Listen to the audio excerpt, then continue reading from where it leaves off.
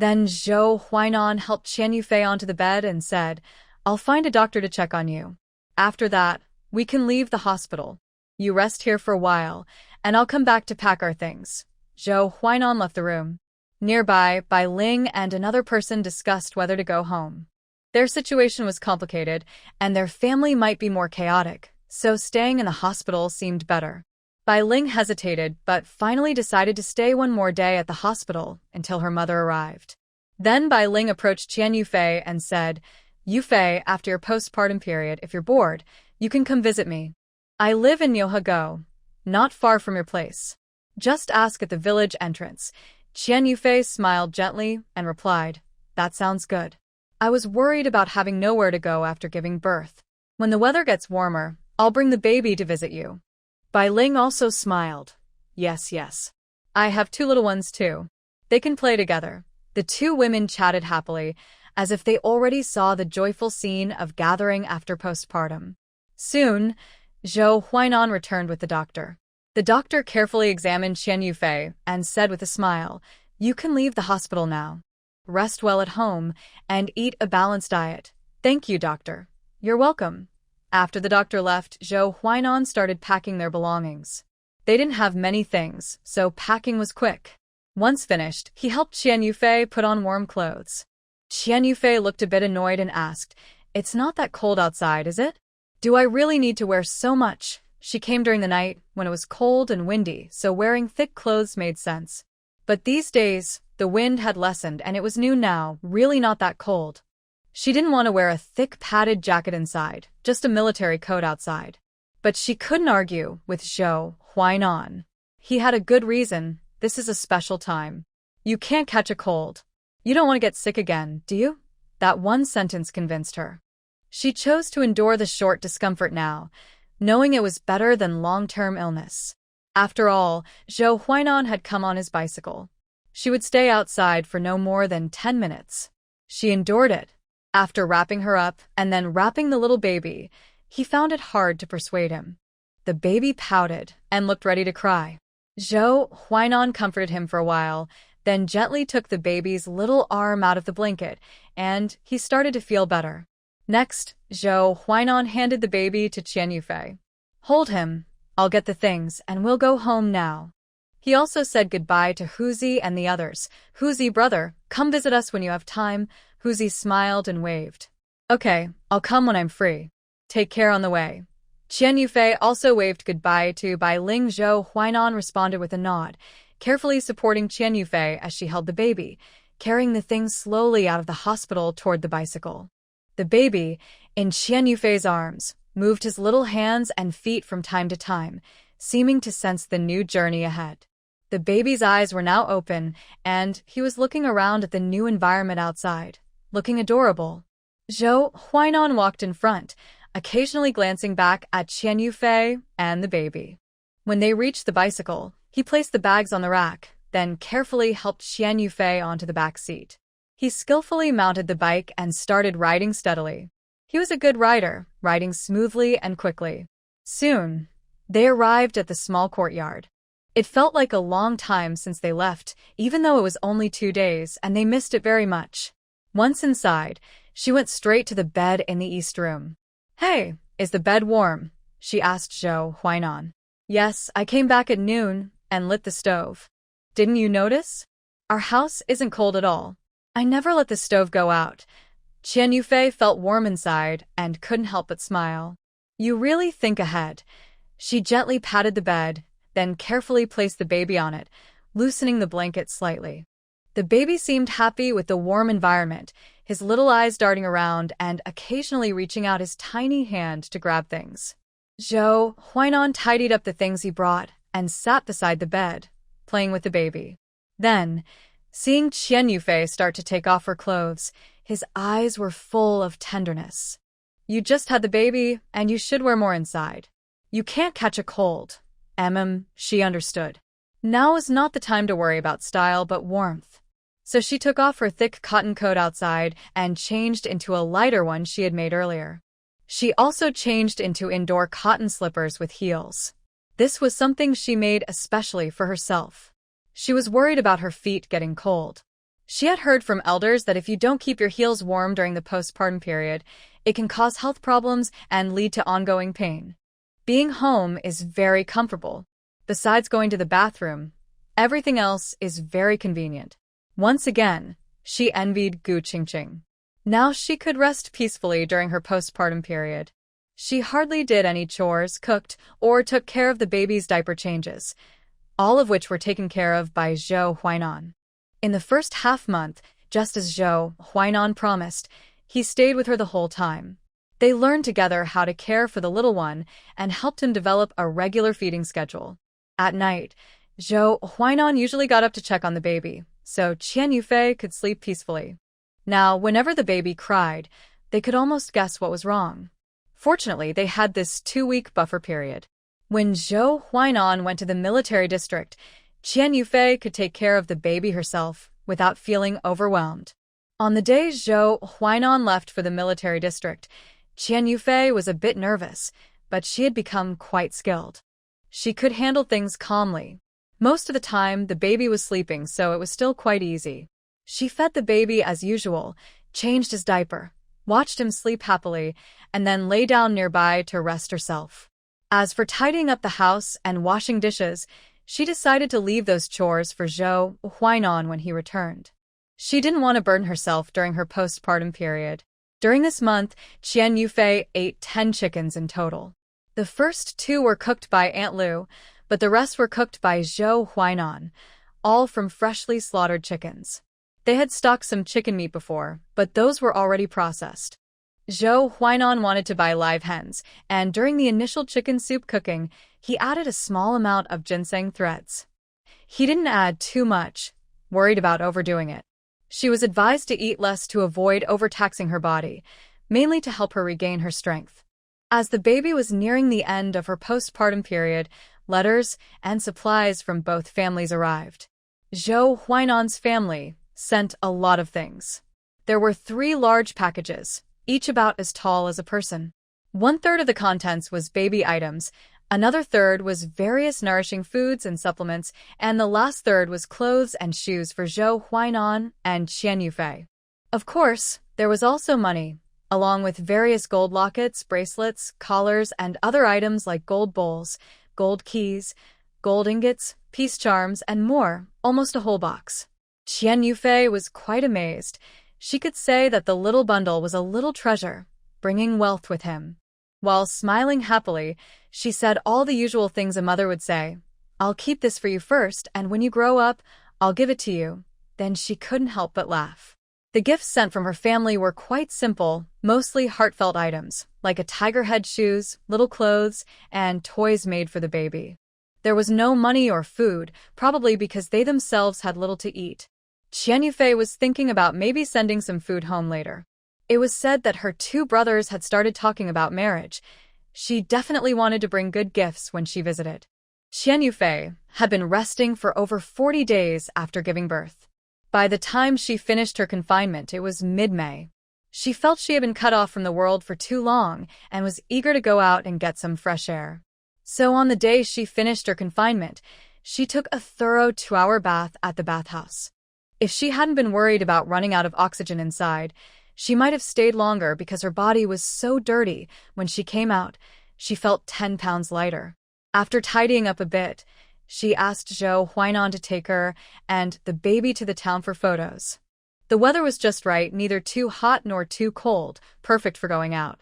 The baby, because Qian Yufei often took him to walk around the yard, was also very accustomed to the outdoor temperature. Zhou Huainan rode his bike, with Qian Yufei sitting on the back.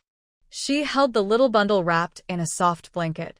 The baby now had a proper name, Zhou Yijing. Their Zhou family had a family tree, and this generation's name was Yijing. According to Zhou Huainan, her little one was the 4th in the Yijing generation, with a few older cousins who had already started having children. The family quickly arrived at the local photo studio.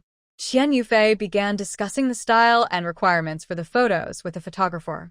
The baby was very cooperative, wide-eyed and curious, looking around at everything unfamiliar, occasionally making little sounds as if excited about the outing. The baby took 2 photos himself, dressed in a matching tiger head outfit sent from her family, which Qian Yufei guessed was handmade by her grandmother. Then, the three of them took 2 more photos, one indoors and one outdoors, with the baby sitting between them. Outside, they were standing. Zhou Huainan was holding the baby in one arm and hugging Qian Yufei with the other. The photos are all taken to send to each family. They plan to mail each family a set, so they can see how cute the baby is. Yes, they will keep sending supplies. After taking the photos, the family of 3 went to the supply and marketing cooperative. At that moment, Qian Yufei realized that the environment around them seemed a bit strange. She wondered what was unusual.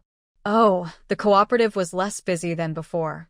It was quiet, and the shelves looked less full. When she looked at the shelves with snacks, candies, and other edible items, they seemed almost empty. Qian Yufei's eyes widened a little.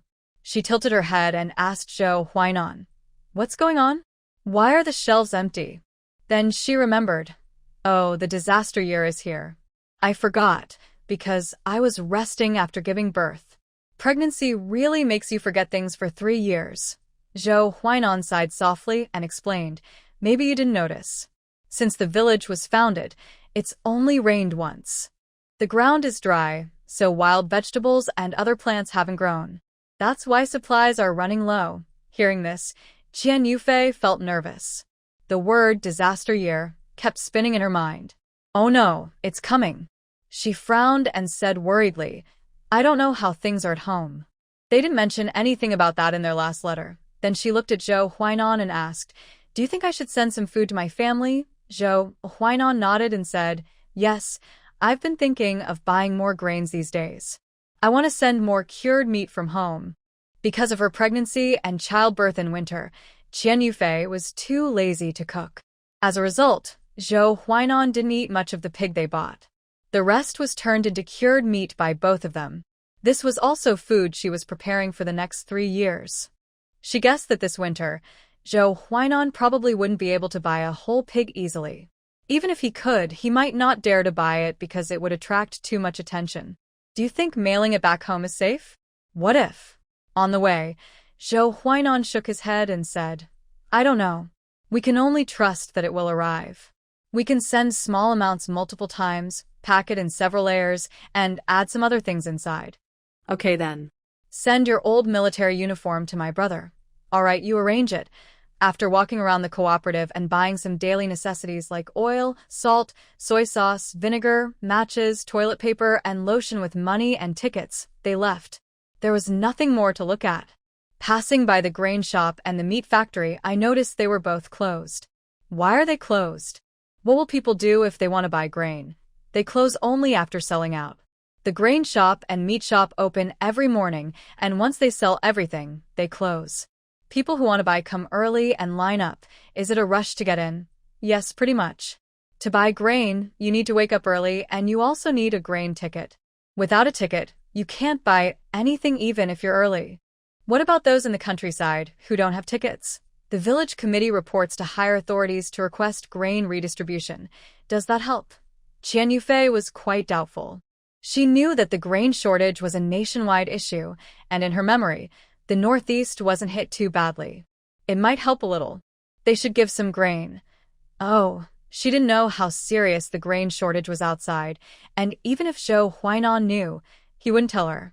He thought it was better if she didn't know, because the outside situation was very complicated, and the impact of the food shortage was worse than most people imagined. There were many chaotic scenes happening, and he was afraid that if Qian Yufei knew too much, she would worry and feel scared. The situation was unstable now, and knowing more wouldn't change anything. It was better to keep her relaxed. Like he told her before, their military hospital was trying to bring in some top medical experts. Those people didn't come voluntarily. They were forced by the situation and had to find a relatively safe place to hide. Even now, those experts hadn't arrived, which showed there was strong resistance. Zhou Huainan silently sighed. The situation is getting more complicated. Qian Yufei didn't know about the chaos outside. She was just living her small life. Even though she knew it was a disaster year with many deaths, Zhou Huainan protected her so well that she had no information sources. Without that, She couldn't truly imagine how serious this natural and man-made disaster was. So, Zhou Huainan was released soon after.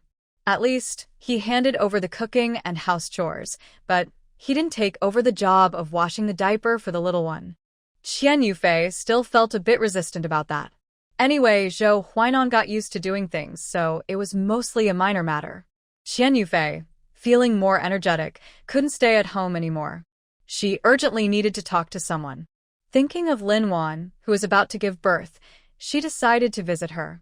They had said that her baby was about 2 months apart from her own, so if she didn't visit soon, Lin Wan might give birth soon. Holding her baby, she stood by the wall and called out to the neighbor, "Wan Wan, are you home?" At first, she didn't hear any response.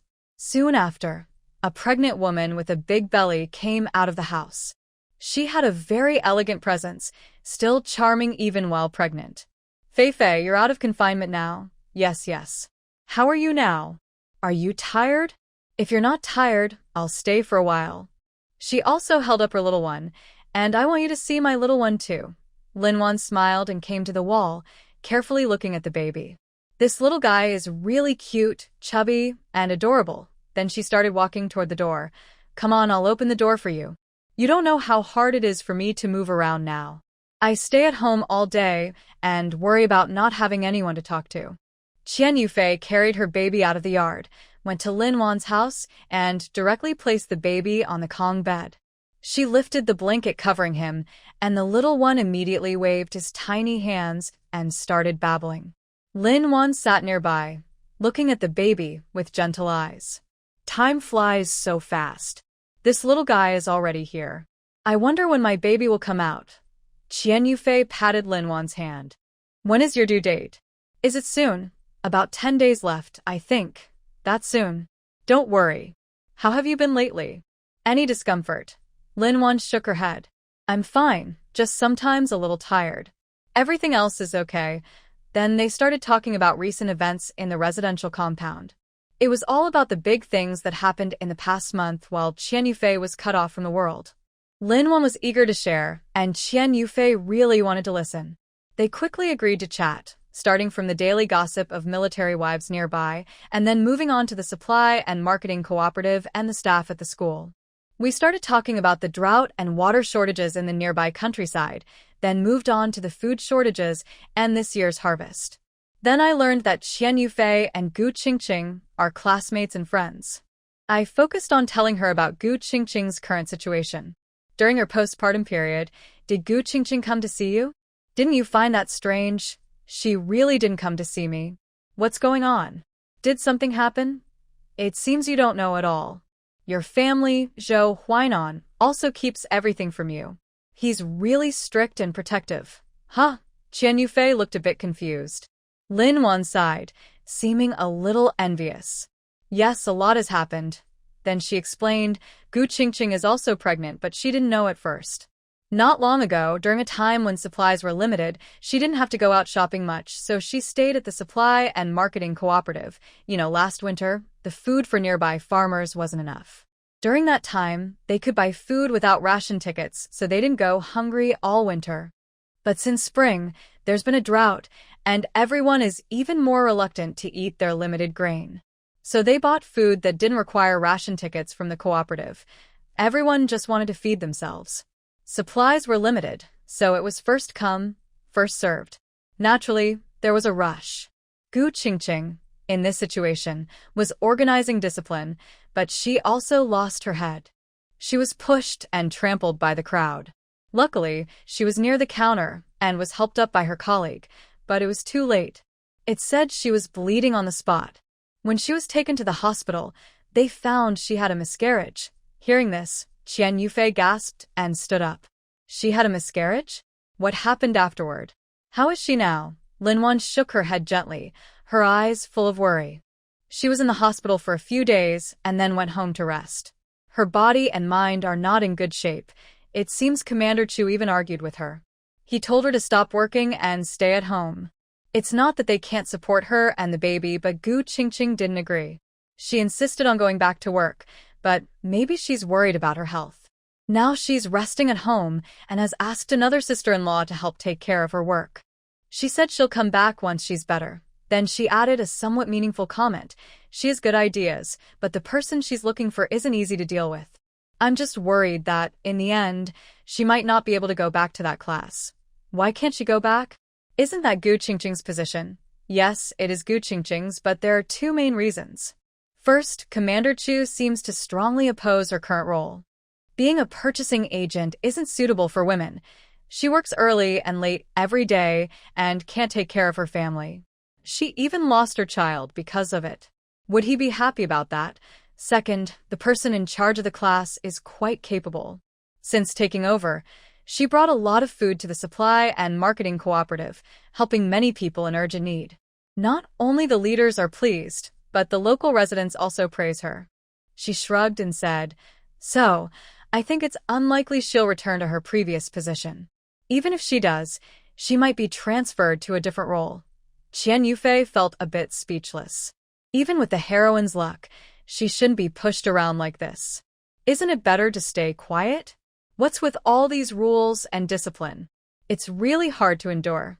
Now, she's lost her child and still needs to recover. It's just not worth it. Looks like I'll visit her tomorrow. Honestly, I just had a baby, and I can't imagine how much she's been through. Exactly. The people in the residential area say she's been messing around and wasting all the good things she had before. As they were talking, the little kid suddenly started crying. Qian Yufei quickly picked him up to check. When she saw, she said, "Oh, he just wet himself." Then she said goodbye to Lin Wan, saying she needed to go home and change the child's diaper. Otherwise, he'd keep crying. "Wan, I'll go now. He might get upset, and you should rest too. I'll come back another day. I feel so relaxed now." Lin Wan looked a bit envious. "You're really good at taking care of him. I should rest a few more days after my confinement too. Yes, women should treat themselves well." Then she didn't wait for Lin Wan to see her off and headed home herself. "You don't need to go out. I'll close the door for you. It's almost noon and your brother will be back soon. That way you won't have to open the door for him." Okay. Take your time. I'm leaving now." After returning home, her first task was to prepare lunch. This season is the hardest to decide what to eat. The newly planted vegetables haven't grown yet, and most of the winter vegetables are almost finished. Fortunately, her family has some dried vegetables, so she made a simple dish with dried radish and stir-fried cabbage with wood ear mushrooms. The cabbage was mostly just the core left, all rotten, so that would be the last time she could eat it. From now on, they could only eat pickled vegetables and dried vegetables. Little Tuanzi was very obedient. After arriving home, she changed his diaper, and he immediately fell asleep, snoring loudly.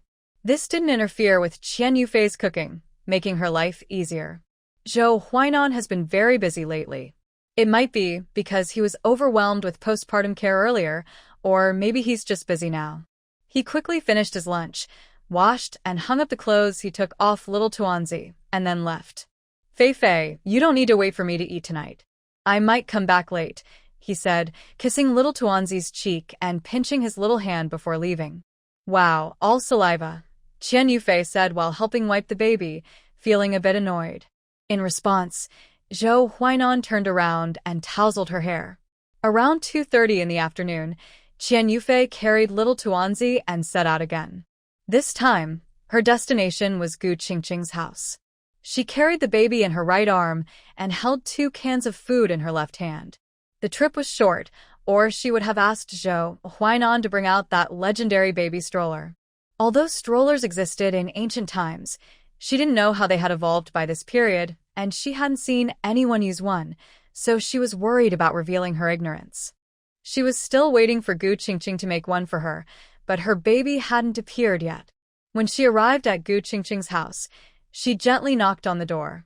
Soon, lively footsteps could be heard inside. When the door opened, Gu Qingqing's smiling face appeared, looking completely unaffected by childbirth. "Oh, Yufei. It's you. Come in, Gu Qingqing said happily, reaching out to take little Tuanzi from her arms. "Come, Andy will hold him," she said, then asked, "What's his name? Have you named him?" Qian Yufei handed little Tuanzi to Gu Qingqing. Surprisingly, He didn't cry and seemed to adapt well. He really likes you. He's not crying or fussing. Then she answered Gu Qingqing's question. Yes, he has a name. His great-grandfather gave it to him. His full name is Zhou Yijing, and his nickname is Tuanzi. She said this and took the canned yellow peaches she brought into the room, placing them on the table. Zhou Yijing has a nice name, but I think Tuanzi is cuter. Qian Yufei smiled proudly and said, Right, I think so too. Tuanzi is the name I chose. Gu Qingqing gently rocked the little Tuanzi and joked, Oh, it seems the name my Tuanzi mom chose is quite different. It sounds soft and sweet. Hearing this, Qian Yufei's smile grew wider, and her eyes showed pride. At that moment, Gu Qingqing carried the little Tuanzi to the bed and noticed the canned food she brought. She said, You brought more things? How thoughtful of you. Qian Yufei waved her hand. Just 2 cans. I heard you were sick. How are you now? Better? Gu Qingqing gently placed the little Tuanzi on the bed to play by himself, then sat next to Qian Yufei and looked at her with a sad face. I'm fine now. But you probably heard I had a miscarriage. I need to rest for a month. Chu Mingchen won't let me go out, so I have to recover here. Qian Yufei nodded. Yes, you should rest. Stay at home for a month. Your health is important. If you don't take good care, you'll suffer. Gu Qingqing agreed. I know. That's why I've been staying at home for over 20 days now. I'm almost growing hair. Come visit me often and we can chat. Yes, I will. I'm also about to grow hair from staying at home during my confinement. They both laughed happily. Then Qian Yufei asked about her work. I heard you found someone to help you with your duties? I heard that person wants to replace you. Is that true? Gu Qingqing looked unhappy and nodded. It's my fault for not choosing well. I didn't expect, after all the selection, I ended up with someone ambitious. What are your plans now? I told Mingchen I would stay home for a month. That's almost over now. Once I'm free, I will try to get my position back no matter what. Whether I change jobs or not, I'll decide then. Yes, that position was given to you as compensation by the Supply and Marketing Cooperative. You shouldn't lose it. I just worry they might give that person an extra position when they return your job, which would look bad if it gets out. I think the same way. I was planning to just accept a different administrative role tomorrow, but after seeing what she did, I feel a bit unwilling. If I transfer to another position, it might look like I was afraid of her. But if she takes my place, am I just retreating willingly? Yes, even if she doesn't think that way, and you don't either, if others hear about it, it won't be good for you. Exactly. You think so too. Mingchen also said I was overthinking, but I think he's too naive. So, are you planning to get your position back, work for a while longer, then transfer again? That's one way, but I originally wanted to keep the job. I actually like the procurement position. Like Mingchen said, it's a bit tiring, and I don't have much time for my family. For the past 2 days, I've been arguing with him about this. It's all because of Su Lin, she said, knocking her head. Do you think I was crazy back then? I knew so many people, but I chose someone I just met a few days ago. I don't know if your head was kicked by a donkey, but I guess Su Lin is quite a character. She managed to earn your trust quickly, and even got chosen among many candidates. She must be capable, and she's also very good at winning people over. Gu Qingqing sighed. The procurement job definitely requires skill. Not everyone can handle it. The main thing is to get along with everyone. Other military wives are too steady, so I decided to pick her. I was also worried that other wives might quit after a couple of days, and then I'd have to find someone else or work while sick. She spread her hands. So, it turned out like this. Qian Yufei chuckled softly. All right, since it's like this now, it's settled. But she seems to be trying to climb over you to get ahead. She added quickly to prevent her from overthinking, Don't worry, I don't mean to stir up trouble. Gu Qingqing waved her hand. Do I need you to stir things up? I already dislike her a lot. And you're right, she's trying to push me aside. Just watch, this won't end easily. Is Su Lin also a military wife? Qian Yufei asked. Yes, isn't she? That's one of the problems. You can't rely on the military district. They'll probably just sweep things under the rug. I have to think of another way. Qian Yufei frowned slightly. Well, this is a conflict between military families. They will probably try to settle it peacefully. Strictly following rules might hurt relationships among the families. So annoying. I've just made things more complicated for myself, she thought. Yes, my character is more stable now. The heroine's troubles can't just disappear. But she said aloud, since I have nothing to do anyway, just see this as a way to relax. Handle this problem, and if you succeed, you'll be happy. If not, you'll learn a lesson. You're good at comforting people, her friend said. Of course, Yufei replied proudly, tilting her head. Are you serious? I think you just want to watch the show. The more lively, the better. The more complicated, the more fun, her friend teased, playfully tickling her. Yufei dodged and said, No, I don't. Don't slander me. I don't really know you. You can't resist a lively scene, her friend said with a smile. That's not true. I can't believe you think I'm like that. Oh, what a waste of a friendship, she said, pretending to wipe away tears. After a while of joking and teasing, they both got tired and sat down to chat casually. This time, they talked about gossip from other families in the housing area. Even though Gu Qingqing didn't go out much, she was well informed. Her efforts last winter hadn't been in vain. After the recent incident, many people came to visit her. While chatting, they naturally discussed recent gossip. Gu Qingqing enjoyed listening to gossip, so she stayed home peacefully. Did you hear? During the days you gave birth, a military wife in our housing area also went to the hospital. She's pregnant too, her friend said. Oh? What happened? Yufei asked, feeling she should play along. Gu Qingqing leaned in and whispered, I heard that Colonel Yang's wife went crazy. Yufei's eyes widened in surprise. What? Really? Colonel Yang? Let me think. That's the one who abandoned his rural wife, saying he wanted to break old customs and promote free love, then married a younger woman? Is that him? Gu Qingqing nodded repeatedly. Yes, that's him. That's Colonel Yang. Which wife is crazy? His first wife or his current wife? Gu Qingqing said in surprise. This happened in the family compound, and it's about a pregnant woman. You're so silly to think he's the current husband. Have you even looked at her ex-wife? She's over 40 now, and who else could get her pregnant? Qian Yufei pouted. Who knows? Maybe Captain Yang wants to rekindle old flames and enjoy family happiness. Also, don't forget, he and his ex-wife have 3 children. Do you believe they have no contact? No way, she said, patting her leg. Oops, I got sidetracked. That's not what I wanted to talk about. Why did I start talking about his ex-wife? I want to talk about his current wife. Oh, right, go on. This new wife is pregnant, right? You know, Captain Yang's ex-wife only gave him 1 son. But she doesn't seem very smart and tends to be rough. Captain Yang isn't very happy about that.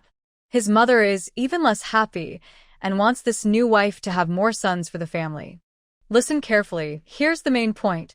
This new wife is pregnant, but it said she hadn't shown any signs of pregnancy for 2 or 3 years. Then Captain Yang's mother found a folk remedy for her to try. Guess what? After just 3 months of taking it, she got pregnant. What does that mean? That the medicine works? Qian Yufei raised an eyebrow, testing. Gu Qingqing clapped her hands. Exactly. Captain Yang's mother believes that.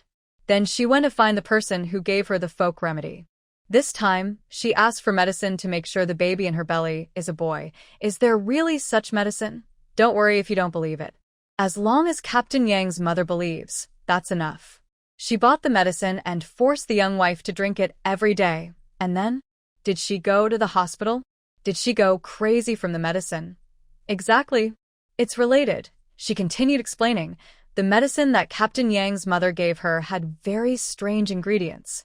Of course, this was discovered after an investigation some time ago, and no one knew at first. Many of those medicines contained unknown herbs, some might even be toxic. The young wife was already weak, and being pregnant made her even more delicate. How could she withstand all this? After just a few days, she started feeling unwell, throwing up, diarrhea, couldn't keep food down, acid reflux, and she even had some bleeding. Yet the medicine wasn't stopped. Wow, that's so cruel. And Captain Yang didn't do anything. He doesn't care. He also wants a healthy, smart son. That poor young wife is really unlucky. Yes, she's quite miserable. Later on, she was often confused and dazed. Neighbors nearby said they heard her laughing foolishly, staring into space, sometimes shouting, and once she even argued with Captain Yang's mother. But she had no memory of it afterward. I guess she was probably mentally unwell at that time. Captain Yang probably knew about her strange behavior but didn't think it was serious, so he didn't take her to the hospital. Gu Qing lowered her voice, sounding a bit secretive. Some people think Captain Yang was afraid that his mother might give his wife medicine, which could cause trouble for him, so he delayed taking her to the hospital. Wow, he's really not a good person. Exactly, he's worse than an animal. So, why did they finally take her to the hospital? Well, it's a strange story. One day, Captain Yang went to the military district. His mother went to the bathroom, and the young wife was alone at home. By then, she was already confused and dazed. Somehow, she opened the door and went outside, wandering around on the street. That was a big problem. You see, the weather was nice and many women and older ladies were outside because they couldn't stay indoors. When they saw her looking so strange, like a ghost, they went over to ask what was wrong. Someone noticed her odd behavior and suggested taking her to the hospital. So, she was finally taken out of her confinement and admitted. Qian Yufei thought to herself how many people in this era were brave and kind, willing to help others in need. And then, what happened next? Things got worse, Gu Qing said seriously, making Qian Yufei sit up straight, feeling a bit nervous, waiting for more. Gu Qing continued. After she was taken to the hospital, doctors examined her. Then, shocking news came out. The doctor said she was 5 months pregnant, but Gu Qing gestured dramatically. But now, she was carrying a stillborn baby. Did she not feel anything? Then she thought for a moment and gave herself an explanation. Oh, right, her mind was already not normal. She slowly got up from the ground, sat back in the chair, and asked vaguely, "What happened to the young wife after she heard the news?" Gu Qingqing sighed and sneered. Well, she had no expression, as if she didn't hear anything, or maybe she didn't understand what a stillbirth meant. Isn't that incredible? Qian Yufei didn't know what to say anymore. She just nodded. Then Gu Qingqing continued. It's not over yet. Not over. Yes, it's not over. That's why I say Captain Yang is worse than an animal. When this happened in the hospital, it caused a big stir. Many people found out. When did this happen? Why didn't I know? Don't ask me, I don't know either. Listen to what I say next. At that time, all the medical staff in the hospital knew about it, along with the military wives and the older women who brought the young wife to the hospital. At this point, Captain Yang's mother somehow found out her daughter-in-law was in the hospital. She hurried over, wanting to take her back home, and started cursing those who kindly brought the young wife to the hospital. Later, she even scolded the doctors, calling them incompetent, saying her grandson was fine in her belly and would be born soon.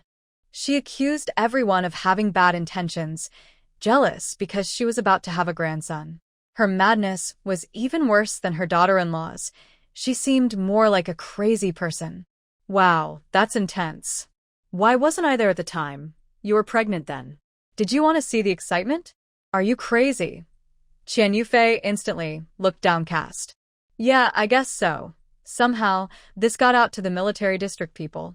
Maybe the hospital told them, or maybe someone else did. Anyway, Captain Yang came. She came to clean up the mess. Qian Yufei interrupted. That's only right. The main reason this happened is because he bears the main responsibility. Well, Captain Yang has a good attitude.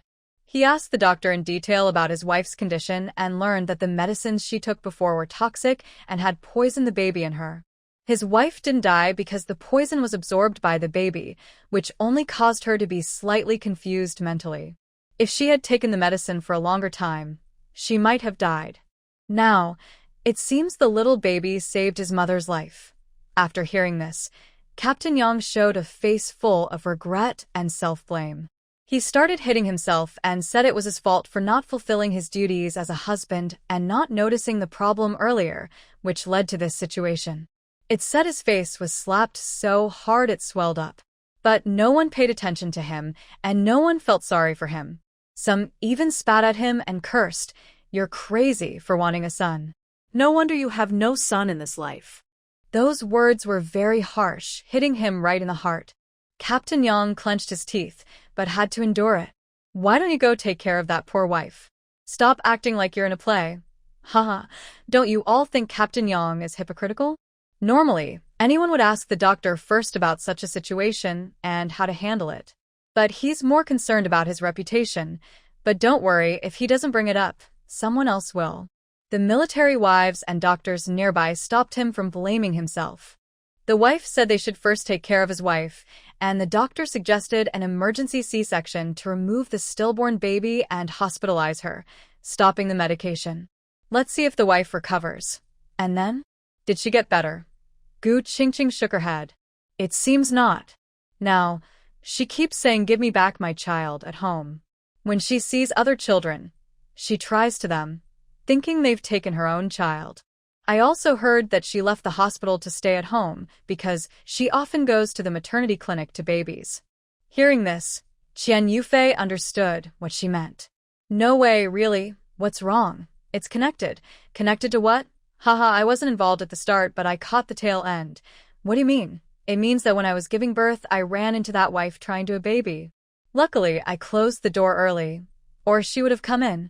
She was knocking so loudly. Because of this, I left the hospital a day early. Gu Qingqing laughed. Wow, so that's what happened. So, you also have personal experience. Did you see that young wife?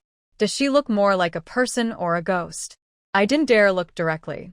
I kept my distance and only saw her from afar.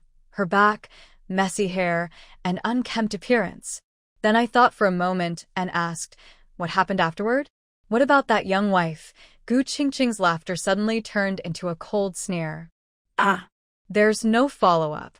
After causing a fuss in the hospital, Captain Yang had a reason to bring her home. He said it was to avoid disturbing everyone and promised to take good care of her once they got back. Sounds nice, right? And then? Since then, no one has seen that young wife leave the house. It's been about a month and a half. Even the neighbors haven't seen her go out for food or anything. Now, some people are starting to wonder if she's still there. That can't be. This is a military area. He wouldn't want her clothes anymore. They could blame it on his mother. Don't forget, the medicine was bought by her, brewed by her, and she forced her to take it. Captain Yang isn't responsible at all. Plus, the young wife isn't mentally stable. A little accident is normal. She probably just didn't watch her carefully. Later, she might have cried and complained, and then it would all be over. Do you think he can take care of her forever? How can a crazy person be cared for? He's not her real parent. There's no endless love or compassion. Maybe next year, they'll get a younger, prettier young wife. Qian Yufei shook her head and sighed. Has no one reported this to the higher-ups? I don't know. Maybe because it's a family matter, they think it's not their business. Ah, it's so sad. We must take good care of ourselves. Those medicines can't be taken randomly. It's too frightening. She suddenly remembered. Oh, by the way, what about the fake medicine seller? Has that been dealt with? It seems no one has heard about it. Yeah. Why hasn't anyone mentioned the fake medicine seller? Did everyone forget? His responsibility isn't small. He almost caused a death. No, someone already died. Even a baby's life is precious. I'll ask Zhou Huainan tonight. They probably know what happened next. Speaking of this, she thought bitterly that Zhou Huainan was really something. He must have known about this matter at the time, but didn't tell her. He truly kept everything to himself. There should be a solution. This matter has caused quite a stir. I asked Chu Mingchen tonight. These men really don't share anything with us. Exactly, they don't understand sharing. Then the two of them exchanged a glance and giggled. They actually understood why Zhou Huainan and the others hadn't told her. If they did, the whole family compound would find out. They probably thought it was better to delay sharing the news, so it wouldn't spread too quickly and could be handled better. When it was almost 5 o'clock, Qian Yufei stood up to go home. The baby was sleeping peacefully, so she didn't disturb their chat. At home, Qian Yufei asked Zhou Huainan, Brother Huainan, did they catch the person selling fake medicine? What will happen to him? Who is selling fake medicine? He asked, then suddenly remembered. You're not talking about the person who sold the medicine to Captain Yang's mother, are you? Qian Yufei nodded repeatedly. Yes, that's the one. Did they catch him? They did. He's still being interrogated. The punishment hasn't been decided yet, but it won't be light. He then smiled and said, You're quite well informed. You knew about this as soon as you left the house. Humph, you're the one who said that. I was still in the hospital ward and didn't know the details. You didn't tell me either, so I had to find out from others. Zhou Huainan stepped forward and gently comforted her. All right, isn't it all known now? You just finished giving birth, and I didn't dare tell you those things. You're pregnant again, and it was a stillbirth. That was so tragic. That's true. But you didn't mention it later. Didn't I forget? Besides, it's not too late for you to know now. The outcome for that person hasn't been decided yet. Has it been investigated for a long time? Why is it still under review? Is there something else going on? Zhou Huainan nodded seriously. Yes, there are many issues. Mainly, he caused a lot of harm. Many military wives in our district bought medicine from him. Also, from our investigation, we found out that he wasn't just involved here. He's been involved in cases across different regions. The areas are quite numerous, and the scope is broad. It requires joint investigations from multiple regions, so the review process has been slow. Are there others who took her medicine and ended up as unfortunate as Li Xiaohua? Many have had miscarriages, but we can't be sure it was solely because of her medicine. Still, she bears some responsibility. How can people be so mean? You lied to them, and you could have given harmless medicine.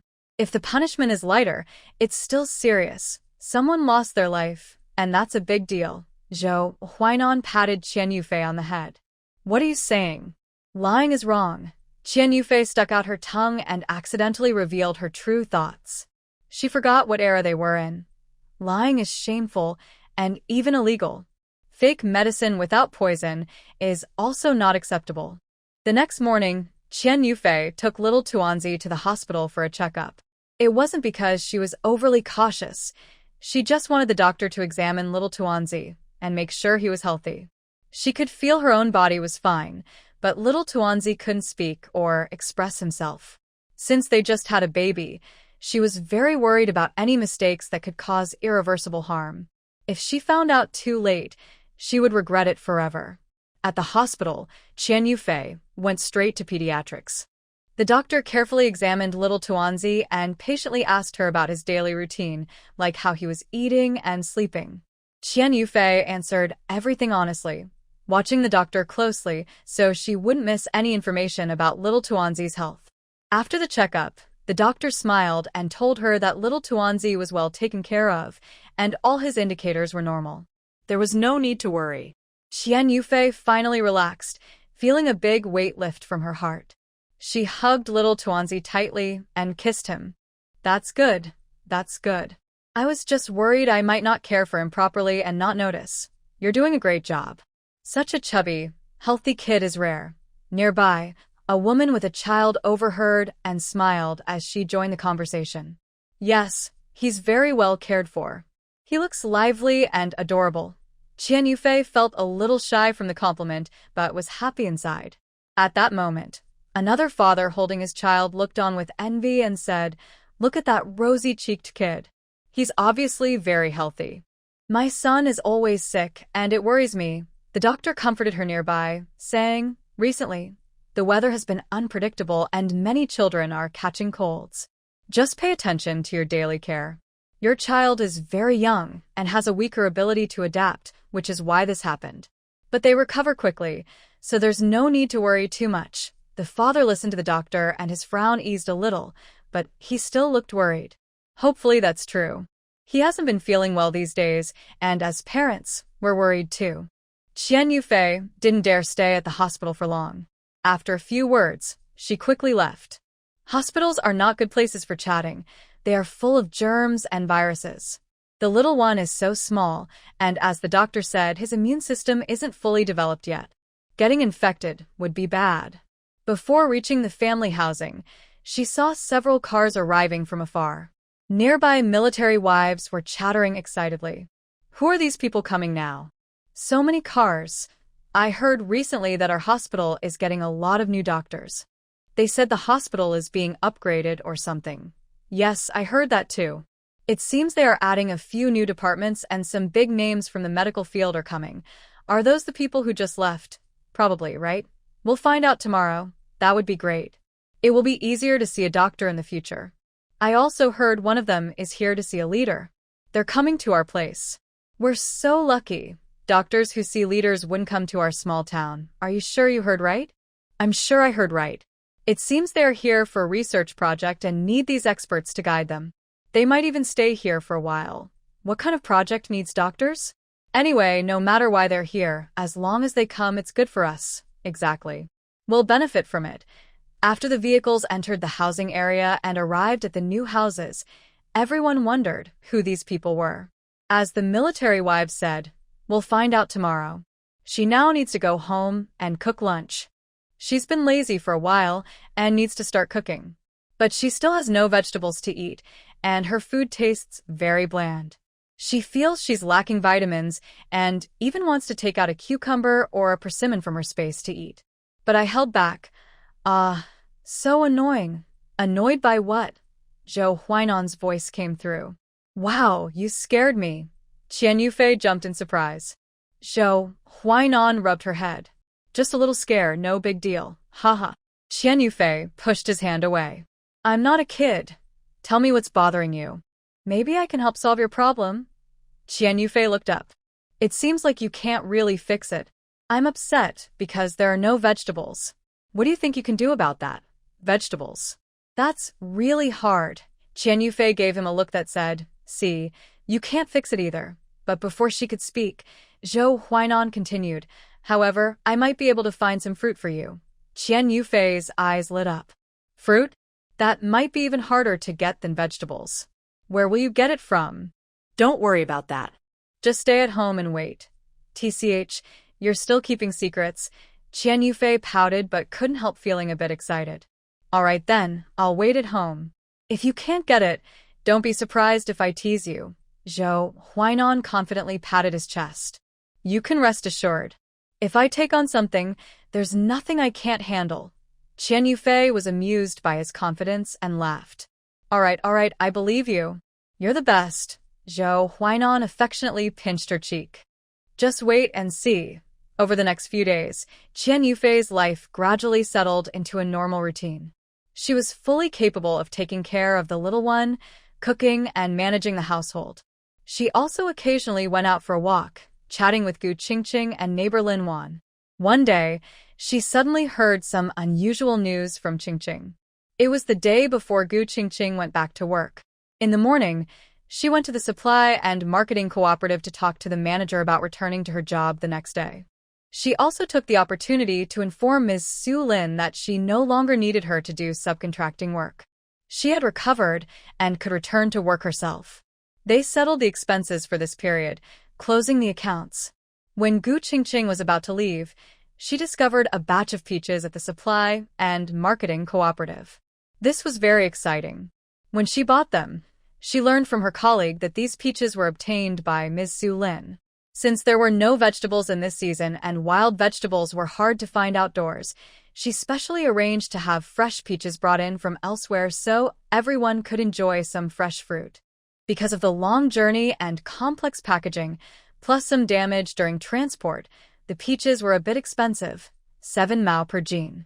But this small price increase was affordable for them, the capable military wives. They were also worried about missing out on the limited stock. Gu Qingqing was lucky enough to buy the peaches early. She arrived just after the first batch was sold, before the second batch arrived and the news spread. She wouldn't refuse to buy fruit just because it was obtained by the enemy. She believed food was innocent. Qian Yufei also tasted the first fruit of the year at Gu Qingqing's house. By the time she went to buy some, the supply and marketing cooperative had run out of peaches. However, the clerk said that in the coming week, peaches would arrive almost every day, and there would be plenty. She could come back in a few days to buy more. Qian Yufei was very happy, thinking she wouldn't need Zhou Huainan to go through trouble for her. She decided to go to the supply and marketing cooperative early tomorrow. Later that evening, when Zhou Huainan returned, she learned the full story. Zhou Huainan carried back a big basket of peaches, full and ripe. The peaches were soft pink and emitted a tempting, sweet aroma unique to peaches. They looked carefully selected. Qian Yufei was still in a daze when Zhou Huainan smiled and said, "Here are the fruits you wanted. First, enjoy the peaches. In a while, there will also be apricots." "You actually got peaches too? Are these the same batch as the ones Ms. Su Lin got from the supply and marketing cooperative?" Qian Yufei suspected there was some connection between the two. Zhou Huainan raised an eyebrow. "Oh, so you've heard the news since your confinement? Even the peaches at the supply and marketing cooperative today are known?" Qian Yufei ignored his teasing and stepped forward to peel and eat a peach. While peeling, she glared at him and said, "I guess everyone in the family compound already knows about the peaches at the cooperative. Maybe even the nearby villages know. I was planning to go and compete for some tomorrow, but I didn't expect you to bring them back first. And also," she said, looking at the peach in her hand. She took a big bite, juice spilling everywhere. "It's so delicious. This is the real taste." It had been a long time since she had eaten such a pure, sweet peach. That unique fruit aroma reminded her of her childhood. When she was young, she had tasted this flavor before, but as she grew older, the taste changed and became strange and unappetizing. Swallowing the peach, she looked at the other peaches in the basket and continued, "And it seems like the ones you brought back are bigger than the ones I saw at Gu Qingqing's place. They look much better. Why is that? Where did you get them?" Zhou Huainan watched her eat with a squint, her hands and mouth covered in juice. He found it amusing and handed her a towel. He explained, "Here's what happened. This batch of peaches was found when 2nd Battalion's Commander Xie was on a mission. After the mission, he brought back some peaches. His superior, Captain Zhang of 2nd Battalion, found out about it. Then, Zhang's sister-in-law, who is your relative, Su Lin, also learned about it. Next, Su Lin contacted Commander Xie through Captain Zhang to find out where the peaches came from. That's how the supply and marketing cooperative started providing these peaches." Qian Yu's attention drifted away. She exaggerated. "Oh, no wonder Su Lin can get resources. Turns out her backer is Captain Zhang." "I see now," Zhou Huainan shrugged. "You just found out? I bet Gu Qingqing already knew." "Fine, it's because you tell me everything," she said, pouting as she took another bite of the peach. Then she asked, "So, what's the story with these peaches?" He replied, "That just shows how capable I am. I have a bit of a connection with Commander Xie. When I found out about these peaches, I specifically asked someone to buy them, and they were brought back with the supply truck. Is that so?" "Yes, it is," he said with a smile. "But many people who know me also have connections with Commander Xie. They all helped bring some back." Qian Yufei looked a little annoyed. "Huh. So it's just favoritism. You're just bragging. Look at the peaches you brought back, and compare them to the ones Gu Qingqing bought at the supply store. There's a big difference in quality." Zhou Huainan stepped forward and messed up her hair. "Enough, eating won't shut you up." "Yes, it can," she said, biting another peach. "If this happens a few more times, I'll like it."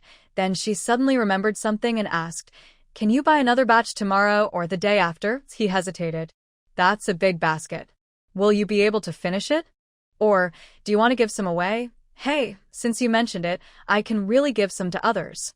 I will go to Niuhego to see Bai Ling and bring her some.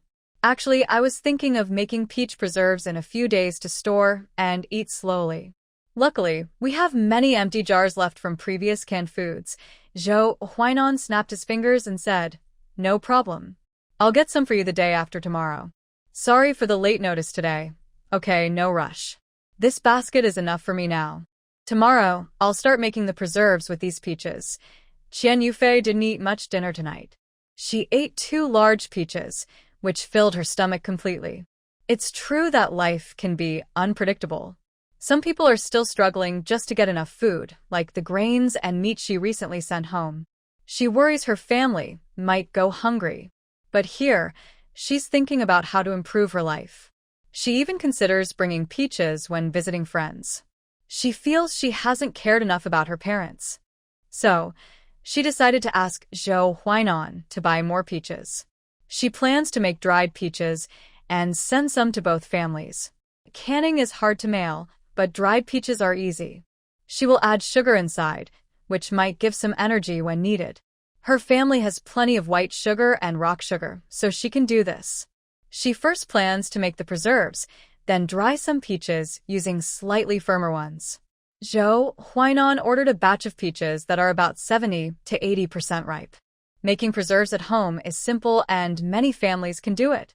Usually, yellow peaches are best for canning, but at this time, any peaches are good enough. She peels and cores the peaches, then soaks them in cold water. After washing the empty jars from previous preserves with boiling water and letting them dry in the sun, she puts the peaches into glass jars. She adds some rock sugar and white sugar, then pours in cooled boiled water up to about 9/10 full. Finally, she puts on the lids without tightening them, places the jars in cold water, and boils for about 15 minutes. After boiling, she tightens the lids while the jars are still hot, then immediately turns them upside down. Once cooled, she sets them upright again. That's how she makes the preserves. These jars can usually be stored at room temperature for a year without problems. Although refrigeration is better, she doesn't have that option now. She thinks she probably won't need a whole year. Maybe in a month, she'll have eaten them all. She was also thinking about finishing this batch of peach cans, then using the bottles to make more fruit preserves. The more she thought about it, the more ideas she had. She sighed, "Oh, I still don't have enough canning jars. They limit what I can do." She spent 3 days making 17 jars of preserves. Actually, she could have finished in 1 day, but the peaches needed time to ripen, so it took longer. At first, Zhou Huainan brought almost fully ripe peaches, which was a bit wasteful for making preserves. After finishing the peach preserves, she started making dried peaches. She made a lot of them. Zhou Huainan bought 200 pounds of peaches for this. Others kept asking him what he was going to do with so many dried peaches. Of course, people could tell without him saying anything because the smell of drying peaches was so strong. Kids around the neighborhood often gathered in front of Qian Yufei's house. Making dried peaches isn't hard, but the process is a bit more complicated than making preserves. The first step is to peel the peaches. Sometimes, if they aren't fully ripe, she used a knife, but usually, she could peel them by hand. Next, she cut the peaches into pieces and sprinkled them with a little sugar. She didn't add much sugar, just enough to feel by hand. She wanted to prevent the dried peaches from being too sour and didn't want to waste sugar. Then, she mixed the sugar and peaches well and let them sit for a while so the sugar could soak in. In the afternoon, she started cooking the peaches. She cleaned the pot thoroughly, then added the peaches and their juice, no extra water, and simmered on low heat for about 10 minutes. When the peach flesh turned slightly transparent, it was ready. After cooking, she let the peaches cool down, then laid them out in the sun to dry for about 2 or 3 days. When they weren't too dry and still chewy, she took them in. Since she made a lot of dried peaches, it took her 6 or 7 days in total, with Zhou Huainan helping her. The process was tiring, but the results were very satisfying. She sent some of the dried peaches to both families. Some were dried more to last longer, but most were dried just enough to taste good. After harvesting the last batch of dried peaches and mailing them to both sets of parents, Qian Yufei's peach project finally came to an end. During this time, she ate so many peaches she didn't want to eat anymore. Sometimes, she didn't want to eat anything but peaches. But she couldn't because she still had to feed the little one, so she tried to control herself. Even if she controlled the situation, the little one, after eating too much peach-flavored milk, had loose stools for a few days. No, you think Qian Yufei stopped eating later? No, you're wrong. She kept drinking until the little one got used to the high peach content in the milk. It's not because she's selfish and only cares about her own cravings. At this stage, there are no other vegetables to supplement vitamins. If she doesn't eat them, she might get mouth ulcers. The little one also needs nutrition, so she has to eat, as there are no alternatives. Now it's June, and she estimates she'll be able to eat vegetables in less than a month. Qian Yufei stares at the lush green vegetables in the yard, feeling puzzled. Why are they growing so slowly? Actually, she doesn't know that because their family has a well, the plants aren't short of water. Zhou Huainan waters the plants regularly at night, so their vegetables grow quite well. It didn't rain at all in May. The farmers around are very worried now. The vegetable seedlings in the fields are wilting, some even dying. The fields, which should be green, are now patchy yellow, making people feel sad. Plant growth has been greatly affected. The villagers have tried many methods, digging deep wells, hauling water to irrigate, but the drought's impact is still hard to stop. The supply and marketing cooperative only sold peaches for half a month before running out. Qian Yufei didn't buy from there herself. Zhou Huainan arranged for someone to deliver them. She's considered a regular customer. When she has free time, Qian Yufei plans to visit Bai Ling in Yohago. She can still go for a walk now, but soon if it doesn't rain, she probably won't be able to go out anymore. Why? Because when people are hungry, they'll do anything. So, while there's still some hope, she wants to go out for a walk and also learn about the current situation in the countryside. Taking a baby outside is troublesome. She needs to prepare formula milk, bottles, the little one's clothes, diapers, and a small blanket. The little one's stroller is a large bamboo basket, custom-made by someone Zhou Huainan found. The baby can lie inside, and the basket can hang on the handlebar or be fixed on the back seat of the bike. Qian Yufei is worried she won't see the little one's condition, so she hangs the basket on the handlebar. It's not heavy, but it takes up more space, and holding the handlebar feels a bit awkward. But none of that matters. It's better than walking all the way. On the left, there's a small bundle, and on the right, a can of food, a bag of dried peaches, and a small piece of cloth, enough to make a set of clothes for a baby. She rides her bike slowly and arrives at Nyuhugo. As soon as she enters the village, she meets some familiar women, one selling eggs and another bringing firewood from her grandfather's house. They look at Qian Yufei, who is carrying a big basket, and can't help teasing her. "Yufei, you brought such a big basket. What's inside?" Qian Yufei smiles and replies, "Nothing special. It's my son." She then gets off her bike and walks over to the women. "Oh wow, you have a son? Let me see." A few women gather around, looking at the small bundle inside the basket, and start praising. "This little guy is so handsome, with big eyes. He'll probably be a good-looking young man when he grows up. Yeah, his face is so rosy and cute. He's chubby and healthy. How do you take care of him so well?" Hearing their compliments, Qian Yufei feels happy and her face shows a joyful smile. She gently pats the small bundle, which seems to sense the lively atmosphere. The baby waves his tiny hands and makes soft sounds, making everyone laugh. After chatting with everyone for a while, Qian Yufei mentions her destination. "Aunties, do you know how to get to Bai Ling's house? I want to visit her." "How do you know her?" "We had our babies at the same time and stayed in the same hospital." "Oh, I see. Well, her family isn't doing very well now. It's good that you're going to see her. She might need someone to talk to. What happened to her?" They don't say much, just wave their hands and say, "Come on, I'll take you there. You'll see when you get to her house." Then, hesitating, they add, "Such a good person, but her family.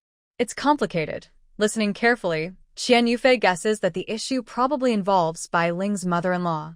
Bai Ling's mother hasn't sorted things out yet, or else there wouldn't be problems. Feeling anxious, Qian Yufei follows the person toward Bai Ling's house. On the way, she keeps wondering what exactly happened. Whether her mother-in-law was being difficult again, whether the family didn't succeed in dividing assets, or if some other trouble occurred. When Qian Yufei arrived at Bai Ling's house, the gate was open. She saw Bai Ling sitting in the yard, looking a bit dazed, with messy hair, very different from her usual energetic self. Qian Yufei felt worried. After thanking the aunt who brought her, she quickly stepped into the yard and called out, "Lingling, what are you thinking?" "I came to see you." Then she parked her car, carried a basket with a small bundle inside, and approached her. At this moment, Bai Ling seemed to snap out of her trance. She slowly looked up, forcing a smile that looked more sad than happy, and said, "Yufei, you're here." Seeing Bai Ling like this, Qian Yufei felt very sad. She quickly changed the subject and held up the basket. "Look, I brought the little one. Where's your baby? I don't see him. Is he inside?" Who would have thought that her change of topic would seem to upset her? Bai Ling's lips moved, but she didn't speak for a long time. After a while, She finally gathered her courage and said in a choked voice, "Yufei, our baby is sick." His father took him to the hospital. She started crying at the end. "Really? What happened? Where did he go for treatment?" "I heard that a few days ago, a lot of good doctors came to the community hospital. If your little one is sick, you might want to try there." Hearing this, Bai Ling's eyes lit up. She stood up excitedly, grabbed Qian Yufei's hand, and said, "Really? That's great." Qian Yufei didn't want to make promises she couldn't keep. She said, "I don't know the details. I only heard from Huainan that a group of capable doctors came. But you can try there. The main thing is that the hospital is nearby." Bai Ling seemed to cling to a lifeline, holding Qian Yufei's hand tightly, as if that could make her baby's illness better. She spoke with a tearful voice. "Fei, you don't know how worried I've been these days. The baby has had a high fever that won't go down. We gave him medicine, but it didn't help. At first, Dr. Yu from the village saw him. This morning, his father took him to the town hospital because the fever wouldn't break. I should have known that the new doctor at the family compound would go there. Why bother traveling far? We thought the town hospital might be bigger than the one at the family compound, with more doctors and a better chance of good care. I didn't expect this." Qian Yufei felt Bai Ling's anxiety and helplessness. She gently patted her hand to comfort her. Don't worry. The town hospital should be fine. It's just a child's fever. Nothing serious. Don't be too anxious. Let's wait until the baby comes back and see how he is." Bai Ling's tears kept flowing. "How can I not worry? I'm almost going crazy." Qian Yufei found it strange. If she was so worried, why didn't she go to see the child herself? She decided to ask. "Do you want me to lend you my bike? You can ride to town and check on him." Bai Ling was happy at first, then she lowered her head and shook it. "No, I can't. I have 2 other children at home. I need to stay and watch over them." Qian Yufei sensed she had some secret reason for staying. It wasn't just because of the children. If she remembered correctly, her oldest daughter was 6 and her son was 3. In the countryside, a 6-year-old can easily look after a 3-year-old. Plus, if she borrowed the bike, she could come back in the evening. During the day, she wouldn't be at home, so it wouldn't be a problem. Moreover, she remembered that Bai Ling was living with her mother-in-law. Thinking of this, she looked around. When she first came in, her mind was focused on Bai Ling, so she didn't notice the surroundings. Now, she looked more carefully. Goodness, this house is so rundown and small. The yard is quite big, though. She had a bold guess. Although asking now might seem a bit intrusive, it could also help shift Bai Ling's worries about her children. No way. She just couldn't hold back. "Lingling, have you separated from your family?" Bai Ling looked surprised. "You heard about that? Really separated?" She shook her head. "I haven't heard anything. I just guessed from the house behind you. Based on what I know about your family, especially Huzi, his house shouldn't be in such bad shape." Bai Ling sneered slightly. "See, someone who only knows a little about you can guess what kind of person Huzi is, but his own mother doesn't know." Then she turned to look at her home. "When I was at the hospital, my mom came to visit. Then she caused some trouble here, trying to get justice for me. My father-in-law also thought that my younger sister-in-law was being a bit too much. Maybe he thought it would cause problems, so in the end, they agreed for us to move out, but they didn't mention dividing the family." Qian Yufei thought to herself, well, again with dividing the family. It seems like big rural dramas can't do without those 2 words. Sigh, when there are many people together, there are always more problems. Qian Yufei didn't interrupt Bai Ling's thoughts, just listened as she continued. "Not mentioning dividing the family is one thing, but then they let us live in this old house that no one has used for over 10 years. That's a bit much."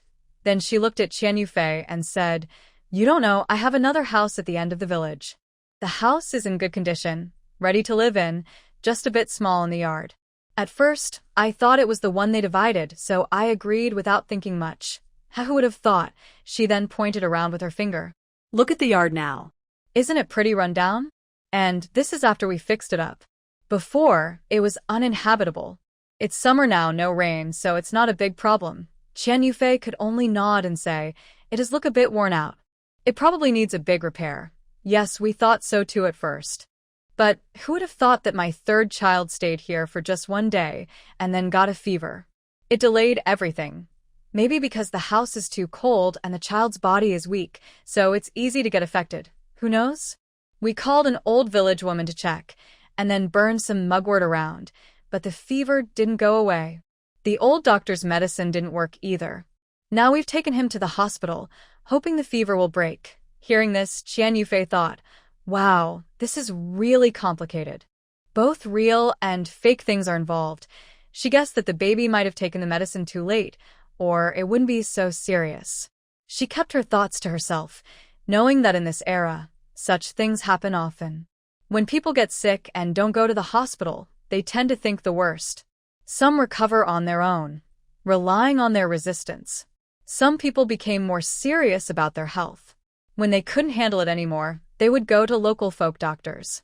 These doctors, who sometimes lacked medical ethics, would just give them some herbal ash and send them away, which was quite careless. I don't understand why they are so against going to the hospital. Don't worry, it will be fine. Bai Ling brushed her already messy hair and continued, hey, I'm not just worried about the third party. I'm more worried about my future life. Qian Yufei saw she wanted to say something and asked, why? Isn't it already separated? You've taken the first step, so the rest should be easier. Bai Ling nodded. That's true, but you don't know the full story. There are more things that happened afterward. Really? What else happened? When we separated, we didn't take anything from the house except our own belongings.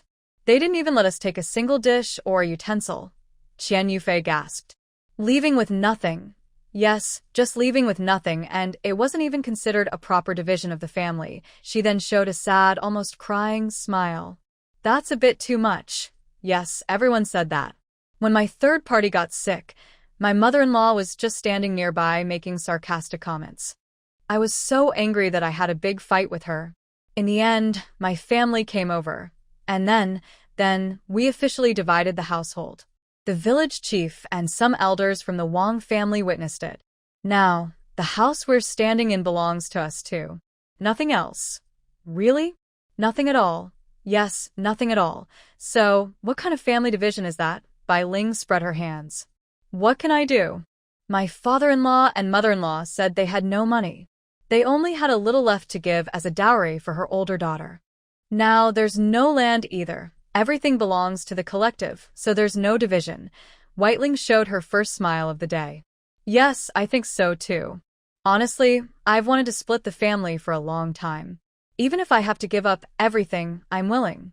I have some money, but all the children at home are still young. My mother-in-law is quite strict.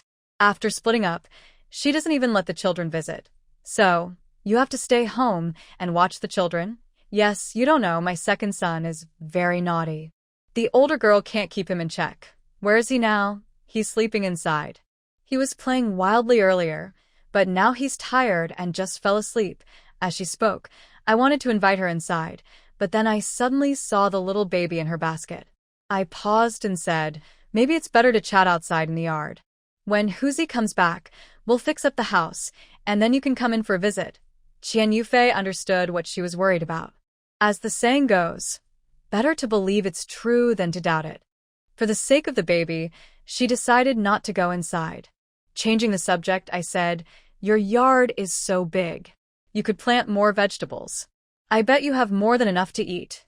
Yes, these past few days have been busy.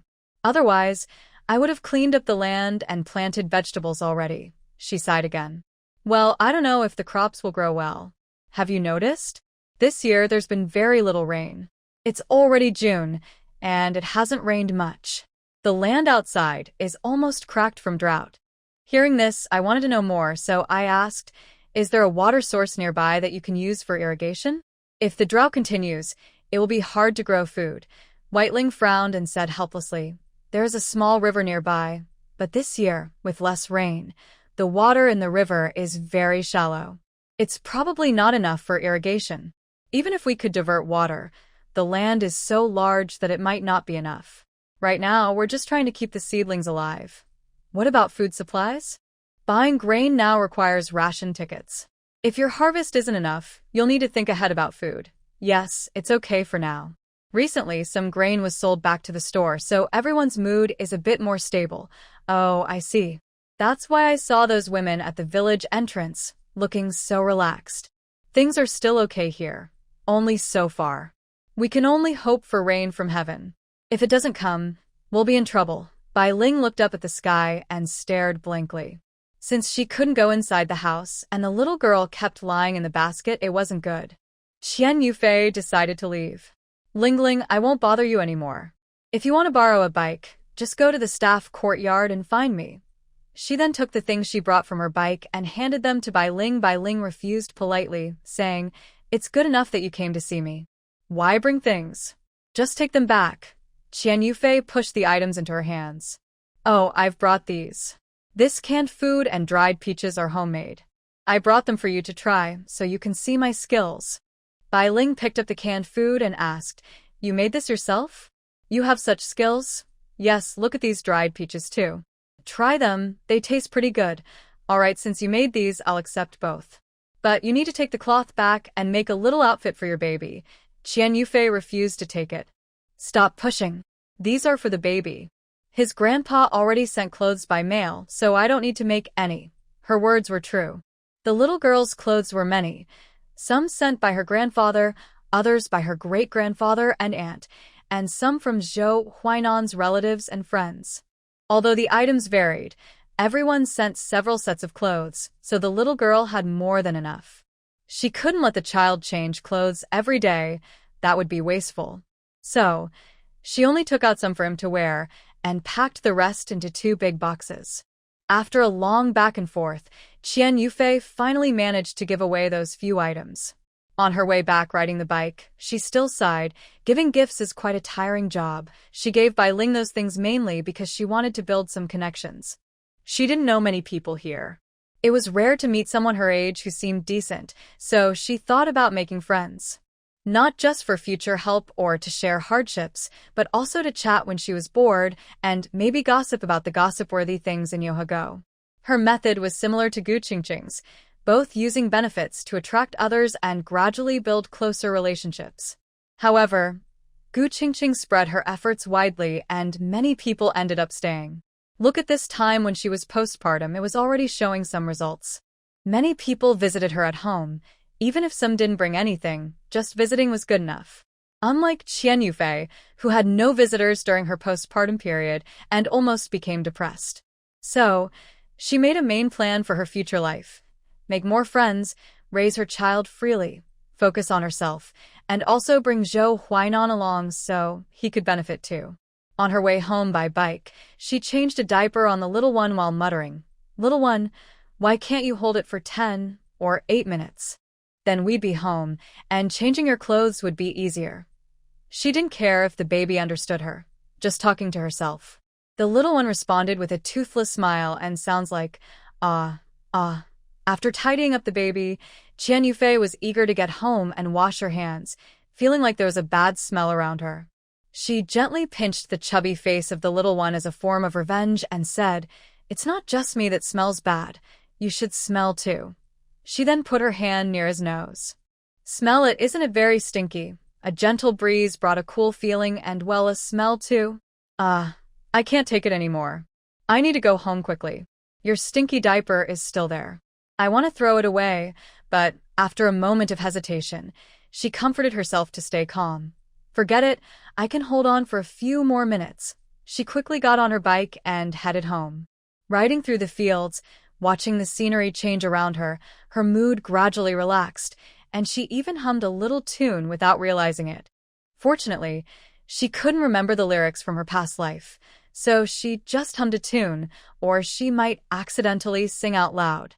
The little one also seemed to be infected by the cheerful atmosphere, occasionally giggling. When she arrived home, Qian Yufei placed the little one on the bed, tidied up her things, and then put the dirty clothes and diaper in separate basins, waiting for Zhou Huainan to come back and wash them. After tidying herself up, she started preparing lunch. The meal was simple: steamed buns as the main food and pickled cabbage with vermicelli as the side dish. During this time, she ate pickled cabbage with vermicelli almost every 2 days, and she felt like she was becoming like the dish herself. Even when she ate other foods, she often couldn't leave out pickled cabbage, such as in steamed buns or dumplings filled with pickled cabbage, or in stewed pork bones with pickled cabbage. Before finishing her lunch, Gu Qingqing's voice suddenly rang outside. Fei Fei, are you home? Is someone calling me? She put down her bun and asked Zhou Huainan nearby. Yes, it seems to be Gu Qingqing. She might need something from you. Go and see, okay? She said, setting down her chopsticks and bun, then stood up and headed outside, shouting, Coming, coming. When she opened the door, she saw Gu Qingqing standing at the door. She asked, What's up? Why are you here at this time? Have you eaten? You're still thinking about eating? Everyone else has gone to the supply and marketing cooperative to buy things. You should hurry too. Buying things? Is there something good arriving? Come quickly. Your brother Huainan is at home watching the kids. You and I can go buy some supplies. Wait a moment. I need to get some money and tell brother Huainan. Yes, go quickly or we might miss out on the good stuff. Hearing this, Qian Yufei quickly ran inside. Brother Huainan, Gu Qingqing said there are good things at the supply and marketing cooperative. I want to go buy some. Can you watch the little one for a bit? I'll be back soon. She grabbed the money from the drawer, found a cloth bag in the kitchen, put on a coat, and ran out. By the time she reached the door, Zhou Huainan's voice still echoed in her mind. Take it slow, and be careful when buying things. Got it, she replied, then closed the door. On the way to the supply and marketing cooperative, the two hurried along. Gu Qingqing said to her, This time, they have a lot of peaches and apricots.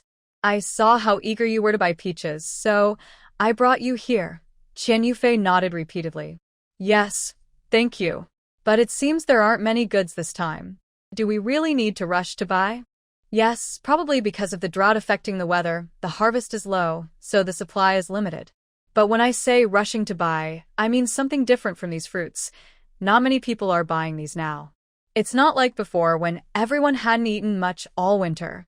Suddenly, watermelons appeared, and most families would buy some to try.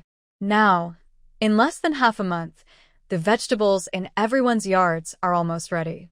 These apricots and peaches aren't for starving. Not many people are buying, so there's no rush to compete with you. What are you talking about rushing to buy? Gu Qingqing played coy. Guess who got these fruits this time? Qian Yufei looked at her sideways. What's going on? It can't be you who brought them back, right? Gu Qingqing curled her lips. Huh? How could I choose such a low-level way to compete? These were brought back by Su Lin. Last time, the watermelons made her very popular, and she tasted success. She's planning to do it again. To keep going strong. So, what did you bring back? Gu Qingqing patted her arm. I'm about to be transferred to a new position, so why would I be fighting to show off now? Huh? Qian Yufei was confused. Then why did you rush to call me over? What are you trying to buy? Be specific, sister, I haven't said yet. She slapped her forehead. Forgot. I thought I mentioned it. This time, we're after some defective items, mainly teacups, lunchboxes, basins, and thermoses, things with small dents or scratches. Then she looked a little proud. How about that? Worth your trip, right? Qian Yufei nodded.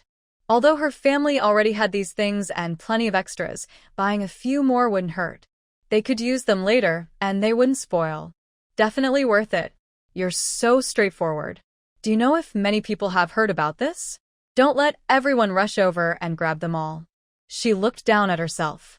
I'm too small to handle those aunties pushing around. Not many people probably know yet. I only came out to tell you because I'm about to be transferred, so I have time. Others can't leave their posts. They need to stay at work. The people who know are probably those who went shopping. Once they finish shopping and go home, others will come to buy too. By then, I bet we'll have already finished shopping ourselves. You're still the same. Come on, let's go. Hurry up. They had already reached the entrance of the supply and marketing cooperative. Sure enough, there weren't many people inside, but the damaged goods were piled in one corner, and a few women were browsing there. Qian Yufei and her friend quickly crouched down to pick out what they wanted to buy. Qian Yufei chose items with fewer scratches or chips. In the end, she bought 4 large tea jars for lunch boxes and 4 big mixing bowls, those used for kneading dough. She also picked 2 wash basins. She had been using a large basin to wash clothes and diapers for her little one. Every time she washed her clothes, she had to rinse the basin several times. Now, she was glad because the 2 basins with some paint peeling could be used for her little one. These damaged items were sold at half price, which was very suitable. Gu Qingqing bought more, and by the time they paid, there was already a pile of things at their feet. When they left the cooperative, they saw a group of shoppers rushing toward them at a speed of about 5 meters per second. Seeing the pile of basins and jars in their hands, they paused for a moment. Then they rushed into the cooperative even faster. Qian Yufei watched the women rush past her like the wind. She patted her chest and said, "Luckily, we came early and moved quickly. Otherwise, I definitely couldn't have competed with those women." Gu Qingqing also looked a bit shaken and swallowed hard. "Yeah, I couldn't have competed either." They exchanged smiles. "Let's go home first and put the things away. Carrying so much stuff makes us stand out too much. It does seem a bit much. Let's hurry back," Qian Yufei thought to herself. She wanted to put down the things quickly, eat something, then take her little one out to buy fruit, and maybe enjoy some fun along the way. "Oh, I just remembered. Where are the apricots and peaches? I didn't see them. Where did they go?" The director said there are some damaged fruits on the first floor. Since there are usually many people, they put those fruits upstairs. When you come in the afternoon, just go upstairs to buy. "Oh, I see. Then I'll come by again tonight. Actually, I suggest you come a bit later, maybe after 3 o'clock, Gu Qingqing suggested. Why? "Aren't they upstairs? Shouldn't it be fine? How is that possible without affecting things? If there are too many people, you can't even get into the supply and marketing office, let alone go upstairs." Qian Yufei thought about it and agreed. She also knew she couldn't risk herself or her baby, so she followed Gu Qingqing's advice. "Okay, I'll come later." Then she remembered something and asked, "By the way, who is so capable to get this batch of defective goods?" Gu Qingqing looked around and lowered her voice, trying not to laugh. "It's quite interesting. You won't believe it." When Qian Yufei heard this, her eyes lit up. "There must be some gossip and it sounds unusual. What's so interesting about it?" "I'll tell you, the person who got this batch of defective goods is also a buyer. This buyer was hired at the same time as me. Now, I'm about to change my position, but our supply and marketing office has a fixed number of jobs. Before, because I went to the town to serve the organization, they suddenly replaced my position. After approval from several leaders, I was given a special position as a buyer. Now, because I am pregnant and need someone to take over my duties, the office thinks Su Lin is capable and wants to get her a position too. But the higher-ups won't agree. It's just a joke. The number of staff in the office is fixed. They can't just add people. So the leaders didn't approve. That's interesting. Su Lin's plan to replace you failed. Your buyer position was a special approval, so once you leave, it disappears. If she wants to take it, forget it." "Exactly, that's what I mean. And what does that have to do with another buyer?" "Did Su Lin not give up?" Gu Qingqing nodded, looking a bit embarrassed. "Yes, she hasn't given up. She still wants to be a buyer." She covered her mouth to hide her smile and tried to keep her lips from curling up. "The main condition now is that the number of staff in the office can't increase. If she wants to come in, she has to push someone out." But weren't they all hired? How can she push someone out? Remember, in a few years, positions are passed down within families, and leaders can't just fire anyone. She can't push anyone out. Qian Yufei was confused. "You're confusing me. Why does Su Lin want to come in?" Gu Qingqing sneered slightly. "Just because her sister is Captain Zhang's wife." Then her expression changed again, more dramatic than a Sichuan opera face change. "But, her plan this time was wrong. The person I just mentioned, the buyer who found those defective items, he's actually Zhang Tuanzi's nephew. Wow, this family is quite something. Isn't it interesting? The whole family is fighting. Why bother with that buyer? Su Lin probably can't threaten him, right? You have to understand, everyone's resources are limited, including the captain. If he gives more to others, less will be available for Zhang Hao. Zhang Hao is the buyer, right? I guess he and Su Lin had conflicts before, so Zhang Hao did this. Right now, Qian Yufei was holding something, or she would be clapping and saying, 'Brilliant. So interesting. So, what do you think?' How likely is it that Su Lin will stay at the supply and marketing cooperative now? It's hard to say. The captain is very influential. If he insists on this favor, giving her a position isn't impossible. It all depends on the game between Zhang Hao and Su Lin. Yes, if both want the same position, their resources will overlap a lot. If I were Zhang Hao, I wouldn't agree to let Su Lin get that role. Exactly.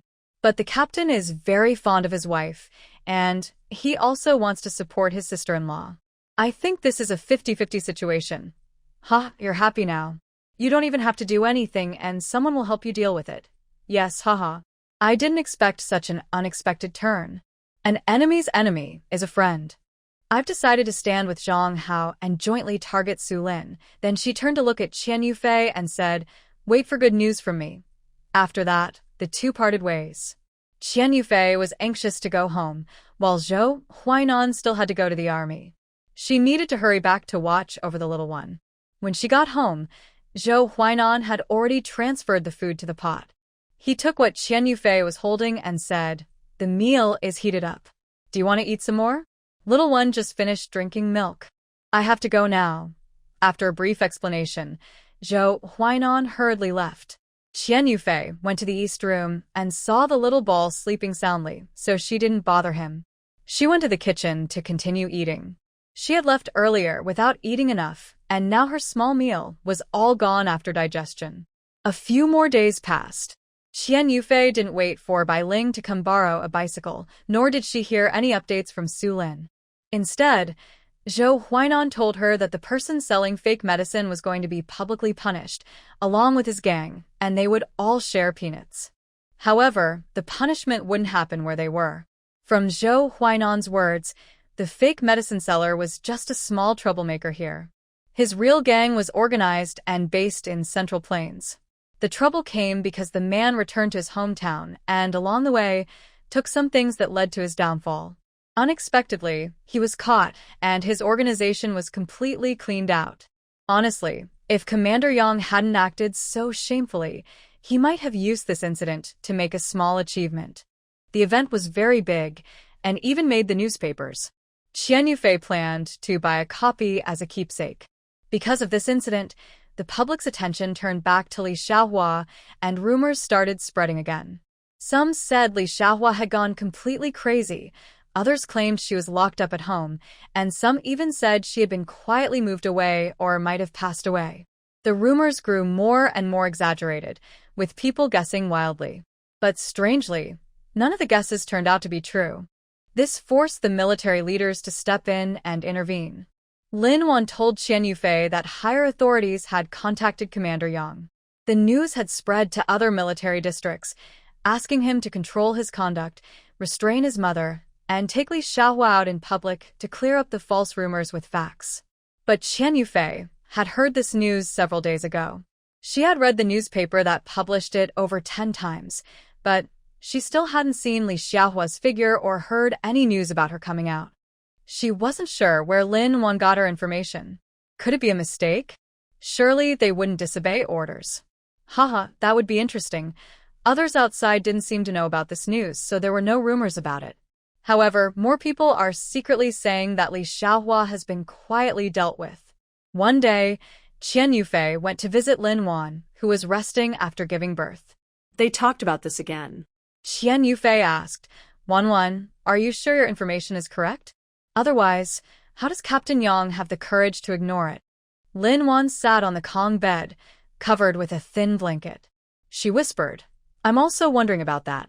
But I'm sure the news is reliable. My source is very trustworthy. We think Li Xiaohua really got into trouble." Qian Yufei didn't ask much about where Lin Wan got her information or why she was so sure. But since Lin Wan said so, it must be true. If the news is correct, then the problem must be with Captain Yang. Maybe the rumors outside aren't all false. Maybe Li Xiaohua really. What could have happened? Maybe she really went crazy, like everyone guesses. But if she just went crazy, we could handle her a little and Captain Yang could control her. She could go out for a walk and it wouldn't be a big deal. If people see her acting strange, they might say, "She really is crazy now." That was already a sign before, and now it's worse. No one would be surprised. So, it's not just that she's really crazy, Linwan said with a mysterious look in her eyes. Qian Yufei sat up straight, placed her little bundle next to Linwan's baby, and leaned in close. She whispered, "It can't be that simple," and made a gesture as if cutting her throat. Linwan shook her head. It definitely wouldn't be that straightforward. Captain Yang wouldn't leave such obvious clues. She paused thoughtfully. With his skills, it wouldn't be hard to make it look like an accident. Like what? She looked at the pillow beside her and raised an eyebrow. Using that, Qian Yufei shivered. That might really work. There are no wounds. Then she thought for a moment and added, but if he did that, Captain Yang and his mother wouldn't be able to avoid suspicion. So, we guess that if it really happened, Captain Yang probably staged an accident. When it's time, he can say he wasn't there or didn't know what happened. His mother can say she wasn't around or didn't see anything. Everyone knows that crazy people have strength. Qian Yufei heard some big news and, holding her little bundle, went home to take a bath. She thought this matter would soon be over, since Leader Yang still had a lot of influence here. It was his territory, and as long as he wanted, people would forget about it over time. But unexpectedly, something else happened. One day, Qian Yufei was out walking with her little one, enjoying the sunshine near the residential gate, when she heard news about Li Xiaohua again. This time, Li Xiaohua was not the main focus. People mostly talked about Leader Yang. They said, "Tiviske, the higher-ups ordered him to take his wife out for a walk, but he's hiding her? That's obvious something's wrong." Exactly. I heard from his neighbor, Lu Xianyang, that she hasn't seen Li Xiaohua in the yard for a long time.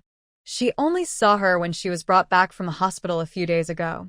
After that, no one saw her anymore. You know, staying inside can solve eating and drinking, but what about going to the bathroom? If everyone stays inside all the time, it must smell terrible. When she said this, others nearby made surprised sounds and waved their hands in front of their noses, as if they could smell something bad. Then, a group of women started whispering with lowered voices. All Qian Yufei could hear were their exclamations and some words like, "Huh? No way." And they covered their mouths, looking down and continuing to talk quietly. What? They're ignoring the leader's orders? This is bad. Keep your voice down. When Qian Yufei heard someone say ignoring the leader's orders, she realized something might happen next. It seemed Leader Yang's influence was limited. He couldn't control everyone's words, and the news eventually reached others. Anyone with a bit of sense would guess that something had happened to Li Xiaohua. Leader Yang was probably very worried now. He was probably scratching his head, trying to figure out how to handle this and find an excuse to avoid blame. Who do you think leaked this news? What's their purpose? Qian Yufei whispered with bright eyes, then suddenly realized she had spoken out loud and quickly covered her mouth. Afraid of revealing her thoughts, she hugged her little one and headed home. Walking and thinking at the same time, she thought, what a busy time this is.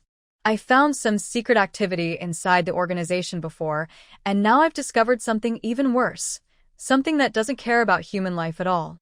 Then, Qian Yufei shook her head and went back to Lin Wan's house. She originally planned to go straight home, but she couldn't hold back and wanted to vent, so she came to see Lin Wan. As soon as she entered, she couldn't help but whisper, Wan, I have to tell you, things are out in the open." Lin Wan looked confused. "What's out in the open? That sounds ambiguous. People might think we did something bad if they hear that." Qian Yufei quickly waved her hands. "Oh no, I mean the message you told me about is out now."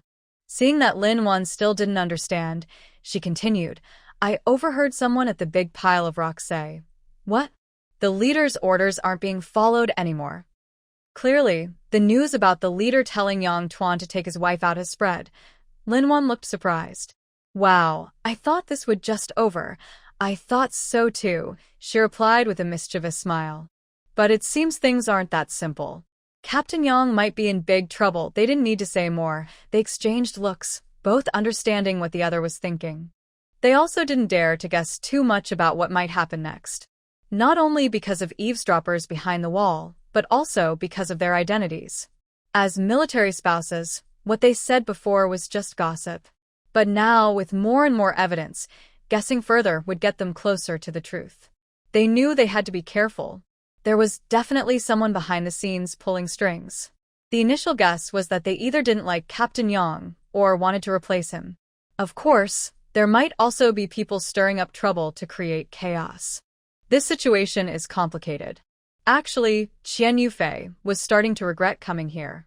She thought it might have been better not to come, since she and Lin Wan weren't very close, and some things weren't suitable for deep conversations. Then they started talking about their babies, complimenting each other's children and sharing parenting tips. One said, "Wan, your baby's eyes are so big, like two black gemstones.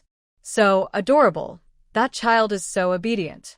He's so young, he even knows to call for help when he needs to." It wasn't until the two little babies were awakened and started crying loudly that Qian Yufei finally hugged the little bundle and said goodbye. During lunch, Qian Yufei told Zhou Huainan about the news she heard today and the foolish behavior she saw. She asked nervously, "I hope I didn't cause any trouble by telling you this." Zhou Huainan pinched her cheek. "In the future, listen more and speak less. Don't share your thoughts randomly. It's fine this time, but if my guess is right, the vice leader of the third group might be trying to take advantage of the situation to get promoted.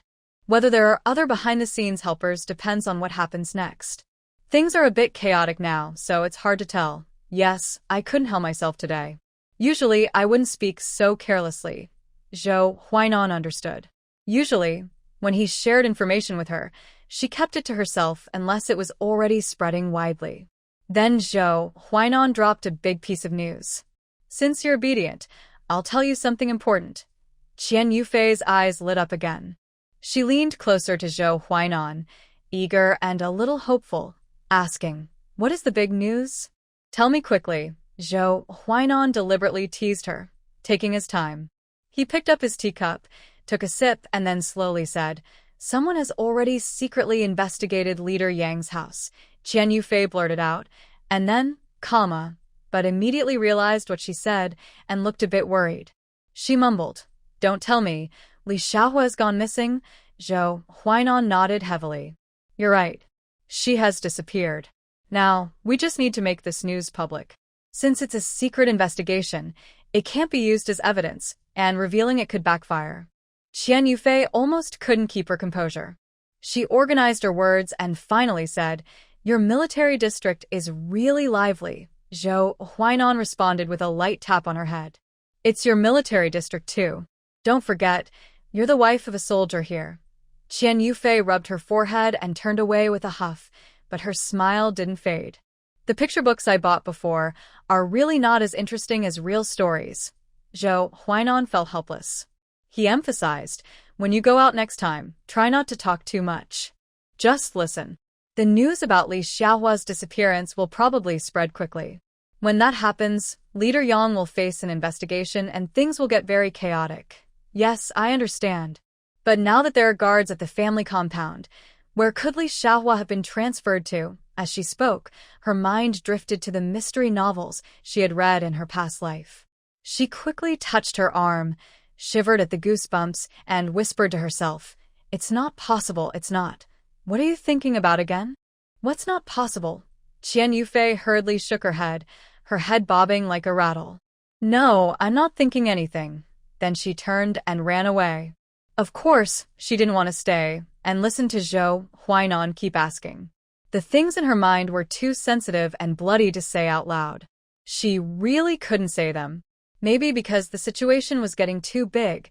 Even the nearby countryside started rumors.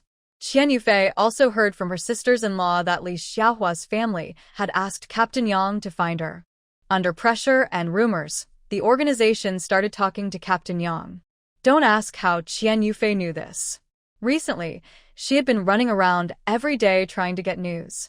She was tanned and worried about her little one getting sunburned, so she even improved the little cart that carried the baby by adding a canopy. Now it just needed a few wheels underneath to push it back and forth. The little one was very used to the cart. Although she slept most of the time, she would smile happily when she saw she was outside. She didn't keep everyone waiting long. When they called her over for tea, within half a day, rumors started spreading. The word was that Captain Yang had said Li Xiaohua was sent back to her hometown by her mother. When asked when she was sent away, Captain Yang said it was some time ago. He couldn't remember the exact date. He said Li Xiaohua had been acting very strangely, and someone had to watch her all the time to prevent her from hurting herself.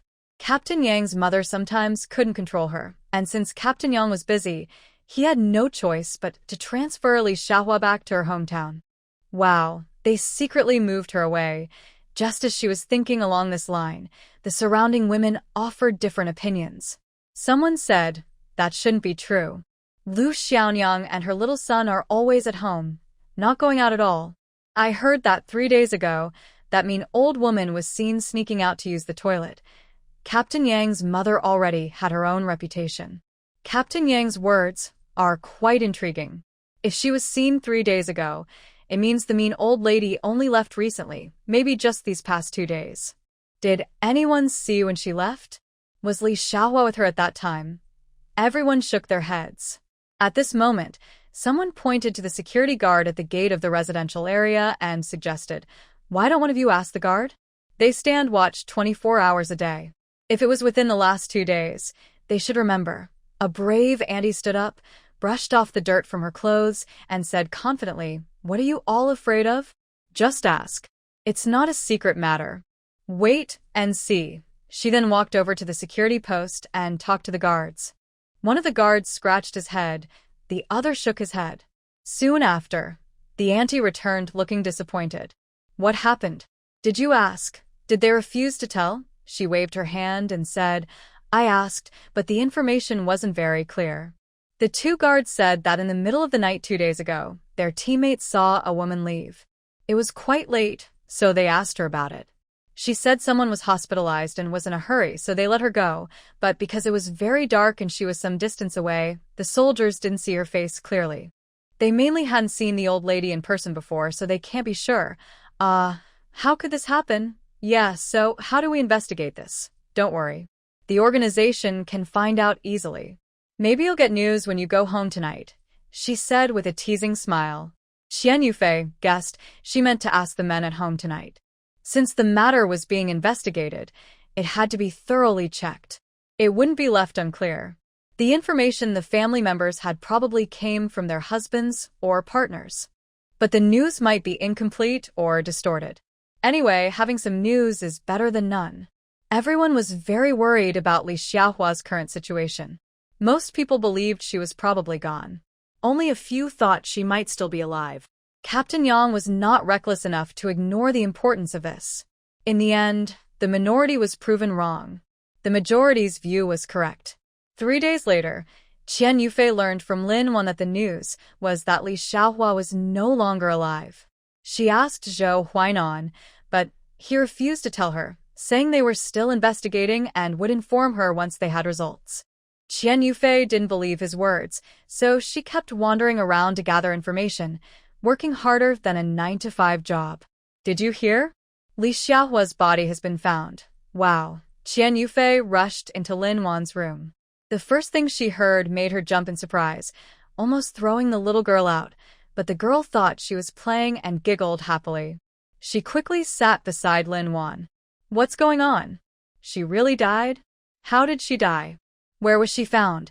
Although she had suspected she might be dead before, hearing it was true was still hard to accept. She was a real person after all. Lin Wan sighed.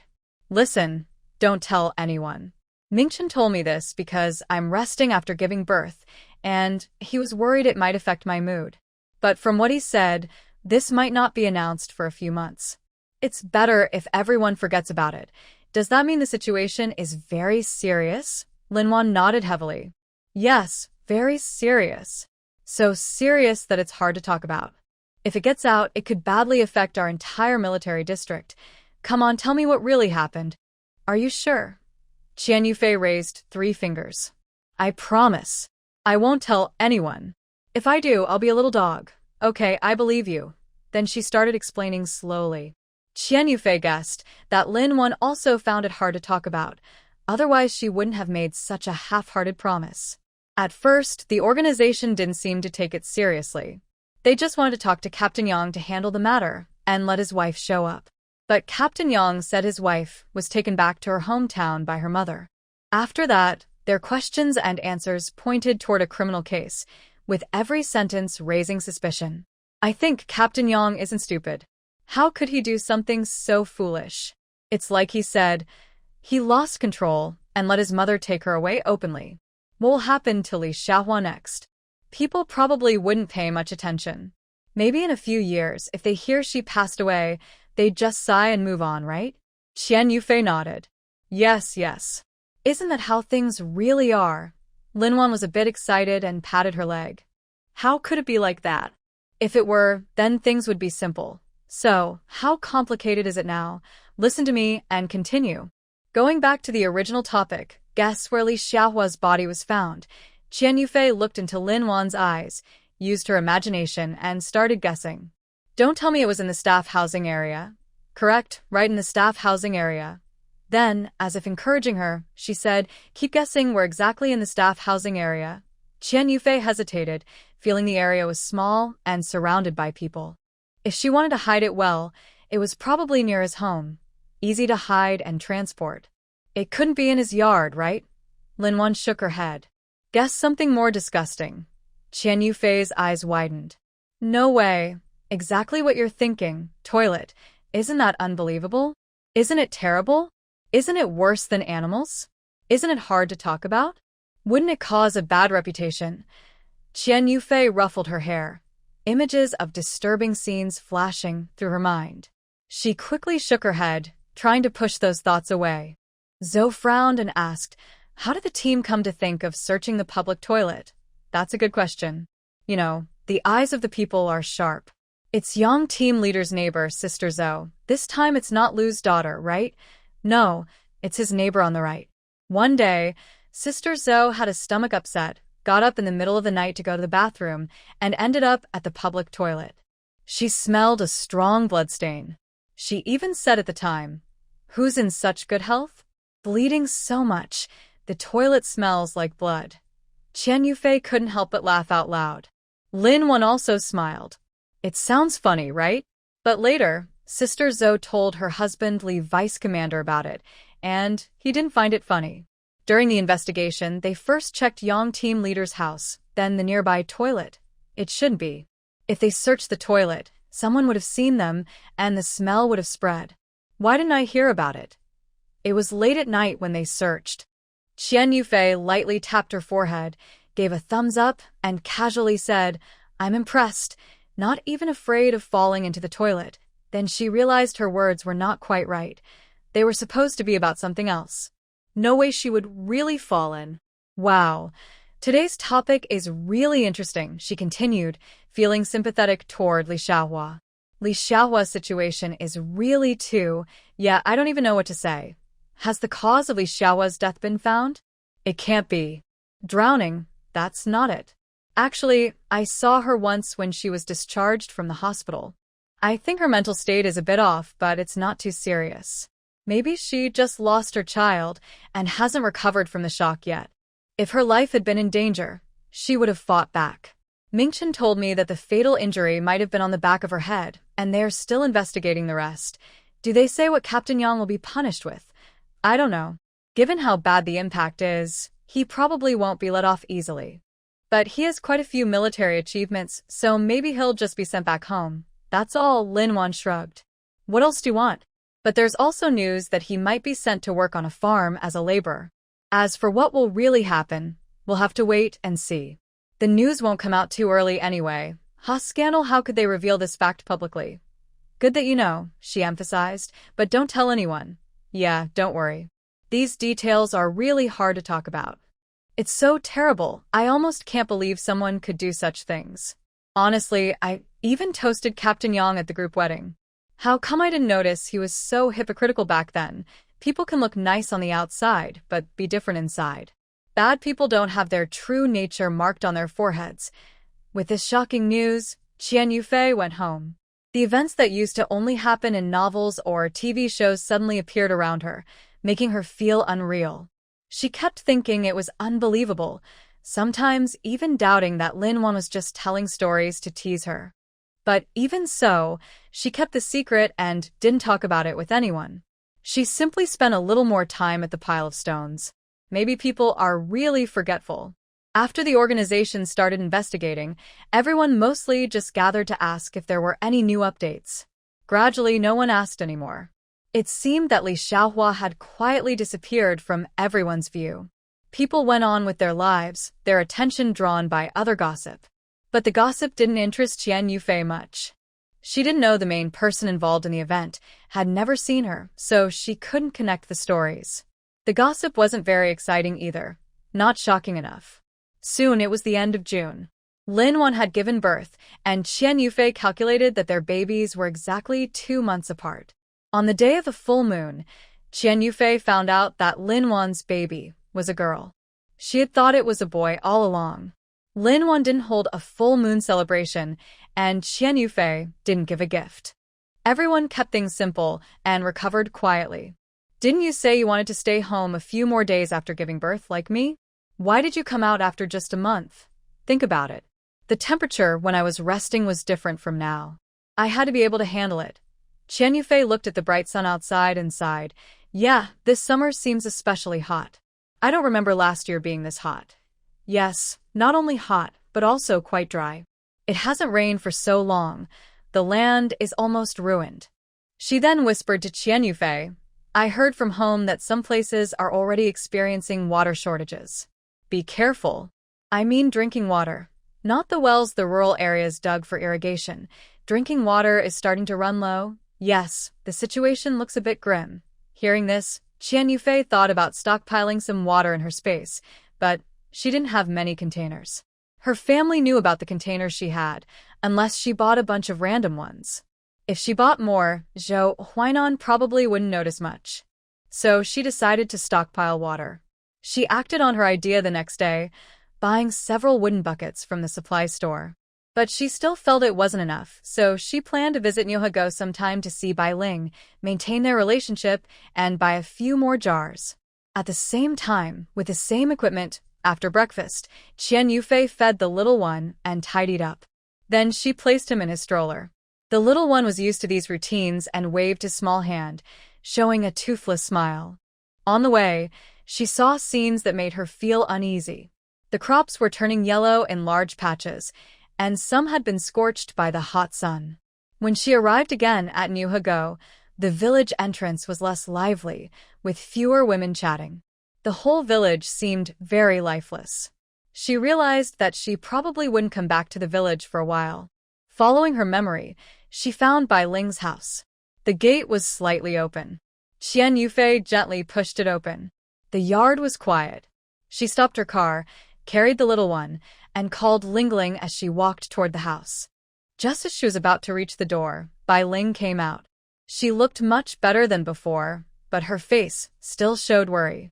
Fei Fei, come in quickly. Sit inside.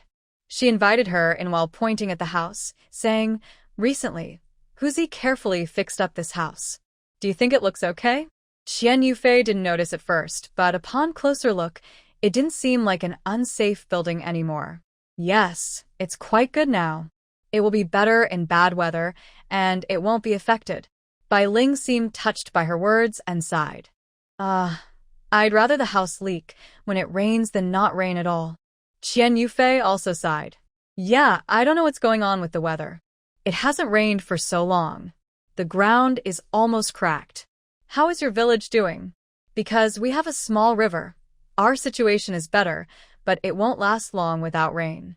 It's just a tributary, not very wide, and the river is almost dry. If it doesn't rain soon, we'll have a poor harvest. Hearing this, Qian Yufei's heart tightened. She quickly asked, Is it that serious? Worse than you think. The topic was heavy, so Qian Yufei changed the subject. She looked at the baby lying on the bed and asked, How is your little one? I haven't had time to come and see you recently. Whiteling's face showed a gentle smile. Oh, little one has been quite brave. He stayed in the hospital for a day, took medicine for 2 days, and is now carefully recovering. Recently, he's been eating well and sleeping soundly, so he's getting better. She gently walked to the bed and carefully picked up the baby, her eyes full of love. Look at him now, sleeping so peacefully. Qian Yufei leaned in to look at the baby's rosy face, sleeping sweetly with a slight smile on his lips, as if dreaming happily. She couldn't help but smile too. Seeing him like this, he's so adorable. He's recovering so well, so you can relax now. White Ling gently patted the baby and nodded. Yes, I was really worried a while ago. Luckily, he's fine now. I honestly didn't know what I would do if he wasn't. Qian Yufei was surprised to see how carefully White Ling raised her child. It was different from the more relaxed style of raising children in this era. It seemed she cared for her child even more than people do nowadays. When she was about to leave, Qian Yufei finally asked about her purpose. She wanted White Ling to tell her who had some large jars, as she wanted to buy a few. What kind of jars do you want? Do you have any special size requirements? No, just normal ones about a meter tall. Taller is fine too. Do you know who has some? How many do you need? I can ask Huzi to help deliver them. My uncle's family has some, but they are in Legiago, so Huzi will need to go there to get them. Oh, that works too. Although she knew other families in the village probably also sold jars, and she had seen some last time with Zhou Huainan. Since her relatives had some, she decided to buy from them. All right, I want 5. If they don't have that many, 3 should be enough. Why do you need so many jars? Are you making large amounts of soy paste or pickles? Isn't it a bit early for that? Qian Yufei scratched her head a little embarrassed. It's because of the drought, and I also heard that water supplies in some places are starting to get tight, so... She shrugged. White Ling immediately understood. Oh, you're stockpiling water. Yes, yes, smart of you. I want to do the same. Okay, I'll tell Huzi tonight. He'll deliver them to you tomorrow. 5 jars. If a meter-high jar isn't enough, I can get 1.2 or 1.4 meters. Yes, yes, that works. Anything is fine. No problem. I have to say, you're really foresightful. Bai Ling looked very impressed and then said, but we haven't heard of any village nearby running out of well water yet. Still, if it keeps not raining, there will be a day when that happens. It's good to start planning early, right? I might not start stockpiling water right now, since keeping water for too long can make it dirty. It depends on the situation. Bai Ling nodded and said, that's true. After finishing their main talk, Qian Yufei left 3 large jars of water. I don't know how much one jar costs, so I'll pay more or less when I buy them. Bai Ling happily took the money. I think that jar is about 5 yuan for a meter, just making up a number, don't take it seriously. I'm not sure about the other sizes. If needed, I'll ask Huzi to bring some back tomorrow. Okay? Thank you, Huzi. Bai Ling waved her hand with a smile. No need to be so polite. Huzi making this trip isn't a big deal. Plus, you just reminded me if we really run out of water one day, these jars will be very useful. Qian Yufei also smiled. Exactly. But I hope we won't need to use them. The two of them chatted briefly. The little one seemed a bit hungry and started crying. Qian Yufei quickly gave him some warm milk at Bai Ling's house. After feeding him, she hurried back home. She knew that this little one was straightforward. After drinking milk, he would either or soon, so it was easier to do it at home. If she did it at Bai Ling's house, it would be too much trouble to clean up. Sure enough, as Qian Yufei guessed, less than 20 minutes after she got home, the little one started crying again. Although she bought 5 jars, they were quite large. When people saw them being transported, many would notice. Maybe Zhou Huainan would find out again, and her plan to hide the water jars in the space would fail. But the reason she still insisted on doing this was because she suddenly thought of something at Bai Ling's house. She didn't have to hide the jars in the space. As long as she filled them with water and changed the water regularly, it would be fine. Zhou Huainan also needed water to water the vegetables, so she could just use the stored water for that. After watering the vegetables, she could refill the jars with fresh water. Yes, perfect. When the water jars arrived the next day, many people noticed. Many military wives asked her why she bought so many jars. Qian Yufei just said it was because the little one's laundry and diaper washing used a lot of water, so she bought extra jars to store water and also to pickle some vegetables. I am not sure if everyone understood her intention. Anyway, she said she was using a jar to hold water. If people understood, they would follow her instructions. If not, There was nothing she could do. How should I say this? She still underestimated the common people a bit. A few days after she bought the jar, trucks started coming in and out of the residential area. Almost every household bought one. The only issue was how many to buy. A wave of enthusiasm for buying jars suddenly started, which Qian Yufei did not expect. As July arrived, the weather grew even hotter. The sun was like a big fireball, scorching the earth. The leaves on the trees in the residential area drooped from the heat, looking tired and dull. Sometimes a breeze would, but it was also hot and dry, making people feel restless. Children didn't want to go outside to play. They stayed inside in the shade or fanned themselves vigorously with fans.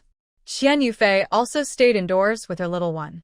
She often played with water, washing this and that, eager to wash all the blankets and clothes in the house.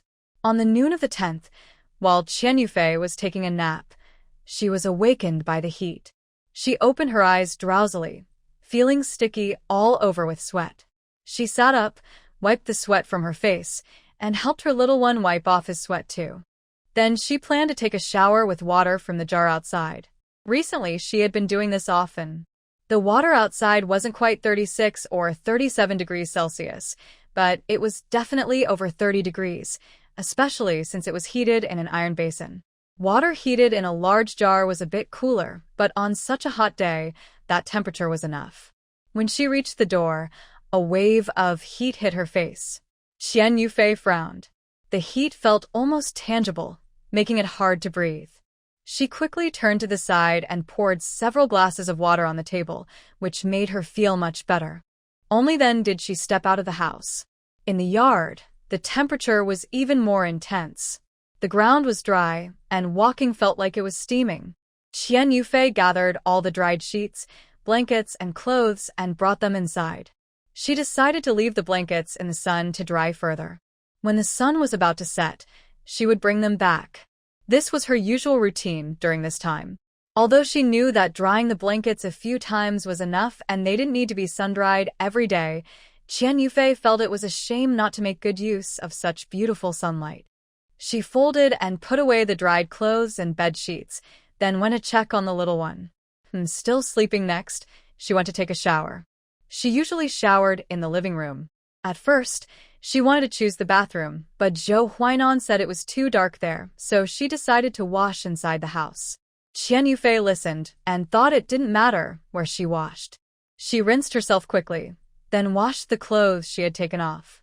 The drying rack couldn't stay empty, but when she went out again to hang the clothes, she suddenly felt that the air was a bit unusual. What's going on? Why do I feel a cool breeze? She reached out to feel it carefully. It really is cool and breezy. She looked up at the sky. The once endless bright blue sky now had a dark cloud in the distance, but it was still far away. The hot sun seemed like it wouldn't be visible for long before the clouds covered it. Looks like it's going to rain. Her loud comment was heard by Lin Wan next door. You're awake? Hurry up and put away your clothes and bedding. It looks like rain is coming. She also looked at the sky. It's not easy for farmers waiting for this rain. I wonder if it's late or early. No matter if it's late or early, it's better than no rain at all. Otherwise, we'll have trouble getting water. Exactly, let it come. Let the storm be even stronger. Qian Yufei thought to herself, wow, such a literary family. Their speech is full of famous quotes.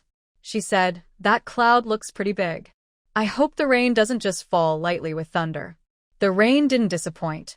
As the cloud moved directly overhead, it gradually swallowed the sunlight, and the bright world turned a bit dim. The wind also seemed to be called by the cloud, gently blowing. The leaves rustled, and the clothes hanging outside swayed back and forth. Qian Yufei stopped looking at the sky. She quickly packed up the bedding and clothes and covered the basin so the water wouldn't spill out. The courtyard started to fill with sounds of children calling, clothes being gathered, and the noise of pots and pans. Erden, where are you playing? Come back quickly, it's going to rain. Danny, go find your brother and tell him to come back. Mom. Wake up, don't sleep. It looks like it's going to rain. Hurry up and bring the bedding inside. Don't forget to cover the soy sauce jars. Suddenly, the entire family compound seemed to wake up, busy and orderly. Qian Yufei was tidying up while listening to the sounds around her. A slight smile appeared on her face. It seemed the rain had brought a special kind of energy to everyone. Some children in the family didn't want to come back, and the adults didn't have time to worry about them. The kids are tough now. A little rain shouldn't hurt. But if they catch a cold, that would be another story.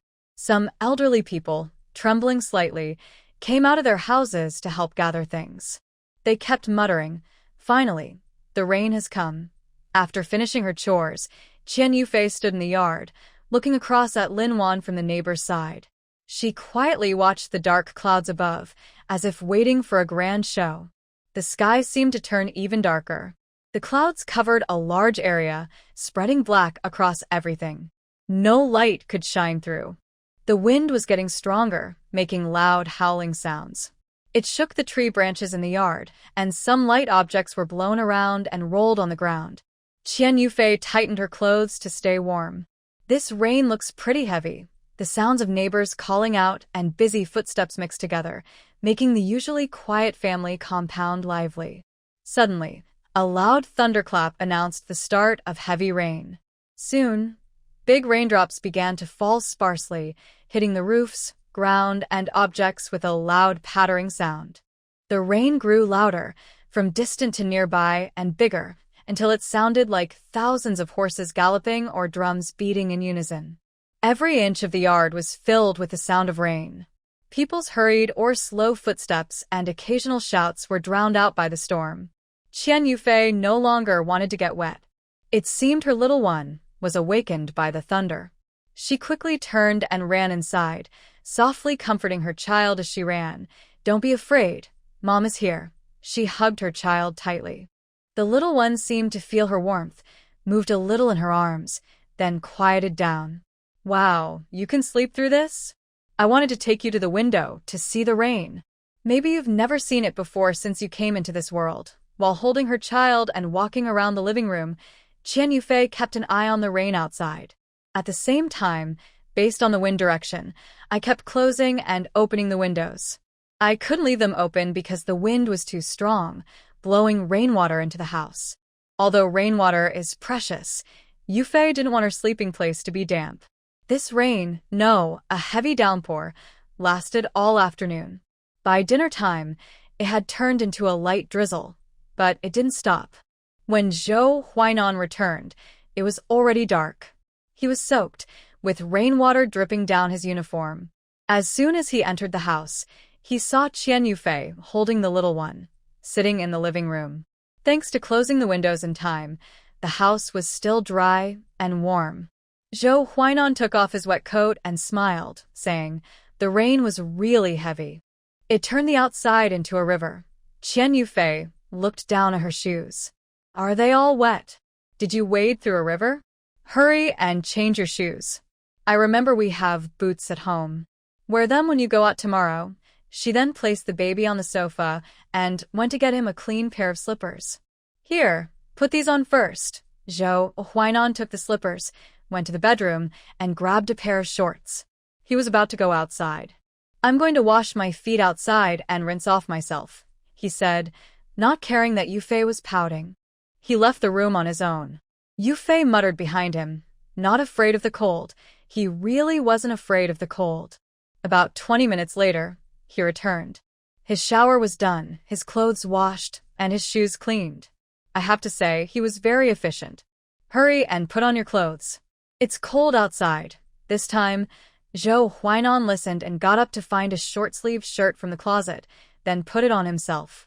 After dinner, Zhou Huainan didn't clear the table like before. Instead, he just looked quietly at Yufei. This made her feel uneasy. She touched her face and asked, "What's wrong? Did I get something dirty?" She was about to stand up and look in the mirror. But Zhou Huainan held her back. "No, sit down. "I have something to tell you." Yufei sat back on the sofa, her eyes showing a mix of curiosity and nervousness. "What is it? Why so serious?" Zhou Huainan took a deep breath, seeming to organize his words, then slowly said, "I have good news and bad news." Which one do you want to hear first? Yufei's mouth twitched. You're using that line too? She looked at Zhou Huainan, who remained calm, and then sat up straight. Let's hear the good news first. Zhou Huainan stood up, picked up a piece of paper from the table. Qian Yufei curiously leaned forward to look, thinking to herself, when did this paper appear? I didn't notice. Remember when you and Lin Wan made an accidental guess that helped us catch the internal traitor? Qian Yufei nodded. Yes, I remember. You even said you would give us credit. So, after that matter was over, was there an award for us? Yes, we planned to give you an award. But at the time, we said the situation was very complicated, and you too would earn significant credit. Did something go wrong? Yes, there was an unexpected problem. Otherwise, it wouldn't have taken so long. Although this incident cleared many leftover forces, some said your guesses only provided intelligence, and your initial third-class merit was not approved. Really? So, what did we get then? Zhou Huainan handed her the paper. Take a look. It's a certificate. Qian Yufei took it and unfolded it. Oh, a certificate for the Model Citizen Honor. Exactly, it's a certificate for both of you. He explained a bit more, but I think this is better. Giving you a third-class merit might be inappropriate. After all, no one knows if we've truly cleaned everything. If there are still remnants, you too could be in danger. This certificate is just right, and you can hang it proudly on the wall. If it were a third-class merit, you'd probably have to hide it in a cabinet forever. Qian Yufei nodded in understanding. Yes, that's enough. We didn't do much, just made a guess. A medal is enough. That's good. I was worried you wouldn't be happy. Of course not. Am I that petty? She then asked. If this is good news, what's the bad news? Qian Yufei held the certificate, looking straight at Zhou Huainan with sharp eyes. Zhou Huainan sighed. Well, I have to go on a mission again. Hearing this, Qian Yufei's face, which had been smiling, instantly froze. A flicker of worry appeared in her eyes, but she quickly forced a smile. Another mission? When are you leaving? Is it dangerous? Is it related to today's heavy rain? As she spoke, she unconsciously clenched her hand around the certificate. Zhou Huainan looked at her, gently patted her shoulder, and held her in his arms. It's not related to today's rain, but if it keeps raining, other teammates might also need to go on missions. The rain seems to cover a large area. Then he lifted Qian Yufei's head and looked into her eyes.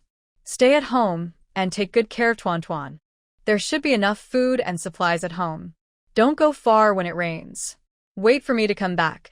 Qian Yufei bit her lip and rested her head back on his shoulder, softly saying, Yes, and you also need to stay safe. Xiao Tuan Tuan, and I will wait for you at home. Zhou Huainan nodded slightly, gently combing her messy hair. Don't worry, I will. This mission might take a little longer. Don't worry too much. I'll bring you a gift when I return. Tears welled up in Qian Yufei's eyes, but she held back her tears. She knew Zhou Huainan's job was dangerous, and each mission meant facing unknown risks. She took a deep breath, trying to keep her voice calm. Okay, you must take good care of yourself, she asked, a little choked up. When are you leaving? I'll pack your things. Zhou Huainan kissed her on the forehead. I'll leave tomorrow morning. I'll pack my own things, not too much. But you should pack some beef jerky and dried peaches for me. These are essential when you're hungry. Qian Yufei sniffed and nodded twice, then got up from his arms. She went to the cabinet to find snacks, then took a cloth bag that could be worn around the neck or tied at the waist. She filled the bag with beef jerky and dried peaches and asked, Is this enough? Yes, enough. It's not convenient to carry too much. This small bag is just right. Easy to carry. When Zhou Huainan was about to leave, he also took a family photo of the three of them. Of course, he left while Qian Yufei was still asleep. When she woke up, it was already after 10 o'clock. It was still dark outside. She thought she had woken up early, but she couldn't fall back asleep. She got up and looked at the clock. Wow. 10:15. How long did I sleep? No wonder I wasn't sleepy anymore. Then she looked outside. It was a bit dark, and there was no sound of rain. She went out and saw, wow, why is the sky still so gloomy? Is the rain not over yet? Qian Yufei guessed correctly. The rain continued almost non-stop for the next week, sometimes heavy, sometimes light, and often accompanied by thunder and lightning bright enough to light up the night sky.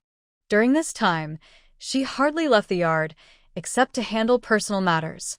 Qian Yufei stood at the door, looking up at the sky. The thick clouds looked like a huge gray curtain pressing down overhead, making her feel a bit stuffy inside.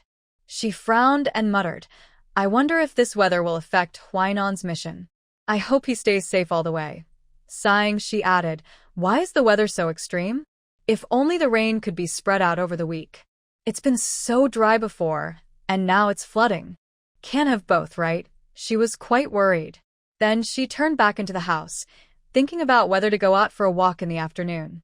She had been at home for a week and was getting bored. Since it wasn't raining outside, she decided to visit the supply and marketing cooperative to buy some small things and also check on Gu Qingqing, see if her transfer was successful and what she was doing now. She changed into her clothes, still carrying the little ball in a basket. The little one was very happy. He hadn't had this kind of outing in a long time. Before, it was too hot, and she was afraid of sunburn. Then it rained, and they couldn't go out. When leaving, Qian Yufei also took a raincoat just in case. She didn't mind running a little and coming back quickly. If needed, she could drink tea to ward off the cold. But the little ball couldn't go out yet.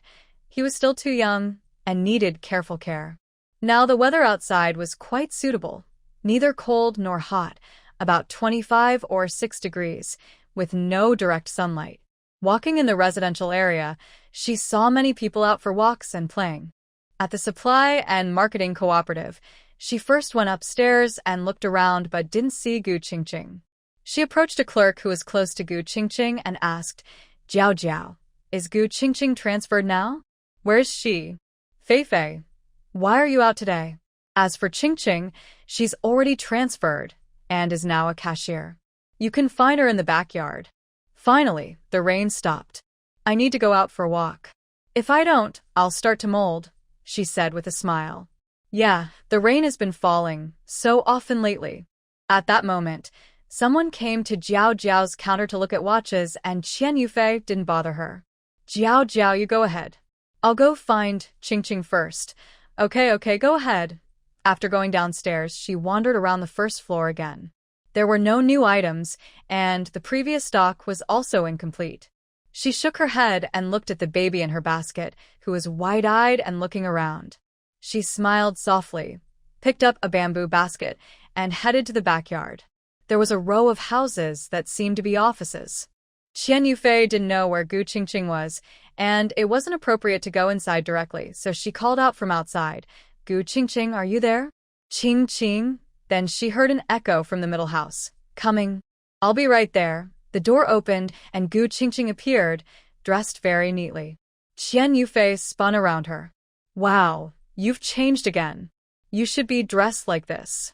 Before, I didn't know what was wrong. Wearing clothes that looked like an ant's." Gu Qingqing scolded with a smile. "Are you trying to say I look like a middle-aged woman? Just say it if you want. The clothes I wore before were for blending in with the crowd, to get closer to people. That was the first step to building trust. So, why did you change back now? Is it because you no longer need to blend in? I'm now a cashier, so I don't need to go out in the field anymore." "Of course, my clothes are back to normal." Hearing this, Qian Yufei asked curiously, "I haven't asked you yet, but you're doing great. Quietly becoming an office worker. No more going out in the sun or wind. How did you manage that? That's really impressive." In that era, people working in offices were seen as superior, and it gave them advantages in finding a partner. Gu Qingqing smiled and pretended not to care, waving her hand. Not really, but she immediately broke into a laugh. "What's so funny? You're so happy," Qian Yufei said, grabbing Gu Qingqing's sleeve. "Come on, tell me. What happened that I don't know?"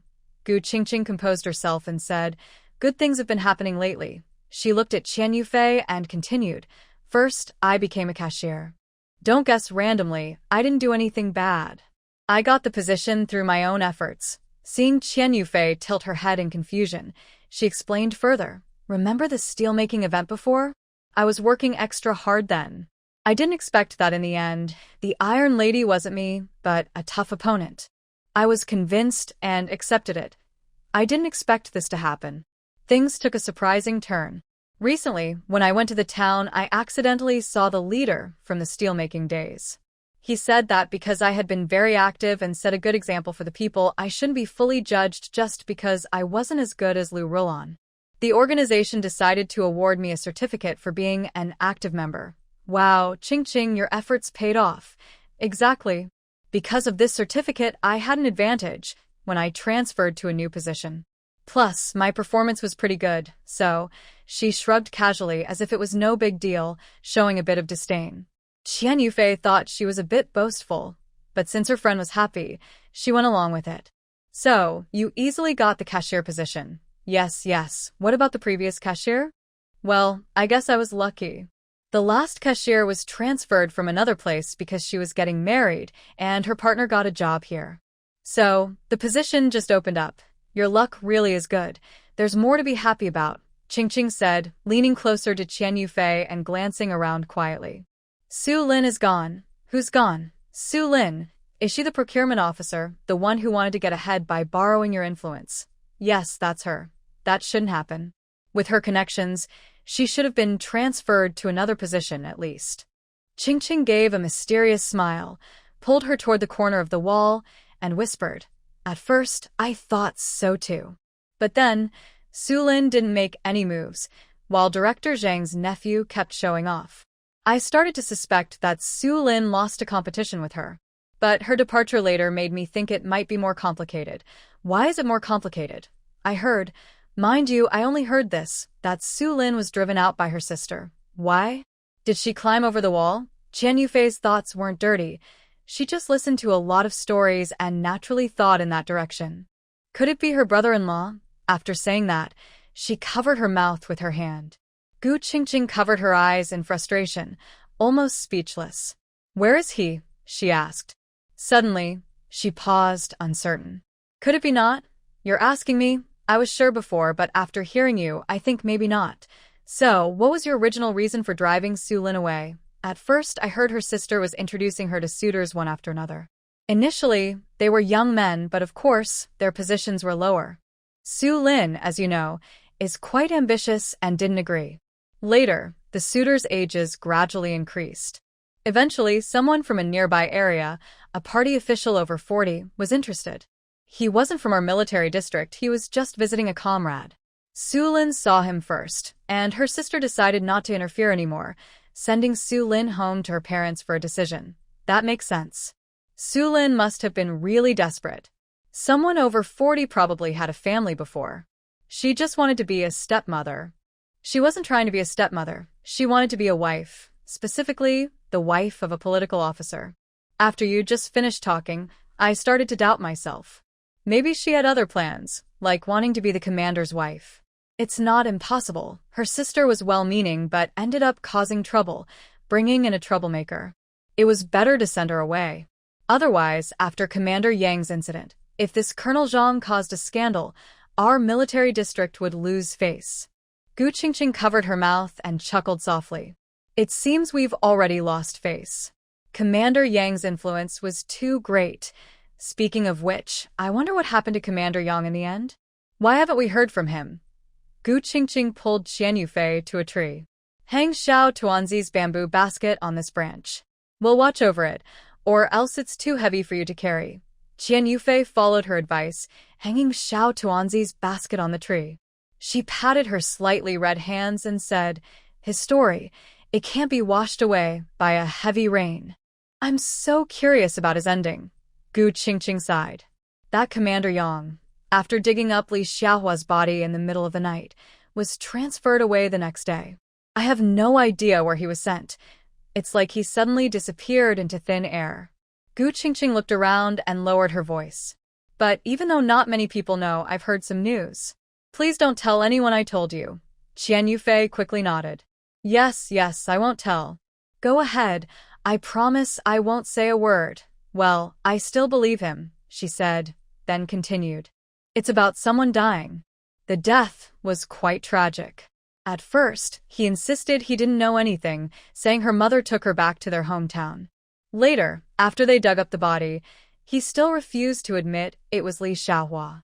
But then Li Xiaohua's family came to identify the body, and they confirmed it was her.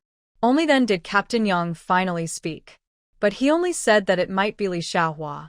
As for how her injuries appeared or how she ended up in the public restroom, he claimed he knew nothing. When asked too many questions, he said he was busy at the time, working early and late. He said everything about Li Xiaohua was taken care of by her mother. Eventually, the organization sent someone to Yang's hometown to question his mother. She might have been scared and talked a lot. Whether it's true or not, she claimed that everything was done by Yang's son and that she had nothing to do with it. She insisted she was innocent. She ran back to her hometown overnight because she was afraid. Qian Yufei shook her head and clapped her hands. Wow. And then, it gets even more interesting. This isn't even the life and death part yet. Mother and son started fighting each other. His mother revealed many secrets, and because of these secrets, the organization completely gave up on Captain Yang. Otherwise, he might have escaped punishment and just gone back to his hometown to be a small official and live out his days. But because of what his mother said, he was sent to the Northwest for reform. Like forced labor. Prison doesn't keep idle people. Everyone has to work on the land. What did his mother say? Well, he has a former wife. Captain Yang didn't care about their relationship or the fact that he raised children and respected his parents. He just left his wife and kids for Li Xiaohua because of a so-called free love. Normally, that wouldn't be a big deal. Lots of people do the same. But from his mother's words, Li Xiaohua wasn't just freely in love. She was someone he forcibly took. It wasn't a mutual choice. Li Xiaohua already has a partner. He keeps interfering, threatening this person and that, using his power to control others. Because Li Xiaohua also lost his dignity, he just accepted his fate and followed him. At first, Li Xiaohua probably thought he was a good match, but he didn't say anything and kept hitting people. This is just a small matter. The real issue is the medicine given to Li Xiaohua.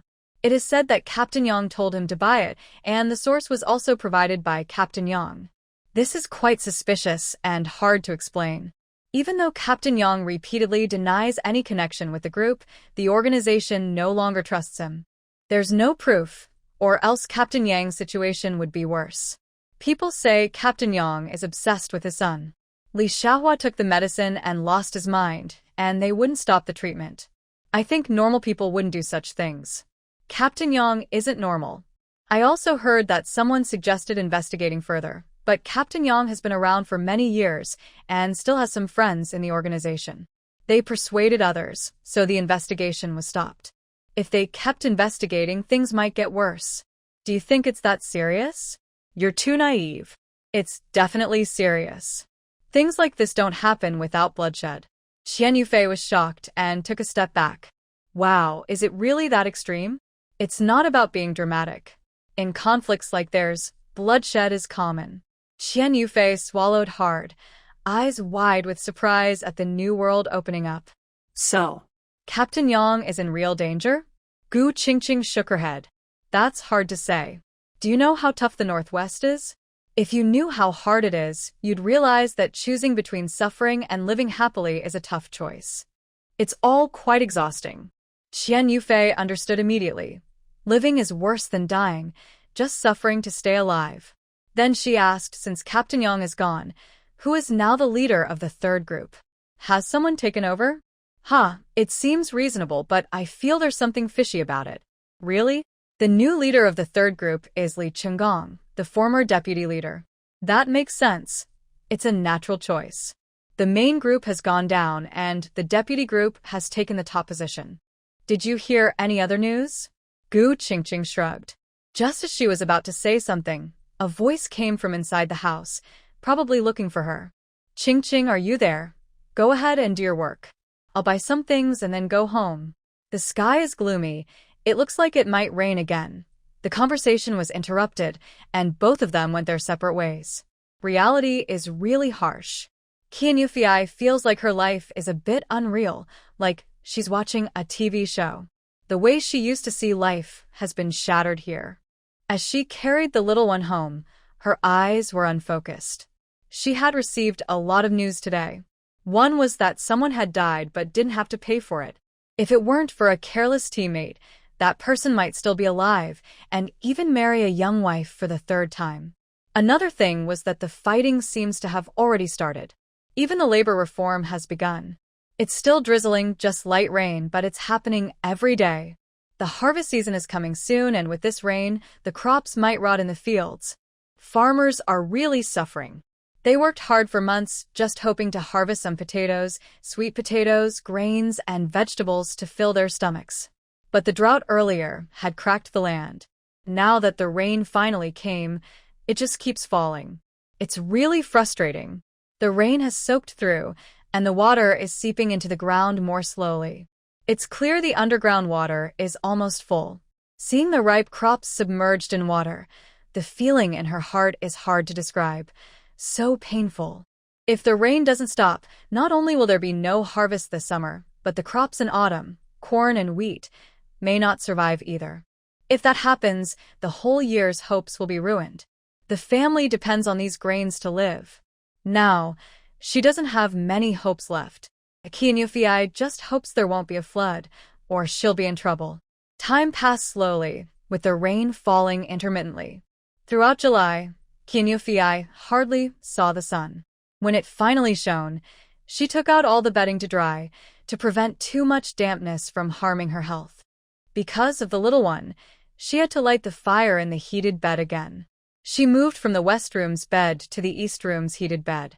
Luckily, we still have some leftover firewood and coal from last winter. Otherwise, with this daily burning, I don't know if it would be enough. Due to long periods of rain, no one can go into the mountain forest anymore. Even if someone does go, the soaked firewood can't be lit. She has mostly been visiting Lin Wan's house this past month. Sometimes Lin Wan comes to her place, but they rarely go anywhere else. The weather is unpredictable, like a child's face, changing suddenly and often. Because of this, they don't dare to go far, afraid of getting caught in the rain. The farthest they go is usually the supply and marketing cooperative.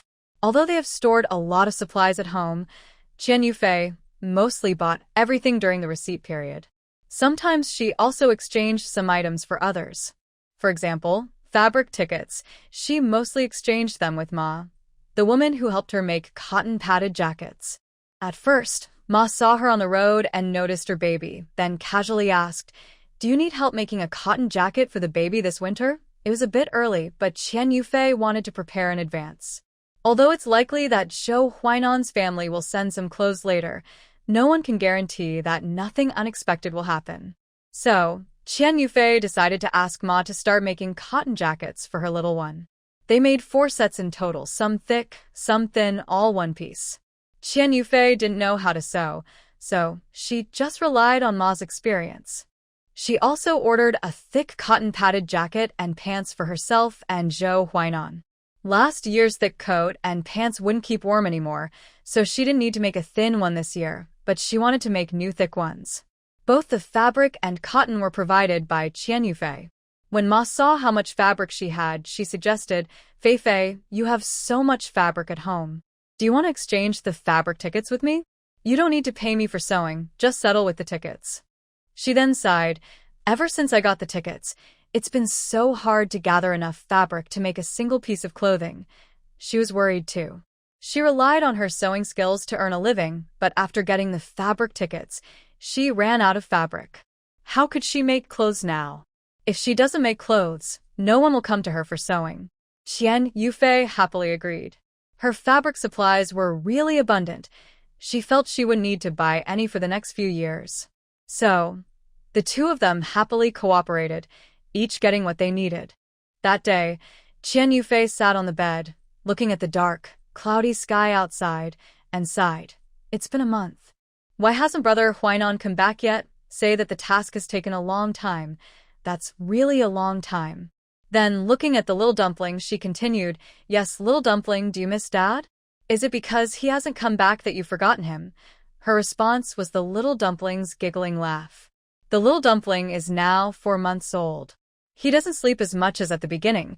He spends more time awake. Qian Yufei has started interacting with him, chatting with him whenever she can, hoping he can understand and respond sooner. Although Zhou Huainan is away on a mission, life with the little dumpling is not boring at all. Finally, on the third day of August, the sun appeared.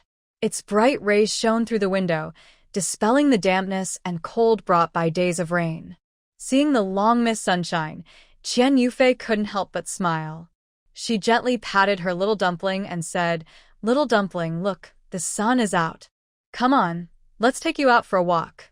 The little dumpling seemed to feel her good mood and responded with babbling sounds.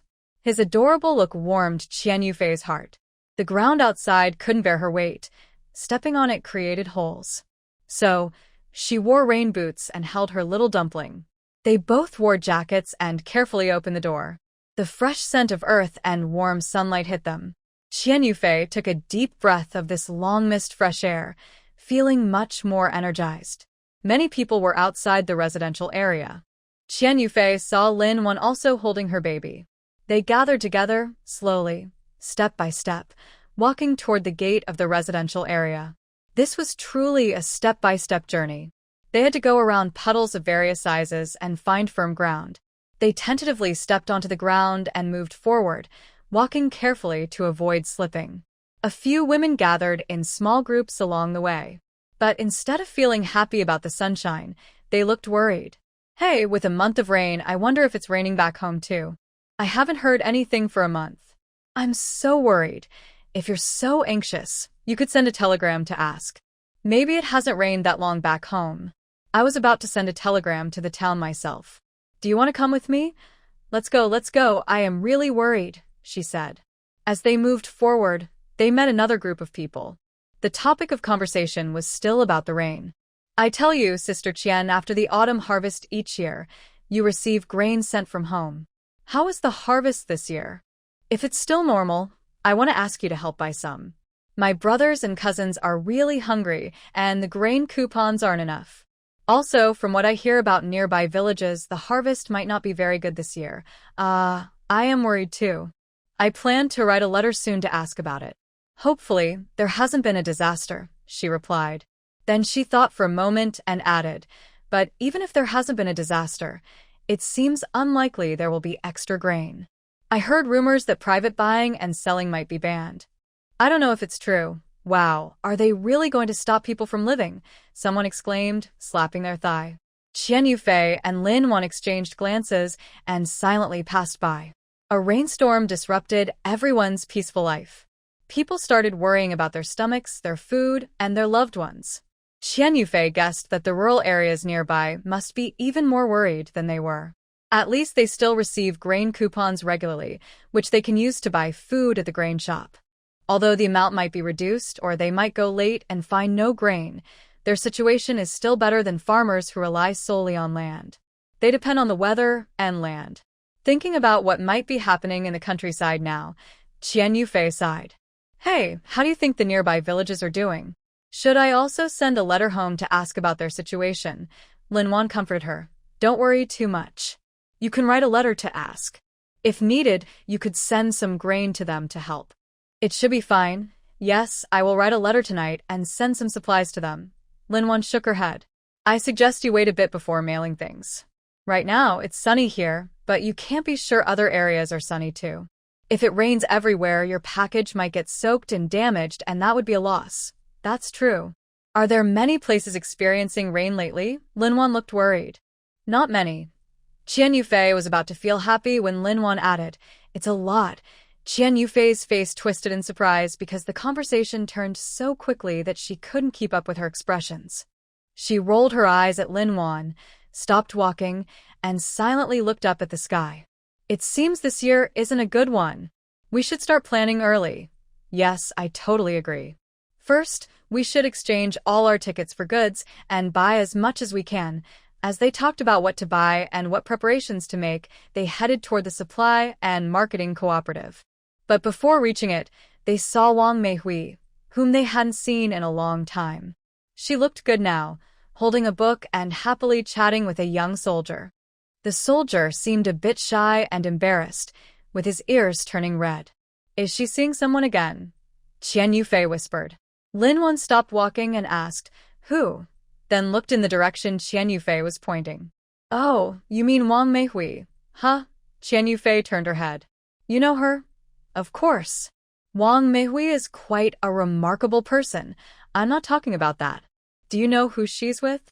Is he her new boyfriend? Back then, there were rumors that the men she was introduced to were all much older. How come now she's with a young guy? You wouldn't know, right? That's why she's such a notable person.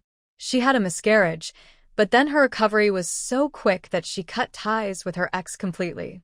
She even got money and a free place to stay. Then she thought she couldn't get pregnant anymore, but surprisingly, many people wanted to be with her. Even though she's a bit older, her status isn't low. Now, our hospital has a lot of important people. Her body was damaged, but it miraculously healed. They say she can get pregnant normally now. So, people are starting to introduce her to young guys. Wow, this is such a powerful female character. So lucky. It's like she's got cheat codes. She's so lucky. Are you jealous? Qian Yufei nodded vigorously. Who wouldn't be jealous? So many times good luck turned things around. Yes, not just you think that. Now, secretly, people are saying Wang Meihui is a lucky person who can turn bad luck into good. Qian Yufei nodded again. It's a bit exaggerated, but the facts are right in front of us. If you don't believe it, there's nothing to argue. Linwan smiled and patted Qian Yufei's shoulder. Isn't that true? Look at her journey. Like heaven is helping her solve problems. Every time she faces a crisis, she finds a clever way to handle it, and she keeps getting better. Qian Yufei's eyes sparkled. Yeah, I envy her. Linwan teased. Why are you jealous? Your life isn't bad now, well off, peaceful, simple. It's more relaxed and comfortable than her ups and downs. Seems so, yeah, of course. Her kind of life is hard for most people to handle. Now, people say she's lucky, but they don't know if it's good or bad for her. What's the bad part? You don't know. Most people introducing her to potential partners are doing it because of her lucky reputation. If she really can turn bad luck into good, that's fine. But if she fails once, what will her future spouse think? Qian Yufei frowned, thinking. Yeah, if she can't help or if her luck doesn't turn around, will people think it was all fake? Maybe even blame her? That's a lot of pressure. Linwan sighed. Exactly. Once that reputation spreads, no matter what she does, people will scrutinize her. If anything goes wrong, they'll say her luck is gone. Qian Yufei tilted her head toward Wang Meihui. That soldier is also after this? Doesn't seem like it. He looks a bit shy. Linwan looked at her like she was silly. Qian Yufei was speechless. What? What's that look for? I'm starting to wonder how your brain is wired. You're pretending. Who doesn't know that soldiers have to adapt well to different environments during missions? If they don't perform well, they could lose their lives. Don't doubt their abilities. Qian Yufei's eyes widened in surprise as her knowledge increased. She seemed to underestimate people of this era a little. Even though she was very careful, her natural sense of superiority made her act somewhat out of place at times. It looks like she needs to remind herself to be more cautious and humble. It's really dangerous here. It's not easy to get by anywhere. Inside, Qian Yufei was starting to feel overwhelmed. On the surface, she only appeared very surprised and then suddenly realized something. See? Her acting skills are getting better and better. Do you think Wang Meihui knows that these people are targeting the child of fortune? Of course she does. Then she probably also knows about the backlash consequences. Linwan was a bit unsure. She should know. She's pretty smart. Besides, if she didn't know, her elders at home probably would. I guess she also knows the worst possible outcome of the backlash, but she still chose to find a partner at this time, using this advantage. Do you think she has some backing, or is she planning to settle things first? Haha, that's a new idea I've heard from you. What do you mean by settle things first? Qian Yufei thought for a moment and explained. Well, no matter what happens later, she's grabbing the best opportunity now. Even if someone says she's not targeting the child of fortune, no matter what happens in the future, she'll still live well. Do you think Wang Meihui believes that? She probably doesn't. She's been through so much. It's hard for her to open her heart easily. Exactly.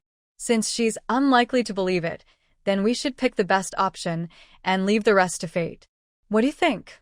Lin Wan's eyes lit up. You're right. I never thought of that. Your perspective really opened my eyes. Qian Yufei felt a bit proud, lifted her chin, and continued walking forward, smiling happily. Of course. Don't underestimate me. Lin Wan patted her forehead. Oh no, your aura is fading. Ha ha ha. The two laughed together. By the time they finished shopping at the supply and marketing cooperative, Wang Meihui and the soldier were nowhere to be seen. The sun was very bright during the next few days, and the sunlight heated the ground. The water evaporated quickly, and within a few days, all the small puddles in the courtyard disappeared. New shoots also sprouted from the soil, making everything seem lively again. Qian Yufei took this time to send 2 letters home. The first asked about the situation there, and also shared what was happening here. The second told them she had sent some supplies, mainly meat and grains, along with some cloth and cotton. The 2 letters were sent 4 days apart. Qian Yufei didn't wait for a reply before sending the supplies. She felt that now she was able to help a little because she was doing well herself. It was her way of showing respect to her original family. She also felt grateful because everyone had been kind to her before. She started to see those people as family. When they were doing well, she felt happy inside. After hanging the quilts to dry at home, Qian Yufei began taking her little group to the big stone pile every day. During this time, she also went to the supply store to visit Gu Qingqing and shared the news about Wang Meihui's current situation. However, Gu Qingqing knew much more than she did. She had more complete and up-to-date information. Gu Qingqing mysteriously told her what she knew. She said, I already knew all of this. The current news is that Wang Meihui has started to make a marriage report with the soldier. What? So soon? We're so fast. They've known each other for about a month, so it's normal to get married. Has it really been that long? I didn't know. Oh, same here. I just found out recently. They didn't contact each other much at first, just met through an introduction. It seems both of them have some feelings for each other. Then, why did they start contacting more later? Why? Of course, it's because of what you told me. 1. She can get pregnant now. 2. She's the legendary lucky girl. Wow, I should have guessed. I thought these things happened first, then they met. I didn't expect they knew each other before. That's why Wu Qiong has a chance. After rumors spread about Wang Meihui, the people she was introduced to all had their own motives.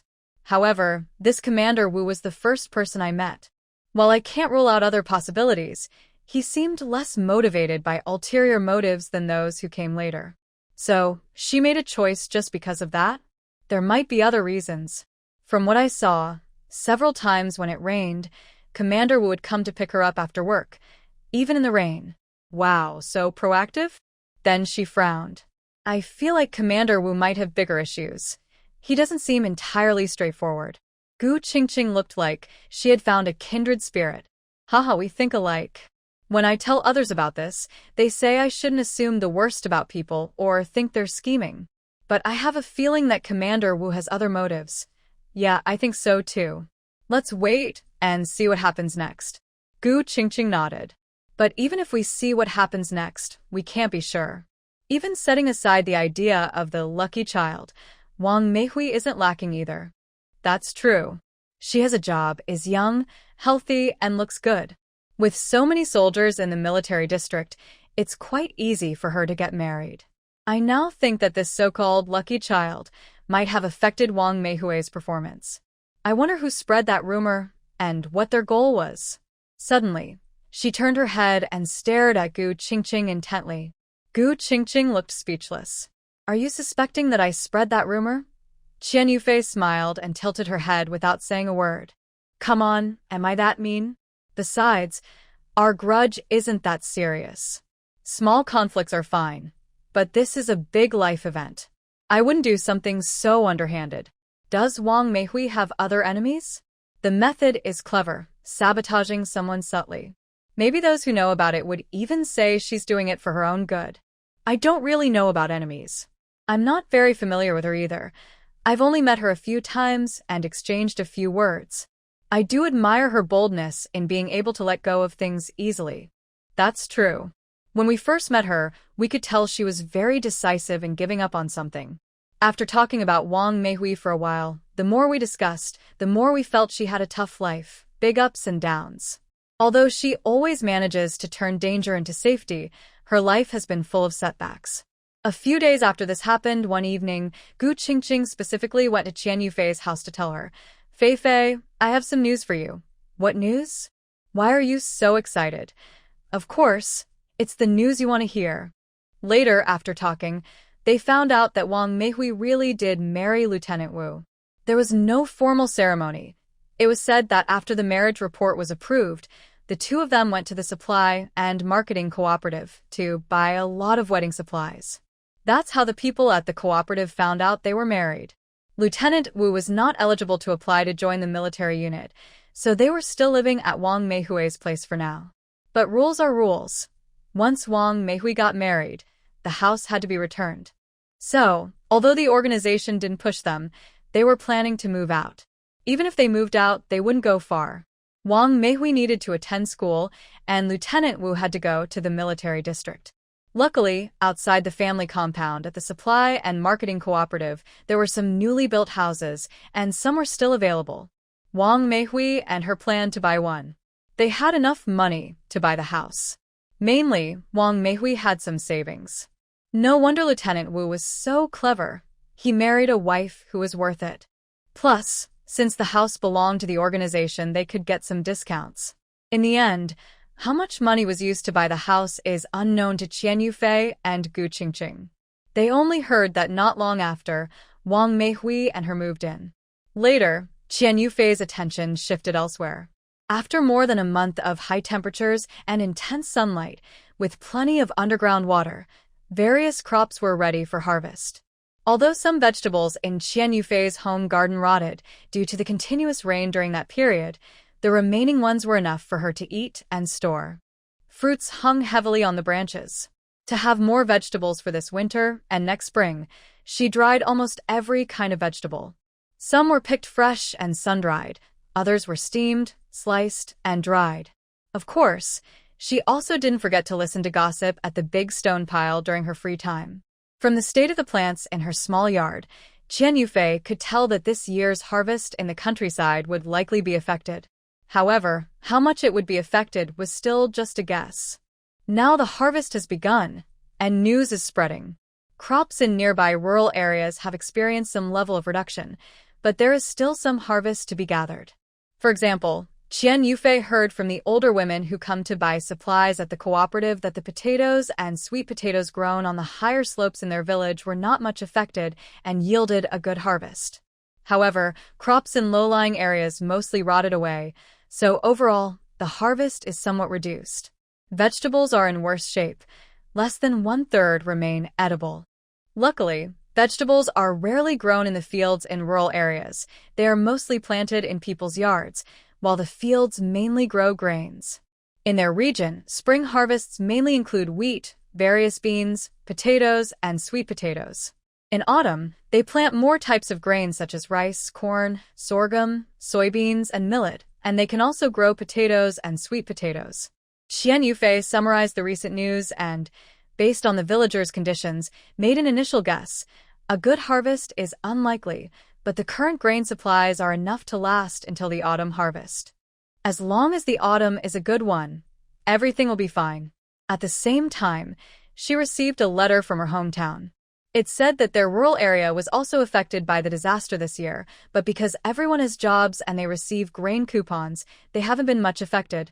She was told not to worry, to take good care of herself, and also to look after little Tuanzi.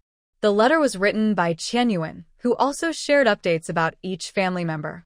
He has graduated and, like his father and brother, started working at a steel factory as a temporary worker.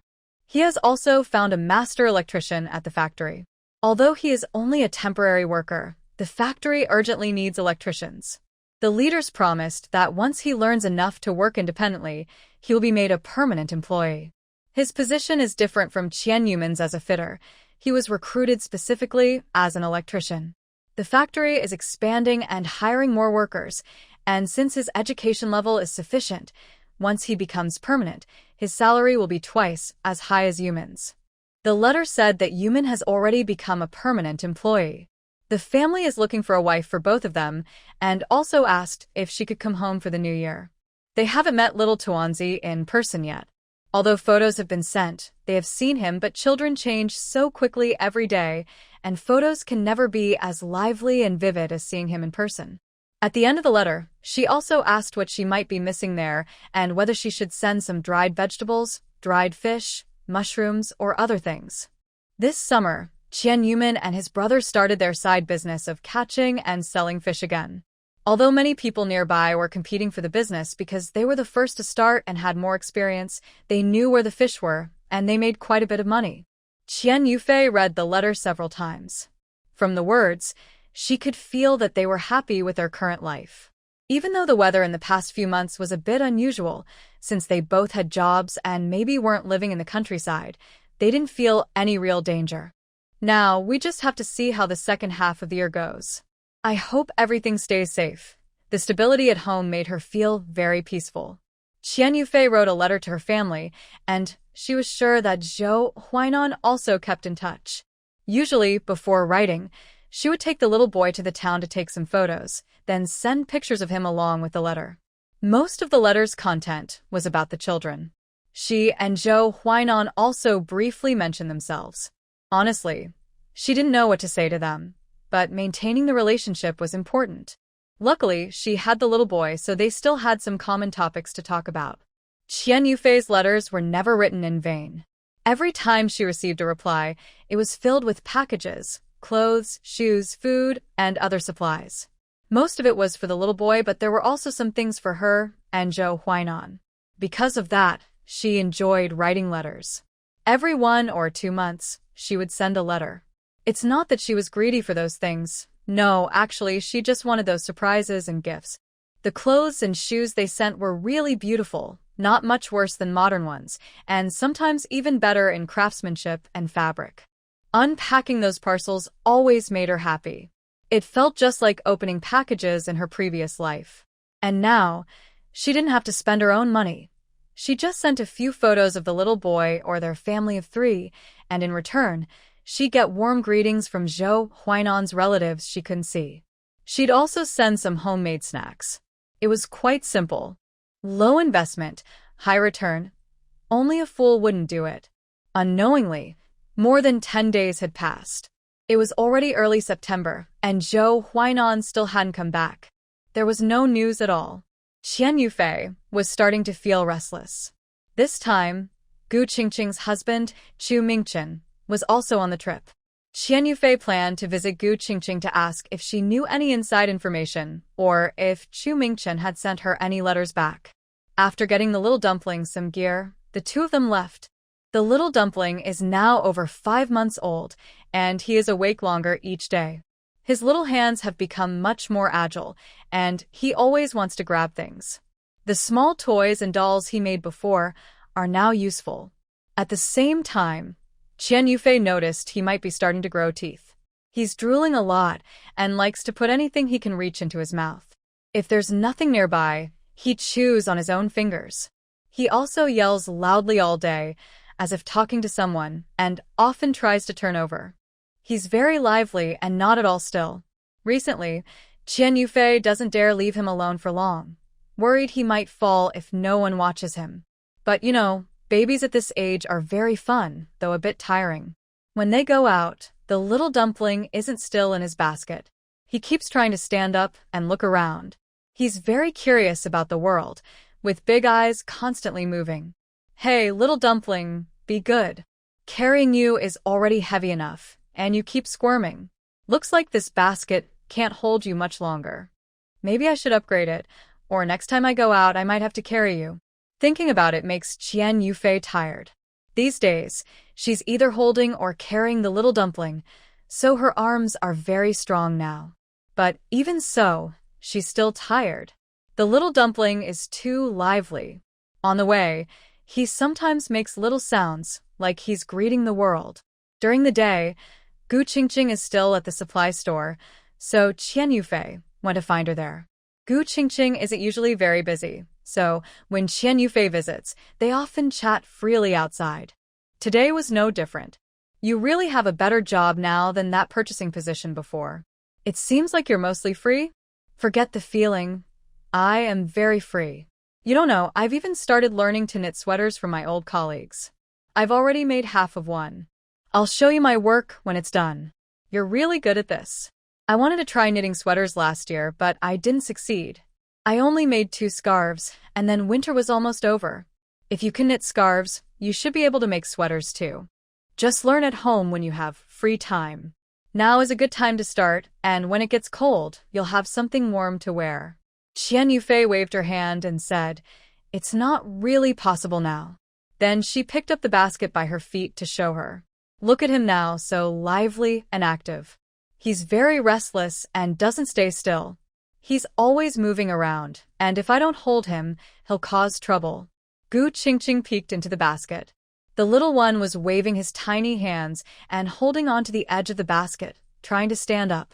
But right now, he could only turn over and couldn't stand yet. If Gu Qingqing didn't hold him, the basket would probably tip over. She smiled and said, "This little guy is really naughty. Even at this age, I can see he's full of energy. But he's really adorable." As she spoke, she reached out to touch the little one's hand. The baby clenched her finger and was about to put it in his mouth. "Oh, are you trying to eat Andy's finger?" "No, that's a bit dirty." She pulled her finger back and handed him a small toy instead. Then she stood up and said to Qian Yufei, "Kids are so fun to watch. Seeing him makes me happy. If you like, you should have one of your own soon so you can take care of it." Gu Qingqing smiled and said, "Yeah, it'll be soon."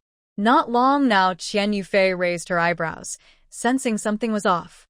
She asked, "Are you also pregnant?" Gu Qingqing nodded.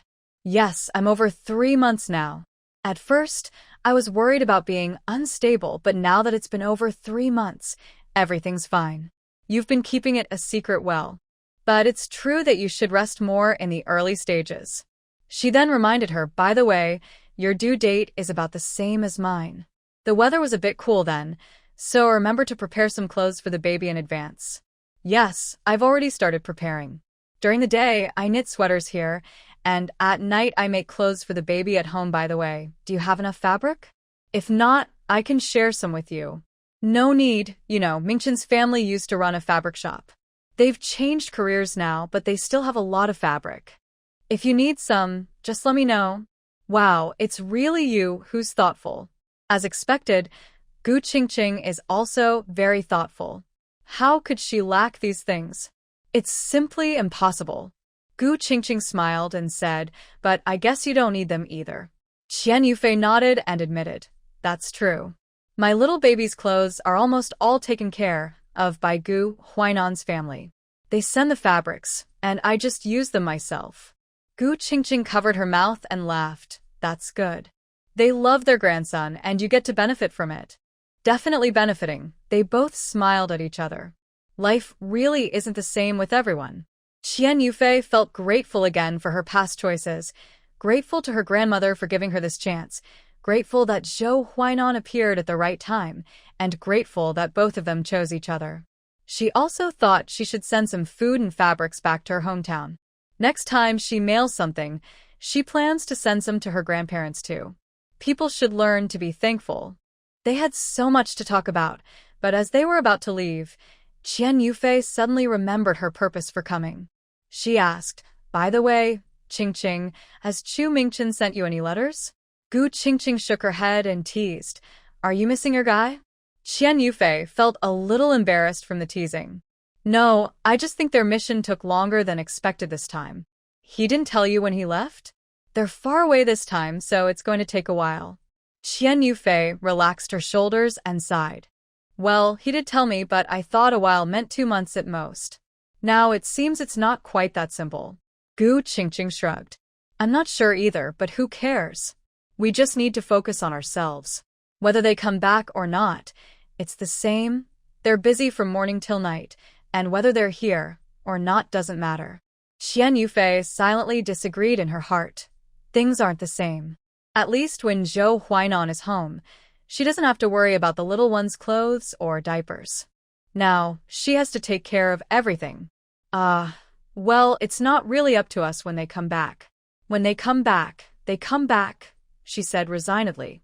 When she was almost home, She ran into the delivery person. Since she often sends letters and packages, Wang Fingshou, the courier, already knew her. "Fifi, you have a letter," he said, stopping his bike in front of her. Qian Yufei was a bit surprised. Why would she receive a letter at this time? She took the letter handed over by Wang Fingshou and saw it was sent from her hometown. She had just replied not long ago, so why was there another letter? Could it be something important? She didn't say much to the delivery guy, Xiao Wang, and just said goodbye to go home. She hurried to see what the letter was about. Qian Yufei hurried home.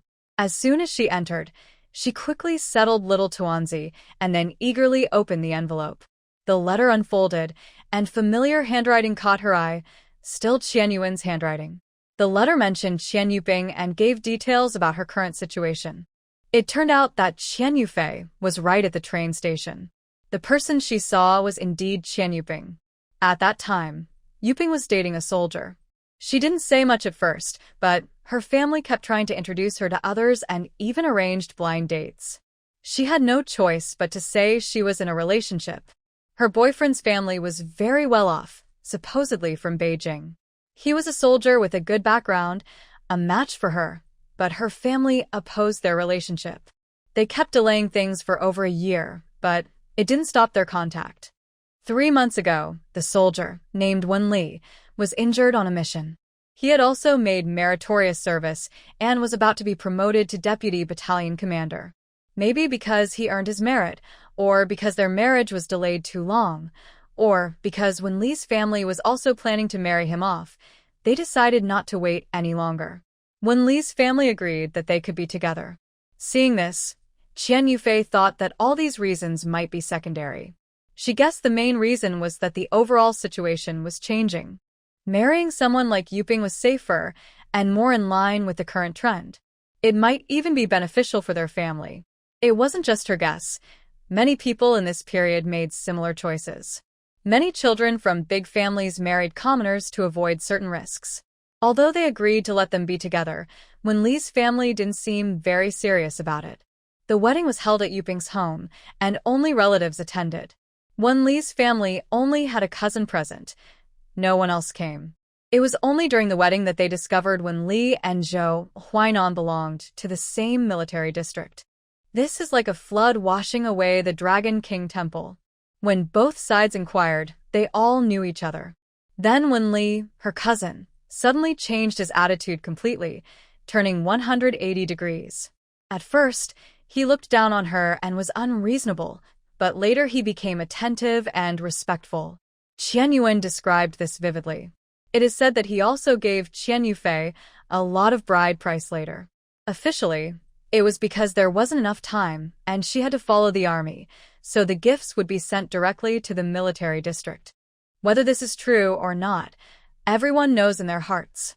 Qian Yuan wrote a long letter on 3 pages, and at the end, he told Qian Yufei that Wen Li had taken Qian Yufeng back to Beijing to see relatives. It probably wouldn't be long before they arrived at the military district. He wanted her to be mentally prepared. As for why Qian Yuan emphasized this, he probably knew that Qian Yufei and Qian Yufeng had some disagreements, especially because of that jade pendant. Not to mention a big fight, everyone could see their discord. After reading the letter, Qian Yufei was stunned. She couldn't describe her feelings at that moment. She really wanted to curse. Is the world really this small? Aren't there other military districts? Why do they have to be together? She was a bit frantic, pulling her hair. Then she looked at the little dumpling with a defeated expression. "Little dumpling, your Anne is coming. I really can't show my face this time. My special ability is also being wasted. They don't even give me a chance." She lay on the bed, trying to think of a way to face Qian Yufeng. Not really a plan, more like how to treat her with a smile. But that's quite difficult. It looks very fake. Everyone knows this, including Wen Li. It's likely that Wen Li has already heard about it. But she probably wouldn't treat her like an enemy. After all, they are relatives and nothing serious has happened, at least from others' point of view. As for how Qian Yufeng sees her, she doesn't know. Maybe she really considers her an enemy, especially since it's about the space. The space. Destroying her space, she did it right in front of Qian Yufeng. If it were her, She would hate that person to death.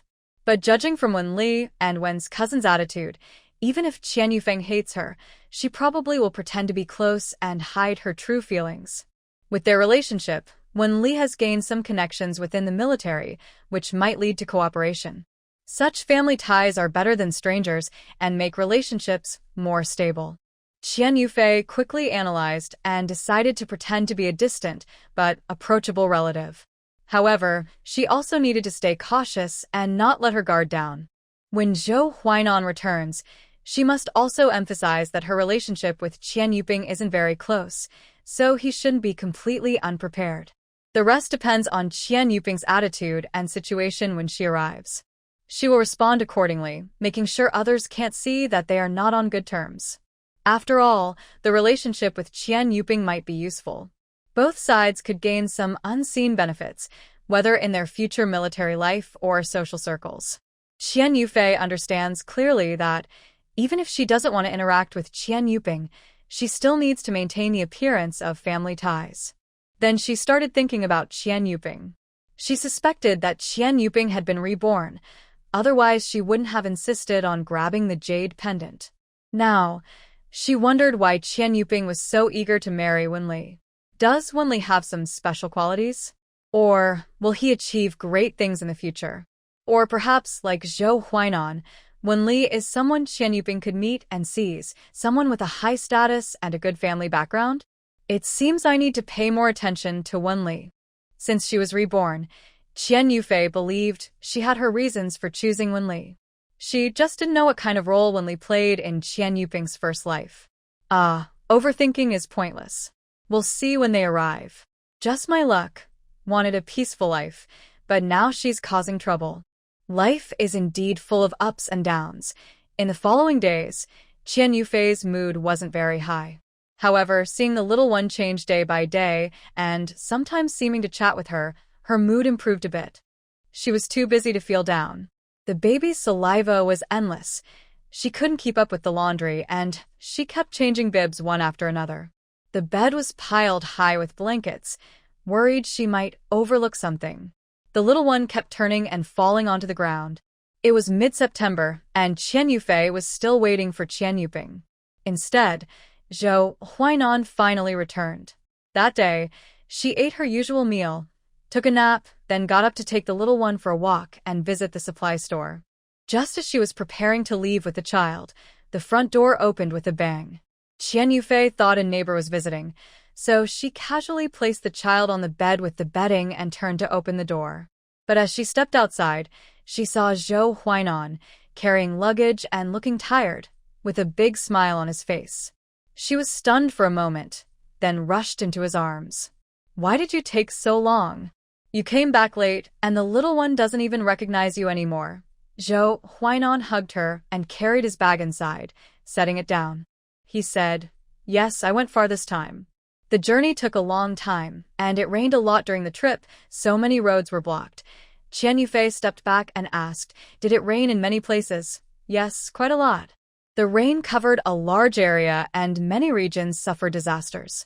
"The harvest this year probably won't be good. I plan to buy more later and store it."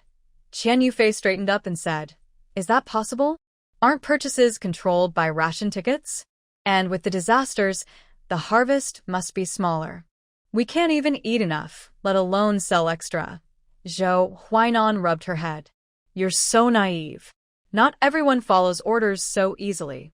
If everyone did, we'd all starve." Well, maybe she was too naive. She pouted and said, "Then you handle it. Try to buy more if you can. I might have some energy left to send things to the post office later. But dear best, it's not very safe on the way, and I can't send too much. Yes, I'll try to buy more." Perhaps the excitement and nervousness had passed, and her nose suddenly picked up a strange smell. She then noticed dirt on Zhou Huainan's clothes, which seemed stiff and dry, likely soaked with sweat and then dried. It must have been a tough journey back. She gently patted the dirt on him and said, "Go check on your son, then take a shower." As they headed toward the bedroom, she asked, "After this mission, will you get some rest?" "Yes, I can stay for 3 days." That way, I can spend time with both of you exploring, and I will look for ways to buy some food." Then Zhou Huainan saw the little dumpling. The little dumpling was lying in bed, eating his little toes. When he saw Zhou Huainan come in, he immediately grinned and waved his little hands as if wanting a hug. Zhou Huainan quickly took off his coat and walked over, scooping his son into his arms. The little dumpling giggled happily in his father's embrace, still trying to tug at his hair. The little dumpling didn't dislike his dad at all. It's not clear if he wasn't used to strangers or if he still remembered that Zhou Huainan was his father and hadn't forgotten him. Qian Yufei stood nearby, watching this warm scene with a happy smile. "Wow, little dumpling, you haven't forgotten your dad, and you're so close to him." His response was the giggling of the little dumpling and Zhou Huainan's proud chuckle. "My son would never forget me." The father and son shared a tender moment until the little dumpling kept looking toward the door, and their interaction ended. Qian Yufei knew he was about to be taken out. So she said to Zhou Huainan, "Take your clean clothes and go to the bathhouse for a shower. I'll take the little dumpling for a walk outside." She pointed to the basket nearby. "We're all ready, just waiting for you to leave. The little dumpling still wants to go out, and if we don't go today, he'll keep bothering you all night. All right, give me a moment. We'll go together." Zhou Huainan quickly found his change of clothes in the wardrobe, grabbed a towel, a washcloth, and soap, then turned to Qian Yufei and said, "Okay, let's go. Don't make the little dumpling wait too long." Qian Yufei nodded with a smile, then took the clothes from him and handed him the basket with the little dumpling inside. "Here, hold him for a bit. He's pretty heavy now." The little guy was happy about being carried around. He waved his little hands excitedly and babbled in a language no one understood. The three of them left the house. Zhou Huainan occasionally swung the basket high, making the little dumpling laugh even more. People passing by looked at them and smiled. Indeed, men and women have different ways of taking care of children. It's best to let the little dumpling spend more time with his dad. After playing with little dumpling for a while, Zhou Huainan said, "It has indeed gotten heavier. I'll ask my dad later. We have a baby stroller at home. If we have one, I'll ask him to send it over. If not, I'll find a way to make one. You can still carry him now, but soon he'll be able to turn over and crawl, and this basket won't be big enough for him." Qian Yufei nodded quickly. "Yes, I feel it's getting a bit hard now. He keeps squirming in the basket and isn't very obedient anymore." When they reached the fork in the road, they parted ways. Qian Yufei took little dumpling to the gate of the residential compound, while Zhou Huainan went to the bathhouse. Before parting, Qian Yufei said, "When you finish your bath, come to the main gate and pick us up."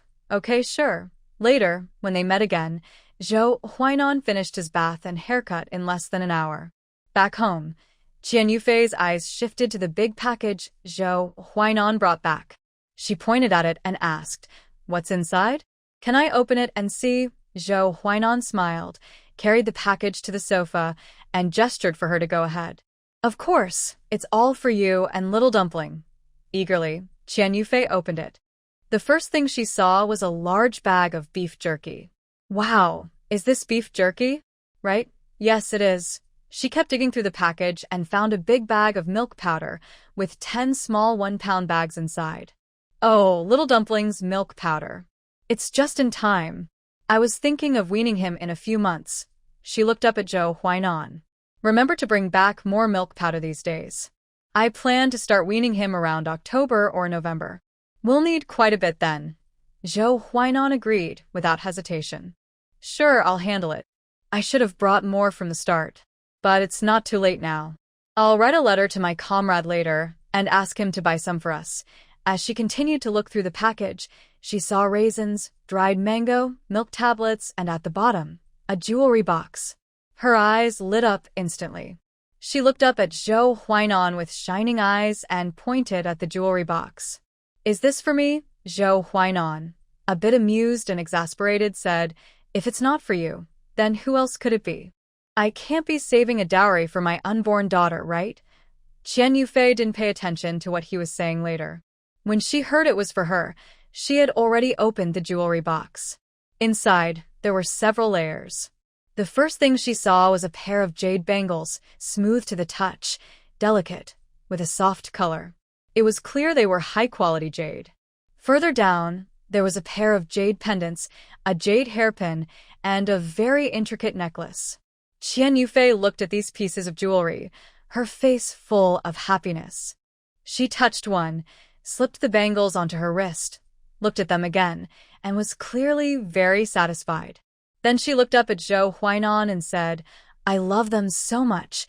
Seeing how much she loved the jewelry, Zhou Huainan's lips curved into a gentle smile. His eyes were full of affection. "I'm glad you like them. These are top-quality white jade, not easy to find." It was just good luck this time. Qian Yufei's eyes turned into crescent moons with happiness. She leaned close to Zhou Huainan and quickly kissed his cheek. "Hee, that's so nice." Then she continued admiring the jewelry, as if she could never get enough. Zhou Huainan didn't stay home long. After spending a little time with Qian Yufei and her mother, he left. He needed to contact someone to buy grain and also write a letter to a comrade to ask for help buying baby formula. These were important tasks. Qian Yufei didn't care much about the process. As long as Zhou Huainan went to work, the grain they needed would arrive gradually. Soon after, they would also get firewood, coal, and various vegetables needed for winter. Seeing the bags of cornmeal, rice, and beans piled up at home, Qian Yufei felt relieved inside. It was best to have someone worry about these things, so she wouldn't have to fret over food or take risky chances. Starting in October, Qian Yufei began making baby food for the little one. Since he was still small, she mainly fed him soft or semi-soft foods like rice soup, rice porridge, fruit puree, and vegetable mash. The little one was very curious about new foods.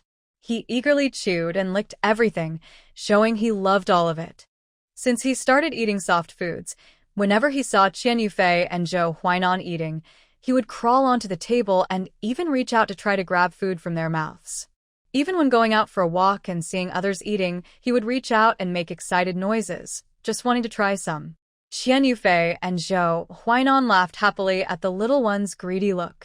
Sometimes, Qian Yufei would deliberately wave food in front of him, but not let him eat.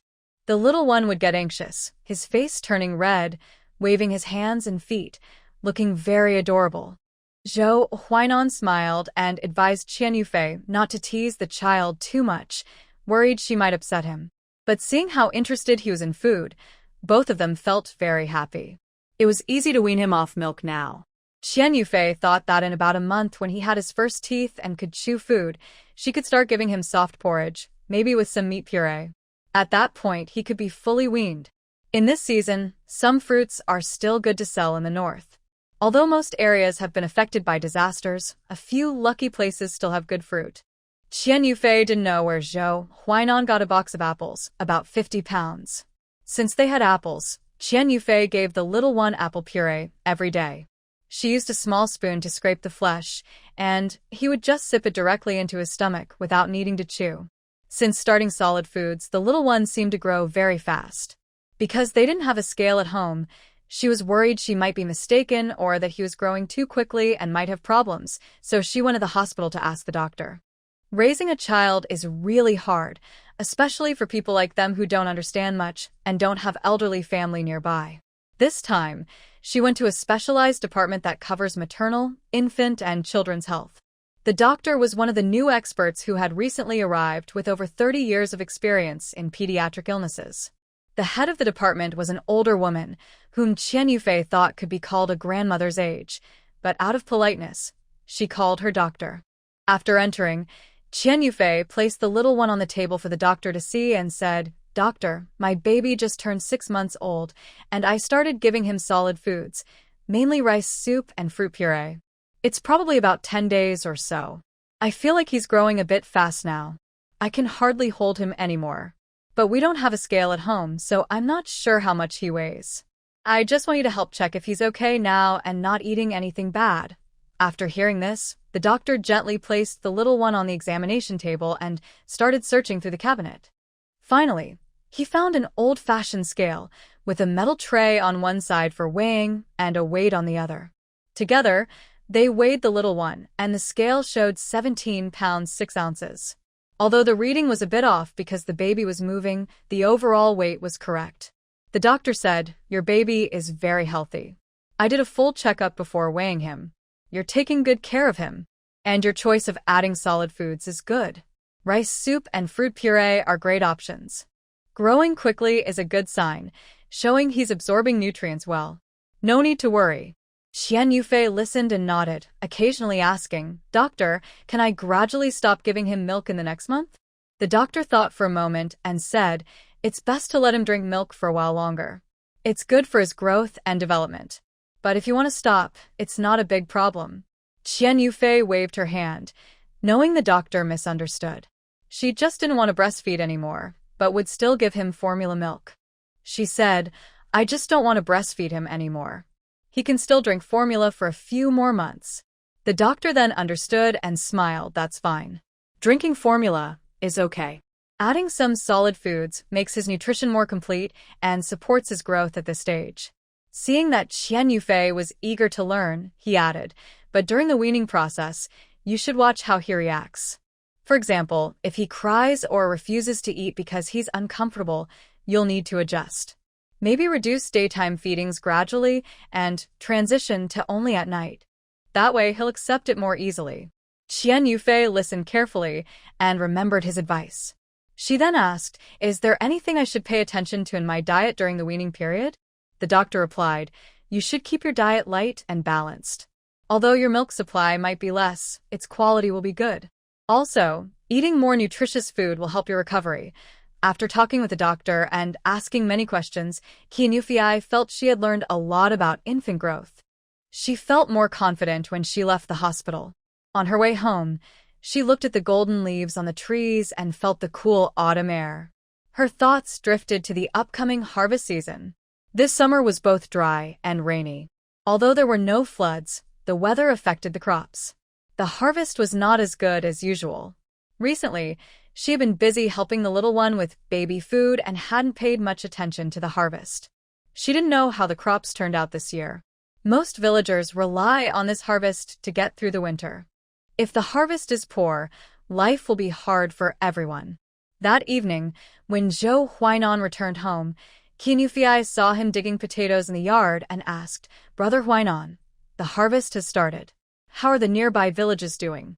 Zhou Huainan straightened up, wiped sweat from his forehead, and said, "A few days ago, I passed by the nearby villages and looked around. Things don't look very good. We'll know more once all the grain is collected." He took a deep breath and added, "This year's weather has been very strange. The crops didn't grow well. Many are shriveled. Some fields were flooded during the rain, and a lot of crops rotted in the ground." Hearing this, Qian Yufei felt worried and frowned. She asked, "So, it looks like we might have a shortage of food this winter?" Zhou Huainan sighed and shook his head. "It's hard to say. We'll see after some time." He then tried to reassure her, "Don't worry. Our family's grain supply is enough to last until next year's harvest. We have enough stored at home. Plus, you can buy more grain with your food coupons each month. Our family definitely won't run out of food. If your parents don't have enough, you can send some back home." Qian Yufei felt a little more at ease after hearing Zhou Huainan speak, but her worries still lingered on her face. She softly said, "Our family isn't short of food, but what about the villagers? They don't have as much stored. Recently, I wanted to visit Bai Ling's house, but I thought she might be busy, and if the harvest is poor, she probably wouldn't want to talk to me." Zhou Huainan listened and comforted her. "Don't worry, things shouldn't be that bad. If we run out of food here, each village can apply to buy back some supplies. They can be moved from other areas." Hearing this, Qian Yufei silently thought, "You don't know. This year's natural disasters are nationwide. Getting back supplies isn't easy. Even if this year passes, what about next year? Or the year after?" She kept her doubts inside, but outwardly she said, "Yes, let's wait until after the harvest to see how things go." Then she remembered she wanted Zhou Huainan to help find a stone mill. She wanted to grind rice into flour for the little dumpling and also make soy milk. Although it might be complicated and troublesome, she didn't necessarily have to do it herself, but having the tools was important. What if one day she suddenly felt like making some? Thinking this, she moved closer to Zhou Huainan and smiled. Brother Huainan, I have a small request. She gestured with her little finger. Zhou Huainan looked at her playful expression and smiled indulgently. Tell me, as long as I can do it, I will. Qian Yufei's eyes sparkled. I want you to find a stone mill and bring it home. That way, when I want, I can grind some rice flour for the little dumpling or make soy milk.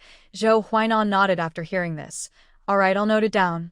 I'll ask around the nearby villages or see if anyone has a stone mill.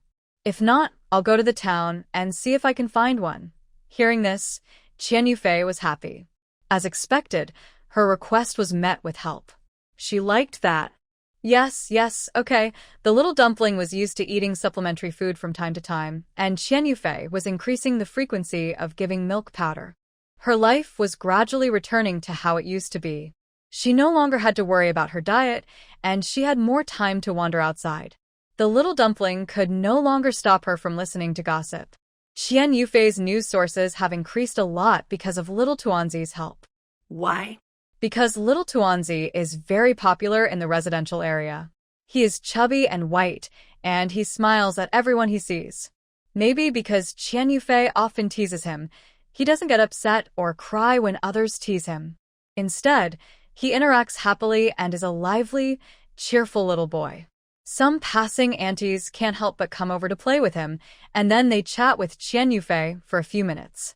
Through these chats, Qian Yufei learns many gossip stories she had never heard before. For example, the cultural troupe will visit soon for a performance, or that Li Qinggong, who took over as the third troupe leader after Yang's departure, might be transferred away. She loves these gossip stories. Even if she would find out eventually, knowing early feels different from learning later. Watching everything unfold is like watching an exciting show. If you follow the story from the start and participate all along, the feeling of immersion and anticipation is completely different. Qian Yufei enjoys the fun of knowing the gossip early, as if she is a collector and sharer of secrets. If she only heard the results after everything was settled, the fun would be much less. At that time, she would just think, oh, I see. Besides gossip, she mostly hears about everyone's worries. The harvest season is more than halfway over, and the initial estimates of the grain yield are coming in. The results are quite disappointing. According to insiders, this year's harvest is at least 30% less than previous years, and some villages might have even less. Everyone looks worried now. She also heard that after each village committee reports the situation, the higher authorities are considering lowering the quota for grain contributions. If they follow the old standards, all the people in nearby villages might not have enough to eat this year. Did you hear that the village committees of Lijiagu, Niuhego, Yeshitan, and Shishan village went to the town? Why did they go? To apply for less grain to contribute. This is their own harvest. If they can't eat it all, they have to give it away. How can they argue about that? Don't go around telling others this. If they don't contribute grain, where will your grain come from? That's true, but it depends on the situation and how to handle it. You don't know that Elm Tree Village gradually walked away and Qian Yufei couldn't hear clearly anymore. But from the snippets she heard, she knew that this year's situation was really bad.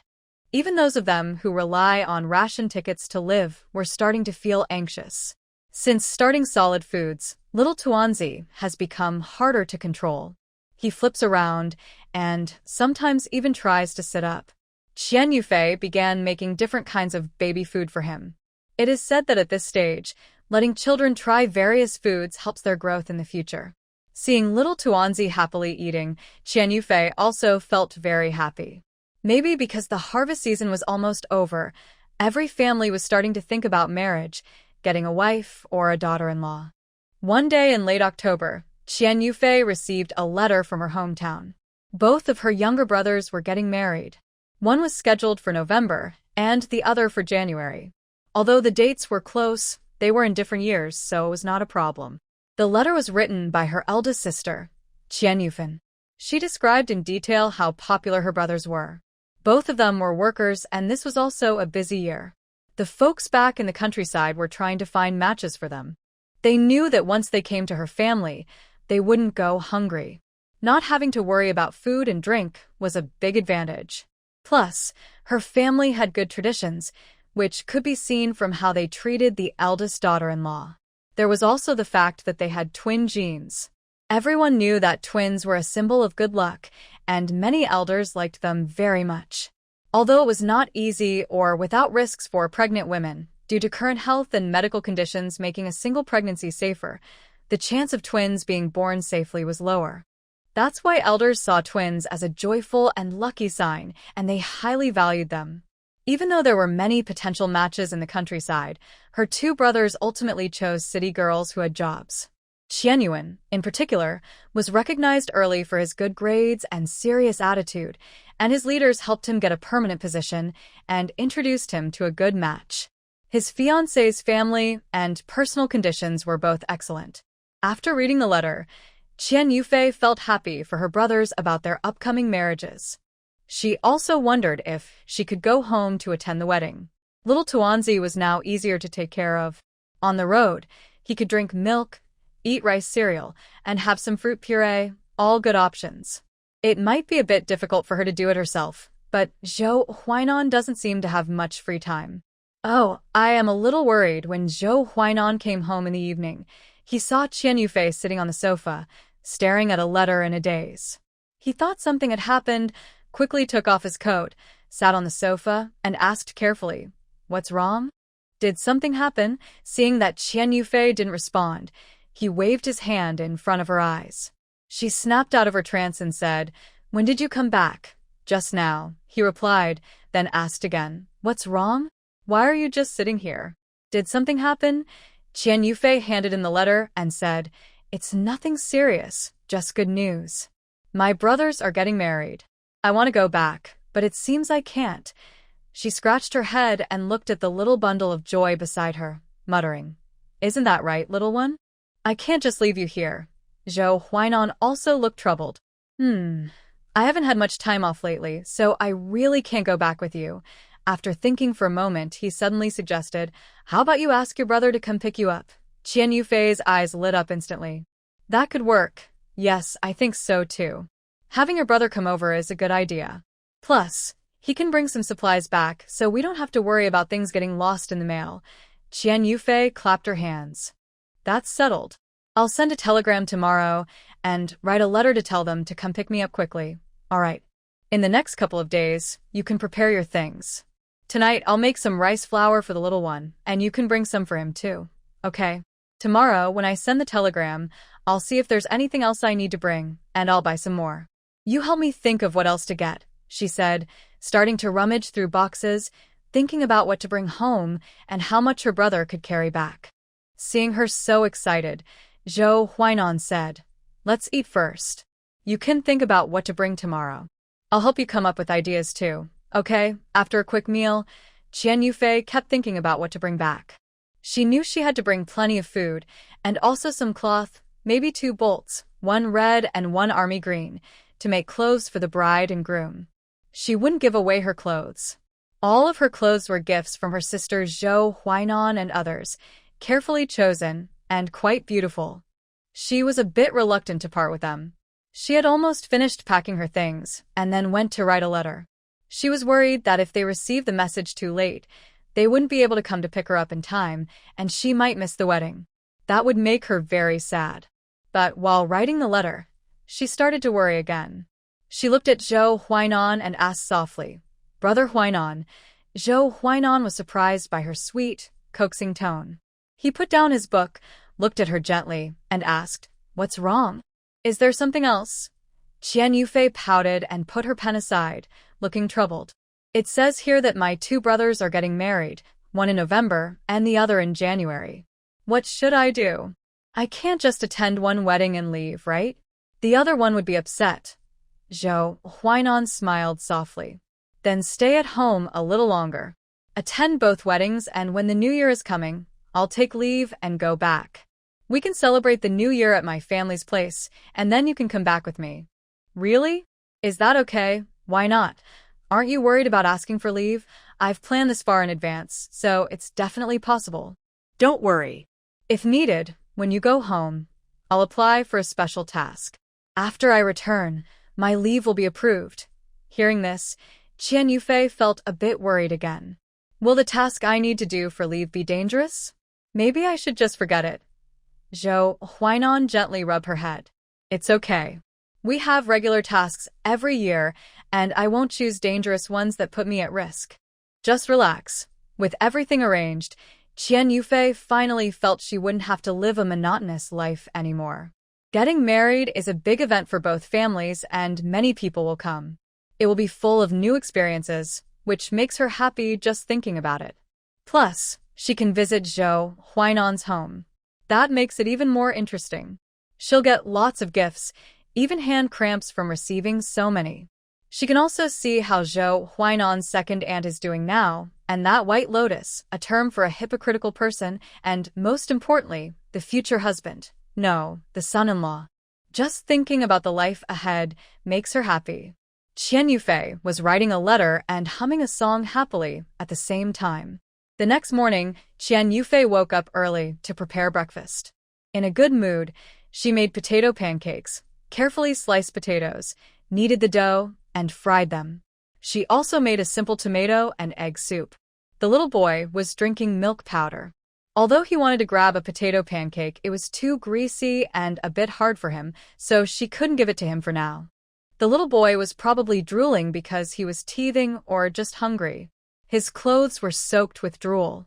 After breakfast, just as Zhou Huainan left, Qian Yufei quickly prepared some supplies for the little boy. Then, they headed to the town. First, she sent out a letter, then sent a telegram. The telegram cost 7 cents per word, totaling about $1. Next, she waited for a reply. She even wrote a detailed message, asking if 2 people could come to help, but if not, 1 person would do. She had to bring enough food. She planned to bring enough for the months she would stay at her home, and also for her family. The food stamps she used were only valid locally, so once she arrived home, they wouldn't work anymore. Therefore, she decided to bring extra food. There were some national food stamps, issued by Zhou Huainan during his missions. She also planned to bring some fabric and 2 coats, meant for her parents. She was reluctant to give away her clothes, but she was willing to give her parents some. She had many clothes, but there were a few she didn't like very much. Then, Qian Yufei went to the Supply and Marketing Cooperative building. She looked around but felt there was nothing she needed to buy. She couldn't carry several basins and a thermos bottle all the way back. Many shelves related to food were already empty. In the end, Qian Yufei bought nothing and returned home with the little boy. She planned to pack her things and go, but her home still had plenty of supplies. She only needed to organize a little to pack what she could carry. She wasn't sure how many people her hometown would send or the exact date her brother's wedding was in November. She didn't know if her letter would arrive in time for them to pick her up. So, while packing, she first prepared a small bag for 1 person. If 2 people came, she could quickly pack a little more to be ready. Previously, Zhou Huainan brought back some beef jerky, raisins, dried mango, and milk tablets from a mission. She packed some of each because these items last a long time. When she returns after the new year, she still wants to eat them. Once at home, she will probably eat only a little, as her mother is likely to lock the rest away, and guests might be served some when they visit. Xiao Tuanzi's rice noodles took Zhou Huainan 2 days to prepare, making 10 pounds. Xiao Tuanzi probably can't finish it all by himself, so she mainly feeds him milk powder. The extra can be given to her older brother's son, who is also a little boy. When her family divided their belongings, they agreed to share the inheritance with the firstborn boy of each generation. This led everyone to try to have a boy first, but in the end, her brother received the money. She was happy when she received the letter about her brother, even though her sister-in-law is a bit gossipy and not very hardworking. Still, she was very helpful at a critical moment, giving birth to the next generation of their family's eldest grandson. When it came to bringing milk powder, Qian Yufei wasn't sure how much to bring because Xiao Tuanzi's appetite was growing every day, and it was different now compared to a week ago. She couldn't just let Tuanzi go hungry at home, so she decided to bring more milk powder. However, Zhou Huainan stopped her, saying, "You don't need to bring so much. Just pack 10 bags. 10 pounds should last until I get to my house. If it's not enough, send me a telegram, and I'll ask my sister to send some to you." Isn't that troublesome? I'll bother my sister. No problem, it's not a bother. Bringing too much milk powder would be more troublesome. Qian Yufei thought about it and agreed. If she brought too much, and a relative's child needed a bag of milk, she would give it. But too much might look suspicious, and she didn't want to seem too showy. Another big part of her luggage was Xiao Tuanzi's clothes. The little guy has lots of clothes at home and keeps changing them because his father washes them often. Now, he calls for help when he needs to go to the bathroom, and he wets the bed less often, which also reduces Zhou Huainan's workload. But it's November now, winter, and all the clothes are thick and take up a lot of space. At least 2 thick padded jackets and 4 thin ones should be packed. The thin ones can be worn inside and the thick ones outside. Qian Yufei was worried about him getting wet and drying slowly, so she decided to bring extra clothes. Additionally, regarding the clothes inside, that's easy to handle. Bringing more is fine, as they are all lightweight. There are also hats, gloves, shoes, diaper rings, bibs, small blankets, and his own special water bottle. The water bottle was sent from Zhou Huainan's family. It's a military-style bottle with excellent insulation. In the end, they packed everything into a large bag. Seeing the child's belongings, Qian Yufei sighed a little. Little one, why do you have so many things? She looked up at the sky in frustration. It seems I need to reduce my belongings or I won't be able to carry everything. I still have a lot of food to bring. I really hope 2 people are coming, or else the food I bring back will disappoint them. Zhou Huainan watched her pack, but he didn't say anything. All the items are necessary. Although her sister could mail some things, it wouldn't be as complete as what she carries herself. And mailing also takes time. These items should be easy for them to carry. You only need to bring a few clothes for yourself. I will ask my sister to buy a few more sets and mail them to your home. When the time comes, just hold the child and let your brother or younger brother carry the rest. I will see you off at the train station. When you arrive, someone from your family should pick you up. Bring more just in case. Yes, that's settled. She busily packed her things, eager to go home as soon as possible. Her brother also received her telegram at home. She sent it to her eldest brother, Qian Yuhua, because both younger brothers are getting married. She didn't know who would marry first or if they had time, so she sent it directly to her brother. She initially wanted to send it to her father, but after thinking, she decided it was more convenient to send it to her brother, to avoid her father passing the message along. The telegram to Yuhua read, 2 people coming to pick up the child for the wedding. Originally, she wanted to mention the food, but she thought a telegram was too public, so she wrote it in a letter instead. Qian Yuhua showed everyone the telegram and said, "My sister sent a message. She plans to bring little Tuanzi back, and since she has a lot of things, she wants 2 of us to go and pick her up." Hearing this, Zhang Yulan immediately objected. She's really something. The family is busy, and she's causing trouble. She's working, so who can go to pick her up? And she wants 2 people to go. Father Qian Difu coughed to stop her, saying, "Did you see if she said she has many things? If it's just her and the child's belongings, she wouldn't say she has a lot." Mother asked, "What do you mean?" At this moment, Qian Yuan interrupted, "My sister wrote before that she would send some grain to us later. This year, the harvest isn't good everywhere. I think she wants someone to help bring it back. She's busy taking care of the child and managing things is too much for her." Father Qian Difu put down his pipe and asked, "Did you tell her that our harvest isn't good?" "Yes, I did. She said that during summer, there was drought first, then heavy rain, so the grain was short. Recently, she mentioned that their grain production was reduced by 1/3.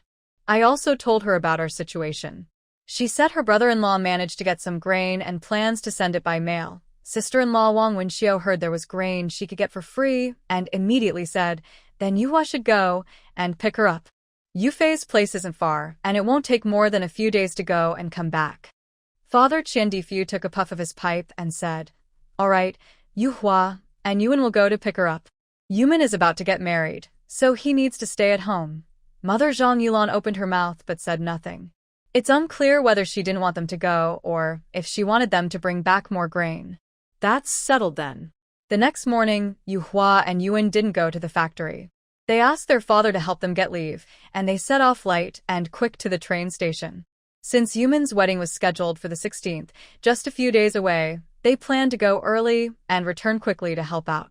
After buying tickets and knowing the arrival time, they sent a telegram, but this time it was sent to Zhou Huainan, who was easier to reach for receiving messages.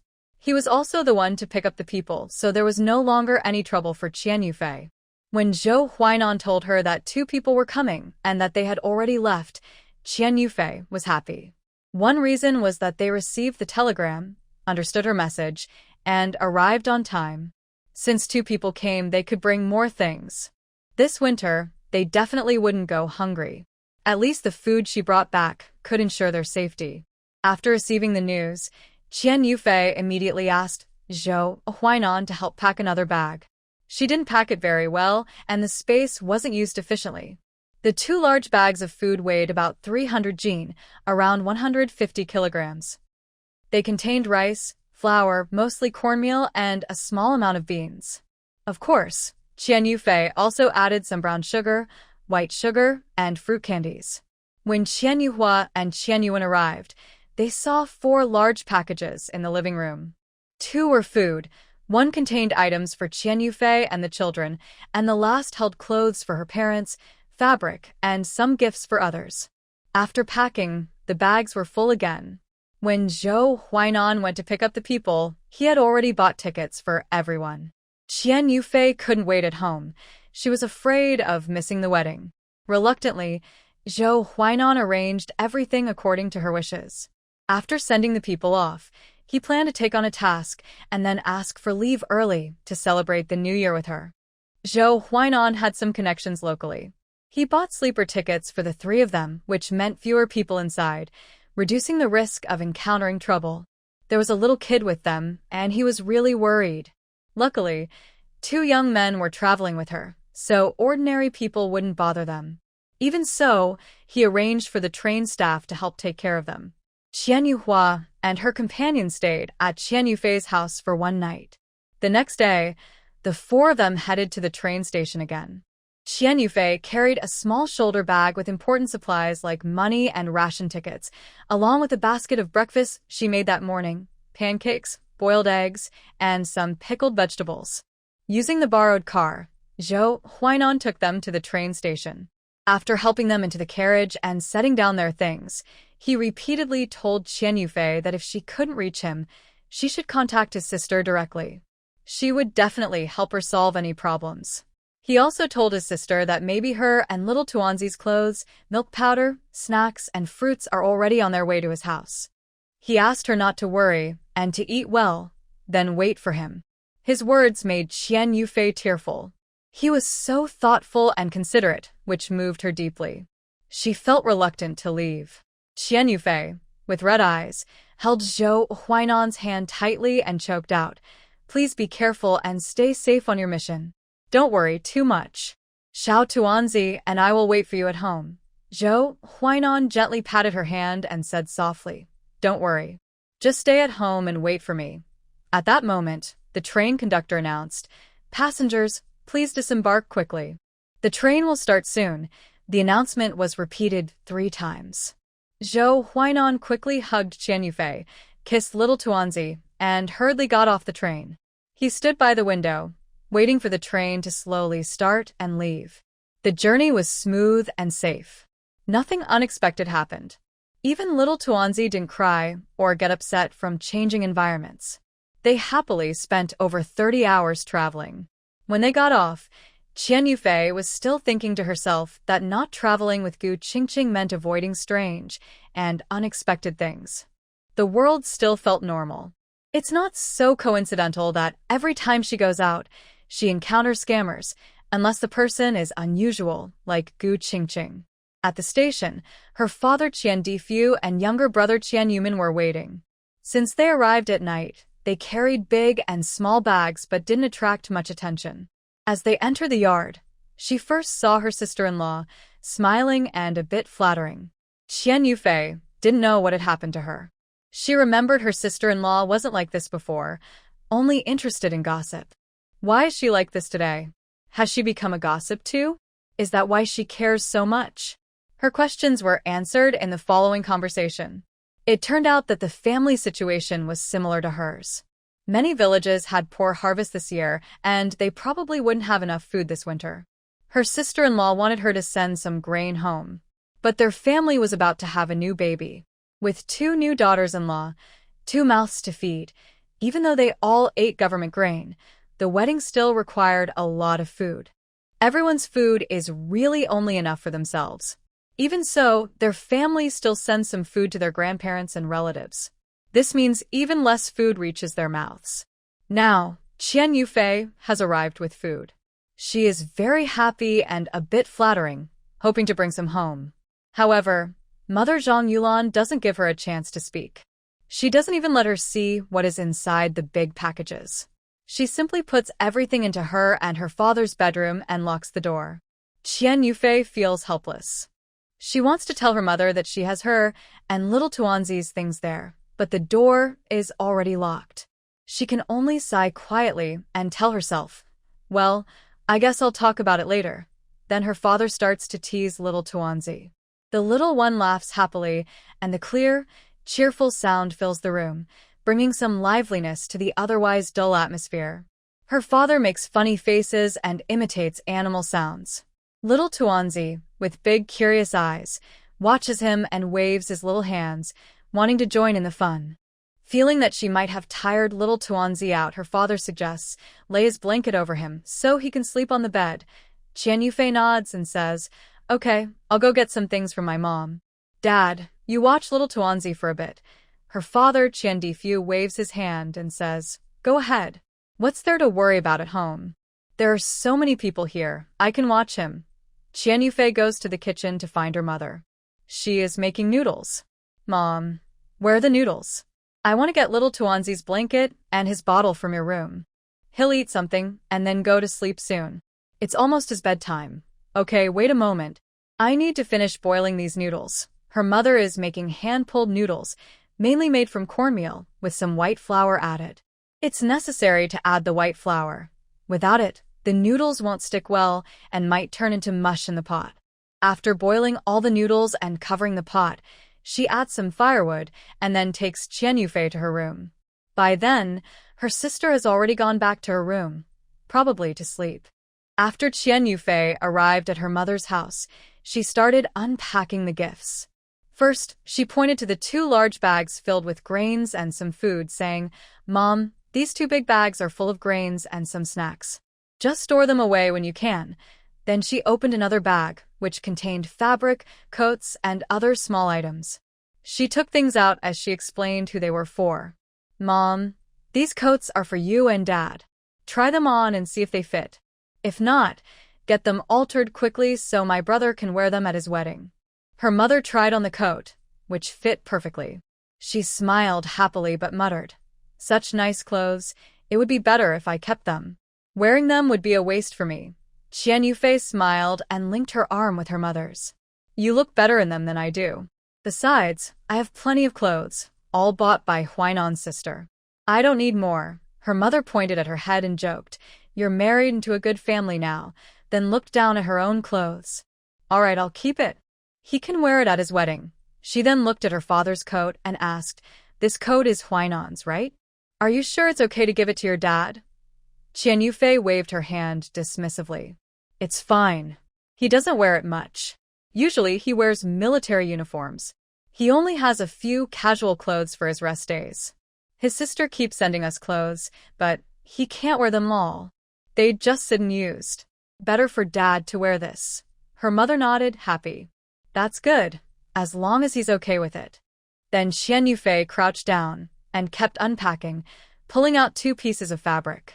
Mom, these fabrics, give one to my brother and one to his bride. Let them each make a piece of clothing. They should be able to finish before the wedding. Her mother took the fabric, gently touching it with a happy look in her eyes. This fabric is really nice. The clothes made from it will look great. You're the same. Each piece is enough for one outfit. They don't need so much fabric for making clothes. Qian Yufei smiled and said, keep the rest. You can use it to make clothes or give as gifts later. This red fabric is hard to find. After saying that, She took out some small items from her bag, like a military water bottle, cotton shoes, a wool sweater, a scarf, and a hat. Mom, these are for my brothers. Each of the 3 brothers has a wool sweater, and I brought back 4 pairs of good leather shoes. I don't know their shoe sizes, but these shoes are from Zhou Huainan's size. Her mother squatted down to carefully look at the shoes. They were warm, high-quality leather and fur shoes. These are all good things. Don't worry, they can all wear them, whether they can really wear them or not, or if her shoes are bigger or smaller than theirs, she wasn't sure. The scarf and hat were for her mother, sister-in-law, and older sister. As for gifts for her little nephew and niece, besides some small toys, there was only food, or maybe her mother could cut some fabric for them to make new clothes. Mom, the remaining water bottle, flashlight, and some towels, you can use them, she said, then picked up her own bag. My room is also warm now. I'll carry the bag over there. I need to soothe the little one to sleep. Eat something first. Her mother suddenly remembered that there were noodles still cooking in the pot. She slapped her forehead and exclaimed, "Oh, I forgot. There are noodles in the pot." She then helped Qian Yufei carry her bag to the living room, locked the door behind her, and hurried into the kitchen. Her father, in the living room, saw her carrying a big bag and asked, "What's wrong? Are you taking it to your room? Come here and hold the little one. I'll carry him over. He seems really sleepy, almost falling asleep. It's okay. Let him lie down for a while. I'll spread his blanket and let him sleep directly." She went to the west room, opened the bag, and started taking things out to lay the blanket. Seeing that the little one was already asleep, she didn't feed him milk. "He won't drink milk now. When he wakes up hungry tonight, I'll feed him then. He's very sleepy now, and he probably won't drink milk even if I try." Finally, she settled the little one, and her mother's voice came from outside, "The noodles are ready. Come and eat some." Qian Yufei changed out of her coat and put on a small cotton jacket she wore at home.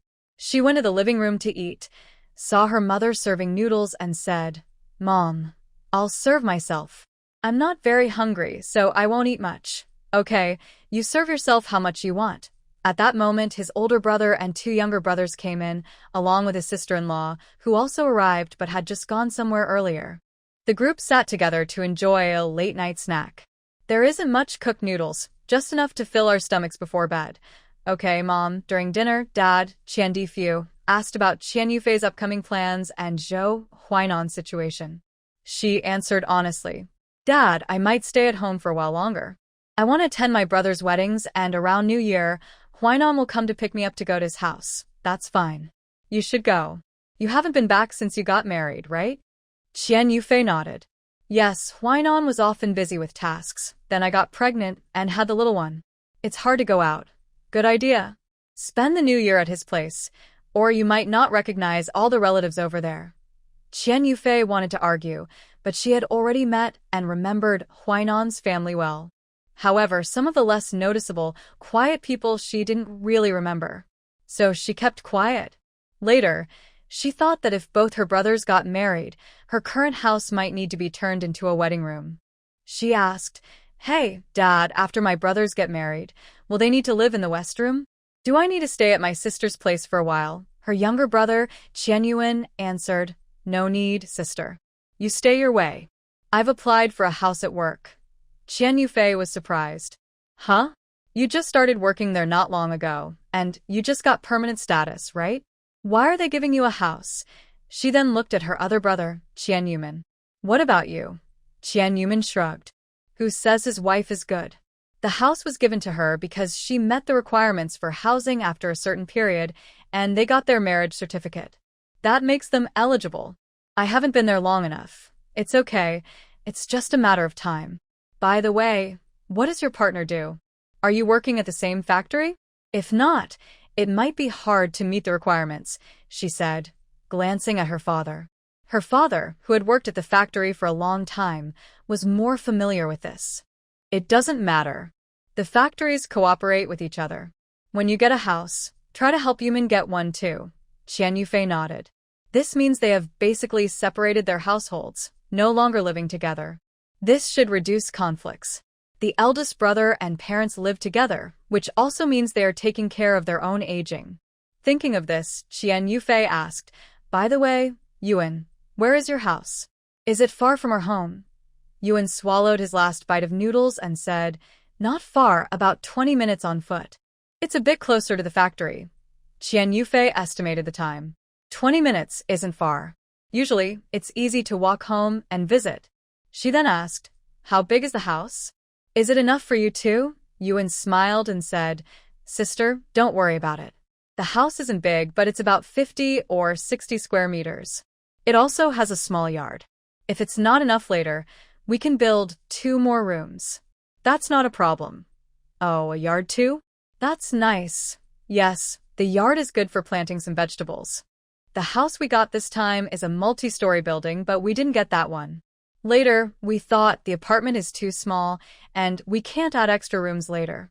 A yard is better. Growing some vegetables is convenient." Qian Yumin teased, "Sister, don't listen to him now. He used to complain to me for a long time because he didn't get the apartment. He and his partner worked hard for it and even asked someone for help. But there were many people more experienced than them, and in the end, they didn't succeed. So they chose the yard." Yuan glared at Yumin and said, "I've changed my mind now. I didn't realize how good a yard is before, but now I do. See, doesn't what I just said make sense?" "Yes, yes, yes. You're right." Hearing this, Qian Yufei teased, "Wow, I didn't expect you, little brother, to still want to live in an apartment." Yuan scratched his head and said shyly, "It's because I thought apartments are clean and convenient, and they look impressive. Who knew I wouldn't get one? But now I think a yard is pretty good too. Growing some vegetables at home is very relaxing." Qian Yufei looked at Yumin again and asked, "Yumin, if you get a house in the future, would you prefer an apartment or a yard?" Yumin smiled and said, "I actually think a yard is nice. I can do whatever I want with it." Finally, her father summarized, "Whether it's an apartment or a yard, both are good. Getting a house is a good thing." A few people smiled and looked at each other, then played around for a while. They finished their noodles and went back to their rooms to sleep. If they didn't go back soon, their mother would scold them. Electricity doesn't cost money. The next morning, Qian Yufei got up around 7, which was her usual wake-up time. Her body clock hadn't adjusted yet.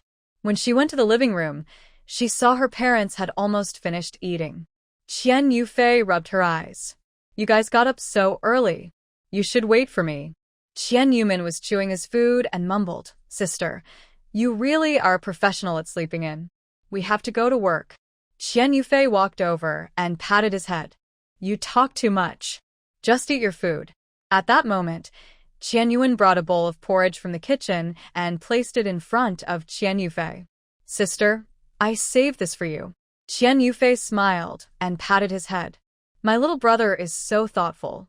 Qian Yufei sat down, and her mother had already finished eating. She left a comment, "Eat up and then clean up. We all need to go to work." Then she got up and went back to her room. Soon she came out again. She handed each of her 2 brothers 2 pieces of cloth. "Here, one for each of you. This is cloth your sister brought back. You can decide whether to send it to your wives to make clothes or find someone to make clothes first and then give it to them."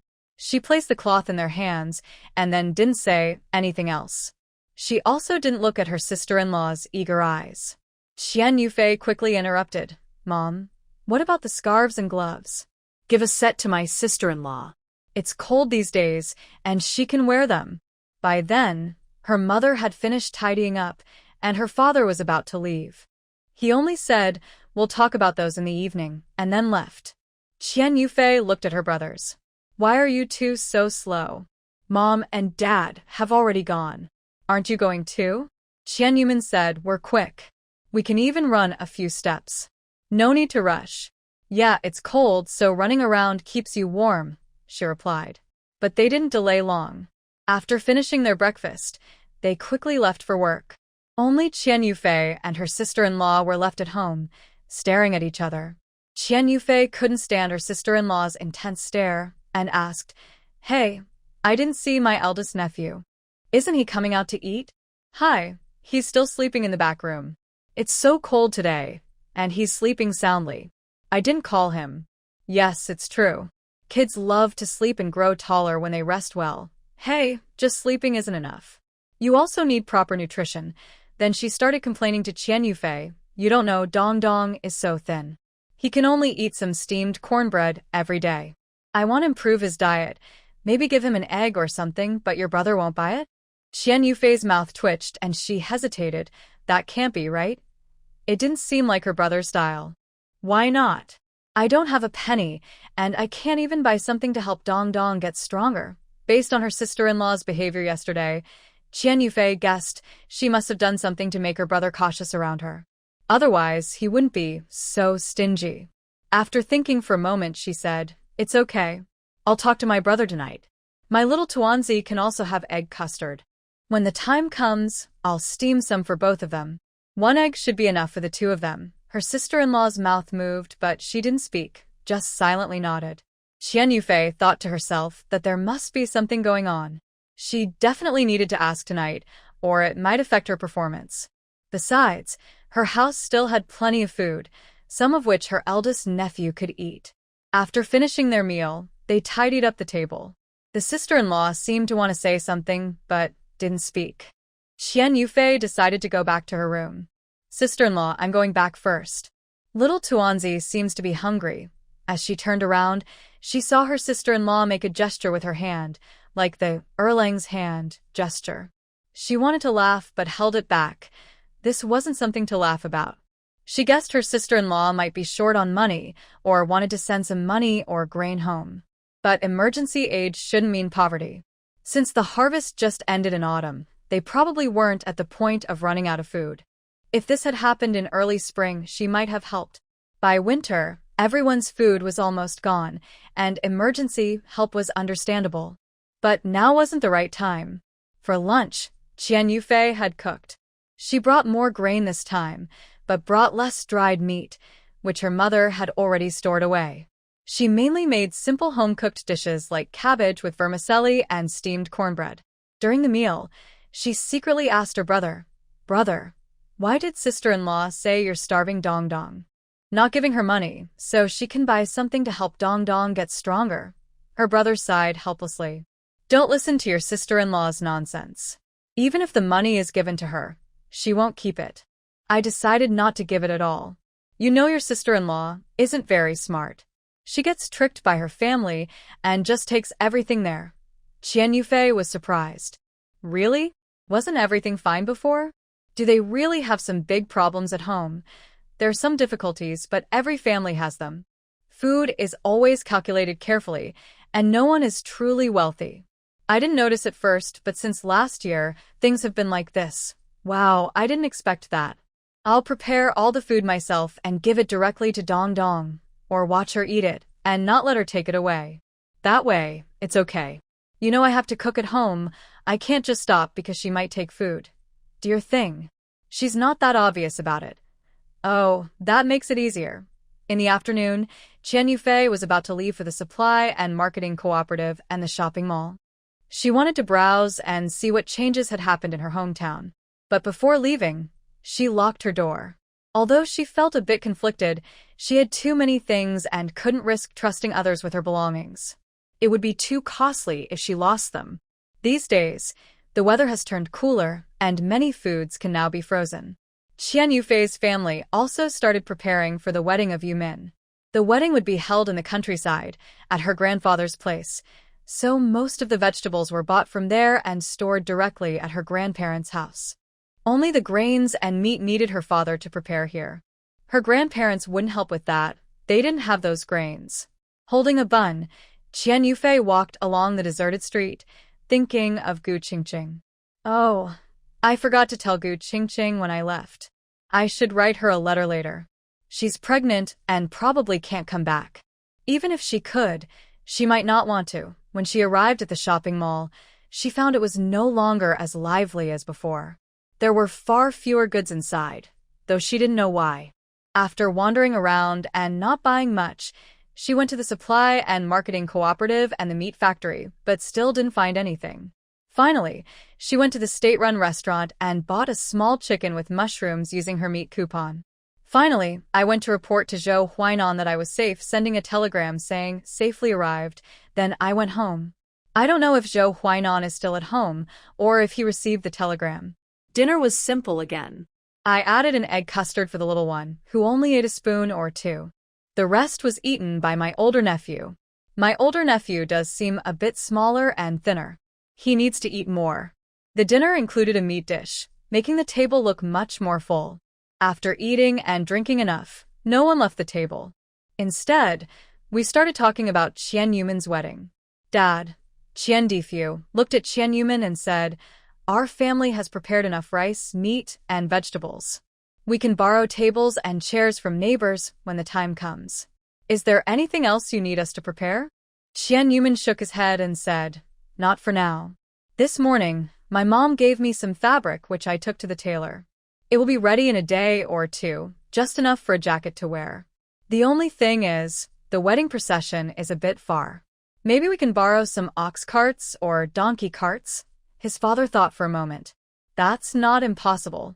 I will talk to a few nearby villages in advance, so it's easier to borrow.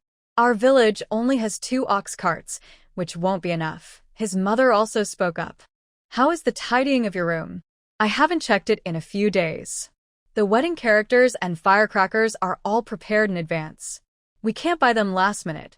Qian Yuman nodded and said, "Yes, everything is ready. The new house is also cleaned. Then there shouldn't be much left. You should also prepare some things to take to your grandfather's place, since you'll be getting married there." "Okay, I remember." A couple of days before the wedding, Qian Yufei took the little one to visit her grandparents. She stayed there while he went to pick up the bride. The little one wasn't allowed to go. She couldn't watch the lively scene, but since the weather was so cold, she wasn't very interested in the festivities anyway. When she arrived at her grandparents' house, she brought a lot of food, sugar, brown sugar, milk tablets for her grandfather and grandmother. She had sent the fabric earlier, so she didn't bring any this time. Seeing her grandparents, who still looked the same, she said, "Come, grandparents, look at your great-grandson. See if he's grown bigger compared to the photo." Grandpa and Grandma heard the sounds outside and slowly came out of the inner room, their faces full of kind smiles. Grandpa squinted his eyes, carefully looking at Little Ball, and kept saying, "You've grown quite a bit, and you're even chubbier than in the photos." Grandma immediately hugged Little Ball in her arms, touching and pinching here and there, and muttered, "Oh, finally seeing you. You really do look like a little ball." Qian Yufei watched this warm scene and felt very happy inside. Grandpa pulled Qian Yufei by the hand, while looking at Little Ball and saying, "Come inside quickly, come inside, it's cold outside." Actually, they saw many young people, but what caught their attention was Little Ball's chubby and adorable look. Since it was their first time seeing him, they reacted like this. Otherwise, they wouldn't be able to handle so many children. As the wedding date approached, neighbors kept coming over every day to visit, asking about the preparations, offering help, borrowing tables, chairs, pots, and utensils, and even offering to help cook and wash vegetables. This time, the ones helping with the feast were still second uncle's father and brother. The dishes they made last time were quite tasty, and they didn't cut corners or hide supplies. The day before the wedding, Qian Yufei saw Qian Yuping, whom she hadn't seen in a long time.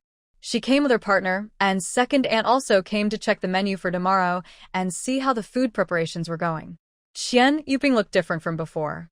Her hair was braided beautifully, she wore new clothes and small leather shoes. At first glance, she looked like a city girl. Her partner was tall and broad, with a kind-looking face, but his eyes didn't look kind at all. He was dressed in a military uniform and wore leather shoes.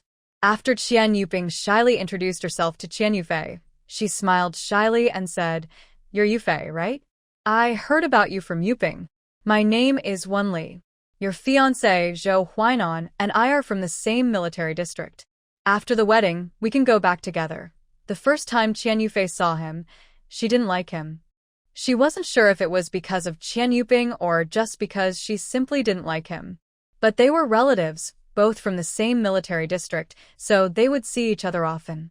Since tomorrow was her brother's wedding, she just nodded politely and said, "Hello, I am Qian Yufei. I'm afraid we can't go back to the military area together. After attending Yumin's wedding, I still have to wait until January for Wen's wedding, and I might spend the new year at home." So, She shrugged, implying you should go ahead first. Wenli smiled shyly, seeming unbothered by Qian Yufei's refusal. He then said, "That's okay. It's good to stay home and spend time with family. Yu Ping just left a few days ago and keeps talking about her family. She's really happy to be back this time." Qian Yufei only nodded slightly without saying much, but she was thinking that Yu Ping had changed a lot. She used to be less particular when at home, but now she acts like a delicate young lady. In the future, it's better to see them less. The less you meet, the fewer chances to reveal secrets.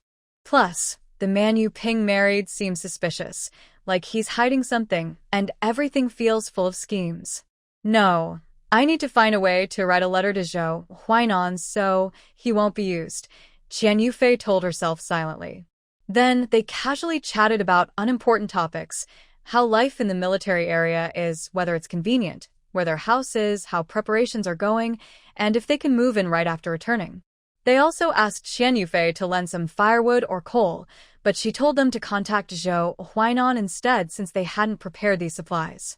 She guessed that by the time they returned, Zhou Huainan would probably have already left, and they might not see him at all. But that was just right, avoiding being used unknowingly.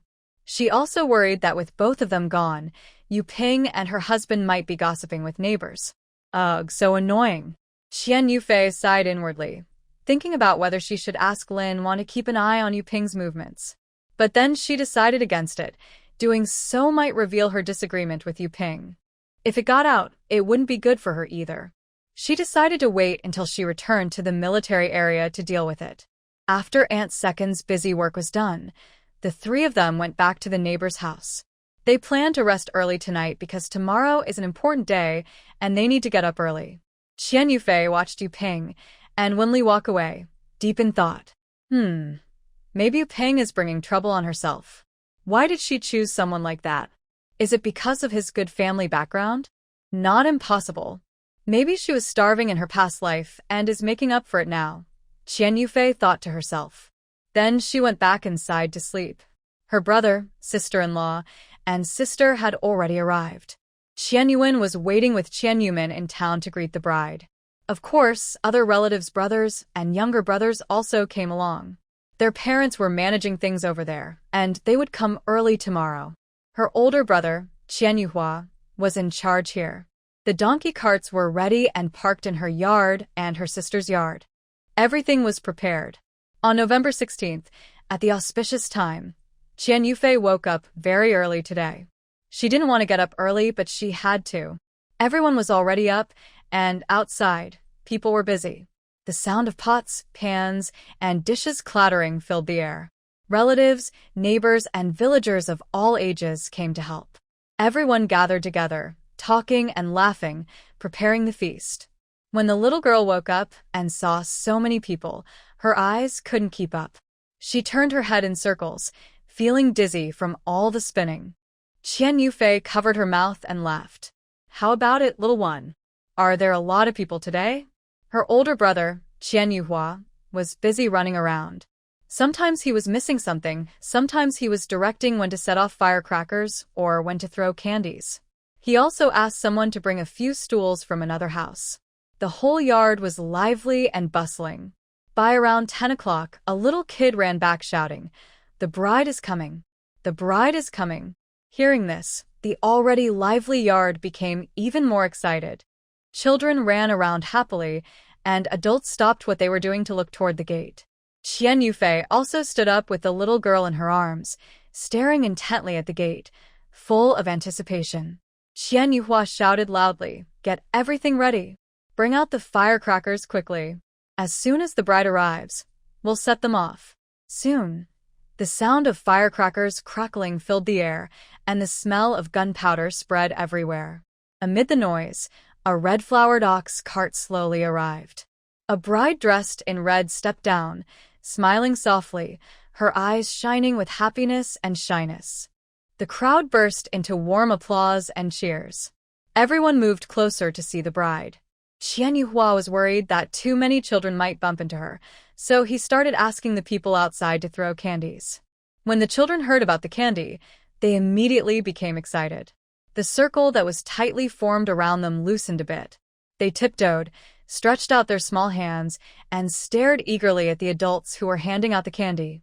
The adults smiled as they grabbed handfuls of sweets from their pockets or baskets and threw them into the crowd.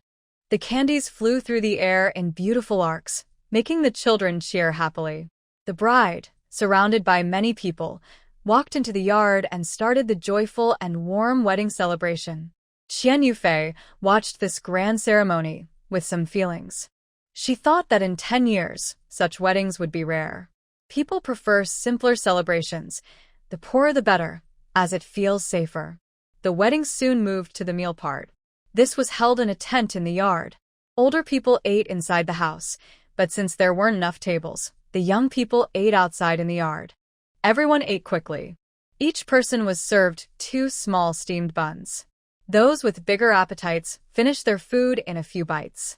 The vegetables were a little more and the meat was very thin, so dishes were served one after another to keep the food warm. During the meal, Qian Yufei was surprised not to see Qian Yuping. She looked around but couldn't find her. She thought they should have come. Could something have happened? After the feast, she met Second Aunt and casually asked, "Second Aunt, why didn't Yuping come today?" "Oh, yesterday, Wenli suddenly received a message to return quickly. It seemed he had an urgent task. They left in the middle of the night, just a day before the wedding." Second Aunt looked regretful as she spoke. Wenli had even prepared a gift, but he missed the wedding. "Since they weren't here, I already gave the gift to Yumin." Hearing this, Qian Yufei smiled and said, "They're in such a hurry? I thought they might stay a few days." "No, they can't stay. Wenli has taken many days off, probably used up all his leave from the past few years. They plan to leave after the wedding." Qian Yufei understood that Wenli, being a soldier, had duties to fulfill. Being called back suddenly was normal. She smiled and told Second Aunt it's okay. "Second Aunt, their work is important. We can meet again another time. You all gather together, it must be convenient, but we can't do that. We don't know when we'll see each other again." Qian Yufei thought that short-term plans probably wouldn't work. These days, going out is very inconvenient. Trains are slow, there aren't many, and there are many pickpockets. The wedding of Qian Yumin ended happily. There was no need to wash dishes or pots. Whoever finished eating would take their dishes home and wash them there. As for leftover food, there was none at all. The bowls and plates were very clean, so washing them wasn't a big hassle. After the wedding, the parents went back the same day. They had to go to work the next day, so Qian Yufei decided to stay a few more days without moving. Once the bride got used to the family and things settled down, she would go back. Although Qian Yufei liked to watch lively scenes, she found it more trouble than it was worth. She didn't know what kind of person the new bride was, whether she was easy to get along with or if she could live peacefully with her sister-in-law. If she went back, the 3 women might cause more trouble, so she decided to stay a few more days at her grandmother's house. It was also a good chance to chat with her grandmother. Her grandmother was old and usually didn't have a close younger family member to talk to. Staying here, Qian Yufei could learn from her wise grandmother and also have some fun interacting with the little one. She also planned to improve their meals a bit, especially since she brought some delicious food when she arrived. The little one couldn't eat much, so she sent most of the food to her grandparents. She also shared some rice noodles with them. Her grandparents refused at first, but when they learned the little one mainly drank milk powder and that new supplies would arrive in a few days, they happily accepted. Qian Yufei planned to save some milk powder for her grandparents if she received more milk from Zhou Huainan's family later. Everyone needs good nutrition. Sure enough, she didn't have to wait long. After 5 days at her grandmother's, her brother Qian Yuan came to tell her, looking tired but excited. He rushed in and said, "Sister, your package has arrived." Such a big package. He gestured with his arms to show how large it was. Qian Yufei looked at his exaggerated movements and almost laughed. "Is it really that big?" Qian Yuan nodded seriously. Yes. You'll see when you open it." Qian Yufei was very curious inside. She wondered how much stuff had been sent and why the package was so big. She teased, "Why didn't you bring anything for me? You just came yourself." "Where are the things? Mom didn't let me move the stuff." She said you should unpack it yourself at home. And the package is too big for me to carry. I would need to hire a donkey cart to bring it over. Then she looked at her sister and asked, Are you going to send it to me? Qian Yufei thought for a moment and asked, How is the family atmosphere? Qian Yuan immediately understood. Well, it's okay, I guess. The new sister-in-law doesn't seem very hardworking. She doesn't cook well, and she's a bit petty. He leaned closer and whispered, You don't know, but these past 2 days, those two sisters-in-law have argued 7 or 8 times. That's just what I saw. I don't know if they argued when I wasn't around. Qian Yufei slapped her forehead. So, should I go back? No, sis. That's not your personality. Aren't you the one who loves to watch the fun? Why are you hiding from this kind of scene? Qian Yufei punched him. What do you think of your sister? But you're wrong. I do like watching shows, but I only like to watch other shows. If it involves me, I wouldn't watch it all. Exactly. Neither of them likes cooking. They just fake it. If you go back, you'll probably have to do the cooking. Then he looked at his sister. So, how about I send it to you tomorrow? Qian Yufei nodded repeatedly.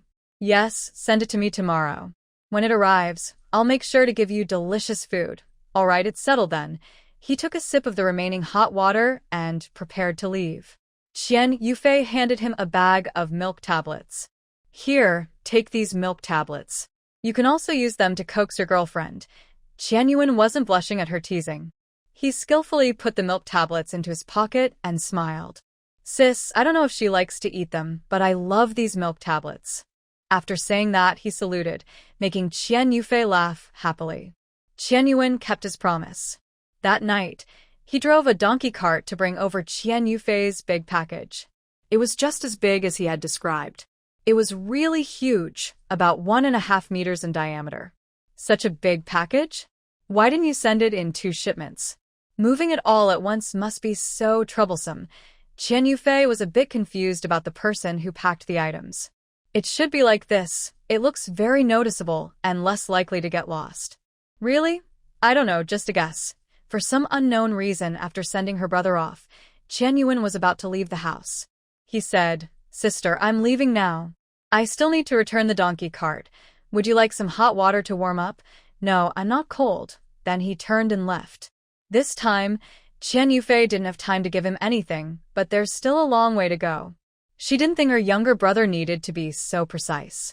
Besides, he's getting married soon, and she would help them out then. After seeing her brother off, Qian Yufei went inside, rubbed her hands, and prepared to open the package. The package was wrapped in cloth. She couldn't tell what kind of cloth it was, very sturdy but a bit stiff. She turned it over and searched for a seal, finally finding the opening. It wasn't tied, but sewn shut. She noticed the stitches here were rougher than elsewhere, so she was sure this was the seal. Is it that hidden? What's inside? So mysterious. Muttering to herself, she got up to find scissors and then cut the stitches. As soon as she cut the thread, the contents inside the package spilled out. The first thing she saw was a bag of cotton. Wow, cotton! Are they worried we might get cold? She then took out a small bundle. Oh wow, she exclaimed, unwrapping it while talking to her little pet. Little one, your clothes are here again.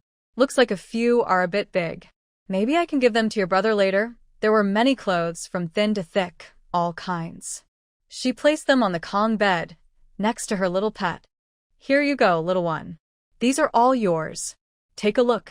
I'll check if your milk powder has arrived. Next, she opened another package.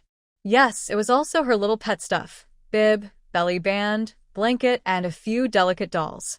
Haha, still yours. She put these packages next to her little pet as well.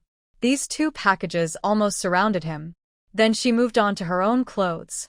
There was a nice cotton coat and a fur coat, but they were well hidden. The fur was covered with different fabrics, so from the outside, it was impossible to see. This one is good. It keeps warm and can be worn outside. No need to worry about others noticing, Qian Yufei said with a smile, her eyes twinkling. It seems everyone has noticed something unusual. They're hiding wealth. TSK, TSK, TSK, such clever people. Of course, there were also clothes for Zhou Huainan inside. Since they probably knew he wasn't here, they sent him a coat by mail. The rest belonged to Qian Yufei, some sweaters, thermal pants, hats, and scarves, all soft and comfortable to touch. There were also a few dresses and cheongsams with added padding, likely for her to wear during the new year at her family's house, since she rarely had the chance to wear such clothes in the countryside. Below that, it was all food. There were many cans of milk powder. Qian Yufei counted 20 bags. So many. We can't finish them all. Maybe I should try some. She smiled at herself. She used to dislike drinking milk, but now she was interested. Maybe it was because she didn't have enough snacks, and that made her curious about these things. If she wanted to drink, she would. She wouldn't deprive herself. Anyway, the little one couldn't drink milk, and during the new year, she would visit Zhou Huainan's family. She couldn't bring so many things. If they didn't finish, they might give some away. So, she might as well join in and drink some herself. Yes, that's settled. 1 cup every night. Later, I'll send a few bags to Grandpa and Grandma. There were also millet, sesame seeds, beef jerky, and cured meat. She even found a large piece of frozen meat, probably weighing 30 or 50 pounds. These items were wrapped in layers of craft paper with a cloth bag outside. Wow, these are good things. They can improve our meals, she said. She hadn't eaten meat for days, and her appetite was dull. She couldn't just think about drinking the little one's milk powder. Finally, she found 2 small bags of apples in the corner of the package. Maybe they saw her letter mentioning feeding the little one apple puree, so they sent some. Thoughtful of them. Whether these were collected by Zhou Huainan's sister or his stepmother, since they sent them to her and they were exactly what she needed and wanted, it showed their kindness. They did a good job. Qian Yufei felt a bit embarrassed to receive such gifts, but she didn't know how to thank them. She didn't dwell on it either, letting Zhou Huainan handle it. She couldn't think of anything right now. She would say something once she did. After unpacking a large bag, the whole room, bed and floor, was filled with things, leaving nowhere to step. She began to tidy up, keeping what was needed and what was to be given away. Items to be stored in the cabinet were put away, and those that needed locking were locked. She planned to give a few slightly larger clothes to her brother's child. The child was small and wore old clothes, which was common for kids these days, thin, tiny, with runny noses here and there and clothes with tears or patches. Seeing this, Qian Yufei felt a bit sad. Maybe it was because her own child wore better clothes, making the contrast more obvious. So, she decided to give the little nephew a New Year gift, a new set of clothes. By the time she finished organizing everything, it was already late at night. She packed up and prepared to sleep. Before going to bed, she needed to make a cup of milk powder for the little one. She wanted to see if he liked the taste of this new milk powder. Gently shaking the bottle, she watched the fine foam rise inside, and a smile unconsciously appeared on her face. The little boy seemed to recognize the milk as his food. His small hands waved in the air, making "yeah" sounds as if urging his mother to hurry. She checked the temperature, it was just right. Carefully, she brought it to the child's mouth. The little guy eagerly latched on and started drinking, a satisfied look on his face. Not bad, it seems he likes it quite a bit. After feeding the little one, Qian Yufei made herself a cup too. She took a sip first. Warm liquid slid down her throat, with a faint milky aroma spreading on her tongue. She squinted slightly. It's pretty good, not too sweet, but very milky. Sitting in the chair, she comforted the little boy to sleep and gradually finished her cup of milk. In the middle of the night, Qian Yufei got up once, took the little one to the bathroom, and then went back to sleep. When dawn broke and sunlight streamed into the room, she stretched lazily, ready to get up. She also sighed. This was a really good sleep. Could it be that milk really helps with sleep? Although I can't be certain now, drinking too much will definitely help confirm it. After waking up, Qian Yufei cooked millet porridge and steamed egg custard. She planned to eat with little Tuanzi. The eggs were leftovers from a banquet, since she was staying here for a few days and didn't bring them back. She left them for her. After they finished eating and drinking, it was already past 10 o'clock. Qian Yufei prepared little Tuanzi and took 2 bags of milk powder. She didn't want to give more because she knew they couldn't accept it. It was better to give 2 bags now and bring more later, maybe before the new year. She went into her grandparents' room and saw other aunts chatting with her grandmother. The three sat inside, talking happily about something. Qian Yufei handed the milk powder to her grandfather. Grandpa, this is from Zhou Huainan's family. There are some others too. I'll go get them later. Little Tuanzi is too heavy for me to hold. She tried to put little Tuanzi on the bed for her grandma to watch, but her grandpa stopped her. What are you doing with this? Isn't this milk powder? It's little Tuanzi's food. Why are you giving it to us? Take it back quickly. Their voices might have been a bit loud, so the people inside stopped talking. Qian Yufei tugged her grandpa and first handed little Tuanzi to her grandma. Grandma, please watch little Tuanzi for me. Then she nodded to the other aunts and said, Aunt Li, hello. Grandma Yang, you're here too. Sit down, I'll go out for a bit. When she came out, she pulled her grandpa into the kitchen. Just let them drink it. Little Tuanzi still has plenty of food. His family sent 20 bags, each 1 kilogram. How much can little Tuanzi drink? Besides, I sometimes give him other things to eat. Her grandpa looked surprised. They sent so many. Of course. If he drinks it all, he'd be set for a year. Her grandpa looked at the milk powder in his hands, a bit hesitant. Should we accept it? Qian Yufei pressed the milk powder into her grandpa's arms. Yes, accept it. Your granddaughter is being filial. There's nothing you can't accept. All right, I'll treat little Tuanzi the same as you and Grandma, he said, about to go back to put the milk powder away. Qian Yufei stopped him. Grandpa, put it somewhere else first. I see Grandma Yang is still in that room. Her grandpa slapped his forehead. Oh, I forgot about them. I'll lock the kitchen first. Then she turned around and opened the cabinet door. Qian Yufei went back to her room and took out some millet, cured meat, and a few other things. The whole piece of meat remained untouched because it was truly a whole block, and she couldn't cut it easily. She would need an axe for that. She also packed about 4 or 5 jean of apples in a cloth bag, planning to deliver them to her grandparents' house later when there were no visitors. She planned to stay here for a few more days. Usually, she ate breakfast by herself, but for dinner, she would definitely eat with her grandmother. She didn't want to go to her eldest or second uncle's house because it would just be a lot of trouble. In the past 2 years, her eldest and second uncles had all gotten married and built houses. Their lives were getting better and better. But then, this strange year came along. If she went over now, people might think she was just freeloading. She didn't have any grain herself because her mother kept it tightly locked away. She couldn't share any. So, she could only use some good food to bribe her grandmother, so she could stay a few more days before returning to the chaotic town. Thinking about the 2 daughters-in-law and the mother-in-law constantly arguing, it sounded quite interesting. Every day, Qian Yufei took her little one to report to her grandmother. Sometimes, she would meet other aunts or older women, and then she would start listening to gossip.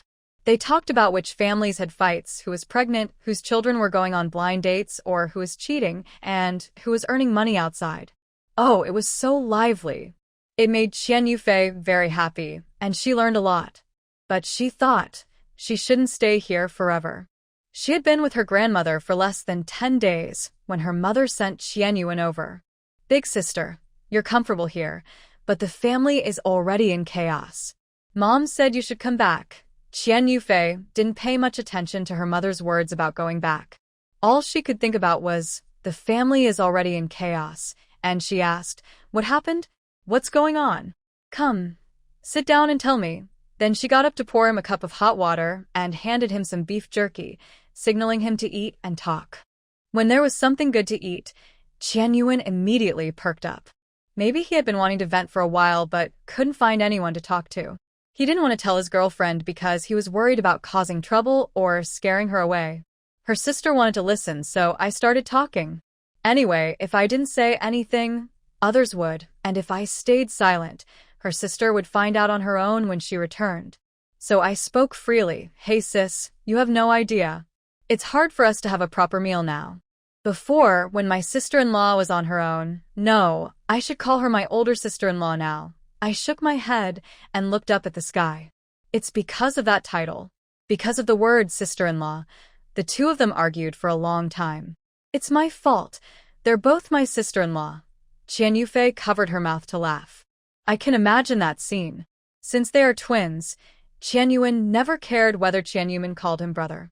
Sometimes they even argued over who was the older brother. Now, since Qian Yumin got married first, he automatically became the older one. Qian Yuan didn't want to accept it, but he couldn't just call her by her name. That would be rude, so he also called her sister-in-law. And that caused trouble. Who exactly is he calling sister-in-law? Qian Yufei pretended to cough to hide her amusement and said, "Keep going. Why can't you have a proper meal now? Are they both unwilling to cook? Or, what's the problem?" Qian Yuan continued, "Isn't it that neither of them wants to cook?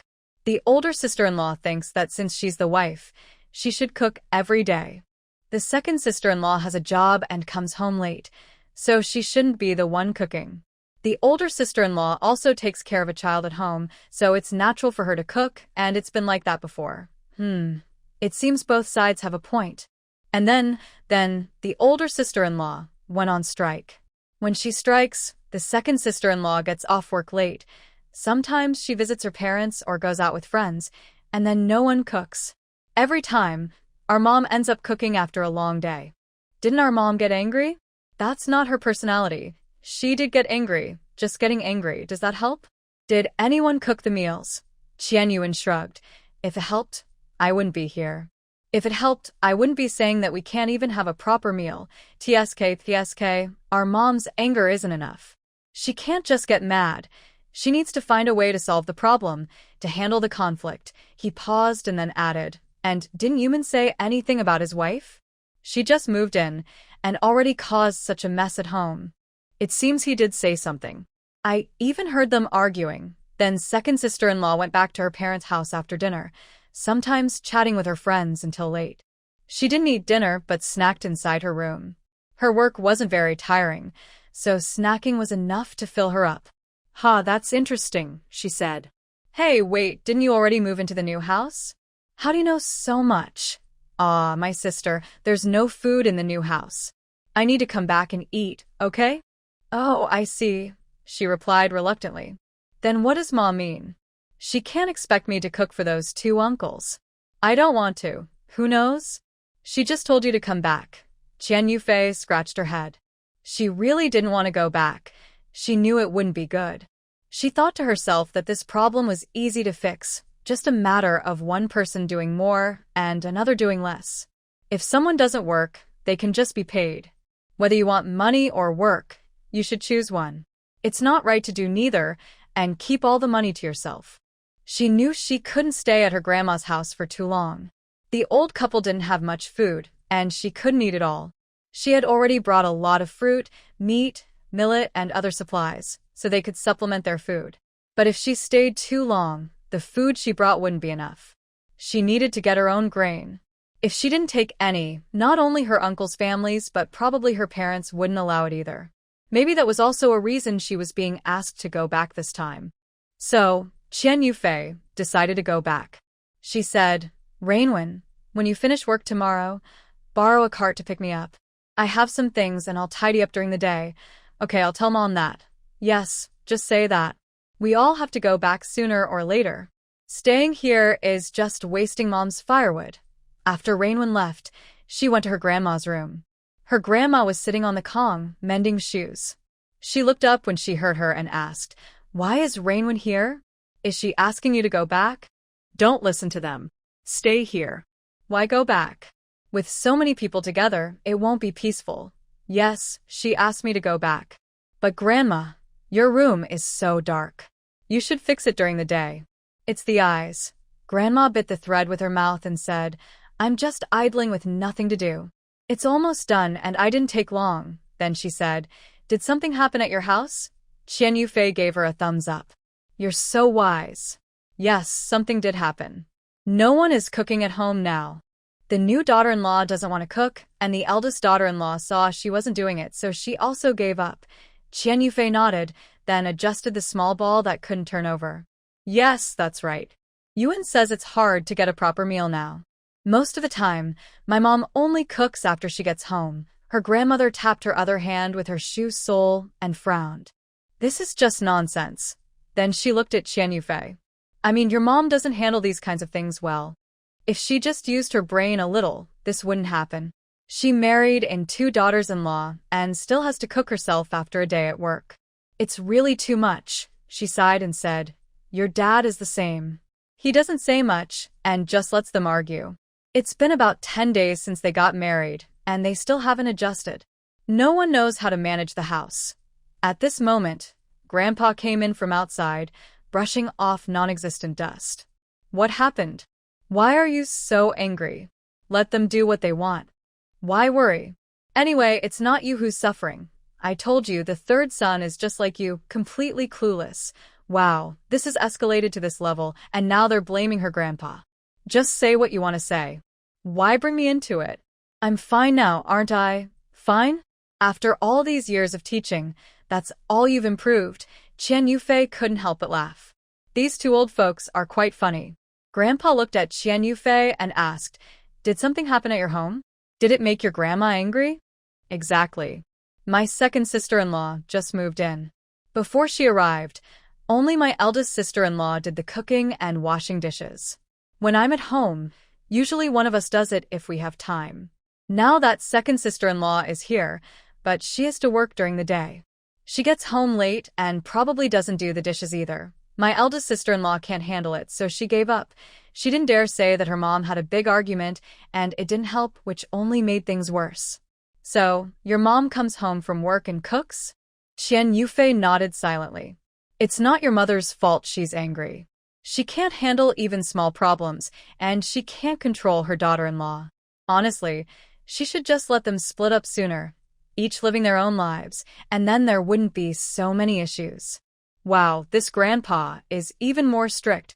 Maybe he's seen how easy life is after splitting up and thinks it's better that way.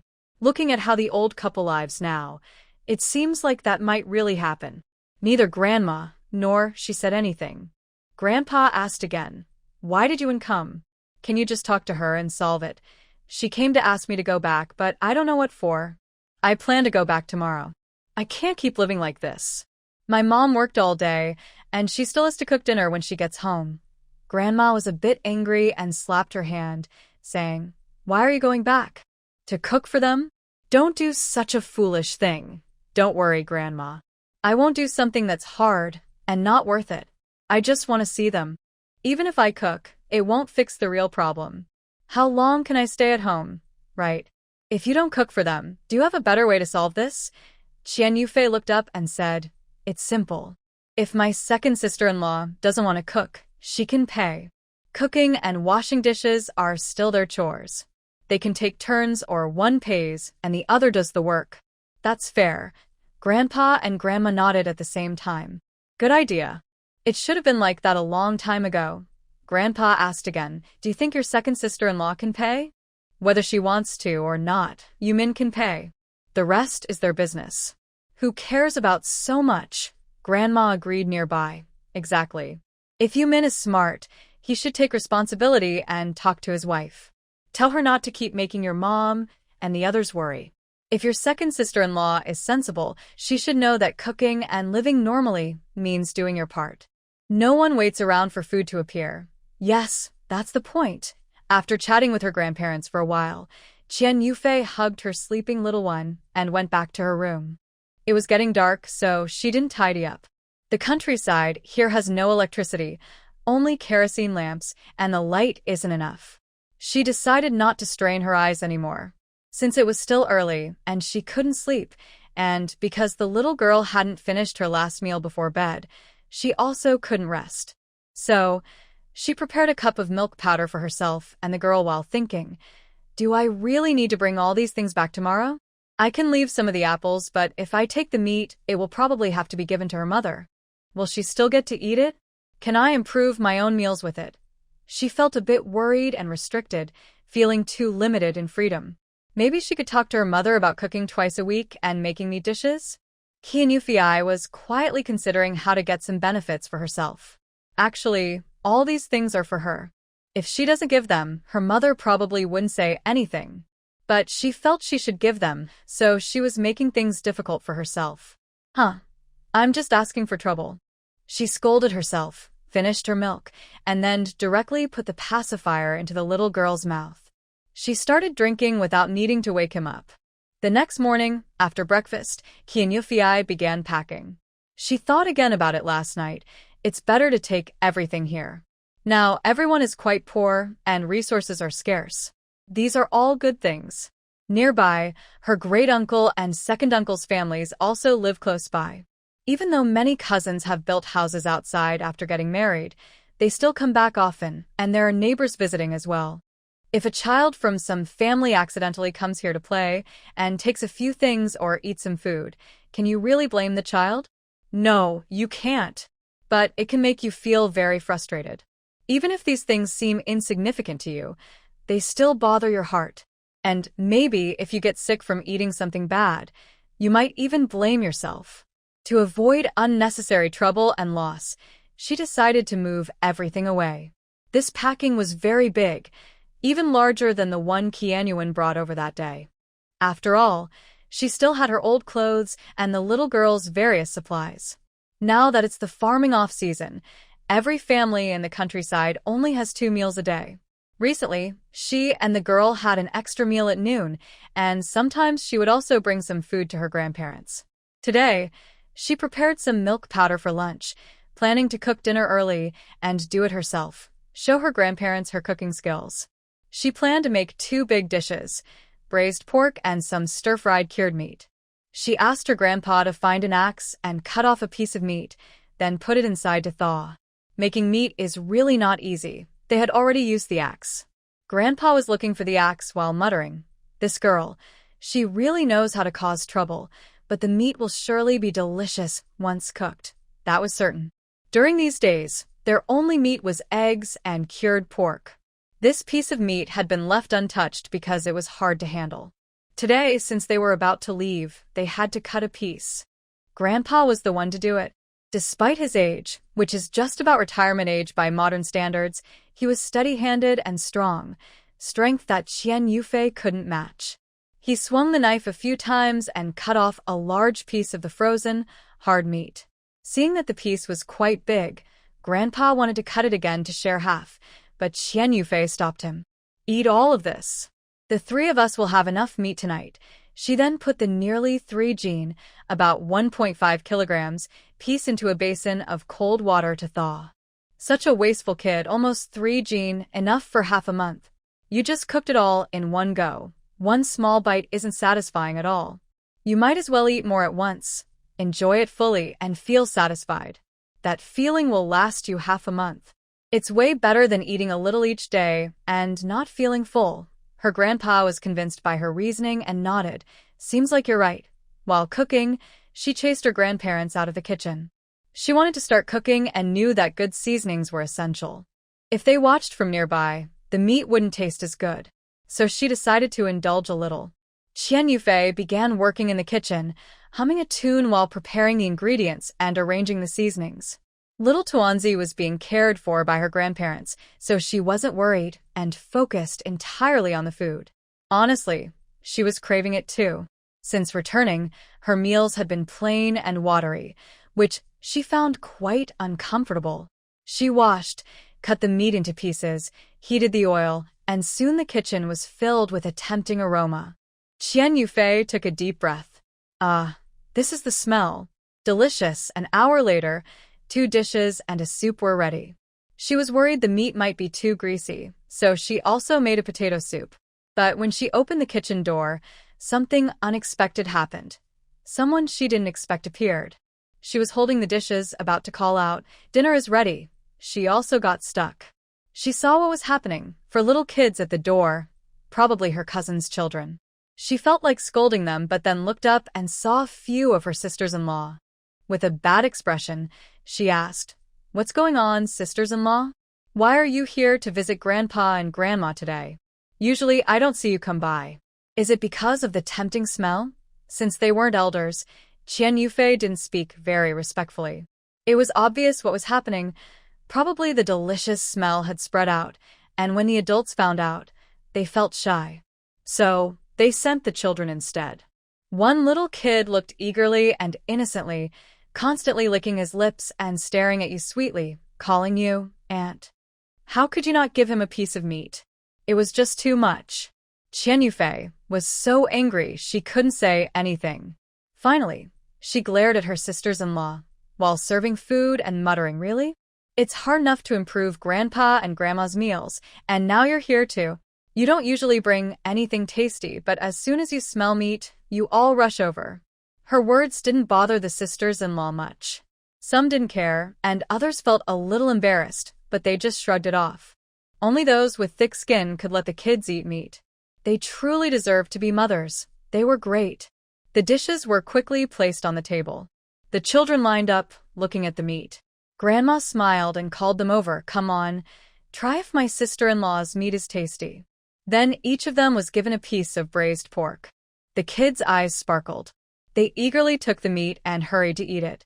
Some got so hot they gasped but refused to spit it out, ignoring the adults' warnings to eat slowly. Two of them, clearly saying delicious, kept calling out in baby voices.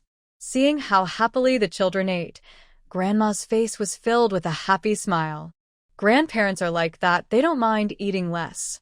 Seeing so many children happy made her feel joyful. Watching them eat meat made her feel truly satisfied, as if the delicious smell had filled her heart, warm and cozy. The little faces covered in oil, eating happily, were the most adorable sight in Grandma's eyes. The meat was quickly finished. Grandma said, "I'll give each of you another piece, and then you can take it home to eat, okay?" After saying that, she looked at her sisters-in-law. The babies' voices were mixed and unclear as they said, "Okay, but you have to admit, they looked quite cute." After giving each of them a piece of meat, I sent them outside. One person ate 2 pieces, which was enough. The meat pieces were quite big, but they're only about 1 or 2 years old, so eating too much isn't good. As for those sisters-in-law, they probably didn't get any at all. Grandma is very good at knowing what to do. Qian Yufei thinks Grandma's way of handling things is worth learning. She loves the children very much, but she also knows exactly what to give and what not to give. She keeps a good balance and is never unfair. She handles things with kindness, but also sticks to her principles. This sense of balance is something Qian Yufei really admires. After taking care of those little ones, the 3 of them finally sat down to eat. They acted as if nothing had happened earlier, not mentioning it again. There was good food in front of them. They were so hungry they started eating right away. There was no point in worrying about the bad things. Why add more trouble? Even though a lot of meat was sent out, there was still enough left for the 3 of them. Everyone ate until they were full, and there was some left over. Qian Yufei even mashed some potatoes from the soup for the little one to eat. After finishing the meal and feeling happy, the sky gradually darkened. Qian Yufei cleaned up the table and then went to her room to organize her things. She guessed that it wouldn't be long before Qianyuan came to pick her up. While packing her clothes, she muttered to the little one, "Should I leave some milk powder for those little guys when I leave? They look so small, and they seem a bit malnourished." Then she sighed and sat on a chair, saying, "It's so annoying. This helpless compassion of mine." Her loud sigh caught Qianyuan's attention. "Sister, what are you shouting about? Compassion for whom?" Qian Yufei saw her brother come in the door, a little surprised. "Why are you here so early?" She looked at her watch. "It's not even 5 o'clock. "No, wait. Shouldn't you still be at work? Did you take a day off?" "No, you know how it is. Our work isn't busy. My boss and the others are here, and since they knew I had something to do today, they let me come home early. Is that okay?" "Of course. Every family has its problems. It's normal." "Haha, I forgot. This is the era of people being the masters. Everyone is the owner of their factory, not oppressed like cattle or horses. As long as conditions allow, they are still quite free." "Oh, I hope I didn't delay your work," she said with a smile, then thought for a moment and added, "But if you had come half an hour earlier, you could have eaten dinner with us." She raised an eyebrow and asked, "Guess what we're having tonight?" Qianyuan sniffed and said, "It must have meat." "I can smell it. Haha, true dog's nose. You guessed right. We're having braised pork and stir-fried cured meat tonight." She paused and continued, and that attracted the village's eldest sister-in-law and their little doubting too. "Haha, and then? What then?" "Since they came, of course we gave them some." "What are you eating?" "If I'm not mistaken, There should be about 4 eldest sisters-in-law here, right? Are they all here? Yes, except for the eldest and second brother's families. They're not here. But I cooked a lot of meat, and Grandma only gave 2 pieces to each of those little doubting, and the sisters-in-law didn't get any. Right, let them see it, but let them go hungry. And then she added, I haven't eaten yet, so why should they get to? It seems she's quite upset. Haha, there's plenty of meat. When we go back, I'll cook some for you. I promise you'll be happy eating it. You promised, so you can't go back on your word. I said it and I promise you. I plan to give most of the meat to our mom, and the rest will be used to improve our life. Then she whispered, when I talk to our family about it. You help me out, okay? I'm worried we'll leave too little meat for you, and then you won't get much. Qianyuan patted his chest and promised, don't worry, I'll definitely help you. Helping her is like helping myself. Then the 2 of them whispered a few words, finished their plans, and armed the little Tuantu. They went to Grandma's room to say goodbye. Grandma, we're leaving now. Grandma was sitting on the Kong, sewing clothes for the little doubting. She looked up and smiled. Oh, you're leaving? Take it slow on the road, and dress the little Tuantu warmly, so he doesn't catch a cold. Yes, he's dressed warmly. I'll cover him with a blanket later. After saying that, she carried the tightly wrapped little Tuantu out the door. The sky outside had turned very dark, and the cold wind made Qian Yufei shiver. She quickly hugged her little one closer to her chest. Then she started loading things onto the ox cart. Her eldest uncle helped carry the items, and later her grandfather came out to assist, so they worked quickly. Once everything was on the cart, it could block some of the wind, making it less cold for the 3 of them. They were dressed warmly, and they also covered themselves with blankets. After tidying everything up and sitting down, Qian Yufei carefully checked the little one's blanket to make sure he was wrapped up tightly. Only then did she feel at ease and let Qianyuan start the cart and head out. The cold wind blew fiercely along the way, but they were well prepared. It's so cold, she said, pausing for a moment. Then she asked, Yuan, do you think this year feels colder than last year? I don't remember it being this cold at this time last year. Qianyuan adjusted his cotton coat and nodded in agreement. Yes, I think it's colder earlier this year. It's not even September yet, and it's already so cold. Looks like Dad needs to buy more coal. He waved the whip in his hand, urging the oxen to go faster. Listening to the creaking sound of the cart, Qian Yufei pulled her little one closer again. We should prepare more. Better to have too much than too little so we won't freeze. The rest of the journey was quiet because it was too cold to talk. Speaking just let the wind into their mouths. The ox cart was faster than walking. After about an hour, they reached home. It wasn't freezing cold anymore, but it was very chilly, really uncomfortable. Qian Yufei didn't bother with the things she carried. She just ran into the house holding her little one. Dinner was just ready. Her mother was setting dishes on the table, and her eldest sister-in-law was holding a bowl. Seeing Qian Yufei come in, she greeted her. You're back. Is it cold outside? Hurry and get warm on the bed. Dinner will be ready soon. Her second sister-in-law leaned against the wall with her arms crossed, acting like an old man, not doing anything. She just nodded at Qian Yufei. Fortunately, she still said hello. Qian Yufei thought she might be disdainful of her, but at least she acknowledged her. She hadn't heard before that this daughter-in-law was like this. Wasn't she just marrying into the family? She wondered how Qian Yumin had chosen her. Looking at her face, maybe it was her looks that caught his eye. She also had a job, so she probably had some advantages. Qian Yufei didn't interfere much with them. She first arranged the little kid, placing him on the bed. Honestly, her home isn't very warm, probably because no one is home during the day, and they only burn some firewood at night. That's why the temperature hasn't risen yet. Following behind, Qian Yuan and her brothers, who heard the noise and came out to help, carried all the things from the car into the room where Qian Yufei was staying. Along the way, Qian Yufei noticed that her second sister-in-law's eyes lit up when she saw so many things, but it was just a quick glance. It was clear she hadn't experienced much hardship or rough weather. It seems this one has no desires or worries. She might be hard to deal with, Qian Yufei thought to herself. Once her brothers finished organizing everything, and the dishes were set on the table. Qian Yufei looked at the little kid sleeping soundly. She placed a few large bundles near the bed to prevent him from turning over and falling on the ground. Then she went to the dining area. This child is really sensible. Nothing can delay him. After everyone washed their hands and sat down, no one spoke.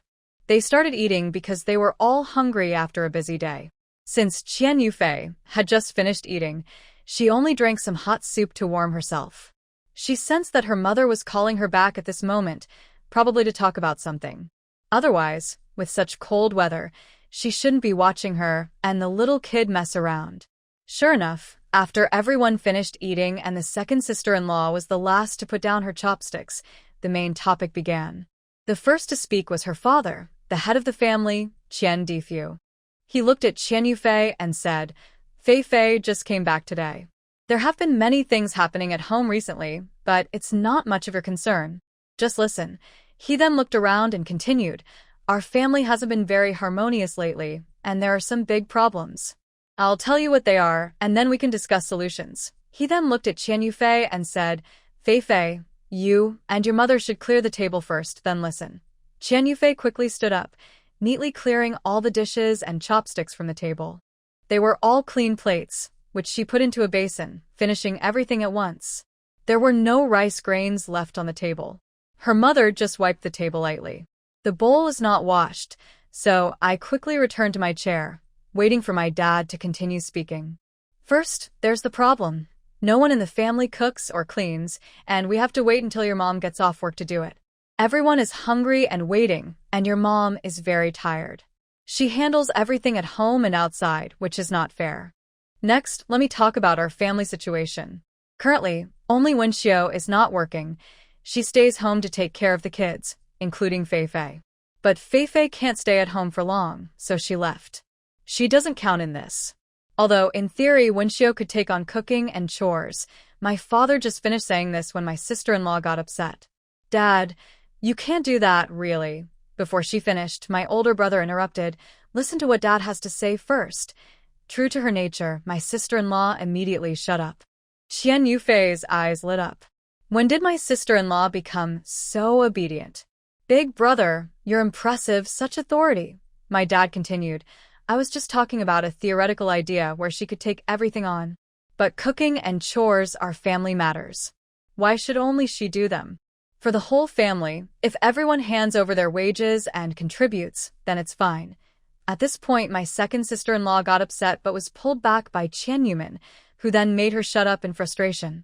"This family's little disputes are quite amusing, but since all of you are earning your own money now, the problem is, why do you keep all your earnings for yourselves, eat for free, and do nothing? So, the reason for this meeting is to solve that problem, not just who cooks or cleans, but also the issue of eating for free." Everyone looked at each other, silent.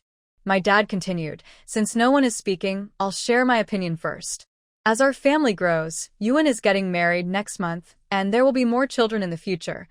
The more people there are, the more problems will arise if we don't solve this now. So, I discussed with your mom, and from now on, each person will pay 5 yuan a month for living expenses. Of course, all of your food coupons must be handed in, but you can handle other coupons yourselves." My sister-in-law interrupted, "What about the kids? Children should also contribute unless they refuse to eat." Sister-in-law pouted and said nothing more. "Is there a problem?" Seeing everyone silent, she continued, "No problem, then let's move on. We've finished talking about living expenses, now about cooking. The person doing the chores shouldn't work for nothing. Wenxiao doesn't owe you anything." Her father said this while looking at Wang Meiling, who is now the second sister-in-law. "So, if Wenxiao can cook and do housework, the family will give her 5 yuan a month." Then she looked at everyone and said, "That seems fair. It's not much, just 3 meals a day, washing dishes, and some simple chores." Everyone nodded.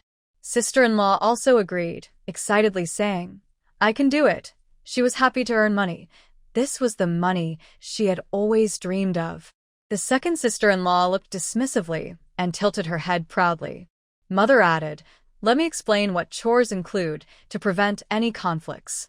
First, everyone is responsible for cleaning their own rooms and laundry, which are not part of this. The chores I mean are in the yard, the kitchen, the living room, and the dining area. But the vegetable garden in the yard isn't included. Your dad and the others will plant vegetables when the time comes. Also, if you want Wenxiao to help with future children, you can discuss whether to pay her money or give her things. Wow, Rainy Fei really wanted to say, wow, what happened that mother has to plan so carefully? Who is she trying to protect? Everyone agreed, and that was settled. Rainy Fei didn't have much room to contribute. Her father took care of it. She thought the matter was small, so she quietly took 10 yuan out of her pocket. Here, Mom, this is 10 yuan. It's our living expenses for me and little Tuanzi. Although there are only a few days left in November, to prevent any more chaos, I'll give you this money. She thought, at least her mother shouldn't suffer for these 10 days of bad mood. She had to give something. Second sister-in-law looked at Yu Min, who nodded at her. She then went inside to get the money. Sister-in-law didn't have money. Her older brother gave her 15 yuan directly from his pocket and handed it to their mother, saying, Mom, this is our living expense for this month. Actually, today is November 28th. With 3 days left until December, today's dinner is over, so it doesn't count. That leaves only 2 days. Her mother held the money and thought for a long time, probably considering whether to give her eldest sister-in-law money for cooking this month. But she might have felt that 5 yuan was too little. If she paid daily, she was worried they would start calculating living expenses day by day. So her eyes shifted to Qian Yufei. This month, only 2 days are left. You will cook for the remaining 2 days, Fei. Qian Yufei was speechless. Well, isn't this like shooting herself in the foot? But since her mother had spoken, she definitely had to listen. She decided to cook. After all, she wanted to improve everyone's meals. Maybe they hadn't eaten well recently, so a good meal was just what they needed. After dinner, she didn't rush to give the meat to her mother. She planned to finish cooking for these 2 days first. The next morning, she woke up early. It was hard for her because she hadn't gotten up early in a long time. But she could manage for 2 days. She first made herself a cup of milk powder to fill her stomach. The little boy was still sleeping, so she didn't wake him. She casually surrounded him with a blanket to make a small wall and then went out to cook. Breakfast was simple, leftover steamed buns from last night. Qian Yufei also made a big pot of potato soup. She just reheated the buns and that was it. The oil in the soup might have been a bit much. Her mother looked at her with a different expression when she ate it, but didn't say anything. It seemed to be within her mother's tolerance. For lunch, she could show her skills. The little boy was starting to crawl now, so she asked her sister-in-law to help watch him while she picked vegetables. Why did her sister-in-law insist on helping? Of course, it was for snacks and food. As for the padded jacket she wanted to give, Qian Yufei was still hesitating. If she gave it to her eldest nephew, should she also give her sister's daughter? If she did, she didn't have a big enough jacket for her either. She couldn't just buy one now, could she? Should she give another one to someone else? That might seem unfair. She didn't want to cause trouble later by giving the wrong gift. So, she temporarily set that aside and only gave her sister-in-law some milk tablets. Actually, her sister-in-law is quite easy to get along with. As long as you give her some benefits, she will help. Before, she wouldn't help without some reward, but she would still lend a hand, though it was like squeezing toothpaste, slow and reluctant. You say a little, she does a little, but it takes effort. There were some green beans left at home. If we don't eat them soon, they'll dry out and become inedible, maybe even have to be thrown away. So she picked out a big bowl of beans that still looked okay and asked her sister-in-law to help. She used an axe to cut off a small piece from a large frozen piece of meat. Seeing such a big piece of meat, her sister-in-law almost started salivating. Are we eating meat for lunch? How much should I cut? Will Mom say anything if we eat too much? Qian Yufei pointed at the meat with her hand. Try cutting here. It has both fat and lean parts. It's good for stewing with beans. Cutting it into big pieces is fine. We can eat the rest tomorrow. Okay, I'll try. Her sister-in-law raised the axe to cut, then asked curiously, Fei, where did you buy this meat? You can't buy so much at once now.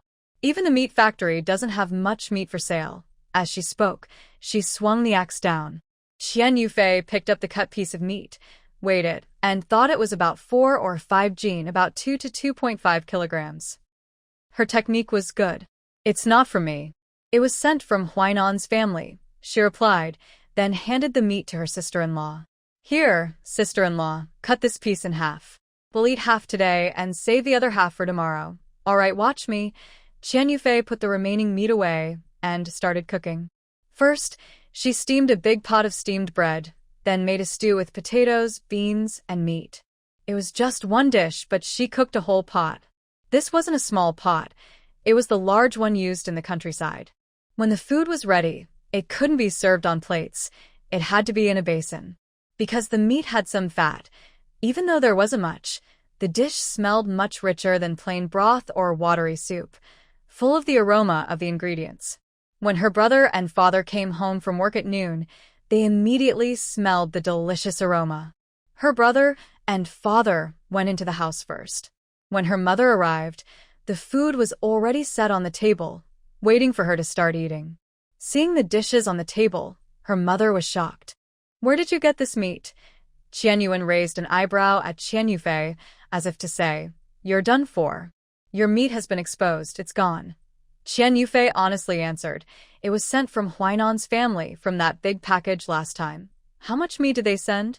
"You're eating so much." While talking, she used chopsticks to stir the vegetables in the bowl. "How much meat did you put in?" "About 2 or 3 jin." 2 or 3 jin. "I think you don't realize how expensive rice, oil, and salt are when you're not in charge. You don't know how hard it is to buy meat," she said, then looked up at Qian Yufei and continued, "You have no idea how precious this meat is now." Qian Yufei wanted to argue, but she had never lacked meat before. Even though she knew it was hard to find meat now, she couldn't truly feel how rare it was. But no matter how much she thought about it, she didn't dare to speak back. She just looked at her mother with an innocent face and stayed silent.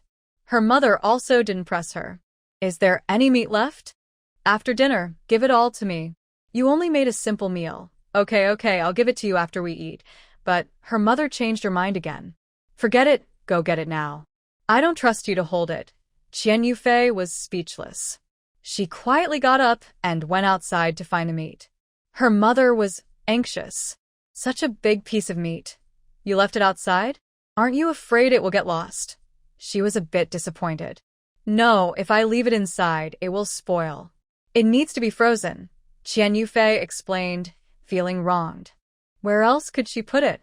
All right, just find it quickly and give it to me." Then Qian Yufei handed over the remaining cured meat and the large piece of meat to her mother. She didn't give the dried beef or the other 2 jin of meat left. "Wow, so much meat? That's enough to last a year," her mother said, surprised. Qian Yufei coughed in shock. The cured meat probably weighed over 30 jin. She left about 10 jin for her grandmother.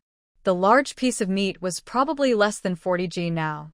She wondered if 70 jin of meat could last her a year.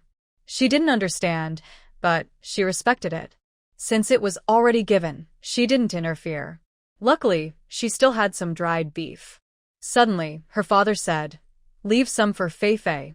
This meat is for her to strengthen her body, given by the Huainan family.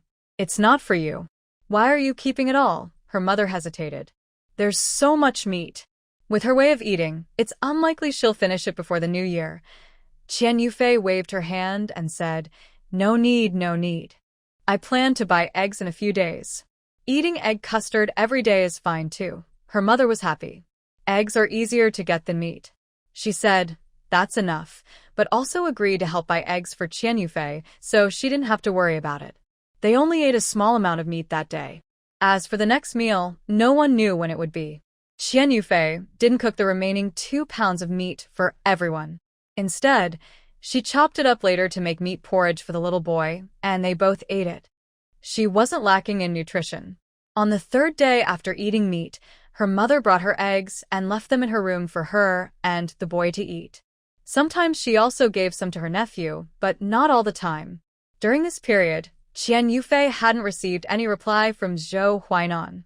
She guessed he was on a mission, so she didn't write to the military district anymore. Time passed quickly.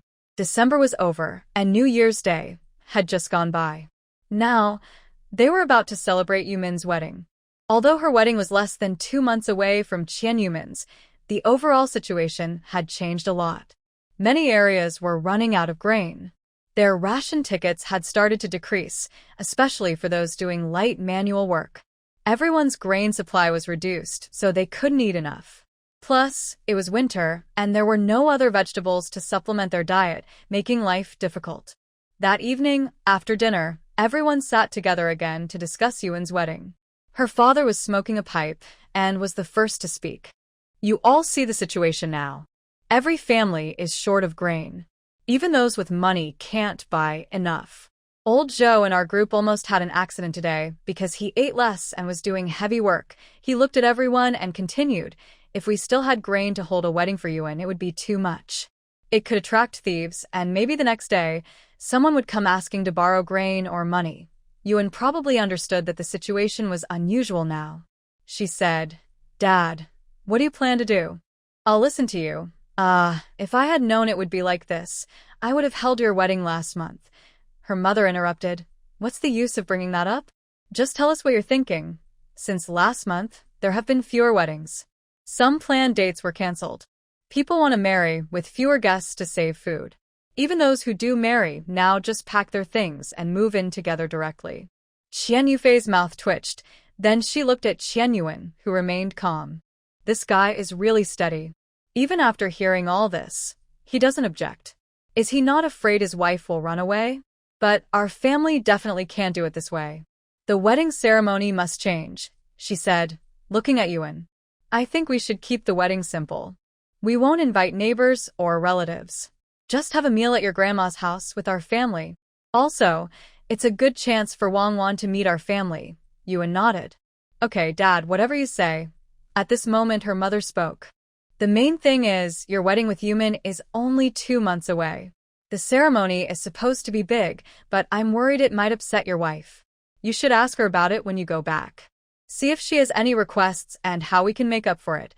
As her mother finished speaking, Meiling, who is Qian Yufei's sister-in-law, looked unhappy. Her face darkened, but she didn't say anything.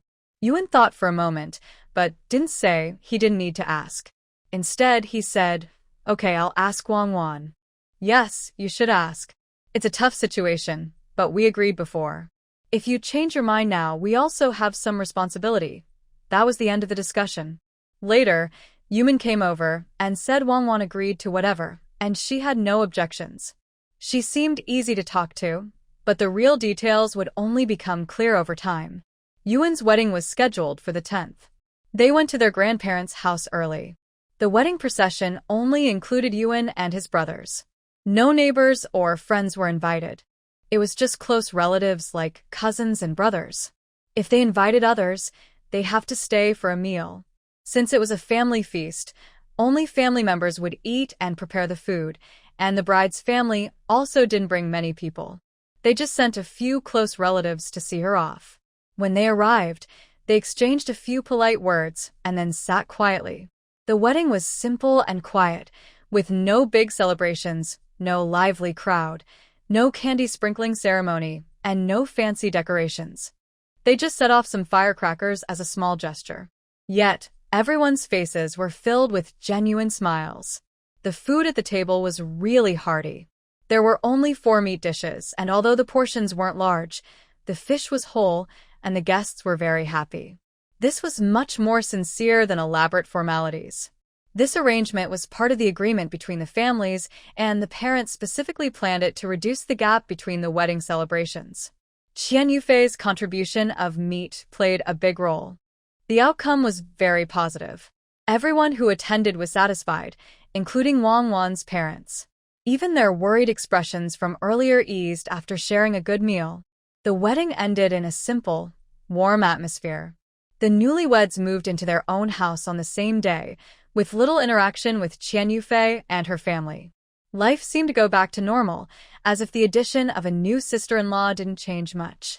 However, at the end of January, Qian Yuan came home and shared an idea. He said, Mom and Dad, I've talked with Wang Wan. Starting next month, I won't pay for living expenses or buy food stamps anymore. It's too cold, and I have to come back to eat and then go back to stay. It's a bit troublesome. I think we can skip coming home for dinner this winter and handle things ourselves. We'll wait until summer to decide what to do.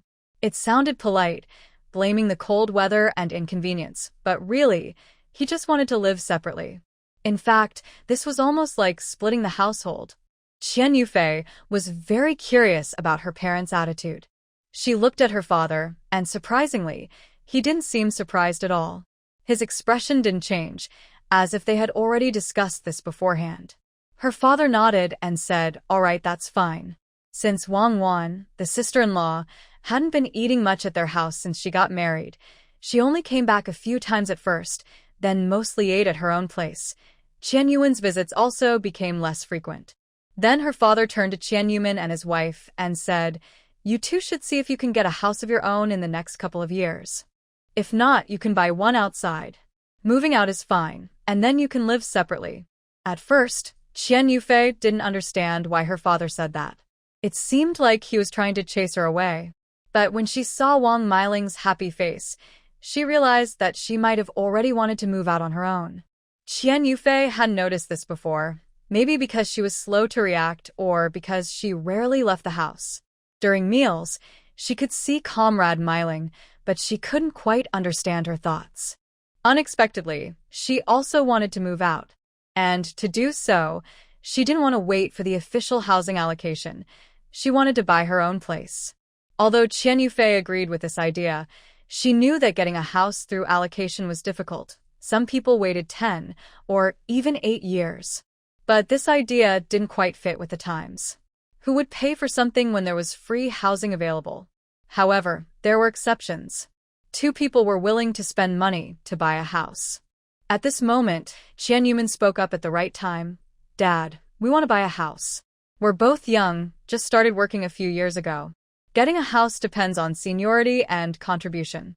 Plus, we don't work at the same factory, so I plan to buy directly." "Yes, that works.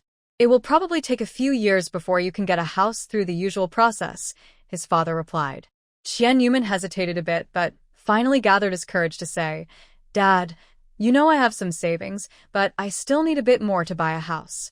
Mom asked, "How much more?" "You know, I made some money from selling fish a couple of years ago, plus what I saved from work. Now I have about 300 yuan. Miling also has some savings, but we plan to keep that for daily expenses." 300 yuan? That should be enough, right? I remember your sister's house only cost about 270 yuan. Her house is smaller. The ones we're looking at are a bit bigger and better in many ways, so they cost a little more. How much do they want? About 380 yuan. But I think we can negotiate the price. It depends on the situation. So, I want to borrow 80 yuan from you first. I'll start paying you back after I get my next paycheck in a couple of months. His father nodded firmly. "All right, this is important. I'll lend you the money. Your mom will go get it for you later." Then he asked, "Where's the house you're looking at?" "It's close to my sister's place in the same area." "That's good. Not too far." This matter ended in a serious yet hasty way. The 2 younger brothers were about to move out. Later, their father asked her older brother, "Do you want to move out too?" Qian Yuhua shook her head firmly. "No, I don't want to go." In this era, it was common for the eldest to take care of the family, though some families had the youngest living with the parents. Usually, there was no need for special care, unlike her grandparents, who had separated everyone. Even if her grandparents had separated everyone, her eldest and second uncles still lived nearby. They could help each other with anything, just not eat together. Qian Yufei felt that her father might someday follow her grandparents' example. Life was simple and boring. Because of her little one, Qian Yufei rarely left the house. She spent every day playing with the child inside. The little one also started crawling everywhere and couldn't be left alone. Of course, this winter was especially cold, so she didn't want to go out. She stayed inside every day, feeling like she had lost track of time. Just as she was losing herself in her routine, Zhou Huainan came in directly. At that moment, Qian Yufei was still sleeping with the little one. Suddenly, a wave of cold air swept in, waking her up. She blinked sleepily and saw Zhou Huainan standing by the bed. The cold air followed him into the room, making her shiver. She quickly pulled the blanket tighter over the little one, sat up and sleepily asked, Why did you come so suddenly? You didn't even send a message first. Zhou Huainan knew he was carrying cold air, so he stepped back and took off his coat, smiling. I finished my task and came straight here. I haven't even gone back to the military district. I just wanted to see you and let you know. I'll come to pick you up in about 10 days. Qian Yufei got up and asked, You still need to go back to the military district? Yes, I need to go back. Come see what I brought. If there's anything to take back, I will. If not, everything stays here. Hearing there was something, Qian Yufei quickly put on her shoes and asked, What did you bring back? This time, I didn't bring much food. Mainly ginseng and animal skins. Her eyes lit up. She hurried to the bag and started unpacking. Ginseng? And animal skins? Those are valuable things. Zhou Huainan helped her untie the string around the package, then took out several ginseng roots wrapped in bark. After looking at them, he handed one to her and said, This one is over 50 years old. I bought it from a villager who just dug it up. It's quite heavy and very rare. Do you think we should keep it?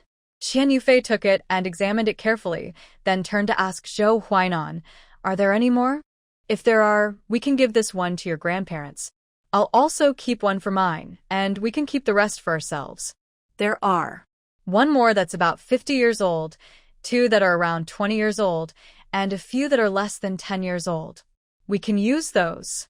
Then let's give the 2 50-year-old ones to our grandparents. We're still young, so we don't need such old ones. The 10 and 20-year-old ones are enough.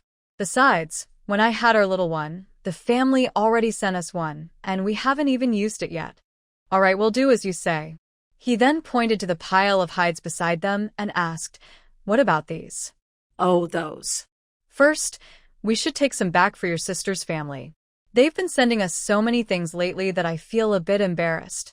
She then told him about all the nice things his family had mailed her recently. That's fine. I told them to send those things. You don't need to feel bad about it. I paid for everything. Qian Yufei was surprised. What? You paid for them? Of course. Did you think they were giving them to you for free? My stepmother isn't that generous. Qian Yufei slapped her forehead. She had really thought they were gifts meant to show family harmony. All right, I was wrong. I really thought. Then she scratched her head and said, Well, it's all family anyway. It's good to give and receive. It keeps relationships strong. Let's give 1 hide each to your dad, your stepmother, and your sister, and 1 each to my parents. Let me see how many are left. There are 10 hides in total. Plenty. Pick the ones you like, and we'll give the rest to them. Okay. Qian Yufei agreed completely. What one person likes might not be what another prefers, so to make sure everyone gets something they like, she decided to choose hers first. The rest could go to others. It was the thought that mattered. So, Qian Yufei began carefully selecting from the leather pieces, occasionally muttering, This pattern looks nice, or this color is just right. After a while, she finally chose her 2 favorite pieces of leather and also picked one for Zhou Huainan. As for the little one, she decided to wait until he was older. Then she pushed the remaining pieces aside and said, Here, you can choose some for your dad and sister. I'll pick some for my parents. Just choose what you want. The rest can be given to them. They don't lack these things, he replied. Okay, then I'll do that. Qian Yufei selected the pieces she wanted for her parents, and Zhou Huainan casually picked 3 from the remaining ones and set them aside. All right, let's take these 5. I'll bring the rest home, he said. Yes, take them home, she agreed. Zhou Huainan stayed at her place for 1 night before returning to the military district. As the new year approached, Qian Yufei didn't go out, but she heard some news from her parents, older brother, and sister-in-law about the outside situation. Recently, many workers at their factory have been fainting from hunger, and some even lost their lives. It's common for people to faint and fall into machinery because they are too weak from not eating enough. Factories have started holding meetings, issuing warnings, and talking to workers, but nothing has improved. There isn't enough food, especially for families with many children or parents living in the countryside. They can't just eat their fill while their children and parents go hungry. They can eat less, but they can't stop them from eating altogether. Now, on the streets and in villages, you hardly see anyone there staying home to save food. This is only the first year, and the situation isn't looking good. She doesn't know what the next 2 years will bring. After this trip to the military district, Qian Yufei plans to stay out of public life for a while. She decided to stay quiet and keep to herself. 9 days later, Zhou Huainan arrived as promised. When she left some milk powder and rice flour for her parents and grandparents. Besides the food for the little one, she didn't take anything else. Everything else was left behind. Initially, I wanted to give my eldest nephew a padded jacket, and I also left some cotton and a piece of leather for my niece. I had planned to leave fabric, but unfortunately, I don't have any now, nor do I have fabric tickets. I can't just send fabric later after I get home, as it would be too late, and it wouldn't really be a gift anymore. So, I simply gave her a piece of leather and asked my sister to make a fur coat for my niece. Qian Yufei and her family of 3 boarded the train amid everyone's reluctant goodbyes and set off. The train slowly started moving, and the scenery outside the window gradually moved past. Qian Yufei looked at her hometown fading into the distance, feeling a mix of emotions. Unknowingly, she felt a strange sense of belonging here. Zhou Huainan gently held her hand, offering silent comfort. Little Tuanzi leaned against Qian Yufei's chest, already asleep, with a face still showing excitement and curiosity. Inside the carriage, passengers either talked softly or closed their eyes to rest. The air was filled with complex feelings of both leaving home and going on a journey. Qian Yufei closed her eyes and replayed the past few days at home. There was laughter, some reluctance, but mostly hope for the future. The trip was normal, with no strange people or incidents. Next to them, the other berth was probably occupied by a government worker on a business trip, dressed in a Zhongshan suit, carrying a briefcase, looking serious all along. Another person kept watching their trunk under the bed, as if worried someone might steal something important. Because the train meals could be bought with money, not tickets, near the end of the journey, Qian Yufei saw many crew members talking to the elderly passengers blocking the aisle, with faces full of helplessness. From a distance, she couldn't hear clearly and asked Zhou Huainan, "What are they talking about? What's happening?" It's all about the food shortage protests," he replied. "What does that mean?" "The food on the train can be bought with money, no tickets needed. Some people refuse to leave the train just to keep eating. They don't get off, and as more people board, some also stay behind. Now, the train is overcrowded, and food supplies are running low. They're trying to persuade people to leave." "People can actually do that?" she asked in surprise. "It seems that people are quite resourceful when faced with problems. This isn't a long-term solution. I think they'll take measures soon," Zhou Huainan said. Qian Yufei shrugged. "They all bought tickets, right?" Zhou Huainan nodded. "Then that's settled. They're taking the train, so why try to stop them? I just like taking the train, okay? Anyway, eating an extra meal a day means less hunger. Between being hungry and causing trouble for others, I definitely choose not to be hungry." Zhou Huainan reached out and tousled Qian Yufei's hair. Sure enough, the train staff's words were useless. By the time Qian Yufei and the others got off the train, those staff members were still comfortably sitting in the dining car. It was all for nothing this time. Zhou Huainan's cousin Zhang Hao came to pick them up. He's married now, but his style and personality haven't changed at all, still wild and carefree. The moment he saw them, he took the little bundle of joy from Qian Yufei's arms. "Hello, sister-in-law. Come on, is this the little bundle? Uncle will hold him." Yes, his full name is Zhou Yijing, but we usually call him Little Tuanzi. When Little Tuanzi was taken away, he waved his little hands cluelessly and made baby sounds, not quite understanding what was happening.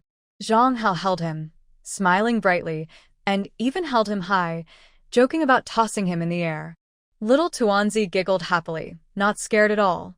Qian Yufei watched their interaction with a smile. Zhou Huainan often teased Little Tuanzi like this, and she was used to it. Besides, Zhou Huainan was nearby. If anything went wrong, his skills should be enough to handle it safely. After Zhou Huainan finished loading everything onto the car, Zhang Hao quickly ran to the front passenger seat and sat down. "I want to hold Little Tuanzi." "You drive." He reached out and poked Little Tuanzi's cheek. Wow, so soft and tender. Zhou Huainan didn't mind. He went straight to the driver's seat and started the car. You like this so much? Just ask your wife to have another one, and you can do whatever you want. I thought you'd say, since I like it so much, you'd just give him to me. Zhou Huainan scolded with a smile. You're so spoiled. With little Tuanzi joining, the atmosphere became even more lively. They laughed and talked happily all the way, and even the breeze outside seemed warmer. Everyone has delivered Qin Yufei and the others to their destination, and some are still reluctant to leave. She left a message. Little dumpling, I'll come back to visit you in a few days. Then she walked away gracefully, glancing back 3 times. Zhou Huainan shook his head and smiled, saying, that little rascal. He then hugged the little dumpling and teased him. Our little dumpling is so lovable, isn't he? This time, they went straight to the small bamboo courtyard at the old house. The outside house wasn't heated, and no one had lit a fire beforehand, so it was very cold and uninhabitable. At the old house, someone had already prepared a heated bed, so the inside was just right in temperature. Visiting the old house this time, Qin Yufei noticed obvious differences. First, the leaves along the path hadn't been cleaned up, making the place look very deserted. Only the main road was somewhat tidy, while other areas were overgrown with weeds and fallen leaves. It seemed the family had dismissed many workers. She wasn't sure if there were still cooks or laborers, or if everyone was now doing chores themselves. After a quick tidy-up, the 2 of them went to report to Zhou Huainan's grandparents. Since they had arrived, they needed to check in first. It was very cold in the middle of winter, and Qin Yufei didn't really want to take a bath at home. She decided to wait until later, when she could hand the little dumpling over to Zhou Huainan, then go to the bathhouse for a thorough wash. She hadn't taken a proper bath at her hometown, only wiped herself with a towel. Now she felt she really needed to go to a big bathhouse. When they arrived at the grandparents' house, everyone was sitting around chatting happily. Some people she recognized, others she didn't. She also noticed that Aunt was there, but she looked quite different. Her face was pale and yellow, very exhausted, with white hair appearing on her head. Her hair was unkempt, dry, yellowish, and messy, making her look several years older. The lively spirit she used to have was completely gone. Aunt sat quietly in the corner, absent-mindedly chatting with everyone, her voice weak and tired. Qin Yufei couldn't help but wonder what had happened to Aunt. What caused her to change so much in just 2 years? When everyone saw Zhou Huainan carrying the little dumpling in, they got up to see the child. Some waved their hands to invite them to sit down. When Grandma heard the noise, she looked up and saw their family of 3. She smiled and said, Huainan and Yufei are back. Then, her gaze shifted to the little bundle of joy. She said, oh, this must be our 4th child. Come here, let me see. His nickname is Little Dumpling, right?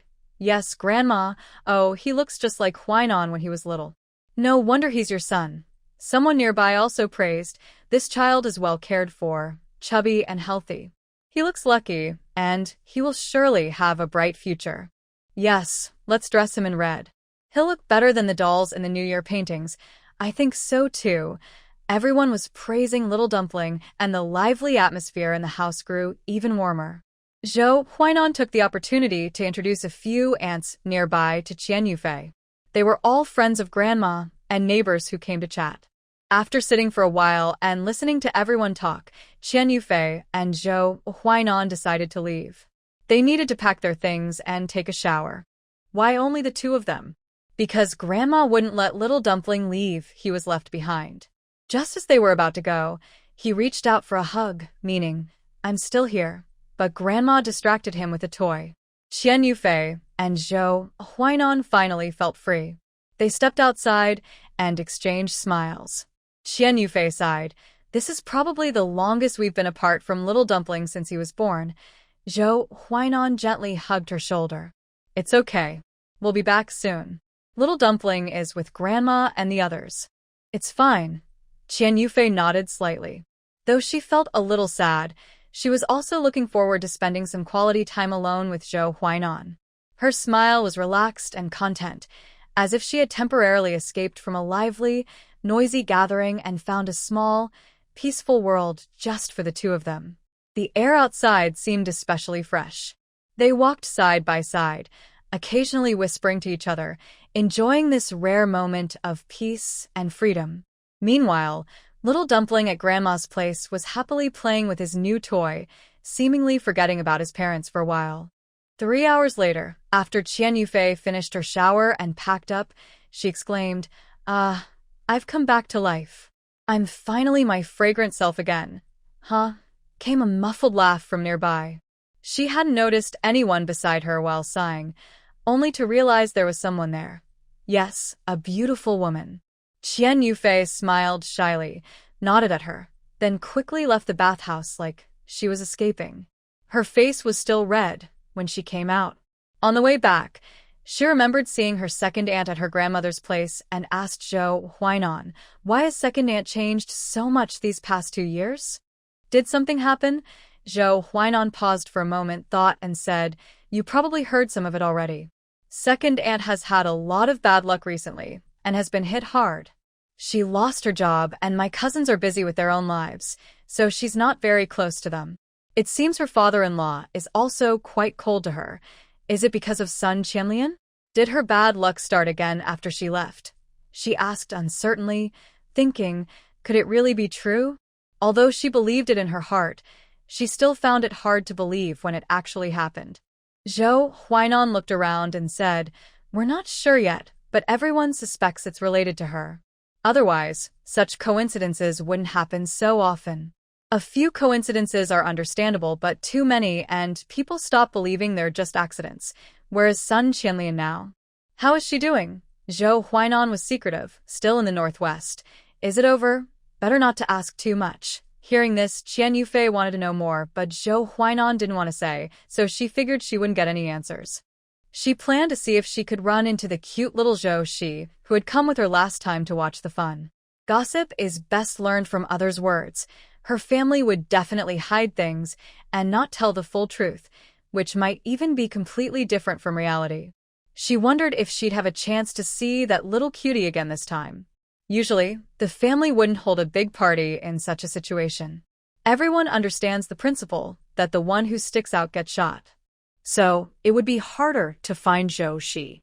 She couldn't just go shopping every day hoping to run into her, or maybe an idea struck her. Since I know her name, I should ask Zhou Huainan if he knows where her family lives and go visit her. This was her way of trying to find out gossip. She was really determined.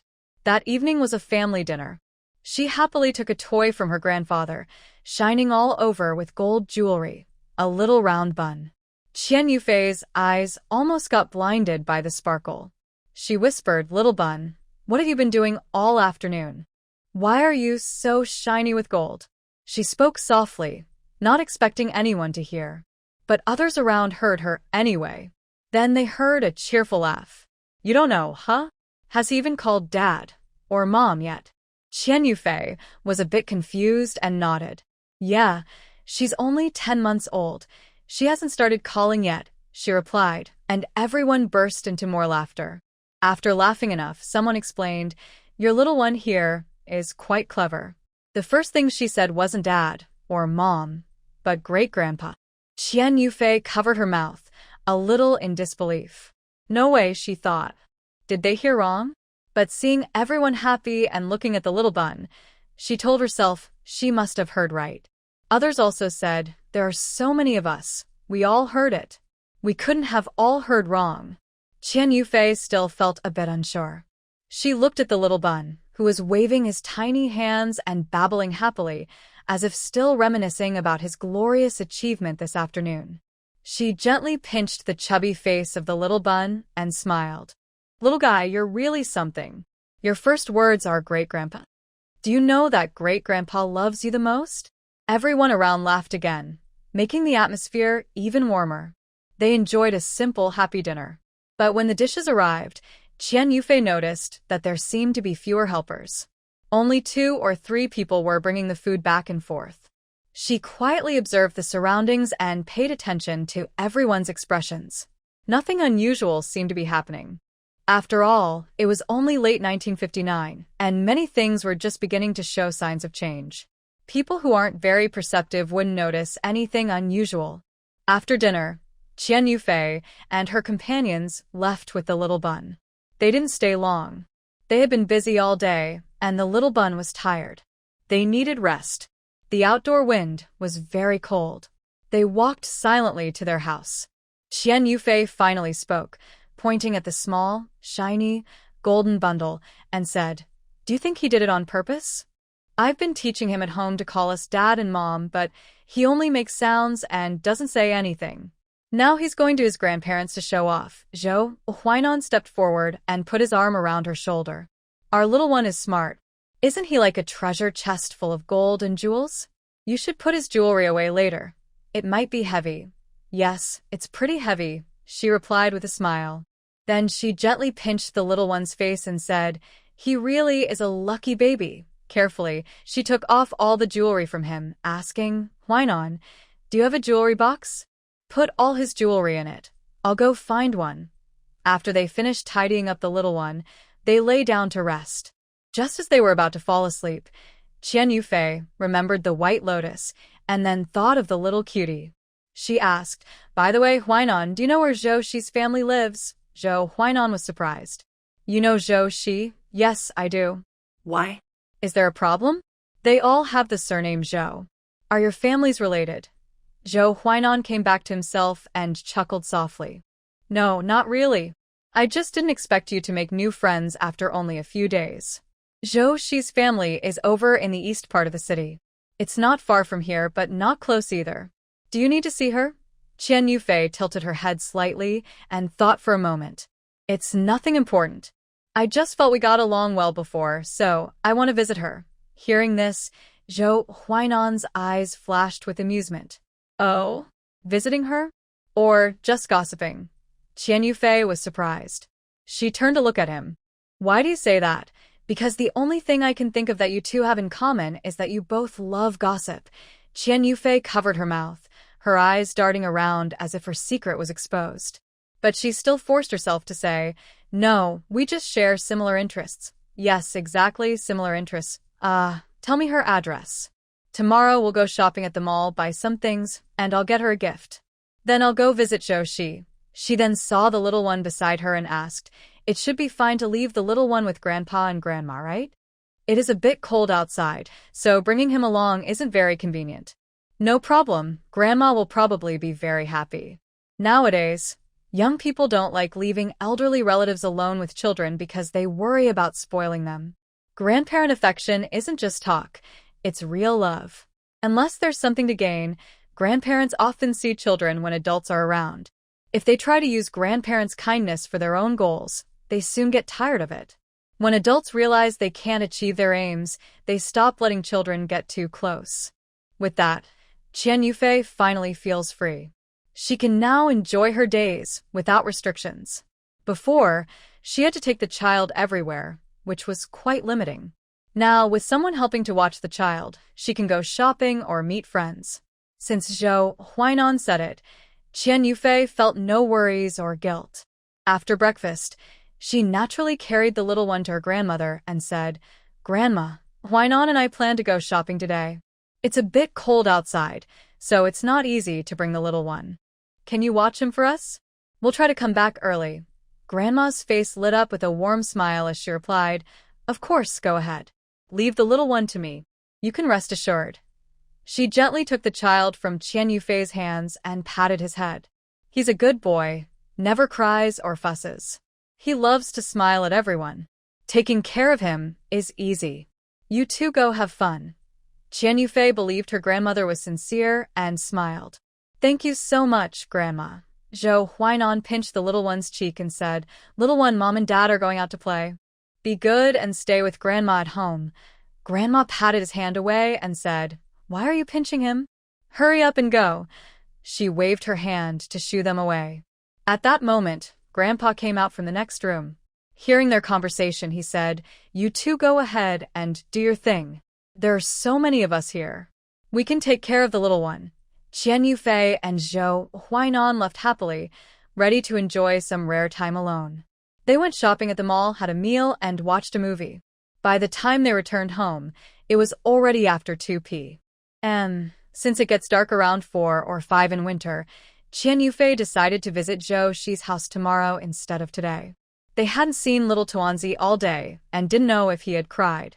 She needed to go back and check on him quickly.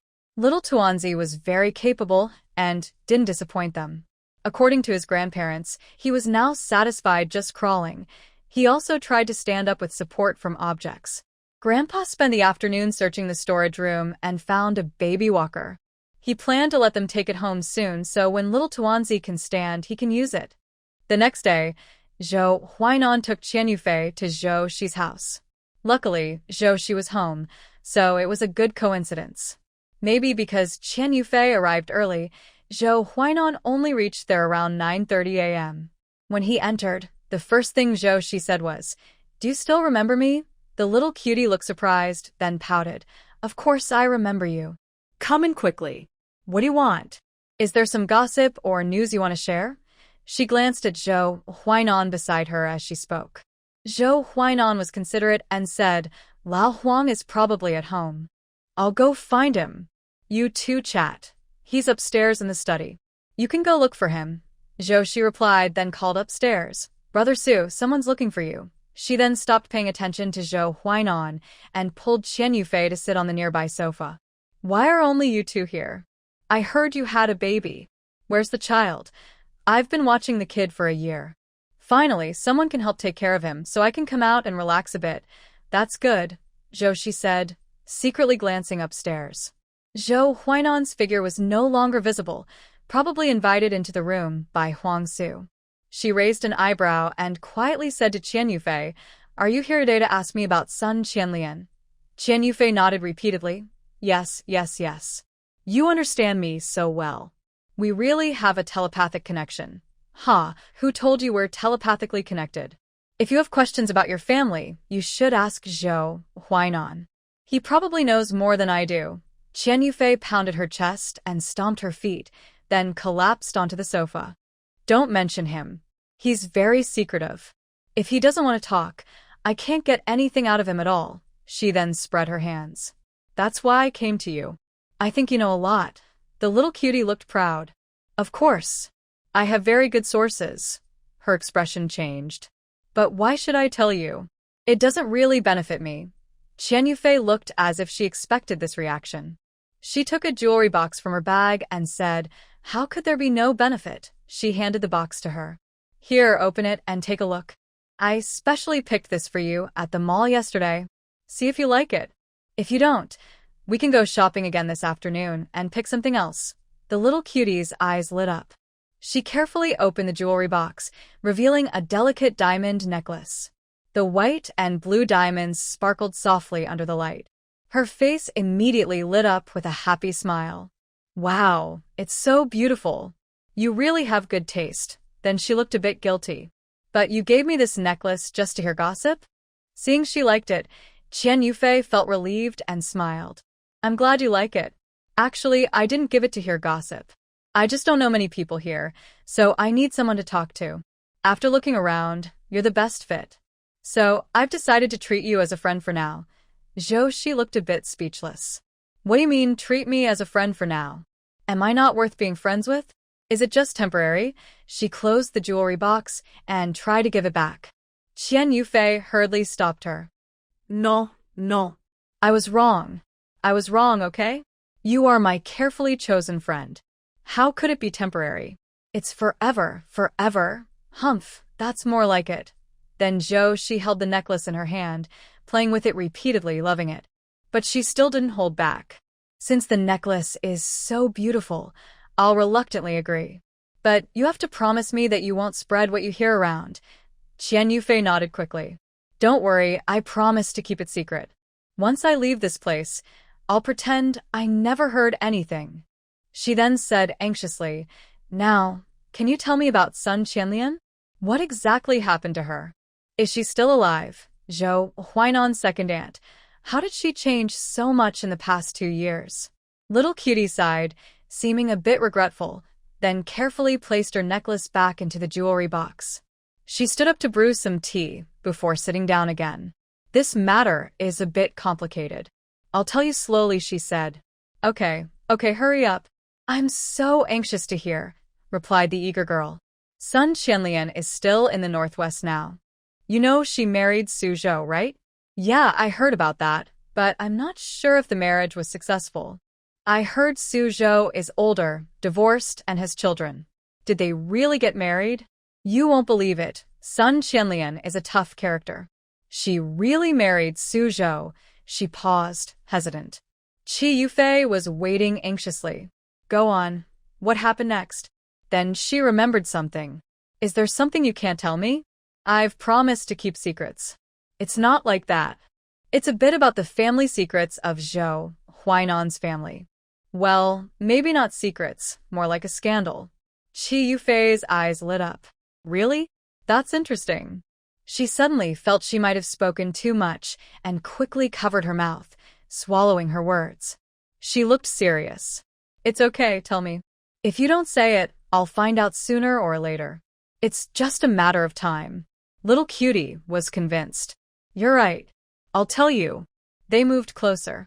Listen, when Sun Qianlian married Suzhou, he was still a battalion commander.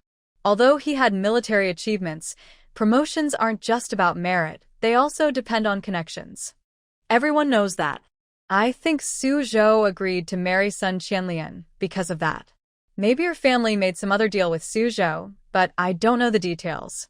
But since you promised Suzhou some benefits and he married her, you should follow through. I remember he had been married to Sun Qianlian for a year, but he still hadn't been promoted. What happened next? Did he turn against her? Qi Yufei had a premonition that things were getting complicated. It seemed Sun Qianlian had found a new ally. From what Little Cutie said next, she was sure that Sun Qianlian had gained power. Things would probably get tougher for the Zhou family. I hope his family is strong enough. Otherwise, tools like cheat devices or external help are not easy to deal with. I also hope that the son-in-law from the capital can help them at critical moments. After all, the current situation is partly due to his actions. The Little Cutie nodded seriously, saying, Yes, I betrayed them. Wow, so exciting. Zhou no longer cared about her expression, feeling like she was just watching a show. She continued, At first no one noticed anything. But later, when Sun Qian got pregnant, it didn't seem unusual. Then someone accidentally found out that during that time, Suzhou's relatives were very unlucky, while Suzhou himself was surprisingly lucky. He kept getting tasks and completing them perfectly. Even some rivals or enemies started getting hurt for no reason, or making mistakes they normally wouldn't. Wow, Qian Yufei felt that Sun Qian was definitely connected to some system. Such strange things could probably be confirmed. So everyone guessed that Suzhou abandoned the Zhou family and started working with Sun Qian. Yes, not just a guess. People are now sure of it. Why? Because Suzhou was promoted to vice captain 3 months ago. His promotion was because he did well on previous missions, earned enough military merits, and then an opportunity came along. That's how he got promoted. So how can we be sure he abandoned the Zhou family and teamed up with Sun Qian? You probably don't know this. She started to look smug and continued. The Zhou family had actually asked Suzhou to help with some things for a while. It seems they even introduced him to some contacts, probably showing sincerity at the time. But 2 months ago, those so-called contacts disappeared. What do you mean, disappeared? Zhou, she wrinkled her nose. How should I explain? It's not that the people are gone. It's just that they used to have good relations with some upper-level figures or owed favors, but all those contacts were used up by Suzhou. Some people even got offended or made enemies because of him. Then the Zhou family realized something was wrong. But by that time, Suzhou had already accumulated enough merits, used up his contacts, and had become vice captain. Isn't that like betraying and then killing the horse after the ride? That's not quite right. After all, your Zhou family was the one who broke the promise first. Well, you can't exactly say the Zhou family is being untrustworthy. After all, they've provided connections and relationships. It's only been a little over a year, and each person has their own place. Isn't it natural to look for opportunities? Maybe the Zhou family is also trying their best to arrange things, but there just haven't been suitable chances lately. Zhou, she shrugged. You have a point, and it might be true, but so what? Opportunities pass quickly. Since Sun Qianlian can handle things in a short time, why wait for your Zhou family's uncertain plans? All right, So the real issue is that Sun Qianlian is involved because she can help him. She thought for a moment and added, but isn't he worried that Sun Qianlian might bring him trouble? I doubt Suzhou doesn't know what Sun Qianlian has done. Knowing or not, what does it matter? Bad luck just shifts to others, not him. Is he that ruthless? From what I know, that bad luck could spread to other members of his family. Does he really not care about his family? What family does he have? They're just distant relatives, and I heard those relatives don't get along with him. Maybe he even hopes they'll have bad luck. Haha, two birds with one stone. Exactly. And Suzhou isn't doing nothing either. He even arranged for Sun Qianlian to get pregnant. Qian Yufei's mouth twitched. You think Sun Qianlian would just bow down and be used by him over a child? I don't think so, but it's probably a good backup plan, she said, scratching her head and lowering her voice. And who's to say Suzhou doesn't have other ways to control Sun Qianlian? Is Sun Qianlian under house arrest? She asked, surprised. She has that kind of ability, yet she's still being manipulated? I find that hard to believe. I feel like she is. Suzhou is a man who's made many achievements in battle. Dealing with a weak woman isn't difficult. Even if Sun Qianlian has some extraordinary abilities, she definitely can't match Suzhou's strength. That's for sure. But isn't Suzhou worried about being too harsh? What if Sun Qianlian finds a way to retaliate? That's hard to say. They're too far apart. He's in the northwest, and we can't see what's happening. It's all guesswork. But I also heard Suzhou is trying to transfer some connections to the northeast. Didn't he just get promoted? The position isn't secure yet. Everyone there is his own people, and only after establishing a firm footing will things go faster. Why is he in such a hurry to transfer? The strange thing is, everyone suspects that he offended someone in the northwest and can't stay there anymore. It might also be because he's not stable enough, so he took this risky step. Otherwise, he wouldn't have made such an unwise move. He really knows how to cause trouble. Unaware, the two women were talking about Sun Qianlian and Suzhou, but upstairs in the study, Zhou Huainan and others were also discussing this issue. Their conversation was deeper, and they knew more details. They even made some plans to deal with it. Huang Su said, "Be prepared. I heard that relations with Suzhou are already strained, and there's a high chance they'll transfer him to your military district." Zhou Huainan, sitting in the chair opposite, sighed. If I had known Captain Yang would come with such trouble, I should have intervened a bit earlier. No one expected things to turn out this way. Captain Yang left, Li Qinggong took his place, and now they want to transfer someone else. Luckily, you're not in the third group, or who knows what might happen next. He then cheerfully added, your military district will definitely be lively soon. Zhou Huainan casually threw a pen onto the table. You're laughing now, but with Suzhou causing trouble, no one will come out ahead. Huang Su's face grew cold. Don't worry. If he keeps acting like this, someone will deal with him eventually. Marrying such a wife and still acting so high-profile, he's just asking for trouble. What are your plans next? Do you plan to wait and see? Huang Su thought for a moment. It seems we can only wait for now. You know how chaotic things have been lately. The harvest this year wasn't good, and the situation is even harder to predict, he pointed outside. Look, it's already February and the new year is coming. Have you seen any snow this winter? Zhou Huainan looked out the window and sighed. Next spring, all this will be over. I wonder what autumn will bring. You should stock up on more grain. I still have some channels to get supplies from the border. Do you want some? Is it dangerous? You still have contacts there? You're really brave. Who is providing all these supplies over there? Is it just for living? Just tell me if you want it or not. But if you do want it, you need to hurry. The situation is changing quickly, and maybe soon it won't be possible to get it anymore. Yes, I want it. I definitely want it. The more, the better. After I go back tonight, I'll ask my dad how much he needs. I want to get this done during the New Year holiday. After the holiday, I'll have to leave again. Then Huang Su, feeling a bit curious, asked, by the way, why did you think of coming to find me today? Zhou Huainan chuckled softly and said, it's about fate. You might not know, but my wife knows your wife. It seems they get along quite well. What do you mean? They know each other, and your wife also came here.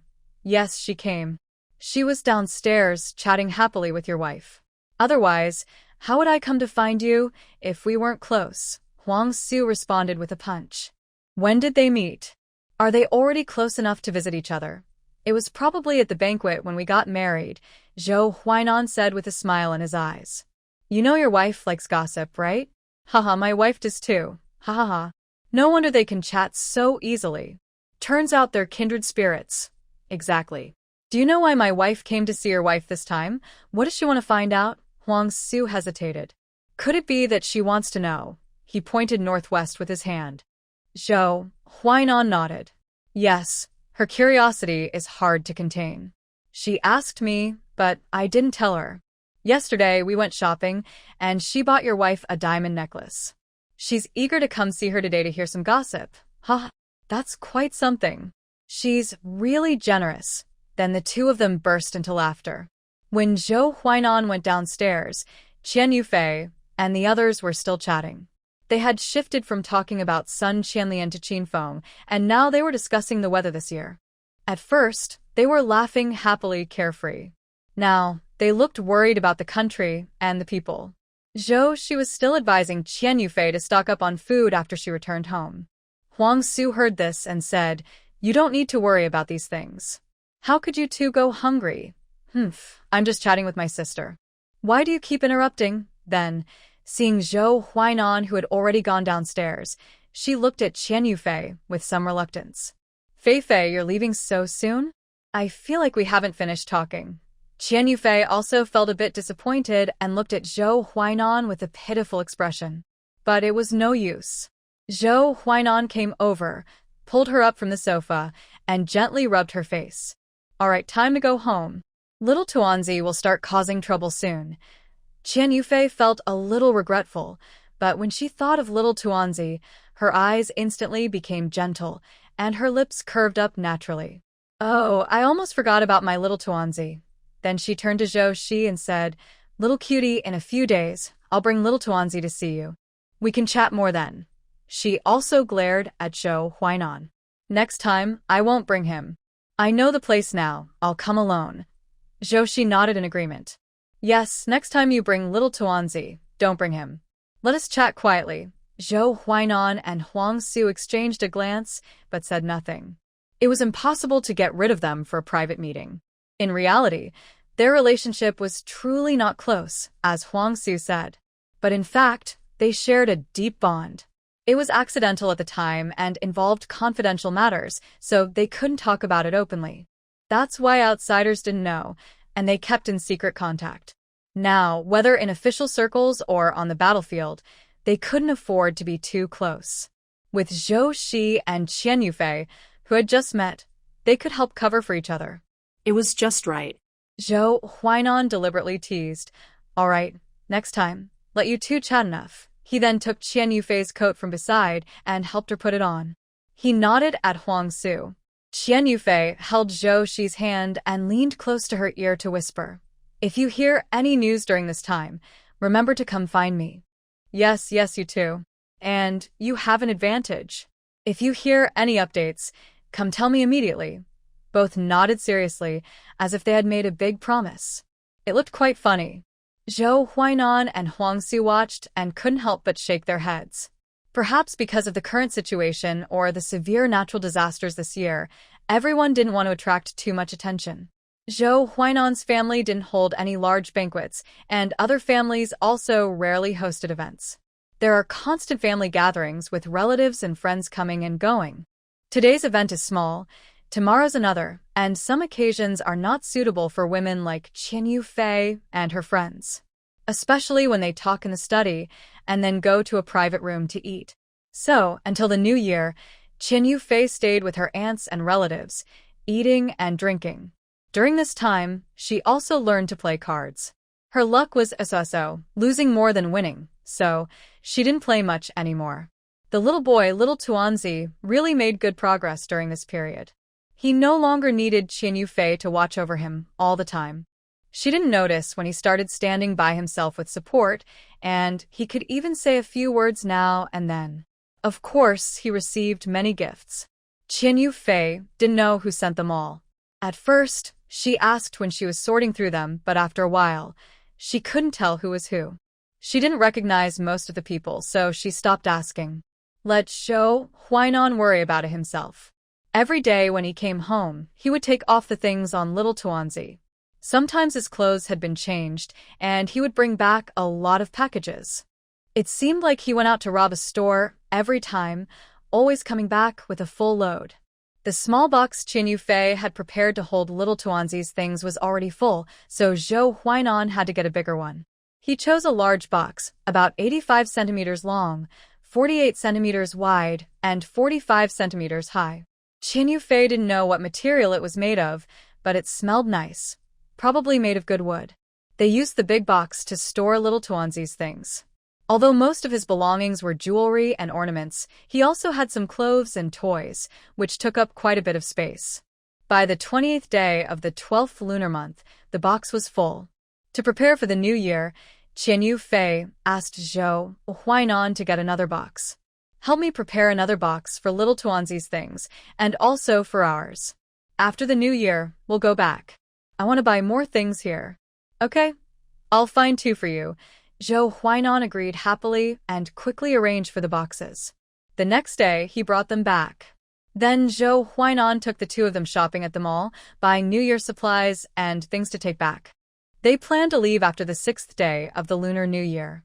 So, they decided to buy everything that Qin Yufei needed during this time. Both of them felt a bit of urgency and wanted to buy more things to stock up. As a result, their shopping was like a spree. However, even with this, they didn't stand out in the crowd, probably because there were many smart people around. They didn't shop at the supply store, so they weren't limited by ration tickets. It's true that rich people and poor people live in two different worlds. They don't often cross paths, and their restrictions are quite different. For example, now Qin Yufei wanted to buy some milk powder, malt extract, pastries, and white rabbit candies to take home.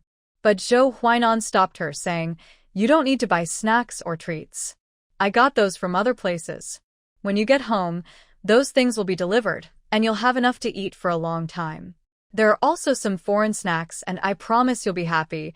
Qin Yufei almost excitedly threw the small bundle she was holding. Really? Foreign snacks? Are there cookies? Chocolates. You still know about chocolates. Don't look down on me. Qin Yufei tilted her head proudly, then continued to ask, "Are there?" Seeing Zhou Huainan nod, her eyes lit up instantly. Wow, really? That's great. Then she looked at the counter ahead and asked, "If there are cookies and milk powder, I won't buy the pastries and other snacks." She looked at Zhou Huainan again to confirm.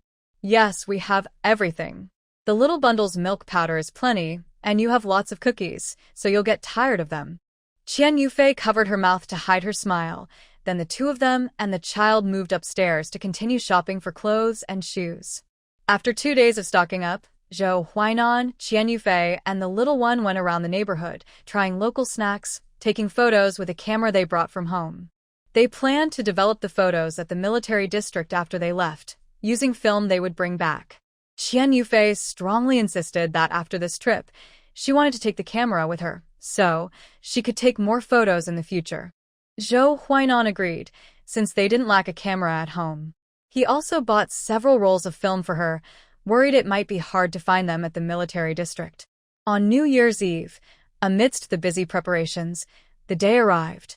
Early in the morning, Qin Yufei got up, changed into new clothes, wore her favorite jewelry, and dressed the little dumpling to look like a festive figure from a New Year painting. Her little outfit was specially made by her grandmother, including a hat, socks, and shoes, all for today.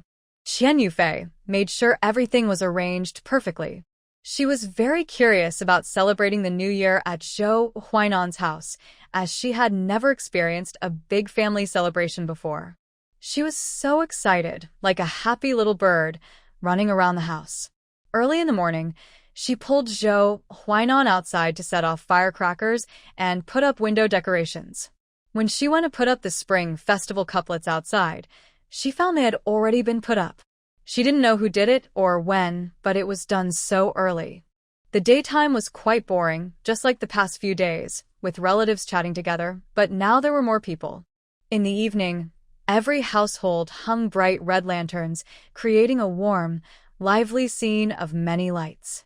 It's a tradition for Chinese people to make the new year look festive, no matter how poor or difficult life is, symbolizing hope and new beginnings. At night, all family members who could come back did so, except for a few busy officials who couldn't make it. This is normal, as many family members are in the military or hold government jobs and can't always take time off. The family sat around the dining table, which was filled with delicious food. Hot dumplings symbolized reunion and happiness, while the fragrant fish, chicken, meat, and seafood made everyone's mouth water. Even the little dumpling had his own special New Year's dinner. Big families really are different. Qian Yufei wisely prepared a box for the little dumpling. After midnight and the bell ringing, the little dumpling started receiving gifts. New Year's is a great time for giving and receiving gifts. If it weren't inconvenient, Qian Yufei would love to come back every year. Zhou Huainan's family now includes 4 generations living together. Since the little dumpling is the youngest, he received many gifts. Qian Yufei received fewer gifts, but they were more valuable. Her grandmother gave her jewelry, which looked quite expensive. The others, including her grandfather, Zhou Huainan's father, stepmother, aunt, and eldest uncle, mostly gave money. It was a big family gathering. Qian Yufei liked it very much. However, she also gave out quite a few red envelopes during this festival. There are many children in her small group, and relatives and friends with kids came to pay New Year visits. When she saw other sisters-in-law giving red envelopes to children, she followed suit. After all, giving more is never wrong. It's better than giving too little or forgetting altogether. She has lost track of how many red envelopes she has given out. She has no idea how many she has handed out herself, but Zhou Huainan gave even more. He was very busy during these days of the new year, and she didn't know where he went. There were many relatives and friends, gathering every day, morning and night. Sometimes he brought Yufei along, sometimes he went out alone. Yufei still had to take care of the little one. During the holiday, her grandparents were busy too and had no time to help with the child, so she had to do it herself. The little one will turn 1 in just over a month. He's quite naughty, crawling everywhere, grabbing things to stand up, regardless of whether what he holds is safe or not. If no one watches him, he ends up on the floor. Luckily, he's tough and doesn't cry when he falls. He just continues crawling in that position. He's very playful and mischievous. Sometimes she can't keep an eye on him alone, but luckily, there are many family members. During the day, Yufei usually takes the little one to the main hall, where her grandparents and parents receive guests. It's crowded, and everyone can help watch the child. She can also chat with visiting relatives, listen to gossip, or catch up on useful news. The little one is very happy, playing with many other children his age. There's no need to coax him. Everyone admires his lively energy and praises him. When leaving, they all give out red envelopes to the children. Yufei happily accepts them on behalf of the little one, repeatedly saying, "Don't be too polite," or "You're too kind." During the new year, the house is always lively. Relatives come and go, and the atmosphere is very warm. Yufei takes this opportunity to get to know Zhou Huainan's relatives better, listening to their stories about their lives and work. Although sometimes the environment is noisy and chaotic, Yufei feels that this is what the new year is about. It makes the holiday more authentic and memorable. Most of the visiting relatives, friends, and subordinates just bring gifts and exchange polite words before leaving, but some do have their own requests. Qian Yufei showed great interest in these people because she could infer the energy and strength distribution of the Zhou family based on what they asked for. As for the details of the Zhou Huainan family, Qian Yufei never directly asked Zhou Huainan nor probed through direct or indirect methods. Instead, she relied on bits of information she overheard from others' conversations to analyze on her own. She enjoyed the feeling of gradually uncovering the truth. On the 4th day of the lunar month, Qian Yufei visited Zhou Shi's house again. She wanted to say goodbye and also to ask if she had heard any new gossip recently. Actually, she didn't originally plan to go there. Zhou Huainan mentioned he would be free on the 4th day and that he would be passing by, so Qian Yufei decided to go along. What she didn't know was that she was being used. Zhou Huainan wanted her to come, so she did. But even if she had known, she probably wouldn't mind, since it was about delivering supplies to her. Because of a short time, neither Qian Yufei nor Zhou she received any useful news. The gossip worth sharing could only be exchanged through letters. They had somewhat become friends. She was also the first friend she made in this world without any other interfering factors, unlike Gu Qingqing, Lin Wan, and Bai Ling, who had some interests involved. After the 5th day, the new year was considered over. She had a big family reunion dinner, marking a happy ending to the holiday. After dinner, Qian Yufei started preparing to leave. She packed everything up because she couldn't take all these things with her, and they couldn't carry so much either. These things are quite valuable. How will you transport them? Is there any risk? If so, you can leave them here for now. Zhou Huainan comforted her. Don't worry, there's no risk. Just take everything with you. When you come back next time, who knows when that will be? These items will all be delivered to you, so just wait patiently. Oh, okay, since he said so, Qian Yufei had nothing to worry about. She packed all the items she had collected and bought during this time. 3 large boxes were filled to capacity, and she packed a few more parcels. She carried very little with her, mostly small items. The 3 of them traveled lightly. Before leaving, Qian Yufei carefully checked her belongings to make sure nothing was missing, especially the baby formula, diapers, and small toys for the little one, as these were essential for the trip. Zhou Huainan carried a package in one hand and held the little one in the other, occasionally teasing him, which made the little guy giggle happily.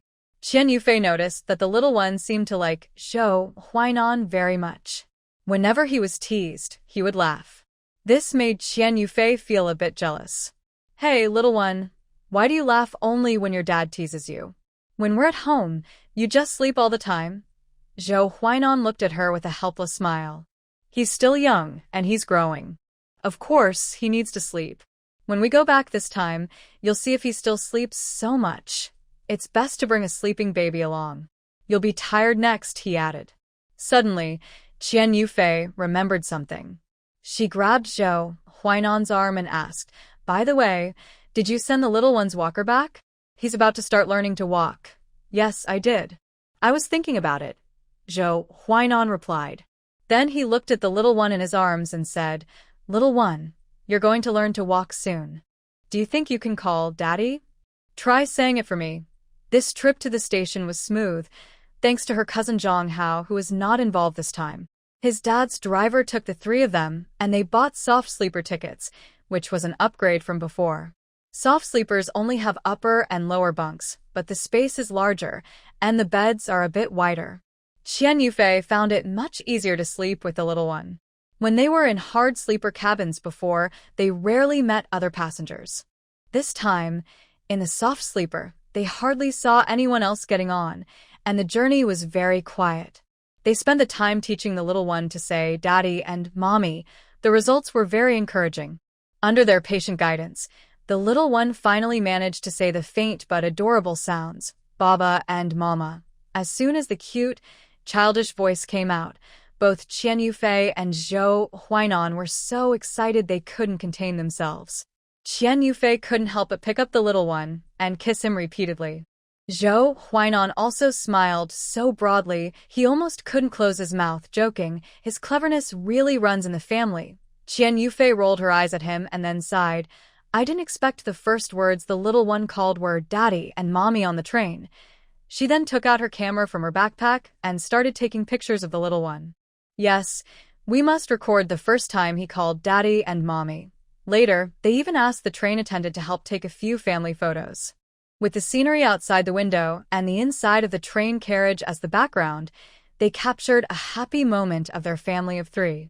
This wonderful memory was forever preserved in the photo. During the journey, because the little one learned to call Mom and Dad, no one disturbed them. They could take pictures freely, and the carriage was always filled with laughter and joy. What might have been a boring trip became warm and fun. Qian Yufei felt that time was passing quickly and thought she could stay on the train all day. Happy moments always pass too fast. As the train slowly approached the station, they arrived at their destination. Zhou Huainan carried some things and held the little one in front, walking briskly and steadily.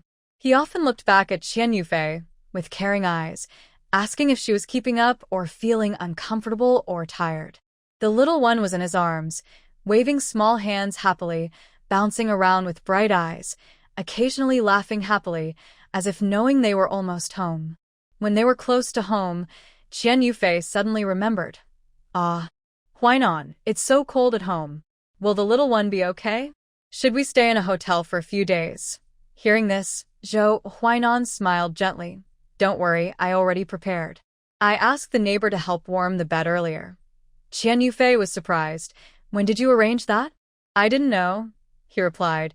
Whenever you remember, the opportunity might slip away. Qian Yufei chased after him, playfully hitting him. The three of them ran and played all the way home.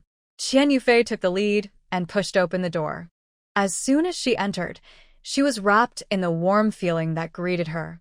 Is it really warm? She asked, stretching her arms and sighing happily. Ah, so comfortable. Then she quickly walked to the bed, tested the temperature with her hand. Just right, not too hot or cold. She turned to Zhou Huainan and gave him a thumbs up. Huainan, you really thought of everything. The bed is warm.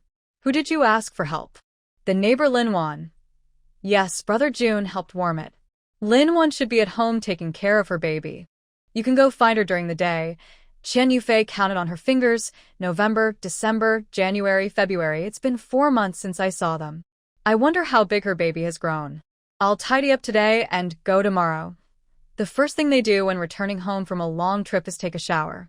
This time, they can't go to the bathhouse together. They have to go separately. One stays at home to take care of the child. So, Zhou Huainan went first. Qian Yufei was slow to shower and needed to prepare things. By the time she finished, Zhou Huainan had already finished his shower and returned. This time, Zhou Huainan bought many imported skincare products at the mall. He needed to use them during his shower, so he packed a basket with his toiletries. After Qian Yufei comfortably finished her shower and just arrived home, there was a knock on the door. Who is it? The timing is so precise. I just got home, and someone is visiting. Her hair was still damp. She put on her hat and went to open the door. Zhou Huainan had just left, saying he needed to handle some matters, probably related to household supplies. When she opened the door, she was surprised to see Qian Yuping and her husband. It was a bit unexpected, but not entirely surprising. It was sudden, and she wasn't quite ready for visitors, but since they came, she couldn't refuse. Looking at the things they carried, it was clear they came to visit in the evening. Ah, Yuping, you two are so quick to get news. I just got home. When Li spoke first with a smile, Yuping and I went to town to buy some things. When we came back, we heard you were home, so we thought we'd come by first. He handed the things to Qian Yufei. She quickly took them, politely saying, just come in. No need to bring so many things. Come inside. It's pretty cold outside. As she spoke, she turned to let them in. Go to the east room by the heated bed. It's warmer there. Once inside, she saw the little one trying to move step by step while holding the blanket. Fei Fei, your little one is starting to walk. So cute. Yuping smiled at the child's face. Yes, but he still can't stand steadily. It will take some time to learn, she said, walking over to gently support the child, worried he might fall. When Li and Yuping also came closer, with the little one as a topic, the conversation was no longer awkward. They probably knew that the relationship between Qian Yufei and Yuping wasn't very good, so after a while, they said their goodbyes and left. After sending the two people away, Qian Yufei began tidying up the house. Since it had been a long time without cleaning, dust was everywhere. After giving the house a thorough sweep, she lay down with her little bundle to rest. When Zhou Huainan returned home, he saw the warm scene of the mother and child sleeping together. He didn't disturb them. He changed his clothes and went to the kitchen to prepare dinner. When Qian Yufei woke up and smelled the aroma of food from the kitchen, she gently covered her little one with a blanket, then got up and headed to the kitchen. She saw Zhou Huainan skillfully stir-frying dishes. When did you come back? Why didn't you wake me? She asked softly. Zhou Huainan turned around and smiled. I saw you sleeping soundly, so I didn't want to disturb you. Dinner will be ready soon. Let's get ready to eat. Then he added, by the way, our luggage and the food I bought will only arrive tomorrow. Do you need anything urgently? Tomorrow? That's pretty quick. I don't need anything urgently. We have everything at home. That's good. I was worried you might need something, so I thought you could go to the supplies store early tomorrow. No need, no need. Just one day.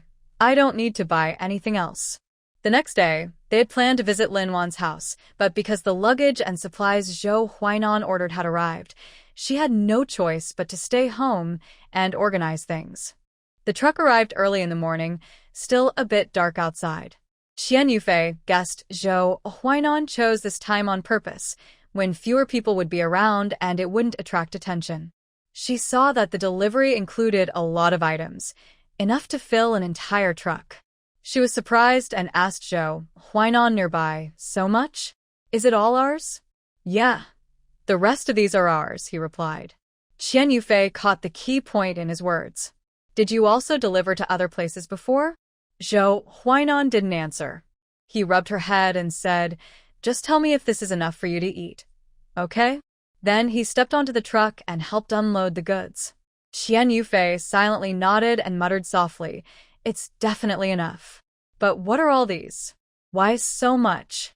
Most of it looked like grain bags and bags of it. She was a bit worried about where to put everything. Her space was almost full. There was hardly any room left. Her house didn't have a cellar, so she couldn't hide things away. After quietly moving all the items to the west room and the living room, the two drivers left without a word. If it weren't for the tire tracks and the large pile of things on the ground, Qian Yufei would have thought they never came. They didn't speak at all during the whole process, didn't drink any water, just silently unloaded and carried the goods before leaving. After closing the door, Qian Yufei sighed. They are really well trained. Not a single unnecessary word, and they leave right after finishing. Zhou Huainan just smiled silently.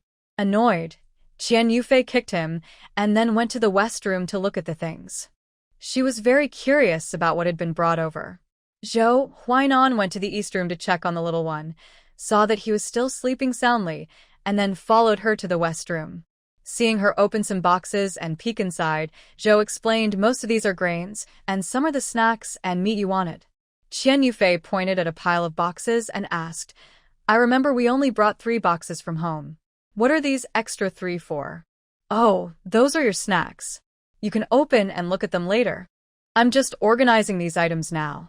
Qian Yufei looked at all the things and felt a bit worried. There are so many things, it's a bit troublesome.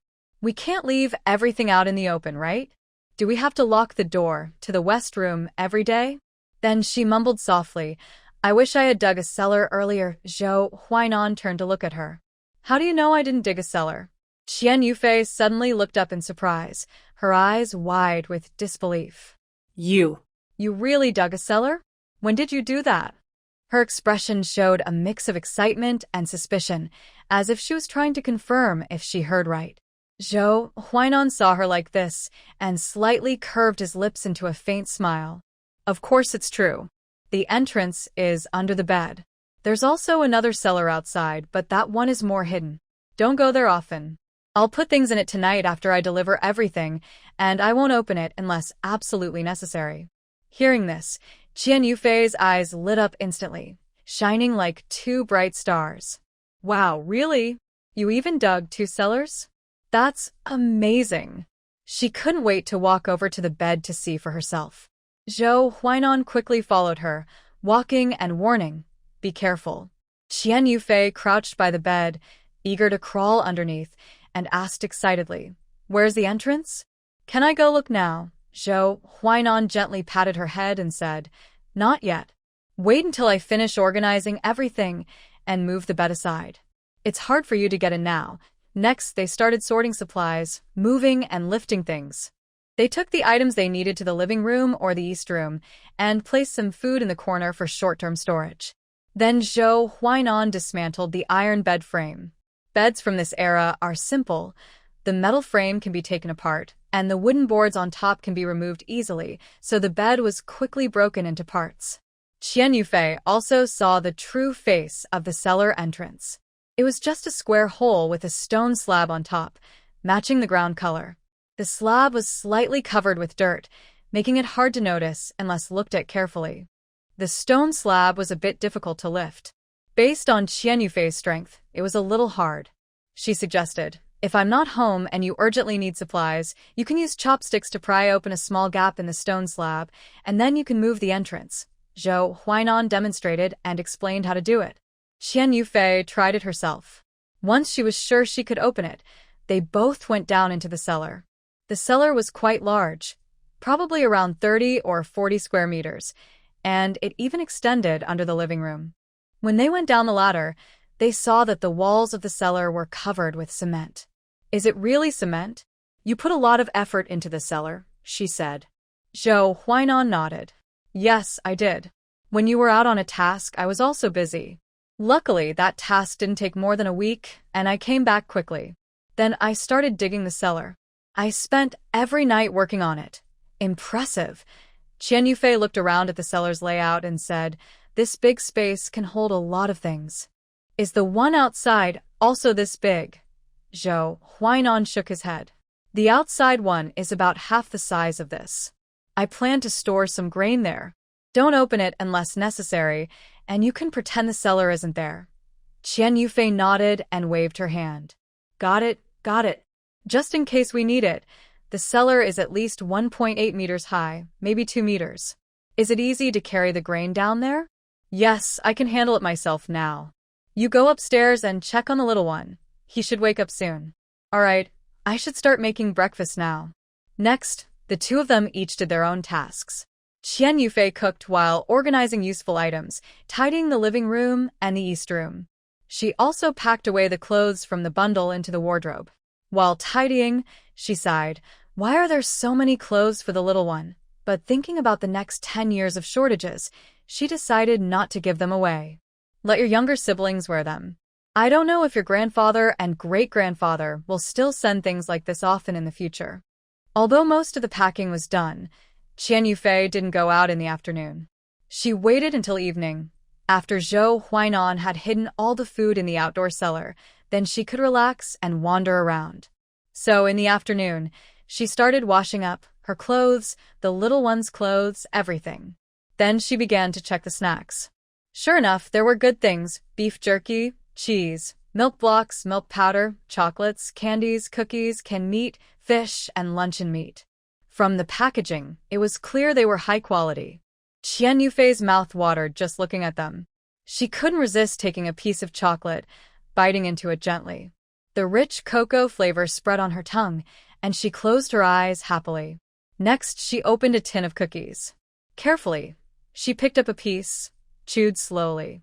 The crispy texture and faint milky scent made her feel very happy. Then she looked at the beef jerky. These were loose pieces, so she took one and put it in her mouth. It was tender and flavorful, with a strong meaty aroma. She couldn't help but eat a few more, feeling satisfied and smacking her lips. Delicious. Since Zhou Huainan had packed 3 boxes of these snacks, there were really a lot. Qian Yufei only left 1 box in the living room with some snacks inside. The rest were moved to the cellar. Looking at the boxes full of snacks, she thought, "I should finish eating them before they expire." She sighed inwardly. If only these delicious things could last forever. Always available without going bad. "Oh, Space, should I use you or not?" Snickering, I just convinced myself not to. My life is good now, so I won't cause trouble. On the 3rd day after returning home, Qian Yufei finally could go out. Zhou Huainan also went back to work. At 10 a.m., after packing up, Qian Yufei took little Tuanzi and first went to visit her neighbor, Lin Wan. "Hey, you're here. I was just wondering when you'd come. Is everything at home ready?" After entering, Qian Yufei put little Tuanzi on the bed and let him play with Lin Wan's kid. "Yes, everything's packed, washed, and I brought some things from home." She then handed Lin Wan some cookies she brought. "Here, cookies. They're really tasty. Oh, these are that brand. I've tried them before, and they are indeed delicious, but they're hard to find. I'm glad you like them. I really like them. Thank you, Feifei." Lin Wan sighed. "Big places are better. Here, we can't buy what we want." When my Yao Yao is a bit older, I'll take her out to see the world. You call your baby Yao Yao. What's her full name? Her full name is Zhang Xinyao. Her grandpa gave her that name. We usually just call her Yao Yao. Yao Yao, that's a nice name. Linwan then bent down to tease the kid. Come on, Yao Yao, give Auntie a smile. Laughing after teasing the kid enough, they let the children play by themselves. Then, Qian Yufei and Lin Wan started talking about recent events, as Qian Yufei had been away for 4 months. A lot had happened in the residential area. You came back just in time. When you left, didn't someone say the cultural troupe was coming? And then, did they come? Did anything happen? Thinking about the troupe, mostly women, there would definitely be rumors. When they performed, soldiers watched. And after the show, some might start. It was like a kind of blind date. They didn't come. I guess it was just good timing for your return. Before the new year, they said they couldn't come for some reason. Now, after the new year, I heard they might come soon, maybe in a few days. Wow. That's great. I thought I'd never get a chance to see them. How could you not? If you miss this year, you might not see them next year or the year after. Will they often come to perform and visit? Linwan shook her head. That's not likely. Even if they come often, it's not always the same group of people, and the shows they see are different each time. But sometimes they stay longer, so we get to watch for a bit more. I've been wanting to see those pretty female soldiers perform on stage in their costumes. Just thinking about it makes me excited. I wonder if we can see them up close? This isn't certain. Usually, when a group comes, they don't just perform once, they do many shows. So, we should get a chance to see at least some of them. As for seeing them up close, that depends on luck. Qian Yufei shrugged. If we can't see them up close, that's okay. Just being able to see is enough. Yeah, it's good enough to see something. There's no cinema here, and they don't show movies for us, so it's pretty boring. Hey, I heard that many big factories send projectionists to the countryside to show movies. Do we have that here? Did they try to get one for us? Qian Yufei saw this in a TV drama from a later time, but she wasn't sure if it's true in real life. There are such programs, but not many. I've heard about them, but I've never actually seen one. Oh, then forget it. It seems pretty far from us. Then Lin Wan looked a bit mysterious and asked, Hey, I heard that the new person in our family compound, Qian Yuping, is your cousin? Is that true? Yes, she is. What's up? She's fine, but her husband seems to be Lin Wan didn't finish her sentence. Qian Yufei guessed it wasn't good news. But she couldn't tell her that their relationship wasn't good. She thought, just say whatever, no need to get involved. It might even be a loss. Qian Yufei raised an eyebrow and asked, What about her husband? Come on, tell me. Lin Wan's eyes lit up, but she hesitated a bit. Still, she wanted to get it out, so she lowered her voice and said, I heard, just hearsay, that his name is Wen Li? Yeah, that's right. His name is Wen Li. I think he's a deputy battalion commander. Yes, that's the name. He's from the 3rd Battalion. After he came, he was going around making connections and giving gifts privately, stirring up the whole military district and the family compound. What? Can't he be more careful? Just openly doing that? Qian Yufei found it hard to believe. From her intuition, she thought Wen Li was probably a pretty shrewd person. The two of them talked about the child for a while. Since it was winter and Qian Yufei woke up late, she only had 2 meals a day and skipped lunch. Xia Chuanzi's lunch was prepared with formula milk at Lin Wan's house, as Zhou Huainan wouldn't be back at noon. By the time Qian Yufei returned home, it was already past 3 p.m. She took advantage of the remaining sunlight outside and took Xia Chuanzi back home. She originally planned to visit Gu Qingqing the next day. Gu Qingqing was probably about a month away from giving birth. She wondered how Gu Qingqing had been doing lately, whether she was still working, how big her belly was, and if she was able to move around easily. However, a heavy snow changed her plans.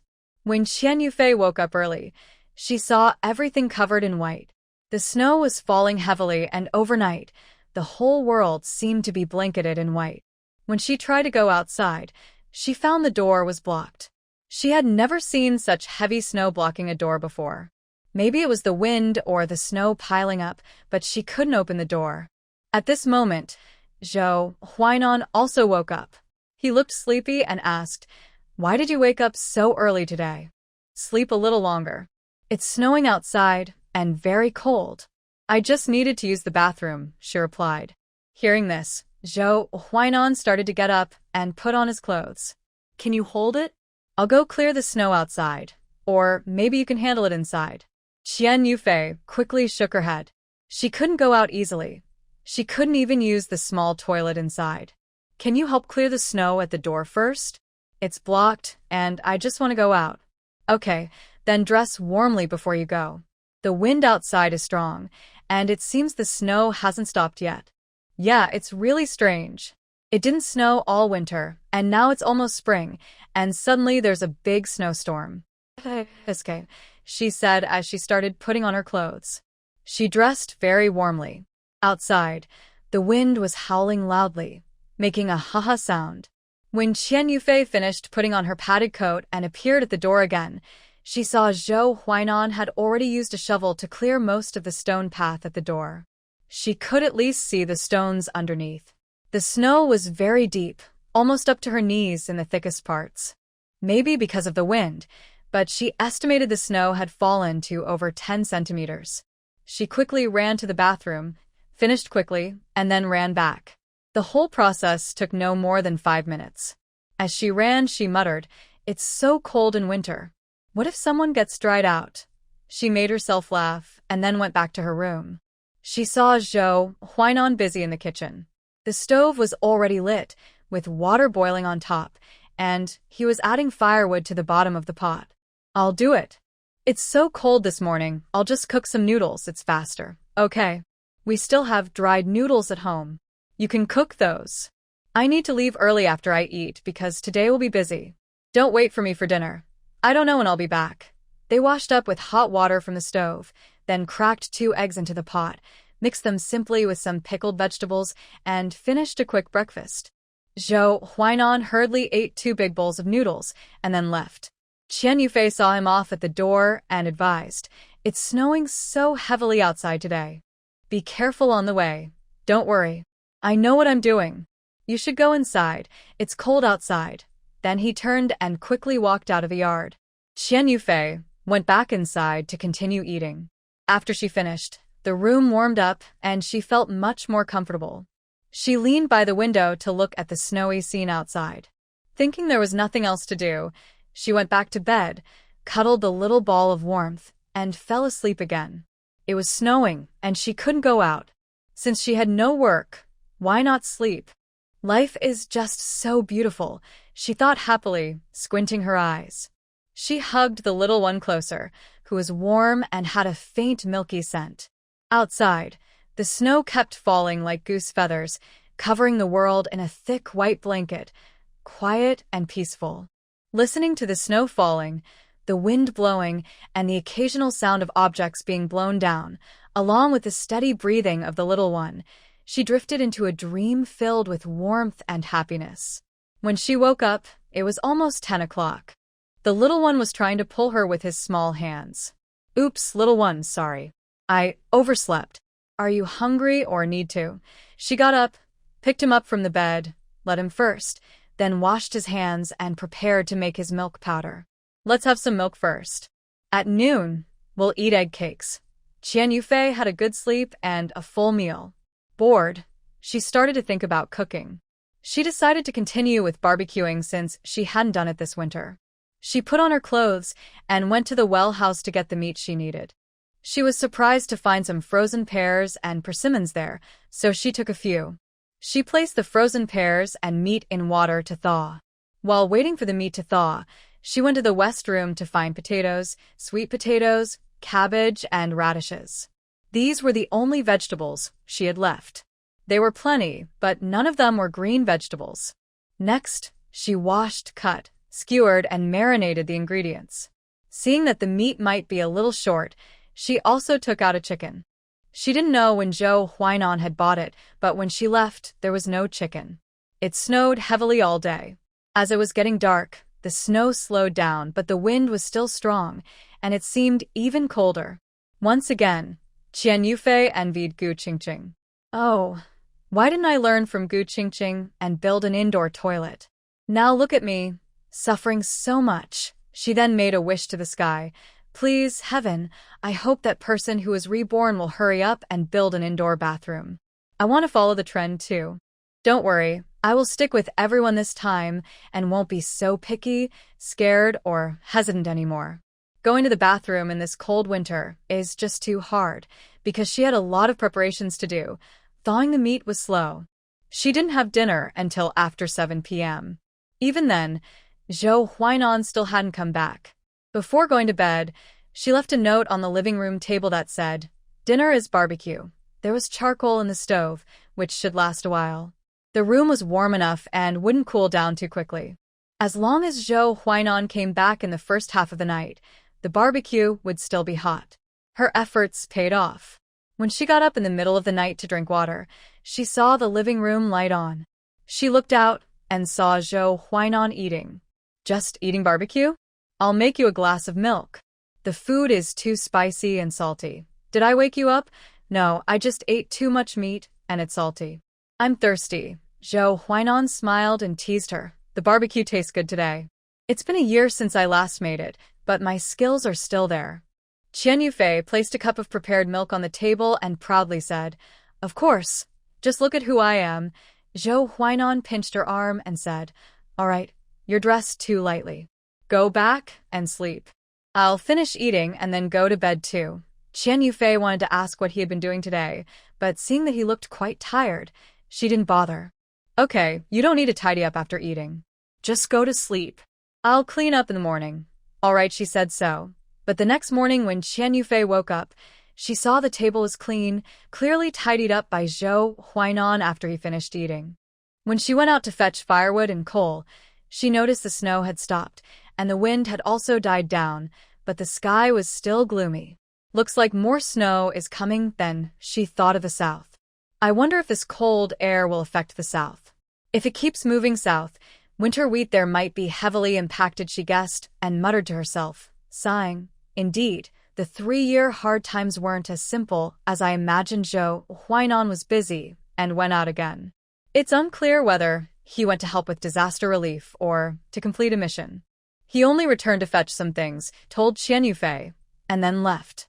At that time, Qian Yufei was dozing off, her mind not fully alert. She didn't ask much and just let him go. When she woke up, she realized she hadn't learned anything useful. "Really, I didn't ask, but you should have told me. Now I don't even know when you'll be back. Isn't that right, little one? Look at your dad. He's so irresponsible, leaving you at home alone." Qian Yufei often chatted with the little one when she had nothing to do. Sometimes the little one would respond, as if he could understand, though he didn't understand what she said. Two people speaking different languages talked to each other happily. In the following days, a heavy snow fell again, lasting a day and a night. The snow that hadn't been cleared was covered with another layer, and the roads were buried under thick snow, making travel very difficult. Qian Yufei looked out at the heavy snow and felt worried. She wondered if this weather would bring more danger and obstacles to Zhou Huainan's missions. But the good news was that after the snow, the sky cleared up and the sun came out. Qian Yufei was holding a small bundle and standing by the window, quietly looking at the snowy scene outside. Her thoughts drifted away with the snow. The little bundle also seemed attracted by the snow, staring out the window without blinking, sometimes clapping, sometimes patting Yufei, and constantly leaning toward the window. Yufei's mind was pulled back. "What's wrong, little one? Is the house too crowded for you? Do you want to go outside?" "But it's a bit cold out there." The little bundle ignored her and continued to snuggle in her arms, bouncing happily and eager to go out. All right, let's get ready. I'll take you out." She then went inside to prepare him with warm clothes, warning as she dressed him, "Listen, little one, don't pull at your scarf and hat once we're outside. If you catch a cold, I won't take you out to play next time, understand?" She didn't know why she kept warning the child. Maybe she was just bored at home and needed someone to talk to. Actually, not only did the little one want to go out, she also wanted to go out. After many days, her trip to Gu Qingqing's house finally happened. Breathing in the unique winter air of the Northeast, she felt refreshed. Then she ran a few steps with the little bundle, making him laugh happily. Going outside was so fun. Yufei also saw many children outside building snowmen, but most of them were running around and playing snowball fights. Many of them weren't wearing hats or gloves, their little faces red from the cold, their skin windburned like potatoes, and some children's noses were frozen stiff, but they still giggled happily. Laughter is contagious. Seeing them so happy, Yufei also felt very joyful. She skipped all the way to Gu Qingqing's house. She shouted at the door, "Qingqing, are you home?" "Gu Qingqing, I'm here to see you." Soon, she heard sounds from inside. "I hear you." Just a moment. "I'll come open the door." When the door opened, Yufei's first sight was not Gu Qingqing's face, but her belly. "Wow, how big is that?" "Be careful." She reached out to help her. "Take it slow. If I knew your belly was this big, I wouldn't have come. Going out must be so exhausting for you. Don't skip coming over." "I'm so bored at home, and there's no one to talk to." Then she pointed to her belly and said, "Look at how big my belly is. I can't go out, and even if I want to find someone to talk to, people might be scared. Why be afraid?" As she spoke, they both entered the house and sat on the Kong bed. Qian Yufei chatted with her while taking off Xia Chuanzi's hat, scarf, and coat. Gu Qingqing's home was really warm, probably over 20 degrees Celsius. Xia Chuanzi had changed environment, and the restrictions on him were gone. He started crawling all over the Kong, looking for things that interested him. There's nothing to be afraid of, just worried about accidents or giving birth at her place. If I remember correctly, you still have more than a month until your due date, right? It's still early. Gu Qingqing sighed. Early? It's not early anymore. Look, my belly. Does it look like there's only one baby inside? Hearing this, Qian Yufei immediately understood and was surprised. Oh, twins? I don't think I've seen any twin babies in our military district. You're the first. Gu Qingqing smiled helplessly. That's not a good thing. Twins usually come early. Originally, I was supposed to give birth at home tomorrow morning, but who knew it would snow so heavily twice at this time? He had to go on a mission. I was home alone, feeling anxious and scared, worried that if I went into labor and no one was around, what would I do? Qian Yufei frowned. With such a big belly, moving around was already difficult, and with twins inside and no one at home, it was like a double whammy. She thought for a moment and said, "You should go to the hospital early. There are doctors and nurses there. It won't be a problem, just a bit more expensive." Gu Qingqing scratched her head. "Do you think I don't want to do that? Then why haven't you?" "Because it's not convenient. My due date is still more than a month away. I went to the hospital 10 days ago, and the doctor said I was very healthy and the babies might be born on time. If I go to the hospital a month early, that means staying there for a month. How do I handle meals? At home, I can eat whatever I want. But there? Do I have to ask the nurses to buy food inside the military district? First, whether they can even get in, and even if they do, the food there is usually not very good. My nutrition might not be enough. That situation will definitely affect the children. I also can't guarantee that I will rest well in the hospital. It's so chaotic there. Nothing beats the comfort of home." Hearing her say that, it seems like going to the hospital for childbirth is only safe in terms of life. Oh, what will you do? Maybe find a sister-in-law to keep you company. Someone at home to talk to you. If you go into labor, they can send you to the hospital quickly. Gu Qingqing nodded. Yes, I've been thinking about that these days, but I haven't decided who to ask. Plus, the snow is heavy and the roads are slippery, so I haven't gone out. Qian Yufei didn't say she would come over to keep her company because it was inconvenient. The little one is very naughty now, not stable at all. Gu Qingqing is like a fragile animal that can't be touched. If the little one accidentally gets hurt, she wouldn't be helping. She would be making things worse. During the day, it's okay.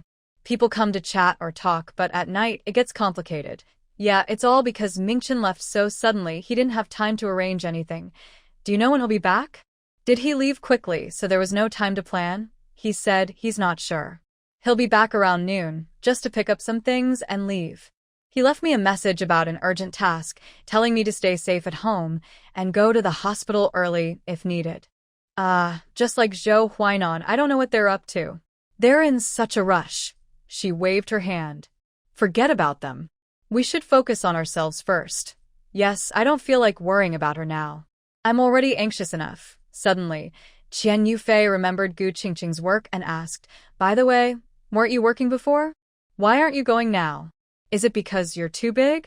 And this time, did someone else cover your shift again? Oh, don't mention it. What's wrong? Tell me. Gu Qingqing sighed helplessly and started to explain, my job has been really tough. So many things happen and I keep running into trouble. What happened? Nothing much, just that I'm pregnant with twins. You don't know how bad my morning sickness was at the start. I could only eat, then. I had to eat for the baby's sake, but it was really hard. So you just gave up and went home. Are you still taking leave? At first, I was just on leave, but after finding out I was expecting twins, I decided to give up my job. Qian Yufei thought for a moment. That makes sense. You have enough to take care of with these two babies. You don't have the energy to work anymore. Yes, work and family can't be balanced perfectly. I have to give up one. I can't abandon the kids, so I had to sell my job. Your work situation has been really tough. If you don't work, that's fine. You can worry less. Look at how often you change jobs. If someone else helps you cover your shifts again, who knows what problems might come up this time? I thought the same. I decided to sell my job and stay at home to focus on the pregnancy and, later on, raising the kids. Qian Yufei looked into her eyes, a bit skeptical. What's that look for? Don't believe me? Qian Yufei nodded. Yeah, I do find it hard to believe. Are you really the type to stay put and focus on raising kids? Gu Qingqing covered her mouth and giggled. It sounds like you know me really well. Then she paused. But you guessed right this time. I've been feeling a bit restless. These days, I've been thinking about buying newspapers, writing articles, and submitting them. Wow, a great writer. Gu Qingqing waved her hand proudly. Not yet, not yet. I haven't even chosen a pen name, and I don't have a clear idea for my articles. It's still early to submit. No. As long as you have the idea, you should go for it. I remember back in school, your writing was pretty good. Writing articles suits you. Your talent shouldn't go to waste. Gu Qingqing got a bit excited and grabbed her hand. Do you really think so? I thought you'd laugh at me. Why would I laugh? If you have the talent and the ability, then go for it. When your articles get published, you can really show off. Gu Qingqing raised her fist, as if encouraged. Yes, I'll wait for my articles to be published.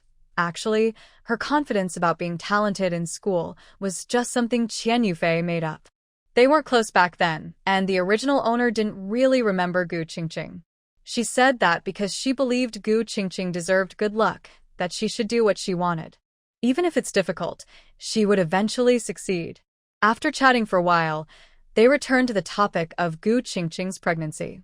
Problems need to be solved, especially when it's a matter of life. This concerns 3 lives.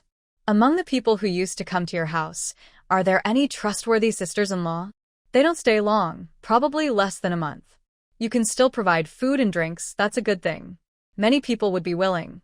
Gu Qingqing pouted. Of course they'd be willing. They're not happy about it. She then sighed. You know how our living standards are, well, let's say, a bit better than others. Most of the time, when I'm with them, I have to hide things and be careful not to let them find out too much. If someone moved into my house, everything would be exposed, and the chain reaction that follows isn't something I want to face. Qian Yufei really wanted to say, that's not better. It's much better. You're just afraid others will envy and resent you. But she understood her well and didn't want others to get involved in her life. Yeah, the big gap in our lives. They're worried about filling their stomachs, and you're just sitting there eating meat. Who wouldn't be jealous? Right, you understand. Yes, you're right. Bringing wolves into the house is a bad idea. But isn't there anyone you know who's on your level? Gu Qingqing looked at her and said, yes. Well then, just ask her. Gu Qingqing suddenly said, it's you in an instant. Qian Yufei felt drained. She moved her mouth slightly, adjusted her forehead and sighed. Is there no one else? Gu Qingqing spread her hands. Nope. Qian Yufei clapped her hands. That's it then. This problem has no solution. Is it really that hard? If it were easy, I wouldn't be worried about it. Is there no middle ground? Maybe your legendary mother-in-law or someone like that. Those ideas are out of the question. Just ask them for some money to help with the postpartum care. Don't even think about them coming to serve. It's impossible.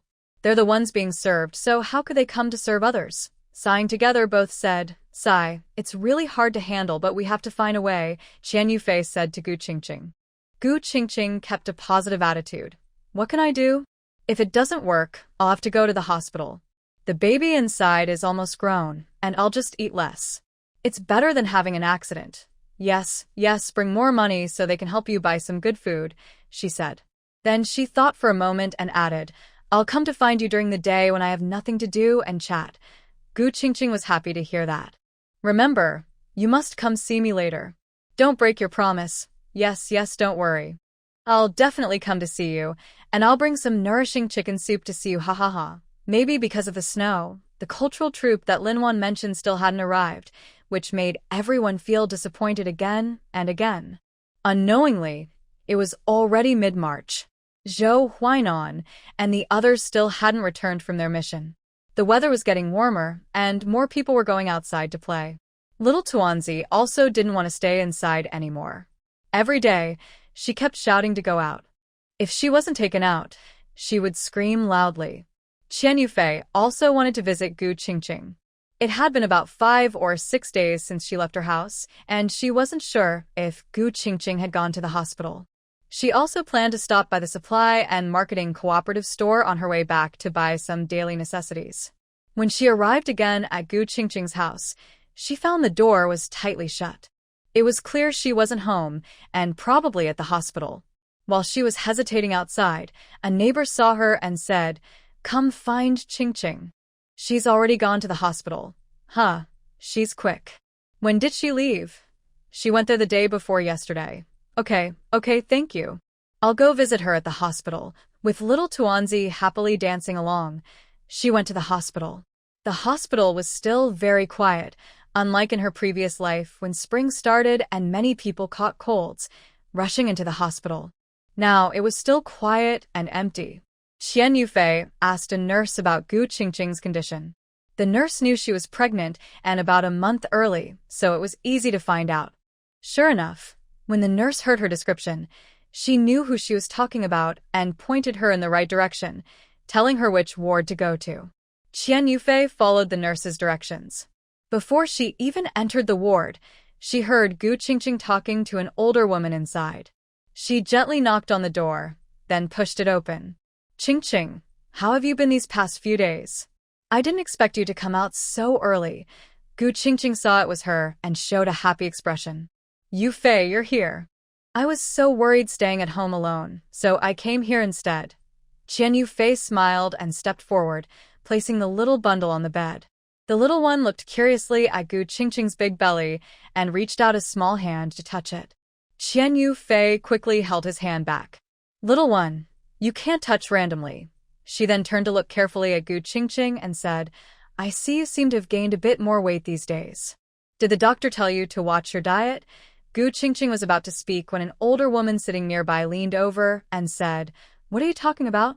Controlling diet? Being able to eat is a blessing. A healthy baby is what matters most. Qian Yufei smiled awkwardly, not agreeing but not arguing either. In this time, people like Gu Qingqing who had too much nutrition were rare. Most people ate as much as they could, and being able to eat was considered good. Gu Qingqing looked at Qian Yufei and smiled subtly. It's okay. The doctor is watching, so there won't be any problems. The last month or two is usually when weight gain peaks, so it's normal to be a bit heavier. That's good, as long as you understand. Soon, a young man came back from the next bed. Mom, are you finished packing? Can we go now? Yes, we're leaving, she replied, then turned to Qian Yufei and Gu Qingqing. I'm leaving now, she said, then looked at Gu Qingqing's belly and said, Wishing you to have 2 healthy, chubby boys. Gu Qingqing smiled and responded, Good wishes. If I really have 2 big, chubby boys, I'll definitely treat you to red eggs. Both of them smiled happily. The young man looked a bit anxious and started urging, Mom, let's hurry. Xiao Hua is still outside holding the baby waiting. The older woman turned her head and snorted. Humph, giving birth to a girl is like a great achievement. She muttered and hurried away with her son from the ward. Seeing the door close tightly, Qian Yufei and Gu Qingqing exchanged glances and smiled happily. Doesn't it seem like the older woman isn't really someone who favors boys over girls? Why do you think that? Gu Qingqing shook her head.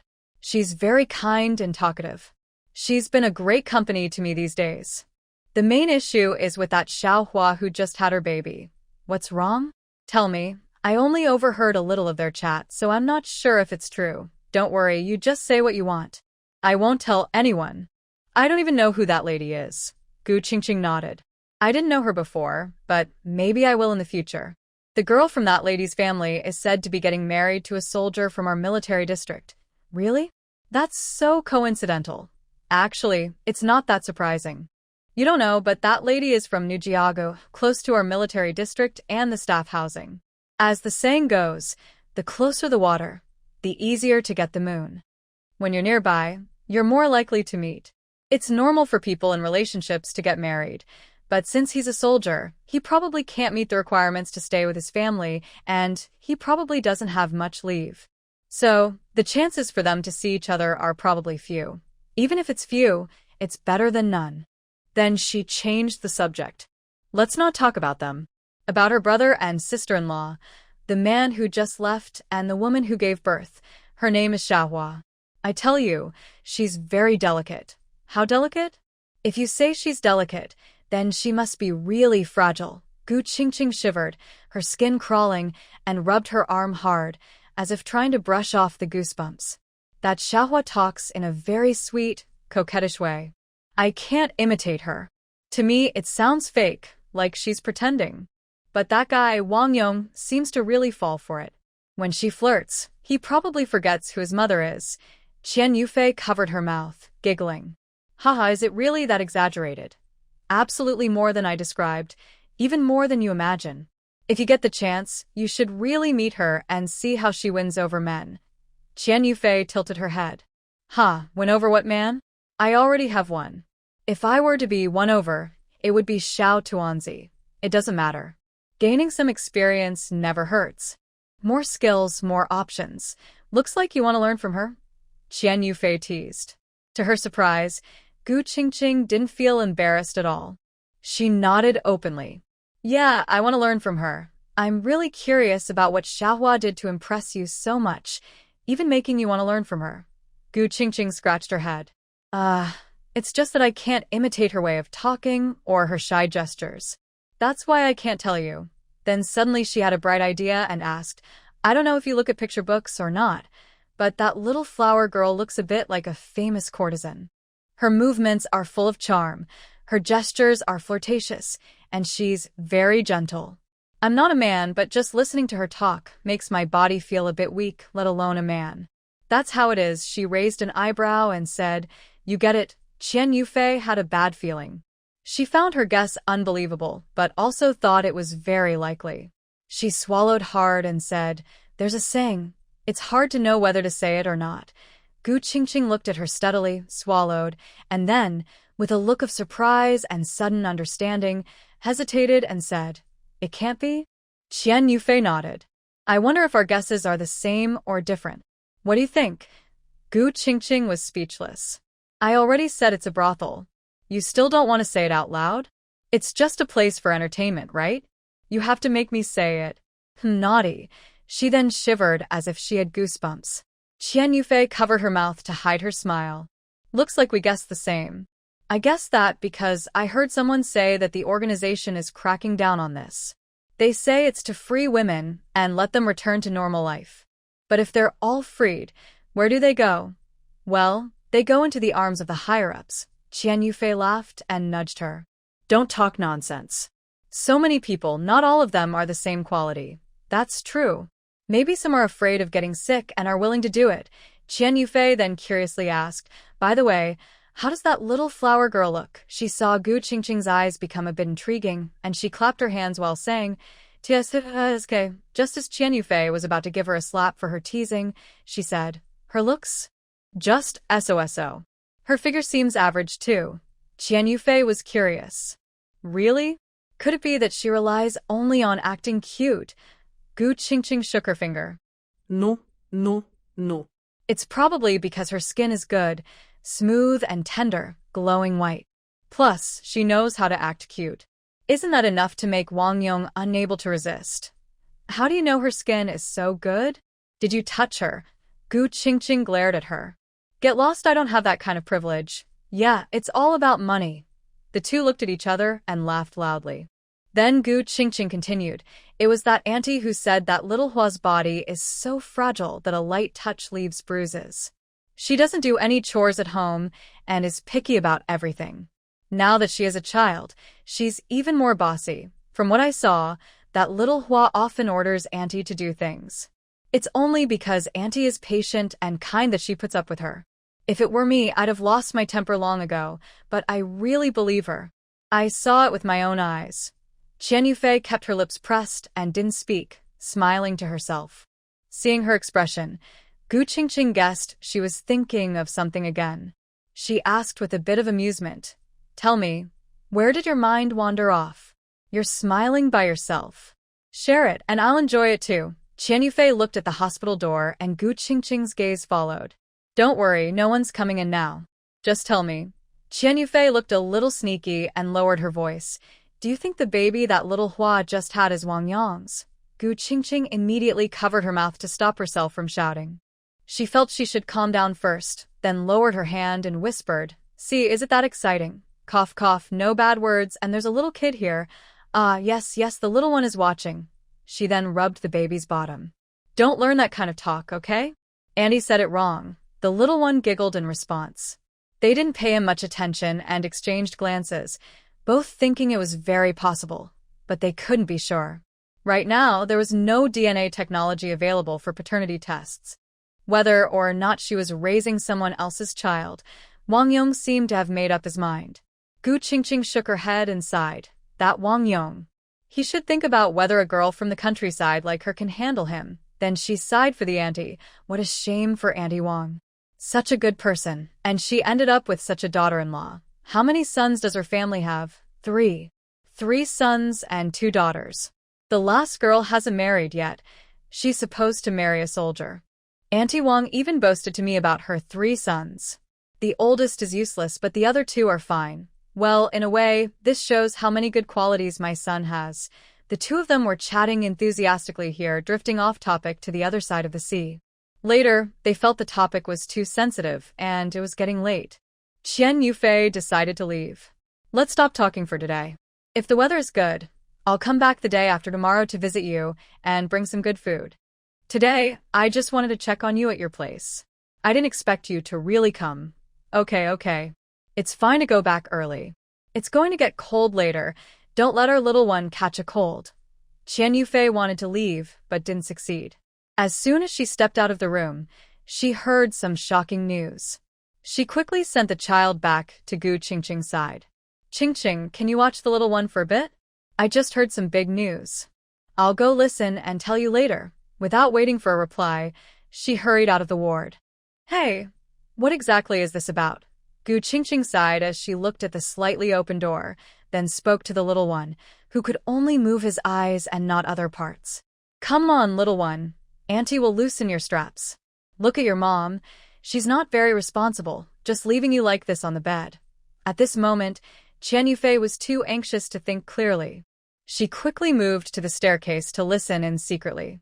She had just overheard a nurse say that the leader of the 3rd team, Li Chenggong, was reported for accepting bribes and behaving badly. Now he was being taken away for investigation. Then she heard the 2 people suspect that Wang Li was involved in bribery. Wow, the 3rd team must be cursed. One problem after another, it never ends. The 2 nurses didn't discuss many details, probably just heard some rumors and didn't have full information, so they returned to their posts after chatting. Qian Yufei quietly slipped out from the corner, tiptoed back to Gu Qingqing's ward, and let out a deep breath. She looked at Gu Qingqing, who was full of questions, with a mischievous expression and said, Qingqing, you should hurry up and have your baby. Then you can go back to the family compound and see the excitement. See what excitement? What did you hear just now? Gu Qingqing asked. Qian Yufei stepped closer and whispered in her ear, the news is a bit shocking. Cover your mouth with your hand first. Gu Qingqing looked surprised. Was it really that shocking? But she obediently covered her mouth and signaled her to speak quickly. Qian Yufei whispered, the leader of the third group has been reported. One is accused of accepting bribes, and the other is suspected of inappropriate behavior. It seems they are under investigation. She raised her eyebrows and asked, how is it? Exciting or not? Gu Qingqing clicked her tongue twice. The third group is really lively. Qian Yufei didn't say that the two nurses suspected that when Li was involved in bribery with leader Wang. One was uncertain if it was true, and the other was related to Wen Li. Two outsiders, they seemed connected, and if one was harmed, the other would be too. It was better not to mention it for now. It is indeed very lively. Now we have more excitement to watch, she said, then carefully wrapped the little bundle again. I'm really leaving this time. It's getting late. Let's go, let's go. Be careful on the way, her friend replied. Qian Yufei waved her hand with a smile. Got it.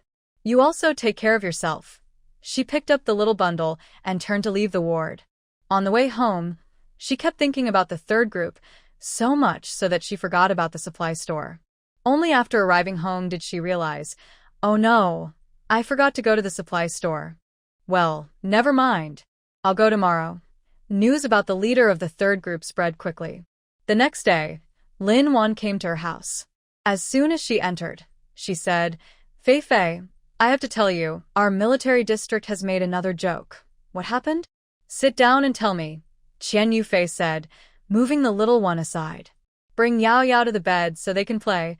Lin Wan sat on the edge of the bed, excitedly explaining, it's about that third group, Li Qinggong, being reported. Qian Yufei waved her hand. Oh, I heard about that yesterday too. Do you know he was investigated by people sent from higher up? Do you know he's going to be transferred? Do you know what exactly he did wrong to be investigated? What do you mean? Do you know all this? Lin Wan nodded. You probably don't know. I really don't. Weren't they just taken away for investigation yesterday? How did they come to a conclusion overnight? Are the results out already? Is it that efficient? You're overthinking it. The people sent from above probably started investigating in secret long ago.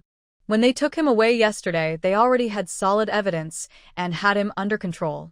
So by the time we hear the news, they're already at the final stage of sentencing, or rather, handling the case. Yes, it's the style of the organization. This is something they often do in later times. So, what exactly did Li Qinggong do wrong? Lin Wan looked at her with a hint of meaning in her eyes. Qian Yufei really disliked that look right now. She took a deep breath. Come on, tell me. Why are you giving me that look? It has to do with me, right? It seems it does have some connection. Cough, cough. Qian Yufei choked on her saliva because she hadn't drunk water. Don't scare me. I don't even know what I did that could be related to this. No, you misunderstood. I wasn't talking about you. It was your cousin, or maybe your sister's sister-in-law. Her husband, Wen Li, is connected to this. Qian Yufei adjusted her clothes on her chest. That gave me a scare. I thought I was unknowingly involved. Then she thought for a moment. Wait, isn't Wen Li new here? How is he involved in this? Your brother-in-law isn't an ordinary person. How is he not ordinary? He's here on a mission for a military district undercover. Qian Yufei sat up straight on the bed, eyes wide as she looked at Lin Wan, as if confirming whether she was serious. Lin Wan nodded seriously. Everyone who has received things from Wen Li before is now feeling very uneasy. Qian Yufei slowly sat back down. This is just too much. She really didn't know how to describe it. If you say he's unwise, that doesn't seem right. He must have gained some benefit from it. But if you say he's wise, then he has offended everyone in this military district. How can he stay here in the future? Isn't it hard to believe? Before this was exposed, no one thought he was trying to give gifts or bribe leaders. Who would have guessed? He was just delivering gifts as ordered. Qian Yufei clenched her lips tightly and cursed under her breath. See, there's really no one like him. She was right. This was a trap, and it could hurt others too. She was now a bit relieved that Zhou Huainan was on a mission and not in the military district. Otherwise, he would definitely be involved. She couldn't guarantee that the military wives wouldn't turn their anger elsewhere. Then Qian Yufei asked again. So, they found out Li Qinggong took bribes. Did they find anything else? Lin Wan thought for a moment and explained, you might not fully understand how Li Qinggong took bribes. What do you want to say? Isn't it just about receiving gifts? Linwan was amused and chuckled softly. Huh, she said, then shook her head. You're so naive. If it was just about receiving gifts, how could they be investigated from above? Why would Wenli be sent to lure him? Qian Yufei's eyes widened. Lure. Law enforcement. Seeing Linwan nod, she asked, Is it that exciting? How do they do it? Do you know the details? Tell me. She didn't care where Linwan got such detailed information from, nor whether she was being used to gather information. Anyway, she was confident and could listen openly to gossip. At the same time, she secretly felt relieved. Zhou Huainan didn't tell her everything. Otherwise, she might unknowingly reveal secrets. The world is too dangerous. And it's crazy, law enforcement pretending to be innocent, never knowing how many identities the person across from you might have. Because in this era, there are too many enemies and spies. Just thinking about it makes her scalp tingle. Everyone around could be a spy.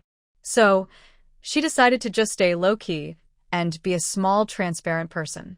Linwan looked at her and continued, I don't know the details exactly, but I have a rough idea.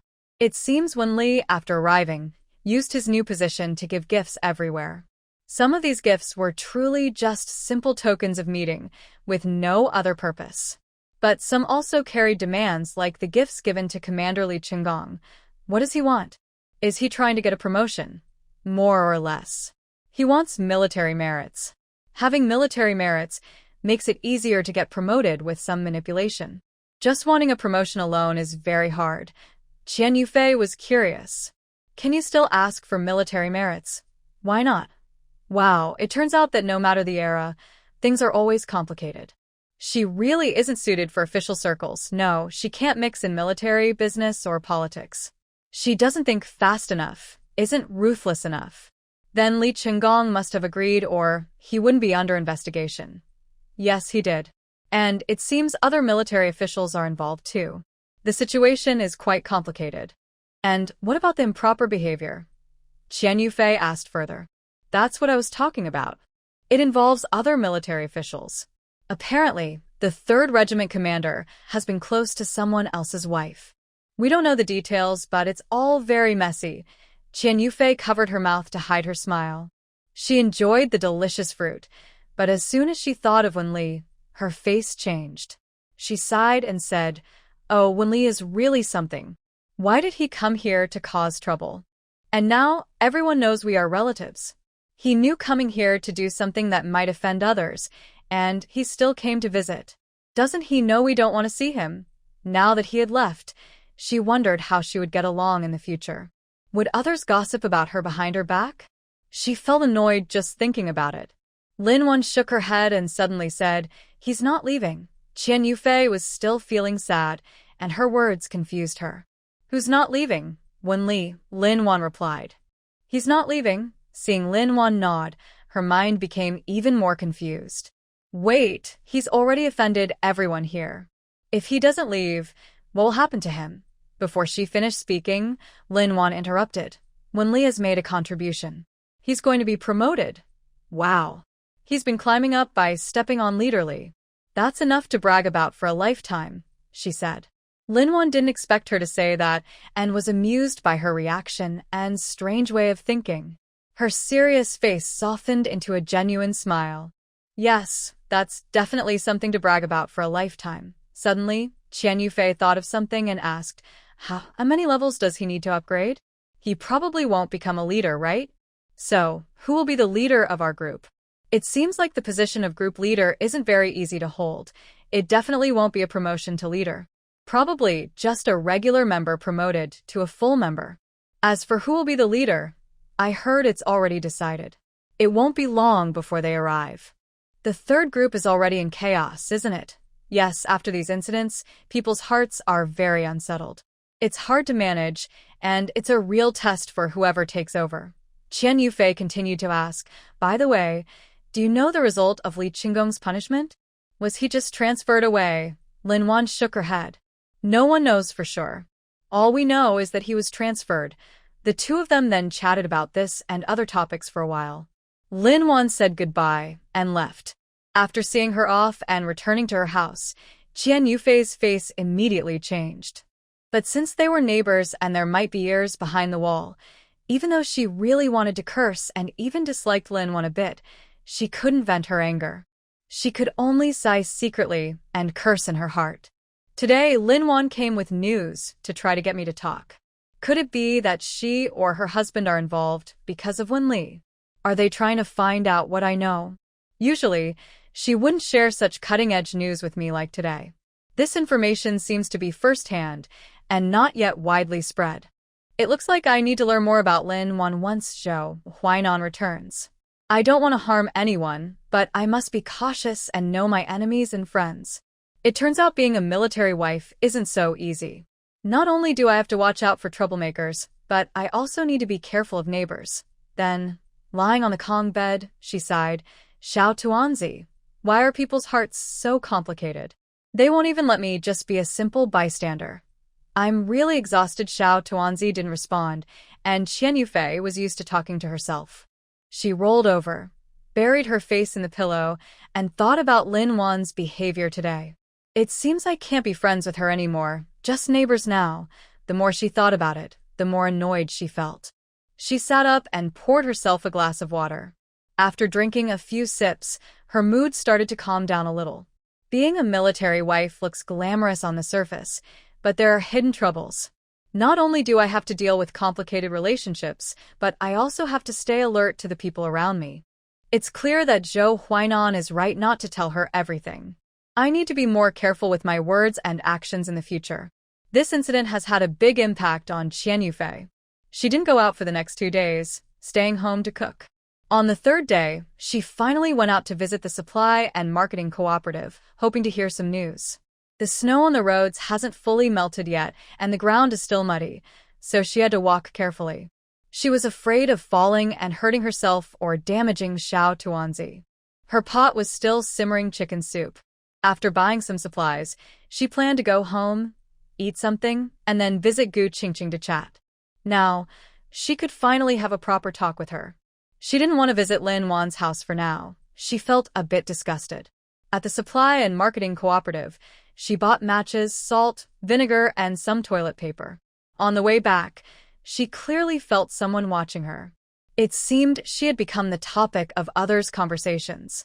Qian Yufei muttered to herself, that Wen Li, his evil deeds finally affected me.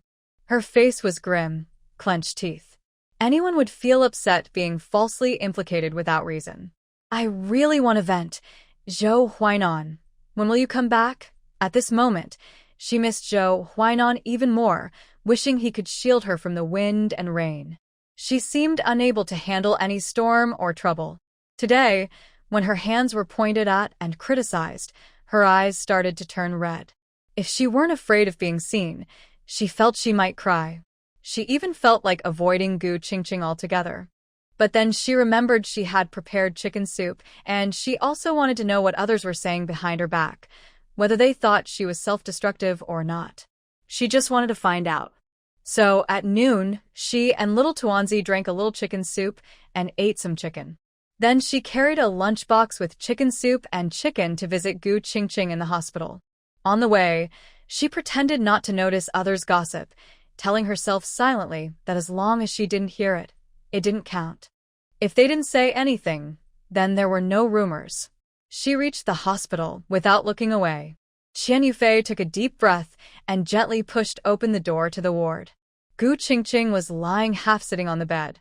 When she saw her come in, her eyes lit up. Then she noticed the lunchbox in her hand and joked, "Oh, is this a loving lunch you brought me?" Qian Yufei forced a smile, placed the lunchbox on the bedside table, and put little Tuanzi on the bed. She said, "Yes, I specially made chicken soup for you. I was worried you might not get enough nutrition. How's the hospital food?" While talking, she watched Gu Qingqing's expression, trying to find any clues about the rumors on her face. Gu Qingqing didn't seem to notice her unusual behavior. She pointed to her face and belly and said, "Look at my face and my belly. Do I look malnourished? I feel like I can up a balloon faster than I can grow." Qian Yufei looked at her big belly, with some worry.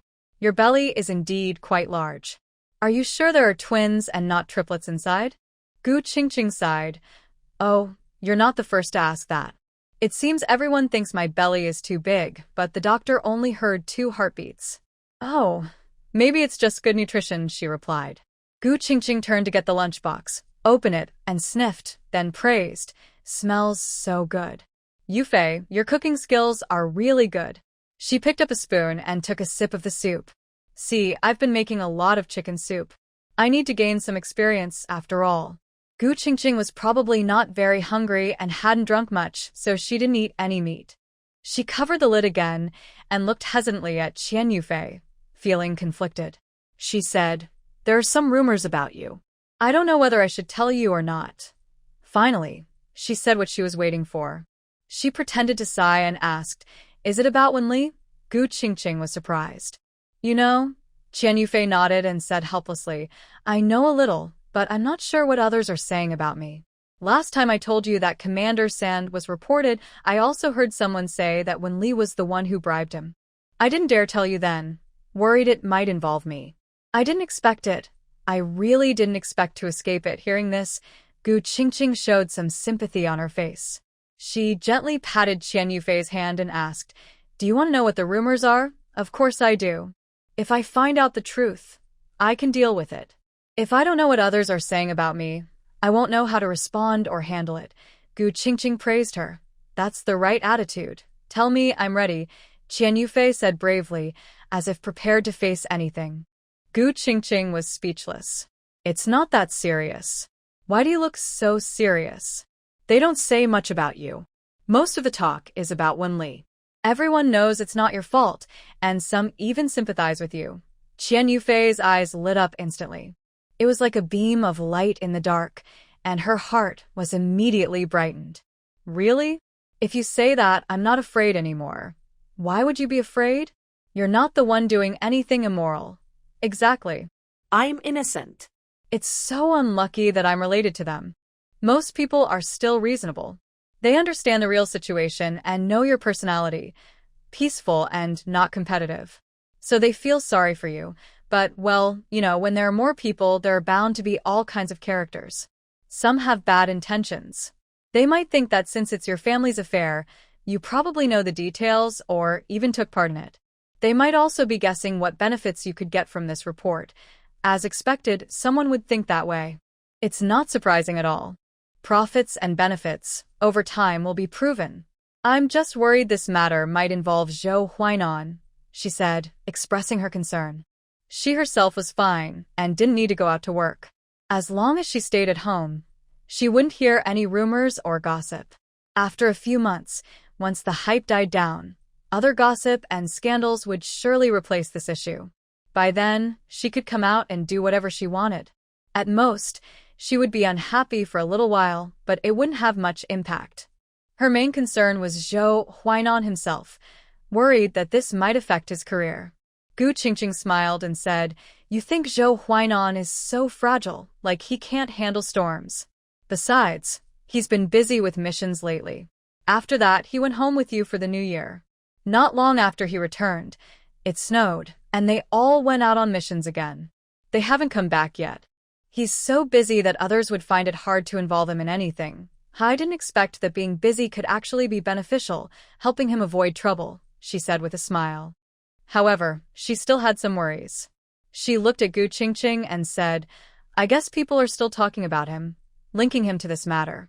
Maybe only a few are saying it, or they're just whispering behind the scenes. It could also be due to some restrictions, so they don't dare to speak openly. Isn't that enough?" Gu Qingqing raised an eyebrow and smiled. Qian Yufei smiled in relief.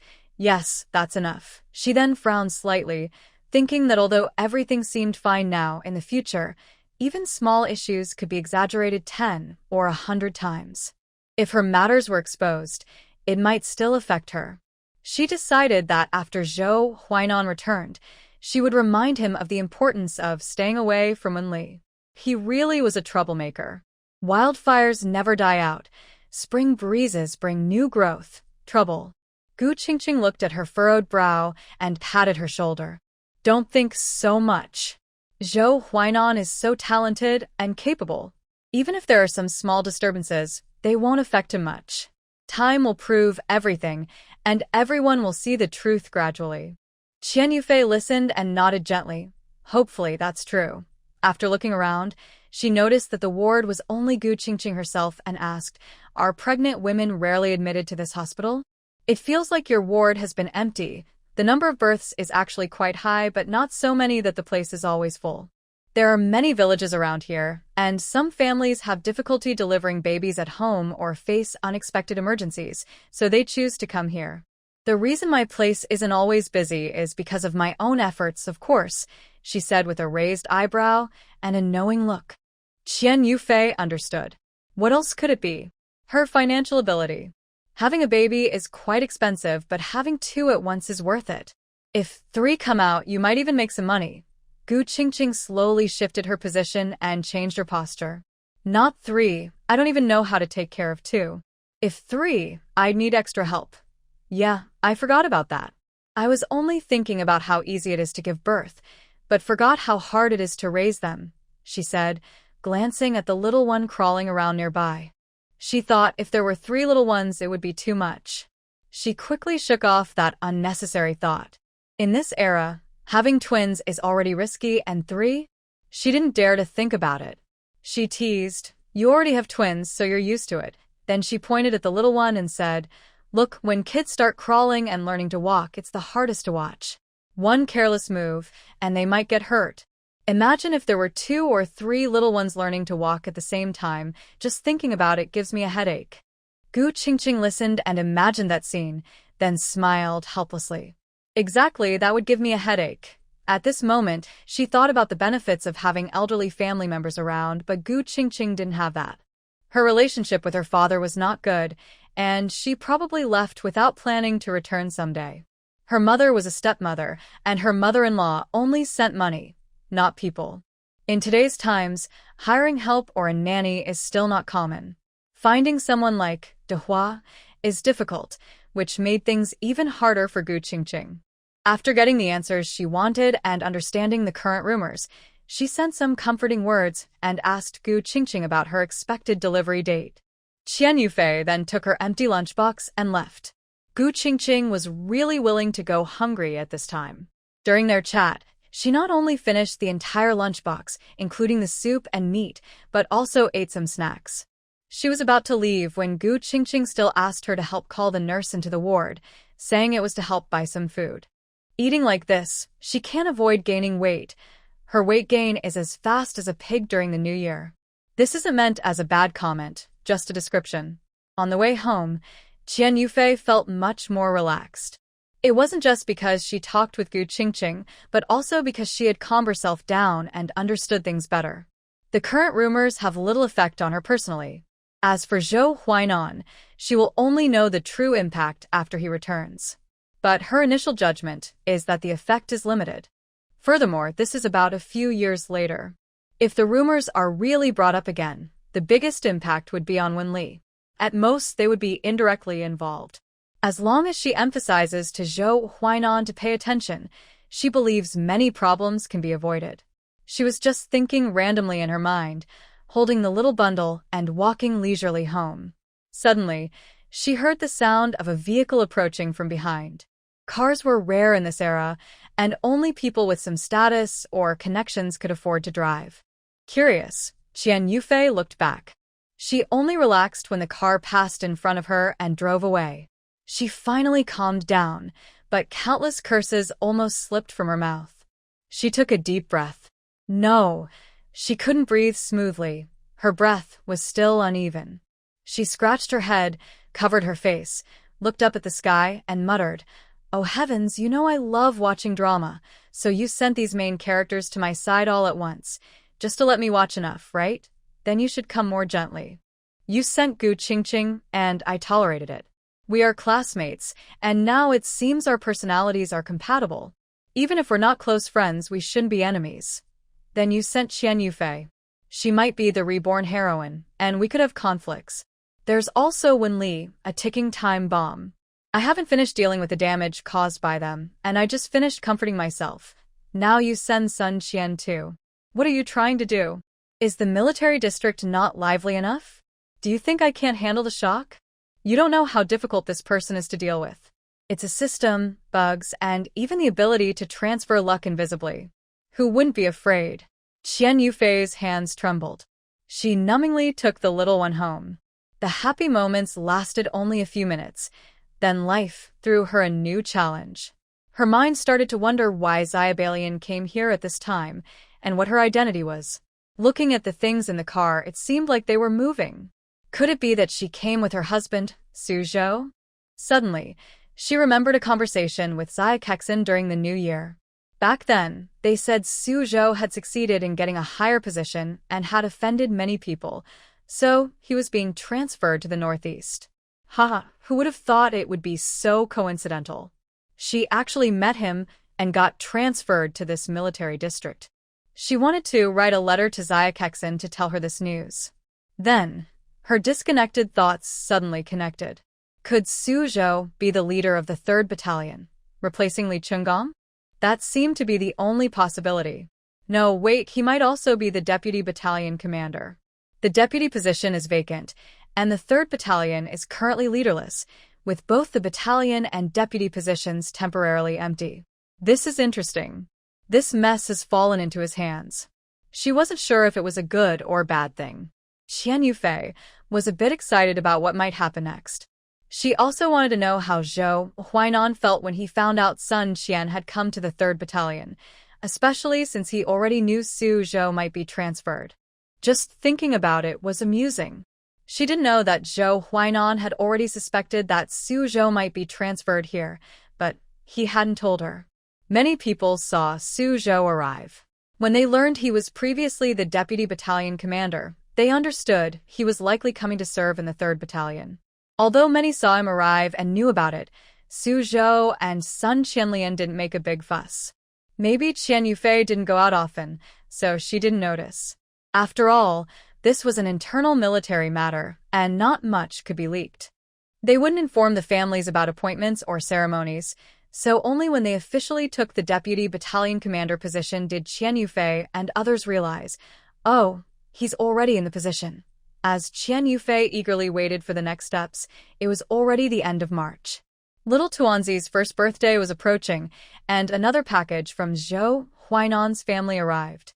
Along with it, there was a letter asking them to hold a traditional Zhuazhou ceremony for Tuanzi. They even sent the items needed for the event, which was quite thoughtful.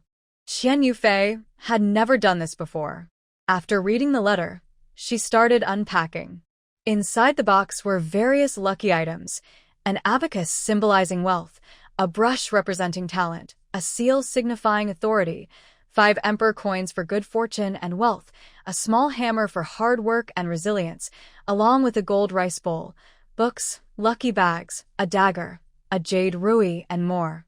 She took each item out and laid them on the living room floor, feeling both curious and excited. Honestly, whether this traditional ceremony is accurate or not, just these items for Zhuazhou are not something ordinary people can get. This could be a treasure. Wow, this is really impressive. There were only 3 days left until Tuanzi's birthday on March 29th. She didn't know if Zhou Huainan could come back in time, nor how she should prepare for the celebration. She couldn't just place the items on the bed and let Tuanzi pick them. That would be too informal and not respectful to the items sent from Zhou's family. She also wanted to record the details of Tuanzi's Zhuazhou and what he picked. If he chose meaningful items, she could send the photos to the old family house. Finally, on the last day, Tuanzi's birthday, Zhou Huainan returned home. It was such a coincidence. It was 10 a.m., and Qian Yufei had already prepared. If he couldn't make it back, she planned to hold a simple Zhuazhou ceremony for Tuanzi in the afternoon. Just as she had thought, she placed all the items on the bed and let Tuanzi pick freely, then took casual photos. Unexpectedly, Zhou Huainan arrived exhausted from a long journey, with a tired face but eyes full of joy at seeing his family. He put down his luggage and saw Qian Yufei's gentle smile. "I'm back." He then hugged her, who was holding Tuanzi, and the family of 3 felt warm and happy. At the right moment, Tuanzi said clearly, "Daddy." The word was crisp and loud, adding even more warmth to this lovely scene. Zhou Huainan's face was already full of a smile, and now he was smiling so much he couldn't close his mouth. He gently kissed the little boy's face and said, "Hey, good boy, you're so smart. You didn't forget your dad." Zhou Huainan took the little boy from Qian Yufei's arms and tossed him gently into the air. The little boy giggled as he was thrown up, and his clear, cheerful laughter filled the room, sounding like the sweetest music in the world. Every time Zhou Huainan caught him safely, he did it smoothly and with love. The little boy seemed to really enjoy this game, holding tightly onto Zhou Huainan's clothes with bright, excited eyes, full of trust. After a while, he asked about the box on the bed. "What's in this box?" Qian Yufei looked at the box and smiled. "What else could it be?" "It's for your son's traditional first birthday game. Today is his first birthday, remember? It was sent from the old house, so we could do the Zhuazhou game for him." Zhou Huainan kissed the little boy again. "Oh, I almost missed the Zhuazhou for the little one. Luckily, Dad is back." Then, he nuzzled the little boy with his chin.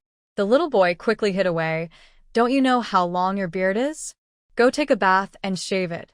After that, we'll have dinner, and this afternoon, we'll do the Zhuazhou for the little one." Okay, when Zhou Huainan finished his bath and came back, the little boy had already finished his lunch. Qian Yufei and Zhou Huainan also ate a simple meal, some frozen dumplings she had made earlier. As the weather warmed up, they needed to finish eating them quickly. After dinner, Qian Yufei carefully changed the little boy into a festive outfit. Zhou Huainan and she also changed clothes, planning to take more photos later. She arranged all the items for the Zhuazhou in a curved line on the bed. Zhou Huainan also made a few opening remarks. "Today is the first birthday celebration for little Zhou Yijing. We hope he stays healthy, safe, happy, and grows strong in the days ahead. Happy first birthday." Then he looked at Qian Yufei. "Come on, you get on the bed and put him inside. I'll watch from the ground and take some photos." Qian Yufei carefully placed the little boy on the inside of the bed. The little guy, dressed in his new festive clothes, stared around with big, curious eyes. Zhou Huainan stood by the bed with his camera, ready to capture this precious moment. With Zhou Huainan's words, "Little dumpling, see what you like, pick it up and give it to Dad," the traditional grabbing ceremony officially began. The various objects arranged on the bed immediately caught the little dumpling's attention. Besides the items sent from the old house earlier, Zhou Huainan also placed his military medals and bullet casing jewelry for him to choose. The little dumpling probably saw so many different toys for the first time. He was stunned at first, then slowly crawled toward the objects. His small hands waved in the air as he picked up a book to look at it, then put it down. He curiously grabbed the military medal his dad had just set down, then put it back. He kept grabbing and throwing objects for a while. Qian Yufei watched nervously and excitedly from the side. Zhou Huainan took photos and softly said, "Little dumpling, pick your favorite." The grabbing ceremony was warm and happy. Every move of the little dumpling touched both of them. In the end, he grabbed a stamp, held it tightly in his hand, then bit it twice. Finally, he crawled toward Zhou Huainan. Then he grinned and tried to give it to his dad. Zhou Huainan quickly took the chance to snap a photo of this moment. Qian Yufei also hurriedly took the camera from Zhou Huainan and took pictures of the father and son. She captured the exact moment when the little dumpling was walking toward Zhou Huainan to give him the stamp. "Ha, I caught it. When we develop the photos, we can send one to Grandpa. He'll probably like it." Zhou Huainan took the stamp from the little dumpling and hugged him, smiling. "Wow, our little dumpling chose a stamp. Looks like he's aiming to be a big official." Qian Yufei also smiled happily, gently patting the little dumpling's head. Then Zhou Huainan took the camera from Qian Yufei and said, "Sit still, let's take a family photo." Qian Yufei looked up. "How should we take it?" Before she could react, Zhou Huainan moved a table over and placed the camera on it. "Let's try a quick shot. This camera has a delay. Alright, now it's time to see how fast you are." "Come on, you can do it." "Whether we get a good family photo depends on you." Qian Yufei hurriedly sat with the little dumpling on the bed, carefully tidying his clothes and placing the stamp back in his small hand. She muttered, "Little dumpling, let's take a beautiful photo with Dad." Zhou Huainan adjusted the camera angle, pressed the shutter, and quickly ran to stand beside the mother and child, smiling happily. With a click of the camera, this warm moment was forever captured. It seems like it was successful, Zhou Huainan nodded. Yes, it should be. Do you want to take more photos? Qian Yufei shook her head. That's enough. We've already taken a lot. Zhou Huainan checked the film roll. It looks like there are only a few shots left. You two finish it and I'll find someone to develop the photos. Qian Yufei took the camera, surprised. Already finished a roll? That was quick. She looked down at the little one and said, Little one, cooperate a bit more. We're taking a few more pictures. Next, they took 2 more photos of the little one. Then Zhou Huainan changed into a military uniform, and Qian Yufei put on a cheongsam. The family of 3 took another picture, using up the entire roll of film. Qian Yufei carefully handed the film roll to Zhou Huainan. Be careful when developing the photos. They're very precious, one of a kind. Zhou Huainan took the camera and promised with a smile. Don't worry. I'll develop the photos carefully and give them back to you. Yes, once the photos are ready, we'll put them in a beautiful album to look at later. Zhou Huainan gently put his arm around Qian Yufei's shoulder. Exactly. When the little one grows up, we can show these photos to him. Then Qian Yufei remembered some funny photos she took of the little one. She chuckled softly. Ha, he might not want to see those. What did you do? Qian Yufei covered her mouth to hide her smile. You'll see when the photos are developed. She then ran to the side, still giggling. The little one came over and giggled along with her. The family's laughter filled the room, full of warmth and happiness. Zhou Huainan watched this tender scene, looked down at his camera, and couldn't help but smile. I'm really looking forward to seeing those photos. Qian Yufei turned around happily, holding the little one's hand. Yes, it's worth the wait. In the afternoon, Qian Yufei also made a simple cake for the little one, just a soft, plain sponge cake. She didn't dare try making a cream cake. But this cake base was already delicious enough, and the little dumpling enjoyed it very much. Thus, the little dumpling's first birthday celebration ended happily. That night, as she was going to sleep, Qian Yufei suddenly remembered to tell Zhou Huainan about recent events at the military district. Brother Huainan, you've met my second uncle's cousin Qian Yuping, right? She married Wen Li, and now she's in our 3rd regiment. She used to be a deputy battalion commander, but I don't know if she's been promoted yet. Do you know her? Zhou Huainan didn't answer but asked back, What's wrong with him? Oh, don't get me started. Just mentioning it makes me angry. I heard, though I'm not sure if the news is accurate, that Wen Li was sent by the higher-ups as a spy to secretly investigate the regiment leader. When he first arrived, he was giving gifts everywhere. At first, everyone thought it was just a friendly gesture, maybe New Year's gifts, so they accepted them. But it turns out he was just pretending to be friendly, while secretly doing his job. Not long ago, Li Qinggong was checked and transferred away, accused of accepting bribes and behaving badly. After that incident, Wen Li actually got promoted. Many people are whispering behind his back. This relative of mine doing good deeds, but I got caught up in this mess. Am I wronged or what? Zhou Huainan gently played with her hair to comfort her. This isn't something simple. I just got back and don't know the full story yet. I'll look into it. Qian Yufei thought about faction struggles and considered, then you should be careful with Wen Li. I feel he's not a good person. Don't take him lightly just because he's my brother-in-law. Zhou Huainan chuckled softly, his voice very. How do you know he's not a good person? Qian Yufei pinched his waist. Hey, he's really firm, full of muscle. Then she looked up at Zhou Huainan and said, Don't underestimate me. I have a good sense of these things. Just based on your feeling? Yeah. No, wait, he hasn't done anything good before. Every time, it's full of schemes. I don't like it. Alright, if you don't like him, just ignore him. I won't pay attention to him. Then she asked, By the way, what were you doing just now? Were you helping Qingxue, or on a mission? Can you tell me? Zhou Huainan thought for a moment. I can tell you a little. You should hear about it soon. Qian Yufei quickly said, Then tell me now. Yes, you know last year was a bad year. Many villagers in different areas didn't have enough food. They've been eating the same food all winter. Now spring has come, and the food is running out. When people are hungry, they can do anything. Some go to stay with relatives, others carry their remaining food, or beg for food in places where food is available. When there's no way out, they might even resort to stealing. Qian Yufei was a bit surprised but also understood. These things happen normally. When people are starving, they don't think much about anything else. Did you go to handle those riots? We went to deal with the villagers who are causing trouble, he said, then sighed. If they had enough to eat, no one would be out stealing. Those villagers are so hungry they look like skin and bones, some are even eating dirt. The children are especially thin, and their heads look big because they are so hungry. Hearing this, Qian Yufei felt uncomfortable. Did you hurt them? Zhou Huainan patted her head. Don't worry, our main goal was to keep order and prevent the situation from getting worse. For those villagers who had no other choice, we only advised and helped them settle down. We didn't really hurt anyone. They were forced into a tough spot. Qian Yufei finally relaxed.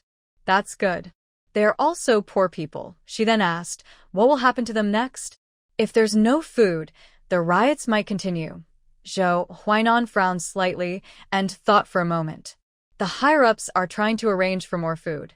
But this shortage is nationwide, so it's quite difficult and will take some time. It's not a quick fix. We've also talked with the local government.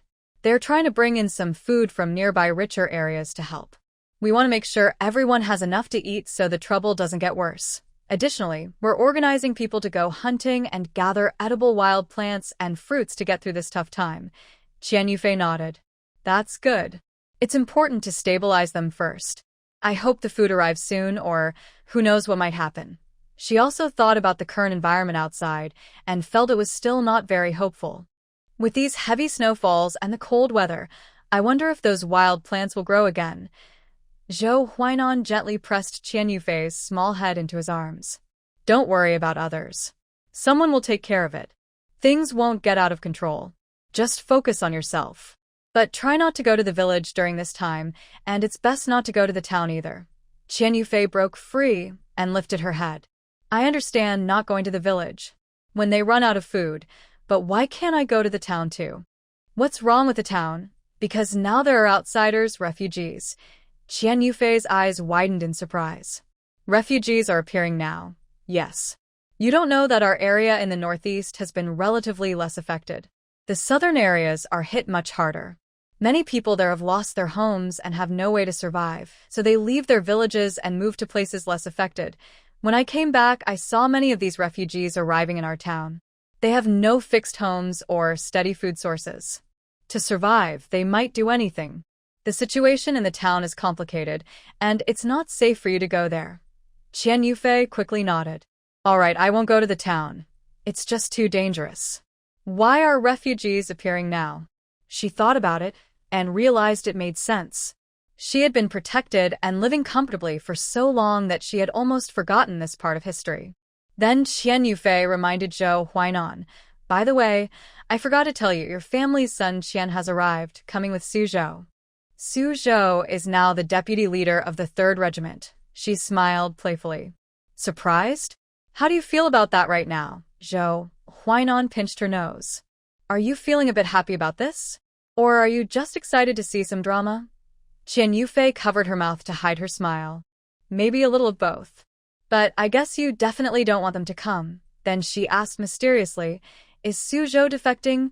Zhou Huainan rested his hands behind his head. Why do you ask? Come on, don't pretend. I overheard when I was at your place. You guys wanted to send that little White Lotus girl to the northwest. Oops, she accidentally revealed her nickname. Zhou Huainan was momentarily stunned, then quickly reacted and signaled her to continue. Qian Yufei understood who the little White Lotus was talking about and continued. Since it's being sent to the northwest, they must find someone they trust to watch over it. Isn't Su Zhou the person your team found?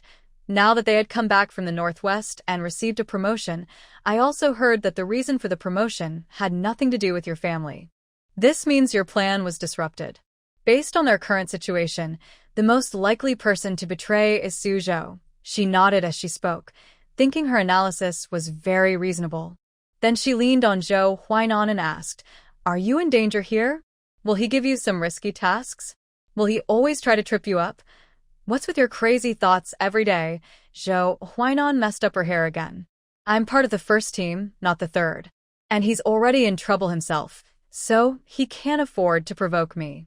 Otherwise, he'd only make things worse for himself. Really? Qian Yufei was a bit doubtful because she firmly believed that someone with higher authority could suppress others.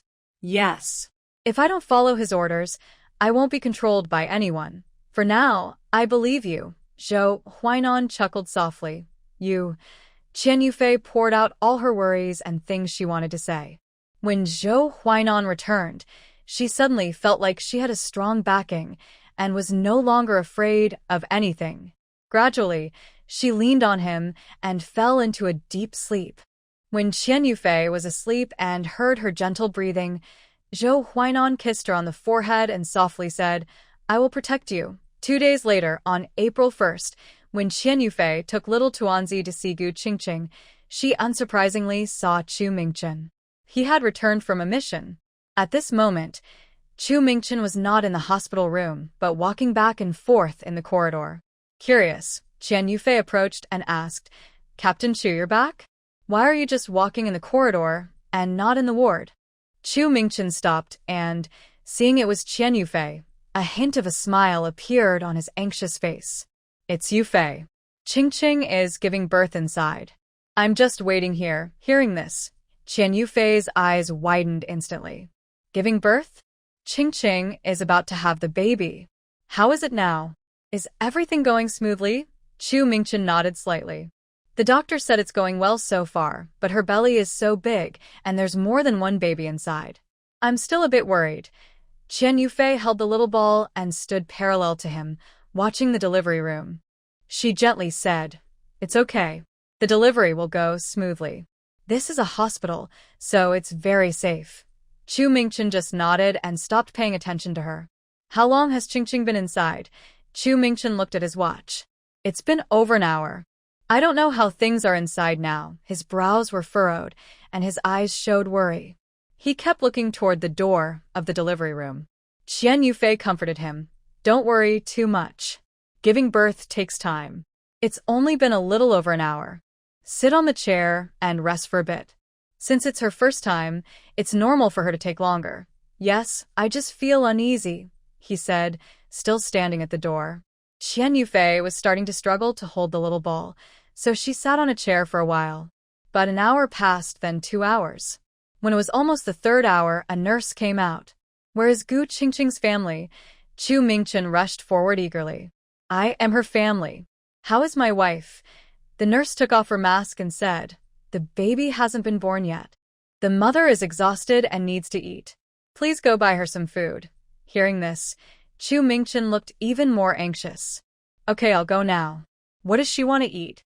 Porridge is easy to digest and warm, or maybe eggs. The nurse nodded. Anything is fine. Hurry up so the mother doesn't wait too long. Chu Mingchen quickly agreed and turned to leave. After a few steps, he stopped and looked back at Qian Yufei. Yufei, please watch here for me. I'll be back soon. Qian Yufei was about to say that she had chocolate at home, which would give her energy faster, but since he was going to buy something else, she didn't say anything. She nodded quickly. Don't worry, I'll stay here. Chu Mingchen then left in a hurry. Watching his figure disappear, Qian Yufei turned to look at the delivery room and softly said to the little ball, Little one, you'll have a new friend very soon. The little ball blinked as if understanding, but not quite. Qian Yufei held the little ball's hand and sat on a bench outside the delivery room, patiently waiting. After a while, the door to the delivery room was pushed open slightly. A nurse peeked out, looked around, and asked, Has the family member not returned yet? The mother needs to regain her strength quickly. Qian Yufei quickly stood up and replied, He went to buy something. He should be back soon. The nurse nodded and closed the door again. Just as Qian Yufei sat down, Chu Mingchen returned, somehow having gotten porridge and eggs. Quick, get her in there. The nurse just came out to remind us. Chu Mingchen hurried to the door of the delivery room, gently knocked, and when the door opened, he handed in the food before the door closed again. At this critical moment, little Tuanzi started to fuss. It was understandable. He and Chu Mingchen had been waiting here for 3 hours. During that time, little Tuanzi had gone to the bathroom twice, still wearing his outer clothes, which made him uncomfortable. Qian Yufei was surprised he could hold on for so long. He was also about to be hungry, as he was whining and fussing now. Unable to see Gu Qingqing give birth, she felt a bit shy to tell Chu Mingchen, little Tuanzi is starting to fuss. I'll take him home first, and I'll also make some chicken soup for Qingqing. I'll come back later to see her. Chu Mingchen understood and nodded. His mind was also focused on Gu Qingqing inside the delivery room. He said, all right, you take little Tuanzi home first. I'll stay here. Qian Yufei responded and left the hospital with a still somewhat restless little Tuanzi. On the way home, little Tuanzi kept whining now and then. Qian Yufei gently comforted him and quickened her pace. We're almost home. As soon as we get there, I'll prepare your milk. When they arrived home, Qian Yufei, despite feeling exhausted herself, first took off little Tuanzi's clothes and laid him on the bed. Mommy will prepare your milk now. Seeing him drink the milk eagerly, she knew he was really hungry. The milk wouldn't last long. Now little Tuanzi was eating both milk and solid food equally. Drinking milk alone was no longer enough for him. Wait a moment, Mommy will steam some egg custard for you, she said. Now little Tuanzi was very picky.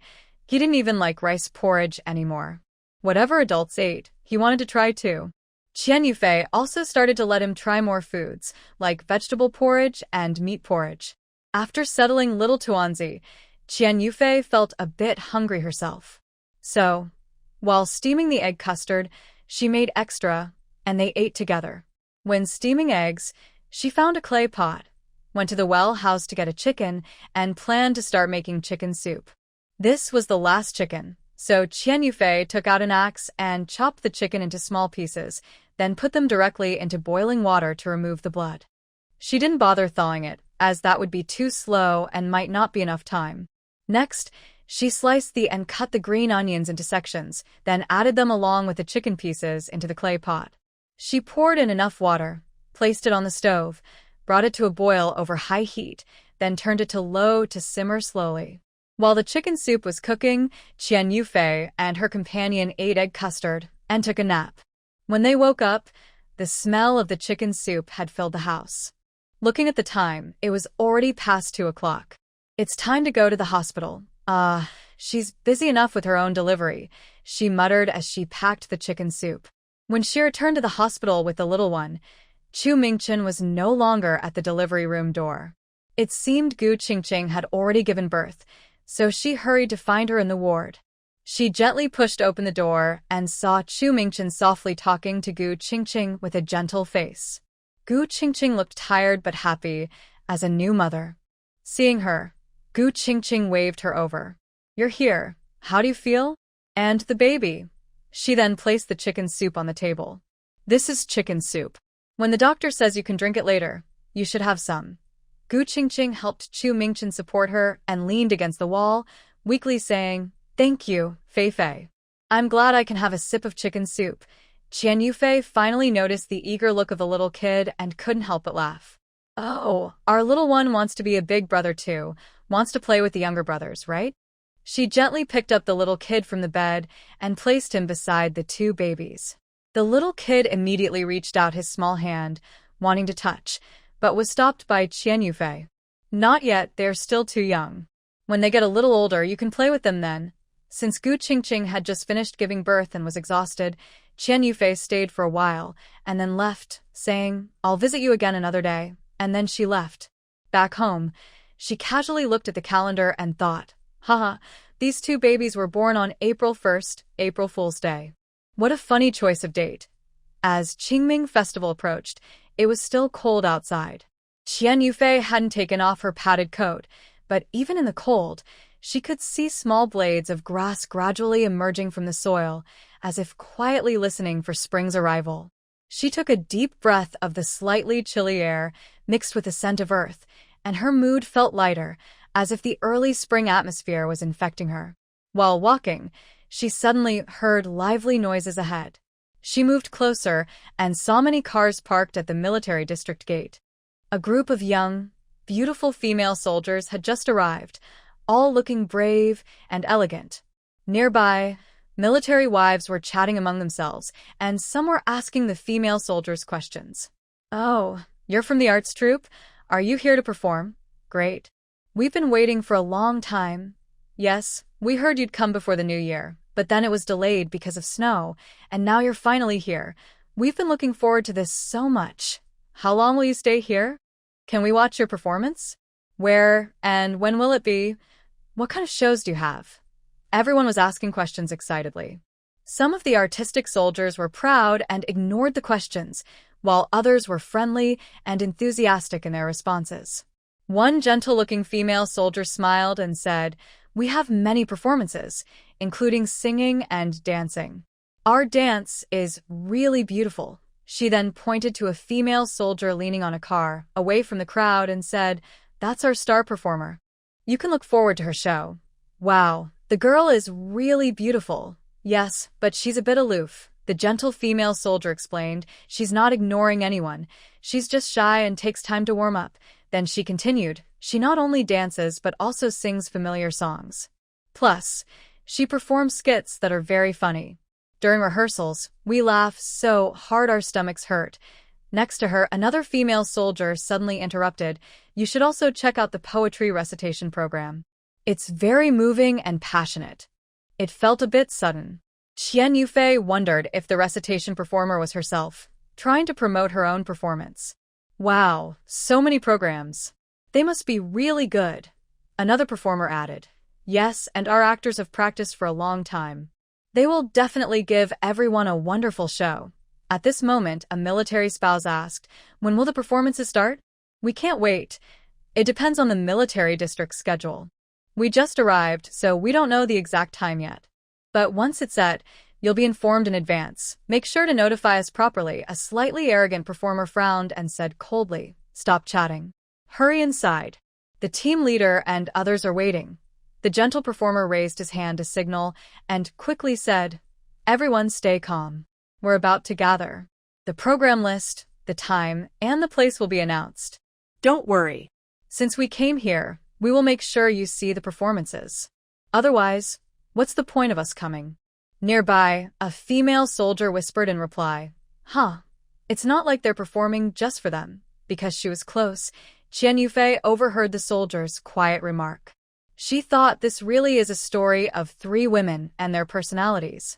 Just from one appearance, you can see they have different characters and don't get along. But she wouldn't judge each person based on a brief encounter. From her past experience, a gentle person isn't always kind, and a quick-tempered or rude person isn't necessarily bad. Maybe she's just cold outside but kind inside. Overall, the exciting show is about to begin. Compared to their performance, Qian Yufei is more interested in the secret rivalries among these female soldiers. In her past life, she had seen so many performances that she was already bored. Now, with this simple and plain situation, she might just watch the enthusiasm and genuine feelings of the artistic soldiers. But she shouldn't jump to conclusions too early, just in case something unexpected happens. A slight smile appeared on Qian Yufei's face, with a hint of cleverness. Her eyes flicked back and forth over the female soldiers, as if she was watching an exciting show about to start. She thought to herself that life in the military camp seemed much more interesting than she had imagined. Not only were there outsiders, but now even popular figures from this era had arrived. The little tricks and conflicts among these women might add some color to her otherwise dull life as a military wife. She began to look forward to what might happen next. Thinking about how girl groups in her past life fought openly and secretly for fame, used tricks, and tried to climb higher. There were endless methods. Of course, it wasn't just about fighting. Sometimes, they might show deep friendship in unintentional moments. Anyway, it would definitely be worth watching. With a bit of anticipation, Qian Yufei followed the crowd, listening to their discussions and hopes, eager to see the show soon. Some had watched the program before, but most had not. Regardless, everyone was very interested in the upcoming performance.